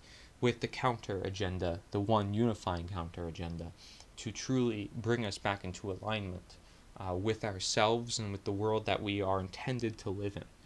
And so that's why I have this slide here. Listen to nature's call. We have here a quote on the top here from Mark Passio's Natural Law slides. It says, quote, "A free people claim their rights as derived from the laws of nature and not as the gift of their magistrates." A quote from Thomas Jefferson. Again, you're going to notice many trends, especially as I went through over 25 hours worth of quotes in that Perspective documentary series that I talked about earlier. But then we have here another quote: "The natural liberty of man is to be free from any superior power on earth, and not to be under the will or legislative authority of man, but only to have the law of nature for his rule." A quote by John Locke.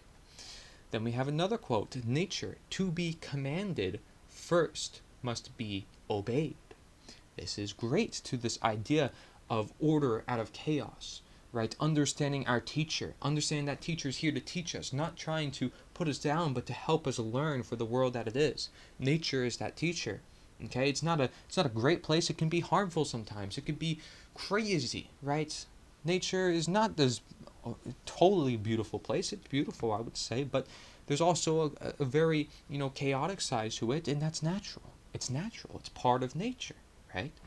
So if it's to be commanded, it must first be obeyed. We must understand that, us as human beings, we all have rights of our own. They shall not be trampled over other human beings who have no right to do so. Okay, so therefore, all human beings are equal. And if we want to truly be an equal people, we actually listen to the laws of nature. We actually abide ourselves to the laws of nature and understanding man's law is immoral. Statism is immoral. Government is immoral. And that we must be responsible for our actions, and we will be more self-responsible, more self-sustainable without such a system in place called government. And that, by the way, was a quote from Francis Bacon, where he talked about nature to be commanded first must be obeyed. Then we have another quote: there is a law that man should love his neighbor as himself. In a few hundred years it should be as natural to mankind as breathing, or the upright gait. But if he does not learn it, he must perish. A quote from Alfred Adler. He must perish. Interestingly enough, right? Must perish. Saying that there's this sort of inevitable karma, like human beings deserve to die in their own succumb of the destruction that they brought upon the world.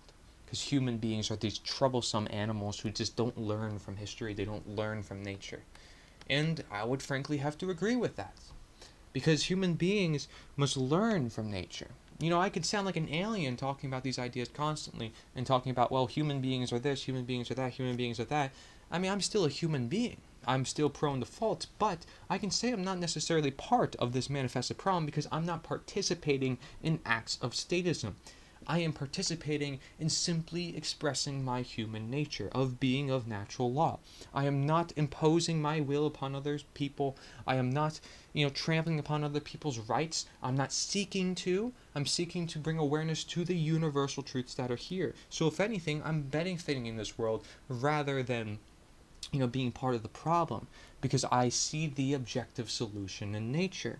And so, with all that concluded, we can say nature is the answer, otherwise known as nita or nita, right? And again, we have another interpretation of that to go on here, but again, that is the equivalent to the necessary action for the optimal condition, the necessary requirements that we have here: the free will plus natural law, the deterministic with the random, the intuition with the action. It's all here, and it's all in nature is the answer. That we must bring to the general public. That we must speak upon to many individuals on any different political side, on any different club, all over the world, for this is a universal message. We all live within nature. We all are of the natural law. We all are to prosper, hence of its natural objective cause for the truth. And so we must be that objective cause for truth. We must be reflective for that of this beautiful harmonization that is of nature. And so it's across law, it's across medicine, it's across rights, it's across more.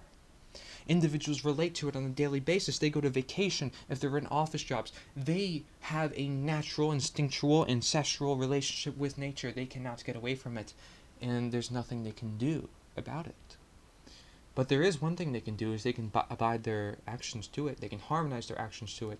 And by believing in government, and by participating in acts of government, and by believing new people must be in government, or anything that has to do with keeping government in existence, we are outright ignoring, putting down nature, and outright violating nature. So that's how this goes. It's either you're with nature, or you're with man being God. Man being nature. Man's egotistic, materialistic realm of nothing good and pure exists. It's this sort of idea that, just material crushing the spiritual, crushing it. There's no free will of journey and expression. We know it all. It's all science, folks. It's all science. Yeah. That's what it says. That's what it says to many individuals. Nature, on the other hand, is not science, but nature has the best of sciences, in fact. So good, in fact, that they can't be discovered from sciences, and sciences are constantly trying to learn from nature for that reason. But science should never claim to know of nature for that reason. And so either we all change the world, or the world will suffer with us all.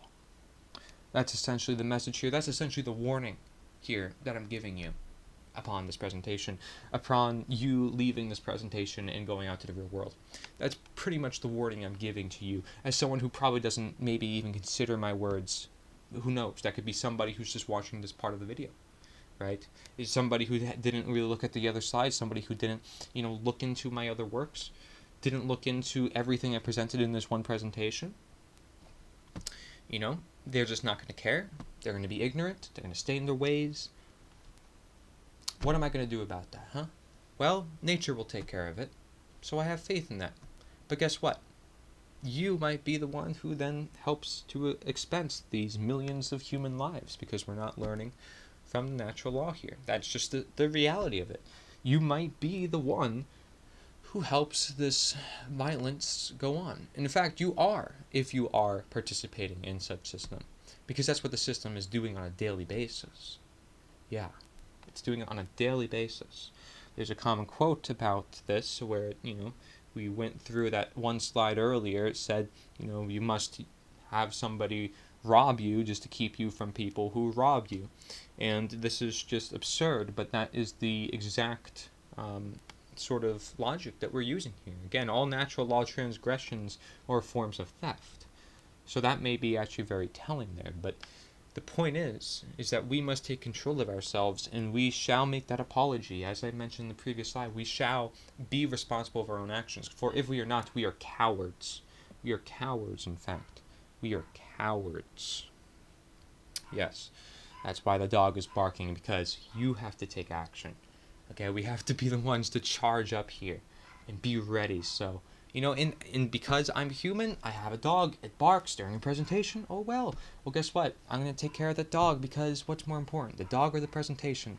Sorry, folks, the dog.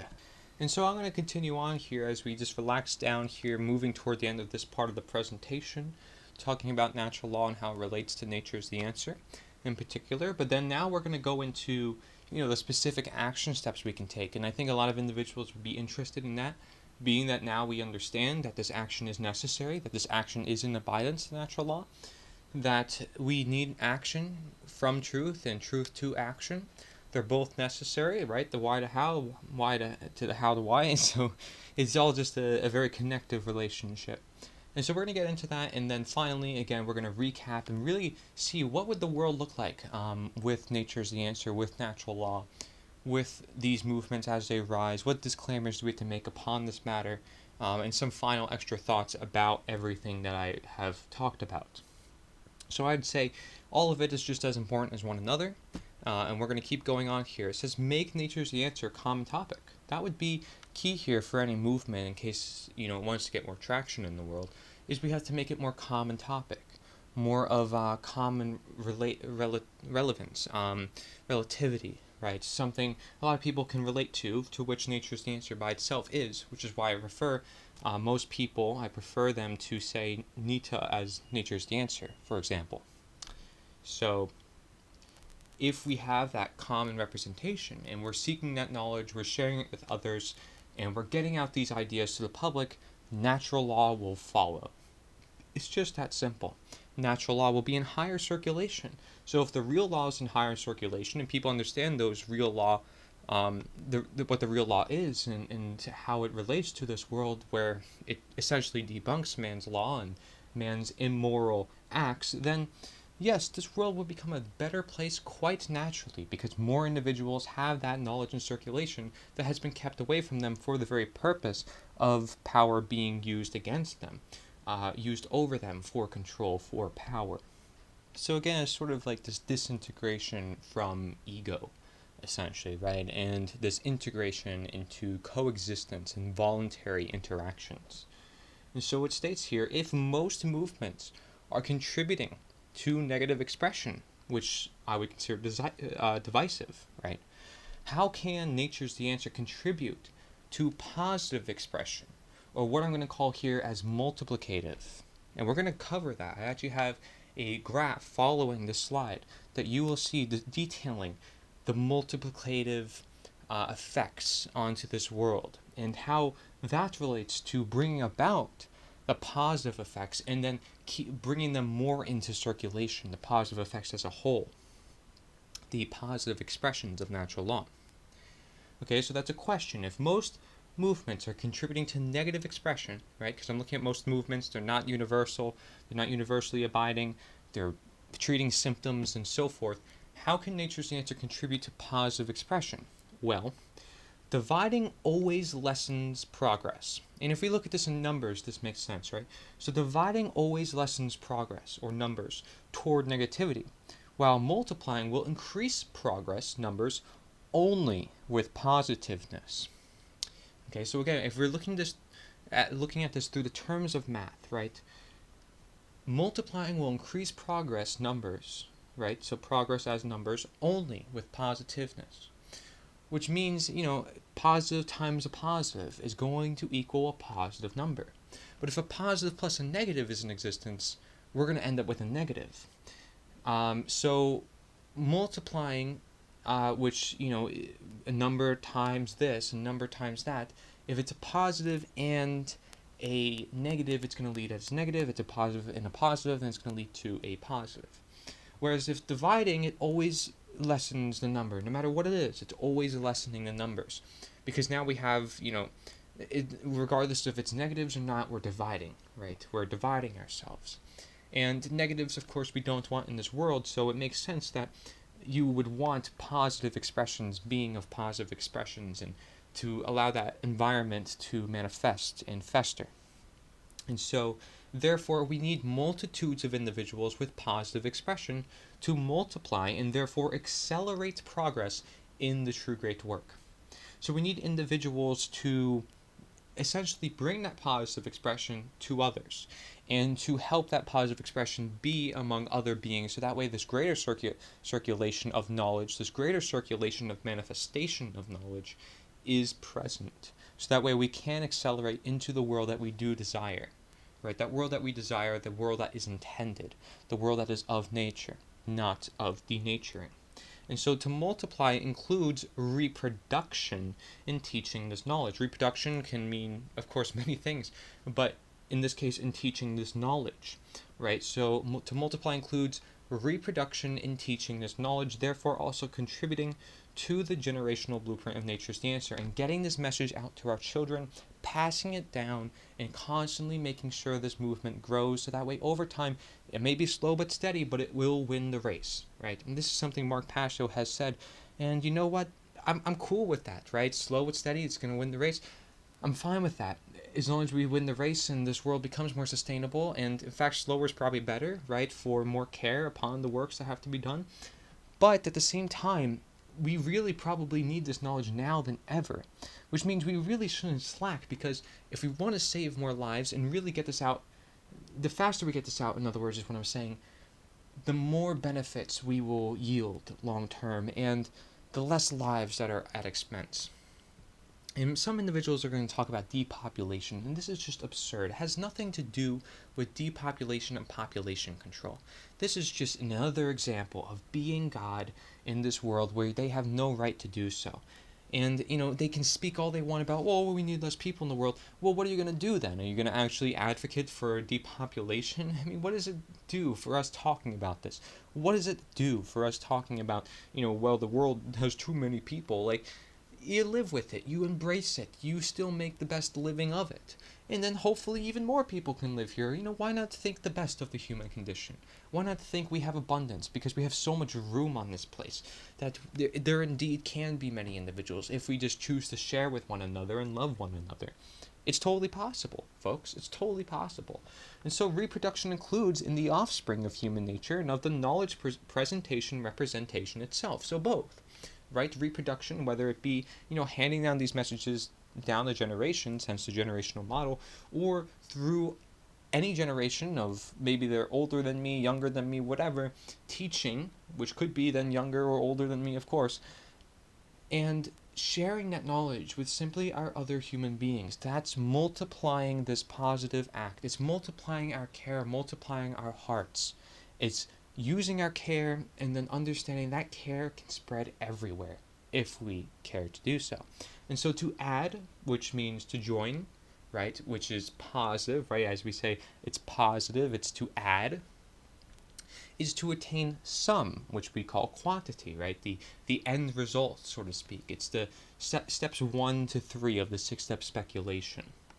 And then to multiply or grow is to attain product, which is the result, steps 4 to 6.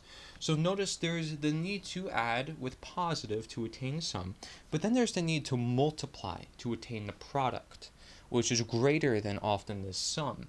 It's the result. So it's not steps 1 through 3, but it's steps 4 through 6. And so, yes, they do require steps 1 through 3, but the positive is of the multiplicative. And so we're going to go over what the positive is and what the multiplicative is, and then also the negative and even the divisive later on in this presentation, to really connect all the points that we have been making all throughout this presentation. So I say that both are essential and essentially connected to the progression of nature's answer, both the positive and the multiplicative. Nature, always with us, always for us. We must have that at mind too, right? Any of these messages are fine. Nature's the answer, we must be the change, we are change, let's uphold our natural rights, so many different words and messages you can use. But at least if we can get behind one, that's great. Nature always with us, always for us. Another phrase we can say. And these all abide to this general message. In fact, it might be better that there's a variety of messages, as long as everybody can discern that this is one movement that's bringing into the world this universal truth. That is of one, natural law that exists of multiple laws that are inherent to creation. And so we have an extreme problem of much talk and no action. So simply, what I have to say to the many individuals who just much talk and little action, and sorry, but this is also much within the independent media or so-called freedom movements, which I would like to tackle moreover than any other movement perhaps, is that we need to bring more action to the words we say. And I noticed this also as a common concern. This is no coincidence. I see it everywhere. People saying, well, okay, you talk so much about this, well, what's the solution? You talk so much about this, well, what's the solution? No coincidence they're asking that, because it's not enough for them. And it should be enough for them, actually. It should be enough what the why is for many individuals, because the why gives way to the how. So many individuals don't want to put the effort into knowing the how. But nature's the answer then makes it easier for individuals to understand that how, and understand that the why is necessary for the how, and therefore you can actually make the how based on the why, and you have to within your own lives. So it sort of answers that big question when individuals are sort of projecting, or they're asking, why can't we bring more action to this? What's the specific actions that we need for this? And so, again, what I have to say here is just start small steps. One at a time, small steps, and it will add up. Just again, like this small race, as long as we're progressing and not dying off, then we're good. This movement will always and always continue to grow through time, and eventually it will get out to the mass public. As long as it's growing, it's not stagnant, and it's not dying, then it's always going to be growing. And that's the beautiful part of it that gives me always faith in humanity, even if it's 100 or 1,000 years down the road, to which I don't even know if that's going to be possible from my point of view now. But generally speaking, right, let's just take small steps and think big, though. Let's think big. So although we take small steps within our lives, and it also keeps things less invasive, by the way, we can also think big and act big when we consider this idea called nature's answer. So you create action within your own life, and at the same time, you're speaking on behalf of the action that we all can take with nature's the answer. So you're taking small steps, but you're thinking big in terms of, well, we can actually make this a really big step if we all took these small steps. If we all just cared about one another, if we all cared for our own nature that we all live in, that we don't own, but are a part of. So, it's sort of that dichotomy, sort of that understanding, sort of that listening, again, that comes back down to. So we must listen to nature's call. And what is that call to do? It's the call to action. And so when I speak upon, other movements, because that's something I have mentioned right in this presentation, we must know that there really isn't anything like nature's the answer or creating collective action based on natural law. That's a question we can ask, right? Is there really anything like nature's the answer or creating collective action based on natural law? And so here's really the answer that I can provide for individuals who may ask that. Not that I know of at all. Hence, the creation of nature is the answer to begin with, right? I mean, that's the whole point then of its creation, because it doesn't exist. If it existed, I would probably support it, and I'd probably contribute to it, but it frankly doesn't exist. So this whole new system, if you will, is one that then can be improved upon from you or other individuals, to which I encourage, you provide your feedback and so forth, but at least we have a starting ground, we have a foundation. And for what the most part of this foundation works, I think it's well rooted in its place to where it doesn't really need any changes because we want to keep things as simple as possible. However, universal resources and stuff, of course, I'm always open to it. Educational resources, always open to it because it's universal. People making translations for this material, greatly appreciated. Stuff like that, 100%, great, amazing, right? And you see there's a lot of pictures on this slide too, so we're going to go over that. Let me continue with the answer to that question, however. It's that there really isn't anything like nature is the answer. Hence, the creation of nature is the answer to begin with. In addition, even if some were to arise, their abidance to natural law, in particular guiding natural methodology and definition, may not be as optimized as the blueprint of nature is the answer. That being said, any and all other groups or movements are free to also be of nature's the answer. So if they want to join nature's the answer, go ahead. But, however, that being said, right, nature's the answer must always discern itself from other movements and within itself. The website and universal material considered unifying factors cannot promote others. So within itself, it cannot promote others, and it must discern itself from other movements. So while you can be of nature's the answer and it's here for everybody, it's not going to be of any other movement or any other particular ideology or whatnot you want to call it, right? Quote unquote movement. Because we want to keep things as simple as possible. You don't want somebody having to look through everything to make sure it's okay and so forth. I want to keep things simple, and we have to just have a simple unifying ground. That's it. Simple unifying ground, no changes, because if there's changes, then you're expecting controversy. And then if you're asking me to add this onto the website or add that, it's going to become ads, it's going to become sponsorships, it's going to become all the stuff. And that's not the whole idea of this. The whole idea of this is just to spread information, it's just to spread knowledge. And so I said, however, the individual within shall of course promote to their liking, hence why all individuals make up the movement. So, do as you wish within the movement. Just the movement of the website, the website of the movement and the material of the movement and so forth, you can share and so forth, so you ultimately decide at the end of the day. But the website itself is not going to change or have any sort of sponsorships or connections like that. I would stay away from that for the very purposes that I mentioned. And so then I stated there is one organization in particular that has gotten close to this blueprint of ourselves being the change. And they were featured in the first documentary on evidence and perspective. So part of my perspective documentaries, they were on the first one. And this is a group that is called We Are Change.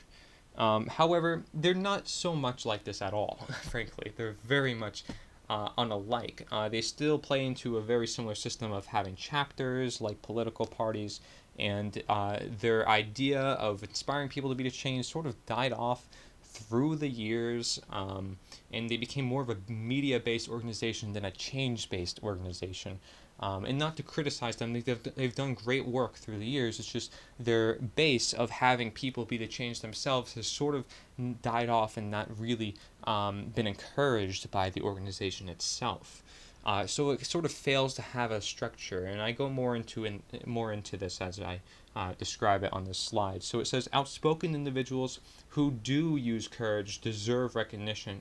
However, none shall be of ego or arcanism or slavery or statism, right? because those are the equivalences, if you will.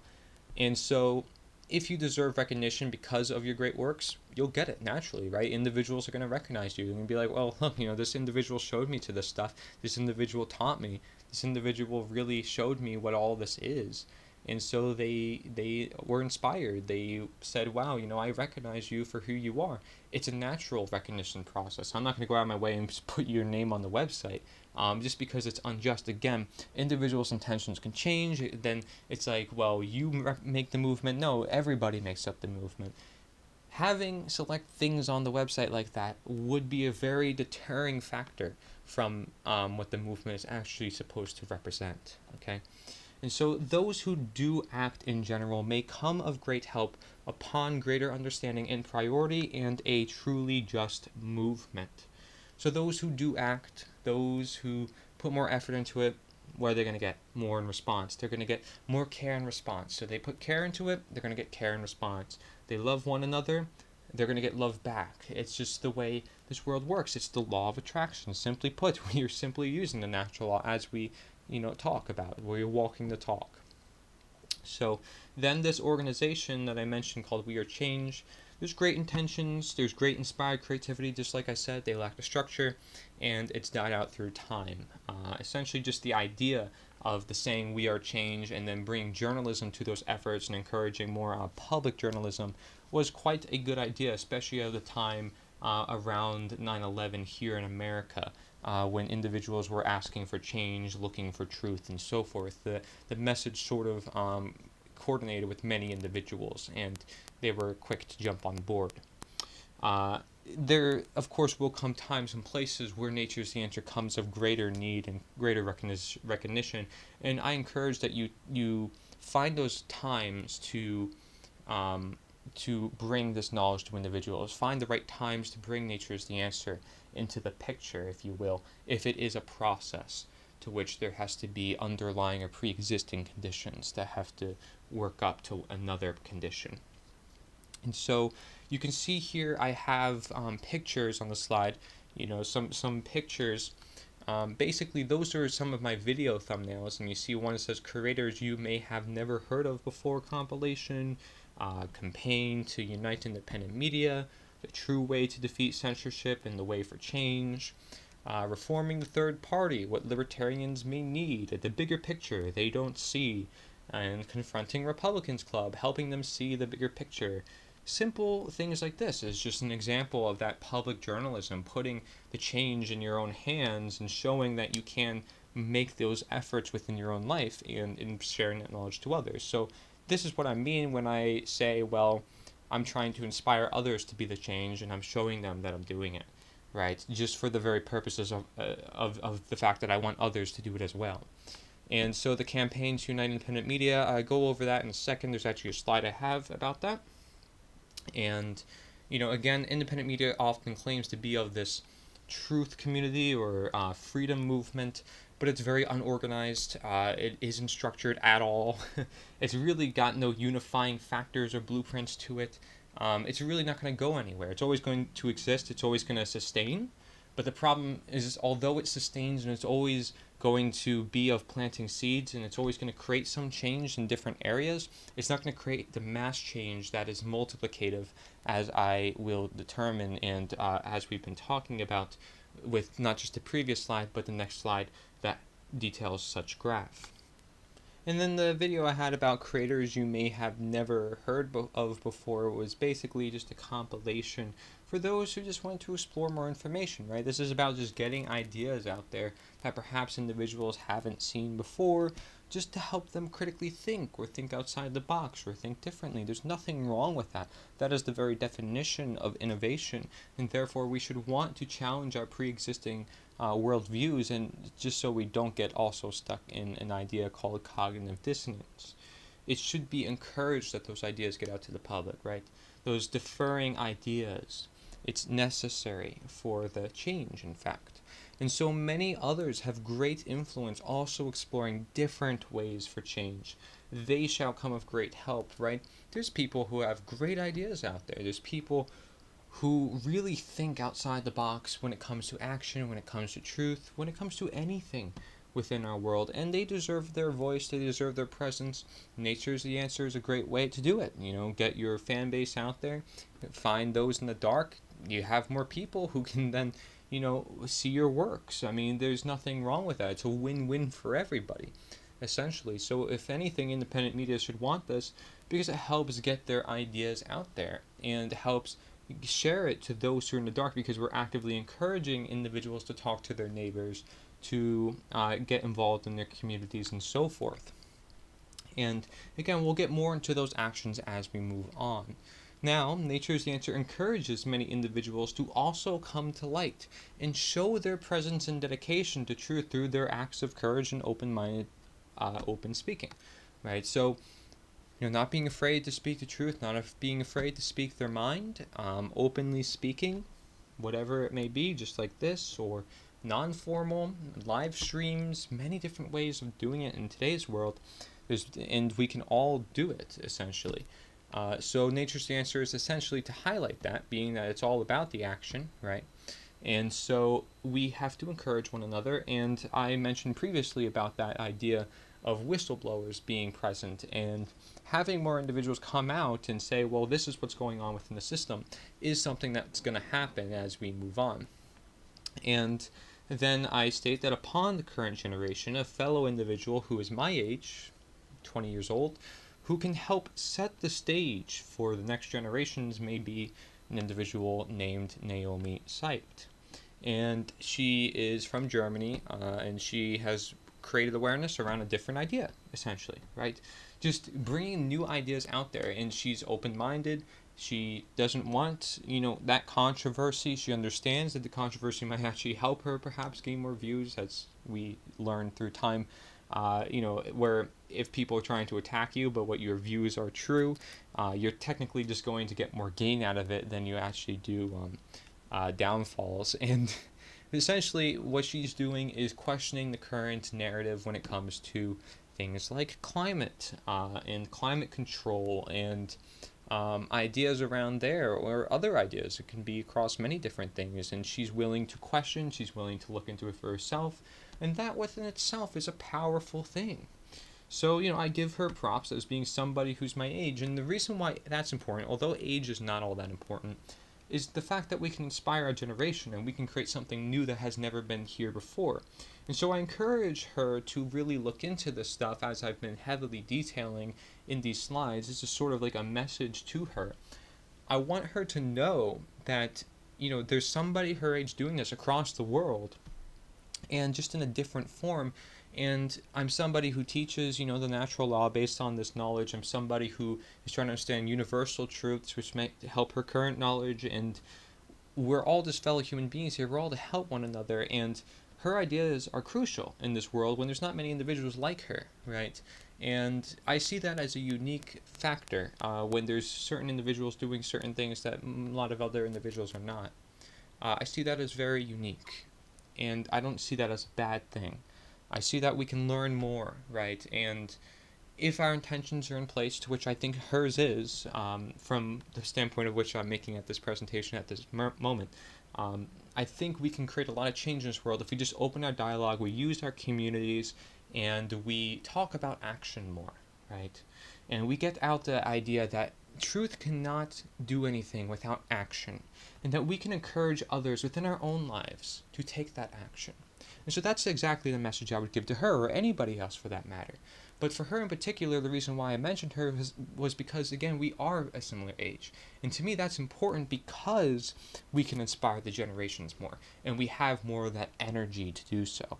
And that energy inspires individuals. They look up to it, and they want to do more with that energy. They want to be a part of that, right? And that energy of a cause, of a movement, bringing people together is inspiring. And we see that in politics. But instead of it being so, agenda-oriented and essentially manipulative in different ways, we can actually have something rooted for once, something that's grounded, grassroots.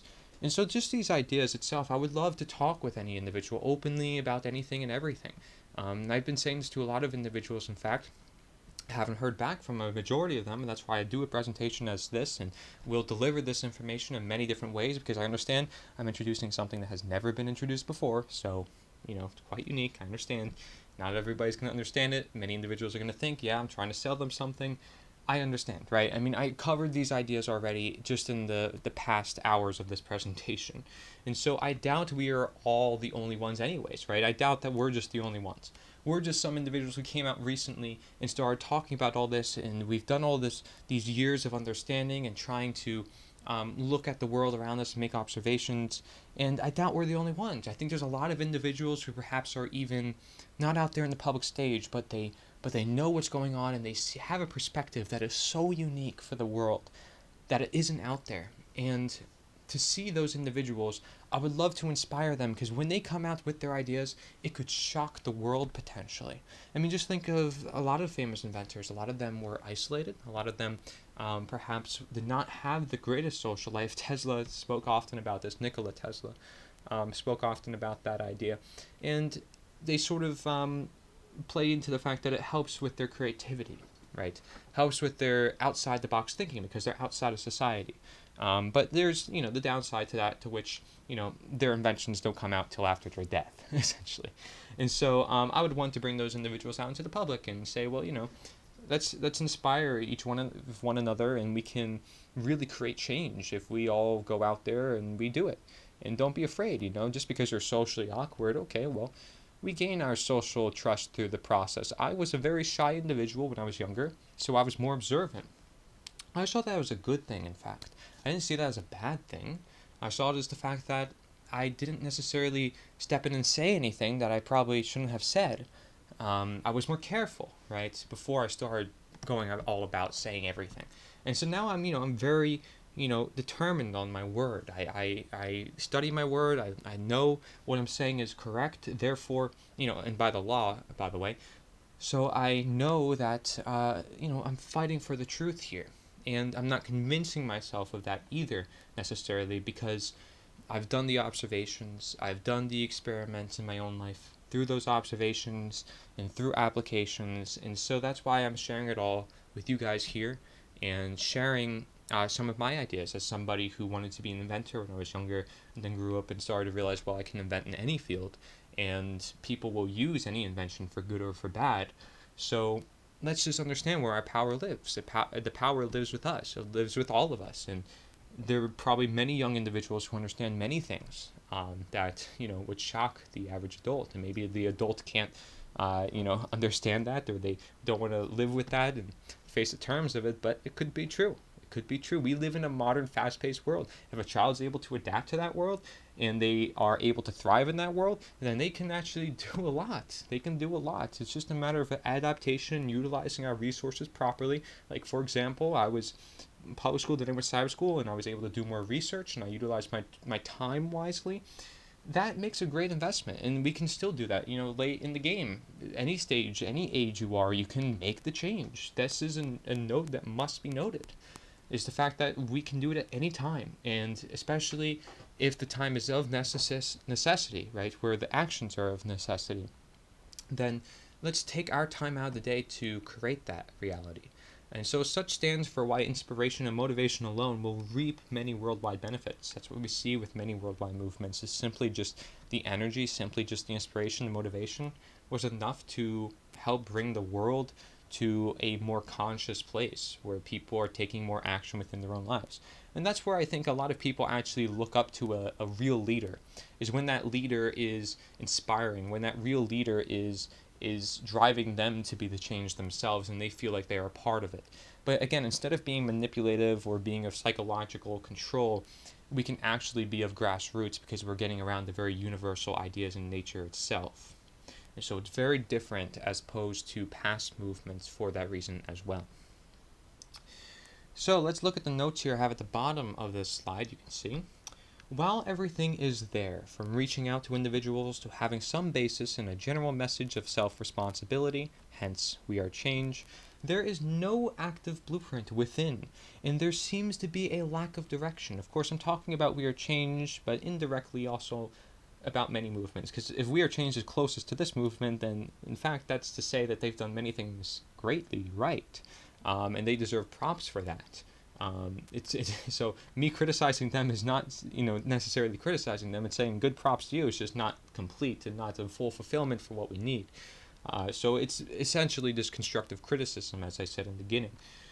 So while everything is there, from reaching out to individuals to having some basis in a general message of self-responsibility, hence we are changed, there's no active blueprint within, and there seems to be a lack of direction. While there is definitely more encouragement to be the change, such organization has delved into news and knowledge moreover than confrontation and action and rallies, which is required to put such news and knowledge into effect. This is not a criticism. This goes for most independent media organizations where they have great potential for change in holding rallies and encouraging personal, neighborhood, and community change, but they don't or have lessened in their effect due to the lack of structure for such. And so Nature's the Answer is fully willing to collaborate with this organization and its members, right? And Nature's Answer also encourages that individuals seek out local We Are Change chapters where they live. Because again, more individuals from anywhere, just to understand the universal knowledge, because we're all under this knowledge. We're all of this knowledge.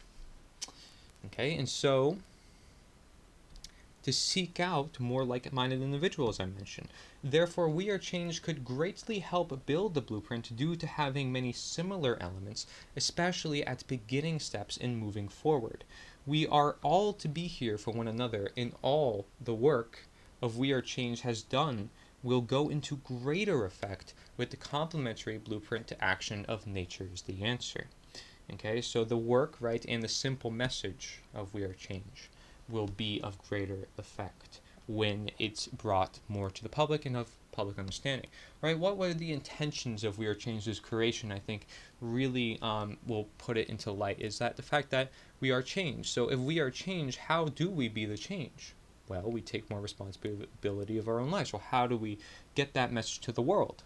Well, we have to, again, increase our efforts. We have to unify with others, and that's why they have chapters. That's why they had people representing their brand, so to speak. And so this sort of brand is that of which is a movement itself, regardless of what independent media or whatever goes on within, right? The movement is the part that is highlighted here, not the news, not the knowledge, but the movement itself. And that's perhaps what makes it different by the very nature of such creation. Again, this is constructive criticism, has nothing against We Are Change. I love the work that they do, and I think they try to be, as least biased as possible. They're very human, and they've done great work over the years. There's many individuals who have been part of it, and all across the country, all across the world even. It's great stuff. Very, very good stuff. Just people, again, taking their time out of their day to do work and question the status quo, to get new ideas out there. There's nothing wrong with that. So upon appeal and involving yourself to such groups, another may be local libertarian clubs to help reform the third party for the no party of Nature is the Answer. Introduce Nature is the Answer and natural law, keeping in mind that the two bridge to one another and therefore also assist in introducing each other, right? And that goes back to the idea that we have called the individual six-step speculation and the general six-step speculation, which I encourage you to look into if you haven't seen it yet on the slides. So that really sums up as a whole what this movement is compared to other movements, in particular this one we looked at, We Are Change in particular. But you can see there's a lot of relevance, but there's also a lot of difference. And there's a lot of particular points you can make of this movement or their movement or whatever. But again, we're all human beings here, and we all deserve to share these messages. In fact, I'd be willing to say We Are Change any day. I even have a shirt for We Are Change, if you want me to put it that way. That's just myself, right? This is my own actions. Has nothing to do with you. You don't have to. It's up to you. It's voluntary. Everything is voluntary. So there really isn't any problems here when it comes to morality.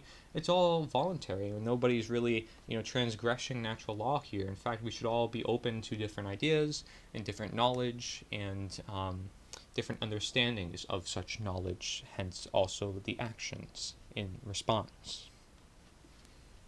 And so here you can see I even made a page specifically on nita.1, which represents Nature is the Answer, which is this movement as message as mission, for the necessary action for the optimal condition. And it's specifically for independent media. And to be honest, I've been following independent media for a very long time. And I've been following, for example, organizations like We Are Change. And there's so many out there, many different organizations, many disagree with one another and so forth, but I think they all do a really good job at presenting different information. And that deserves to be noted, right? The fact that individuals have put effort into, again, these causes. And if we just simply unified our efforts and understood what Nature's the Answer is and its intentions and how it may relate to independent media, that would be quite important for those folks in particular. So I made one for independent media in particular. I was going to post this on other sites, but I don't have any particular other sites to post an article on. So I have a backlink for this one, which is nita.1/indiemedia if you want to access it. And it's a rather long article, but it asks many questions that those in the independent media may not be able to answer. Or if they were to answer, it would be along the lines of introducing some sort of movement. And so it says the following was created for independent creators who produce their own content or journalism. Reposting the following article is allowed. The following was written by Cory Edmund Endrulat, simply a fellow messenger, that's myself. And so it's for independent creators, and it's to why join the Nature's the Answer text version, essentially, because I merged a lot of my different works together, and I asked many different questions to sort of form this one long article so individuals may understand it from the point of view as, they are a creator and they want to understand, what's going on, essentially, with this idea that I'm proposing to them in particular. Because like I mentioned earlier, just having the independent media themselves consist of many millions of individuals, and you already have a great start to a movement that can literally change the world with unified efforts and unified directions. I mean, that's really as simple as it has to be, and that's frankly what you can get if the independent media were open to those ideas and were to at least create that conversation.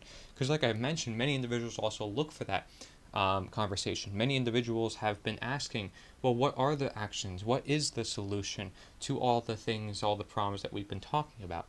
So this really helps answer those questions, and so I hope to help you, just as you have helped many individuals understand the why and the knowledge behind this world and what's going on currently or at any time. So, you deserve a thanks for your works, number one, as any independent creator who you are or who you may be. And I say to you that please, look into my own creative works. I've done some independent journalism too before I got into all this. But I saw this as a necessary void to fill. I saw this as a necessary connection to make. Hence the reason why this whole presentation is called Natural Law and Nature is the Answer, a necessary connection.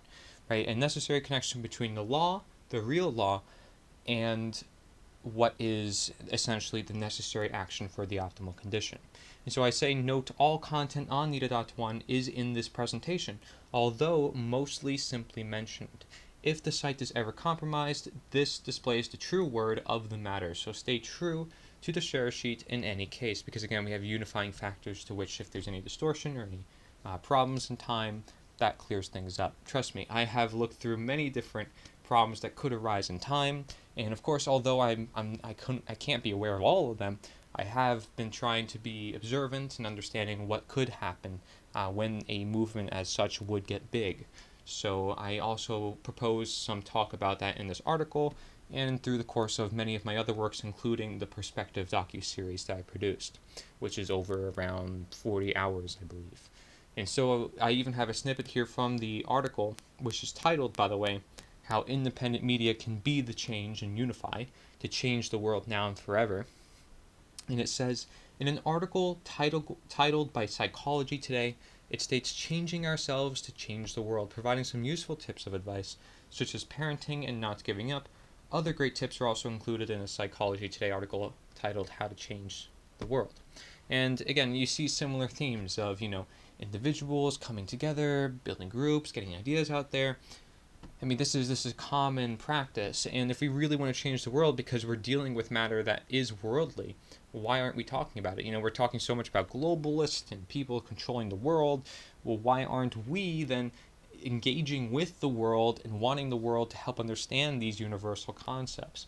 These are very important questions to address, which is why I make so many points here in this one article and just simply by the course of this presentation.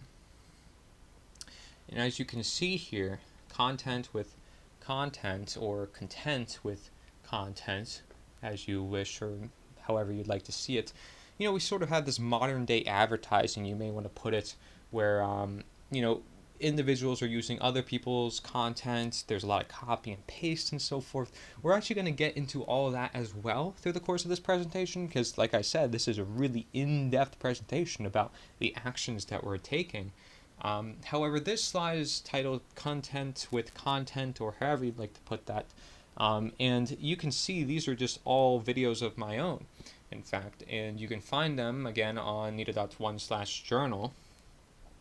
So I can inspire other individuals to also be the change. That's the whole point, essentially, of that page in particular. And so also people see where I'm coming from and addressing more things.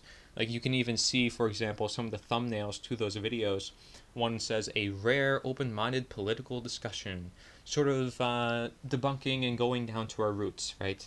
I talk with somebody who is completely into politics, and we find common ground. And I unify around that, and I get to the root of things. And I say, well, this is the root. This is what we should be focusing on. And so I really, changed his worldview after that debate, just for example. Then I have a video on the individual appeal, as you can see. And it says, step by step, and more meanings to nature is the answer. Yeah, there's more meanings. In fact, we're actually going to go over some as well later on in the logo. But there's some that could be made, some that could be speculated. But some of them, of course, we want to stick to principle. Nature is the answer stands for nature is the answer. Quite simple, right? Nita, nature is the answer. Quite simple. And then we have necessary creativity, the fall of music, games, and passion. I just like to talk about many different topics. I'm a writer.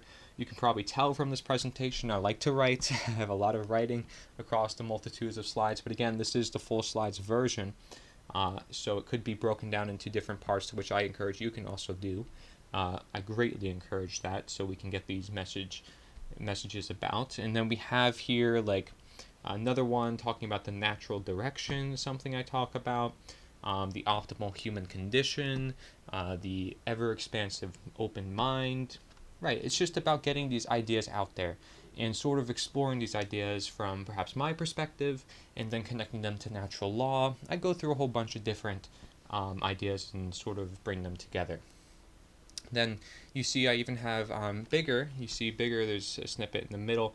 It says, inspiring you to be the change and spread the word. I show you what I'm doing with my neighbors and how I basically go to my neighbors and sharing this message with them, regardless of where they stand on anything. And it says, journaling my efforts, right? Tips on presenting nature's the answer. I even have another video specifically targeted toward independent media. I have another one as well that is a video version of the previous slide, which is for nita.one/indie media. So if you don't want to read it, I read it to you. It's around 50 minutes because of how long that article is. But this one video in particular talks about unity and how it relies on you to understand, to reason, to actively be the change, how independent media must unite and to live with the truth. It must be of natural change, and I'll tell you exactly how. Something a lot of individuals can't do, right? A lot of individuals can't tell you exactly how we can bring change. But guess who can? Nature is the answer. Not me. Nature is the answer. See, although I created this, and although I can speak on behalf of it, I consider it of its own because we are all part of it. And that's the beauty of it. It's the beauty of the nature of the wording and the very nature of the ideas that we can bring into effect. This is the beauty of human beings being able to create anything and set our mind to set the stage. So if I make this association like, well, I'm not the movement, everybody is, that's an association we can all make through time, through that conditioning. See what I mean? And you sort of break down the old with the new, and if we understand what all such is by their nature, then we don't end up in cycles. And this is just giving key to a lot of what we've been talking about. So, I love talking about it. Of course, I get very passionate, which is another reason why I make so many videos as such.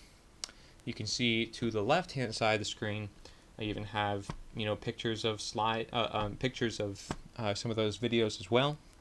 One where my sister actually interviews me just so people know more of who I am, as an individual. That day I was very sun-gazed, so I was a little like, ooh, a little out there, but no, it was good. It was very relaxing because the sun was on me. And then we have another video, The Beauty of Nature.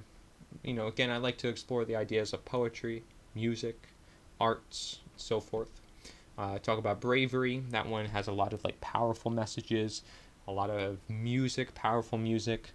I have another one, says nature is the answer to the point. And so I get to the points through the course of the video, and most of the video has to deal with greater health, right? And how we have to heal the world like we had to do with the body, like we explored earlier. And that video really goes into detail with that one. And so some of these are in greater detail more than others.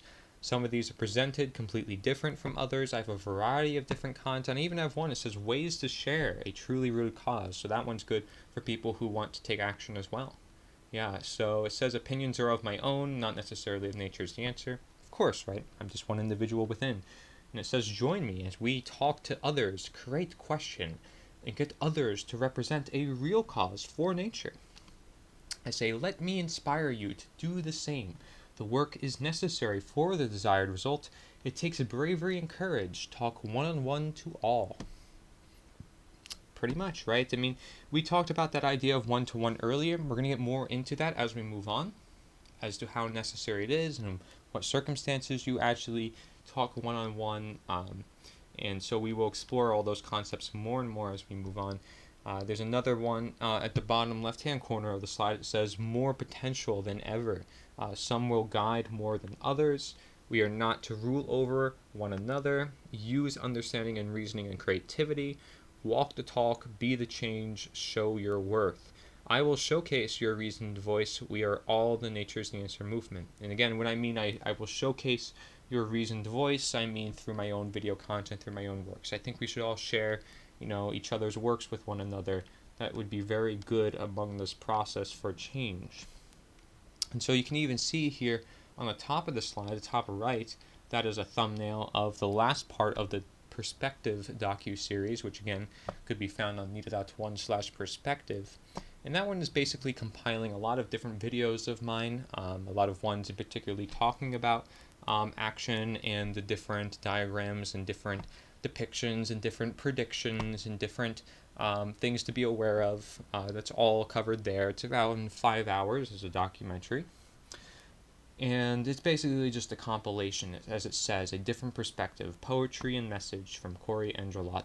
Okay, so let's look at the information I have here for this slide, however. And it says, in a world of mass information, it's about time we utilize such for mass transformation. However, first we must discern information from transformation. Sometimes you don't need all the statistics and facts and news in the world in order to change it. Such is transformation. Okay, and transformation is the use of information and word, coaching, and all aspects that make up human nature. And that's to be utilized within Nature is the Answer. So it's from talking to handing out material to school campuses, to clubs, to online posts, to yard signs, to local media. I would suggest trying some of those or all of them, for example, if you want to create the most change within your life. Here is some useful video content by myself, where those were all the thumbnails that I presented earlier. For more about Nature is the Answer, an appeal for action and action guidance. Of course, coming from myself as a health coach, right? But there's many other individuals who I'm sure can also give great advice, so I'm looking for those individuals as well. I know you're out there, right? However, of course, it's from my perspective, seeking the bigger picture. More is needed from you for greater holistic healing, because we're talking about the whole world here, right? So I need other individuals talking about this as well, and getting out the idea of action in particular. I don't see anybody out there, particularly in independent media, and those who talk so much about the why in great detail and the knowledge about the world. I don't see them talking about the action often at all, and as in much detail as I have through my works. And so I said we should grow content with our world of content. not needing more, but actually learning to live with less. Okay, so people are looking like for all the latest content, the latest news, and so forth. What if I were to say you actually don't need any of that necessarily to live in this world and to actually create any change? Okay, so let's really rethink the way we look at the world here. We've been programmed through so many different ways, and one of those ways is constantly having that feedback mechanism of needing news and needing that, and having any such dependencies you have to be careful of. So although more numbers are necessary for change, our intentions should remain less, meaning simple, true, and pure, right? That's why we keep things simple. That's why we keep things of common sense, because if you're to promote common sense, you should likely keep things quite common. The most common things, of course, would be the universal truths. So if you want to talk about common sense and bring common sense to other people, well, how about you start with the universal truths that talk even about common sense and the very nature thereof? Nature teaches us to live with less, away from this modern technological and governmental world. Therefore, although this is delivered through technology, let's inspire you, okay, let it inspire you to get out there and to create change everywhere you best can. That's the whole point of it. It's the whole point of it. So it says focus on action. These videos may also be found on nita.one/journal, okay? There is always more to come. Nature is abundant with creativity. I even have 2 videos on nita.one/video, which is essentially video versions of the share sheet, which again is that foundation, the fundamentals, the principles to Nature's the Answer, that one unifying sheet, one unifying factor for Nature's the Answer, to which remains set in stone, if you will. So people can try to distort things all they want, but that is set in stone, and that's why I have such unifying factors, such as the website, such as the share sheet. It's again pre-planning for what's to come, and people trying to make all different assumptions and ideas around the ideas that are simply presented as is and meant for different interpretation. So here we have the slide really summing up the whole entirety of the first part of this presentation. Okay, so I know this was already a lot as it is, but essentially this puts everything into perspective. And before we actually go into this full graph, because I know you probably want to look at it, I'm not going to enlarge it on the screen yet, but this is what I just want to cover real quick, and that is my own figurative form of justice. So this just shows you the little bit of creativity that we can use within our own lives to just make more meaning out of things. So you have that tarot card, which is card 11. And 11 is in number or numerology or whatever I guess you want to call it, means a spiritual messenger. The spiritual part comes from natural law, as you can see, circled in red and L. And the green part is circled messenger, right? We know that we're all fellow messengers within Nature is the Answer. So spiritual messenger, natural law messenger. And it makes sense, essentially, this number 11, that stands for justice, the tarot card 11.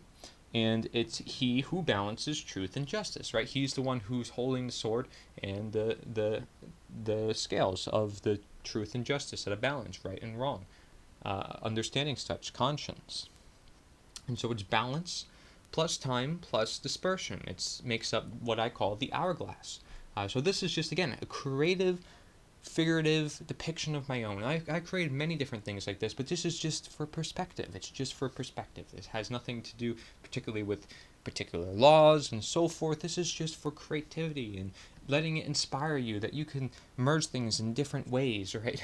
And so I have some like weird depictions here, but you can see like even a sideways hourglass is sort of like the scales on the balance, right?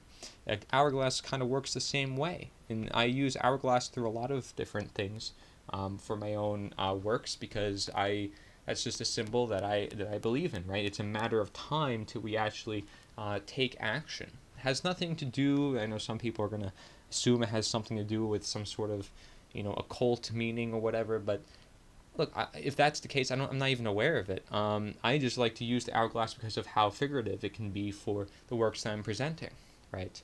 And so I'll get more into that through my other works, and this is just a note on my own works, right? This is basically, this whole idea of the slide is just to represent the power of you and your connection, your abidance, right, to the world that you live in. So instead of being like center figure dependent, you can be that center figure here. You are the one on the throne. But he who seeks to be justice and truth itself does not deserve to be there. Therefore, I can completely take him out of the picture, and that's what I did with the center of this slide. You can see, what we have is simply just the truth and the balance of truth. The hands that work with one another, the brains that work with one another, the two pillars that work with one another. Those hands can come from anybody, and that means you and everybody. So, center figure dependent, right? Who is going to be there to hold that sword, to hold those scales? And that answer is you. That's the power of you and your connection, your abundance, because only you can have those two sides of the brain. Only you can balance those two pillars. Only you can balance that truth and the right and wrong. So it's an amazing process here that determines just the amazing depiction here, if you really think of it in those terms, by the center of this slide. And so you can either expand and open, or limit and constrict. So expand and open, or limit and constrict, right? So either or, and the hourglass can also represent that, right? If we're opening, expanding, if there's limits and so forth. So it's just ideas to toy around with in your brain, which is very symbolically for the brain that I have on the slide. So it's working hands in harmony. It's seeking connectivity, having all these aspects together. The expansion, the limitation, the left and right brain, the two pillars, the truth and justice, the right and wrong. It's everything about being connective. And when you make these figurative depictions, and when you are creative, or you are improvising based on current creations, that is, of nature or whatever, or what you have not, because everything comes from nature, then we understand that the more holistic it can be, the more everything works together of that creation, the more meaning that's in that creation, the more it has connectivity in that such creation. And it displays more, it has more meaning to it. And our world has so much meaning to it because of how everything is so connected in such a detail to which we can observe like an art piece on a wall and sit there and think about it, which is why art is so reflective for that of nature. And there's even quotes about that. And so like I can even just take out the parts of the tarot card, put them together, make the scales into an hourglass, and boom, I get the Nature is the Answer logo. I mean, this is just depictions, right? These are just depictions of the hourglass and striking through and at the roots, grasping the fruits of growth from the tree, striking to the roots, and having the pillars in place, meaning, these bridges on the Nature is the Answer logo, and having that sun above, or the tree above, and the sun going through the tree, or I don't know, there's so many depictions you can make of this, but this just shows you the imaginative brain, right? We don't want the death of imagination. So let's go back to this previous slide here, right? The death of imagination is on the right side here of fear, of ignorance, confusion, control, and chaos, the negative expressions. Okay, the death of imagination is found in this arcanist, slavery, government, mind control, status, solipsism, theft system, this justification, inner demon, illusion, following orders, self-loathing, authority-filled, violence-filled, wrongdoing-filled, man's law-filled, control, enslavement, war, evolutionary stagnation, and extinction-filled area. The death of human free will, the death of human nature. That's essentially what you see when it comes to the right of this slide, the negative expression of natural law. And then we have, of course, the positive expression of natural law, which is pretty much everything opposite of that, and that is everything that's in alignment with nature, which means freedom, peace, prosperity, survival, and evolutionary progress. We see right in knowing our morality. We are anarchists because we recognize our freedom. We live in freedom. There's no one ruler or rulers ruling over us. We rule ourselves. We own ourselves. So we're conscious. We have consciousness. We understand the truth. For the most part, we seek to learn about past events and all that is. Therefore, we're finding truth. That's where truth lives, among that expression. Principles are found there. Care, is an essential component, especially for love. Sovereignty, as we know, comes from knowledge and love. Morality, which is right and wrong, even knowing such distinctions. And apophasis, which is saying no, and affirmation through negation. We have understanding force as opposed to violence. Conscience, which means common sense, and understanding the common knowledge that we all share. Equality, because it's all here, it's the law of equality, that we are all equal under natural law. In fact, we are not equal when we are under a system of any government, because of the very nature of such is dividing individuals and claiming that some individuals have the actual right to rule over your life and property when they don't. We have self-respect, which literally crowds out self-loathing, which is negative. So self-respect is positive and therefore helps us connect with ourselves, right? Because if we want to care for the world, we should care about ourselves as well. Responsibility, which is what a lot comes down to, right? Taking control of your own life, so you're not in control, you're not being controlled by some external force that is doing so perhaps unjustly or not intended. And then just saying the word no, right? Understanding where that has application, because you understand and you make a affirmative decision on yes and no and where no should be placed. Courage, right? Courage is a very important part of positive expression, and persistence being a positive expression.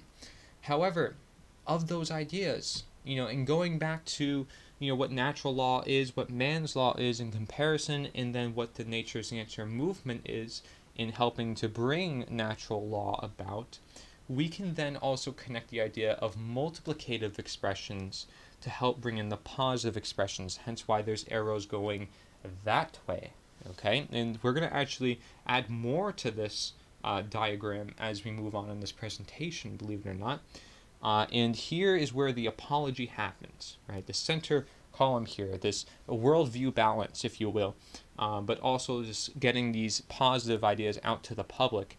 This is where the apology takes place. This is where the true great work takes place. There is no great work, again, currently in the progress of independent media. However, this true great work can be exactly represented by Nature as the answer, and that is the multiplicative act here, where courage brings on love, right? Because you need to care in order to love. You need to put that bravery and face those fears for love to come into manifestation. So you care to act and be. You care to be conscious. You care to know what's going on within the world. So therefore, that's why knowledge then comes next in positive, right? And that comes from conversation as well, which is the exampling of knowledge, or the use of consciousness, if you will, that comes after being conscious, because we are now being the living examples of truth. We are the examples of understanding natural law because we put it into application in our own lives, perhaps.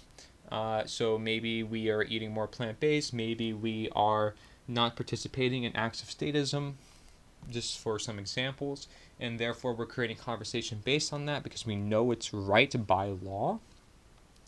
Then we have responsibility, right? That comes from this, because that's the whole idea here, is that you take control of your own body, you take control of your own life. That's the whole conversation, the whole act of it. If it's about love, that's what it's about. It's about loving one another for who they simply are, and letting them be who they are in nature, uniquely as they are, born into this world. And the knowledge tells us this, that it's intended for nature, that individuals are unique, that individuals have these amazing expressions of their own. So responsibility for sovereignty, responsibility. We know that's a very big aspect of everything here, and that includes direction and moral obligation to share this information. Again, you have this moral obligation to share because you realize its importance.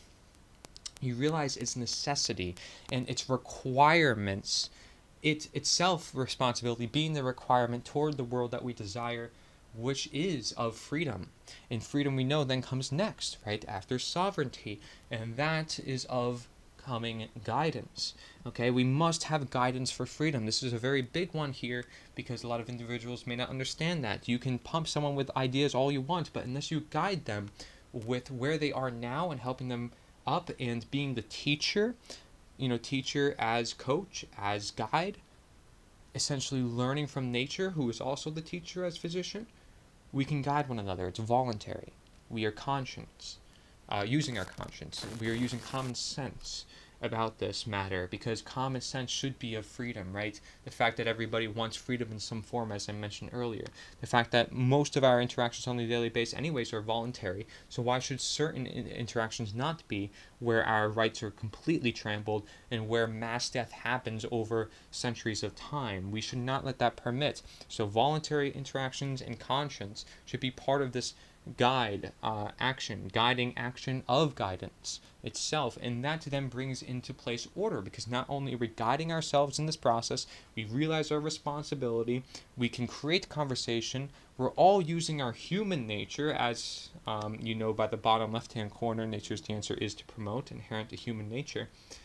We know our human nature based on all those aspects, so the positive expression is within our lives and it's all throughout life as a whole, because all those are being utilized. Conversation is made, which means it's spread to others, which means it's multiplicative. Positive is saying for itself what is positive and what is negative, but multiplicative is saying, well, how do we bring those positive ideas to the public? How do the whole world live in harmony with natural law as a whole? And so if we're looking at the great work, that's where it belongs, with the multiplicative acts. That's what I would put it under in particular here, in addition to Mark Passio's natural law expression slide. And it essentially also means manifested natural law, because people know what the law is. They can understand right from wrong. They can understand what their actions do on a daily basis, because they have responsibility, because they have guidance, because they're creating conversation, because they're part of being the change that they want to see in the world. So that's why there are those requirements to which then those individuals likely have, which again are organization, communication, graphic design, presentation, audio, video, website, networking, marketing, and promotion. Knowledge of the real enemy, right, which is statism, and this one agenda to counter with this one unifying counter agenda that is nature is the answer. And the service to truth, right, putting our life efforts into such, fighting for the truth, courage and persistence to do so, right? Because if you're going to fight any battle, you need to have that courage and persistence. Otherwise, you're going to get defeated real quick if you don't set that mentality upon yourself.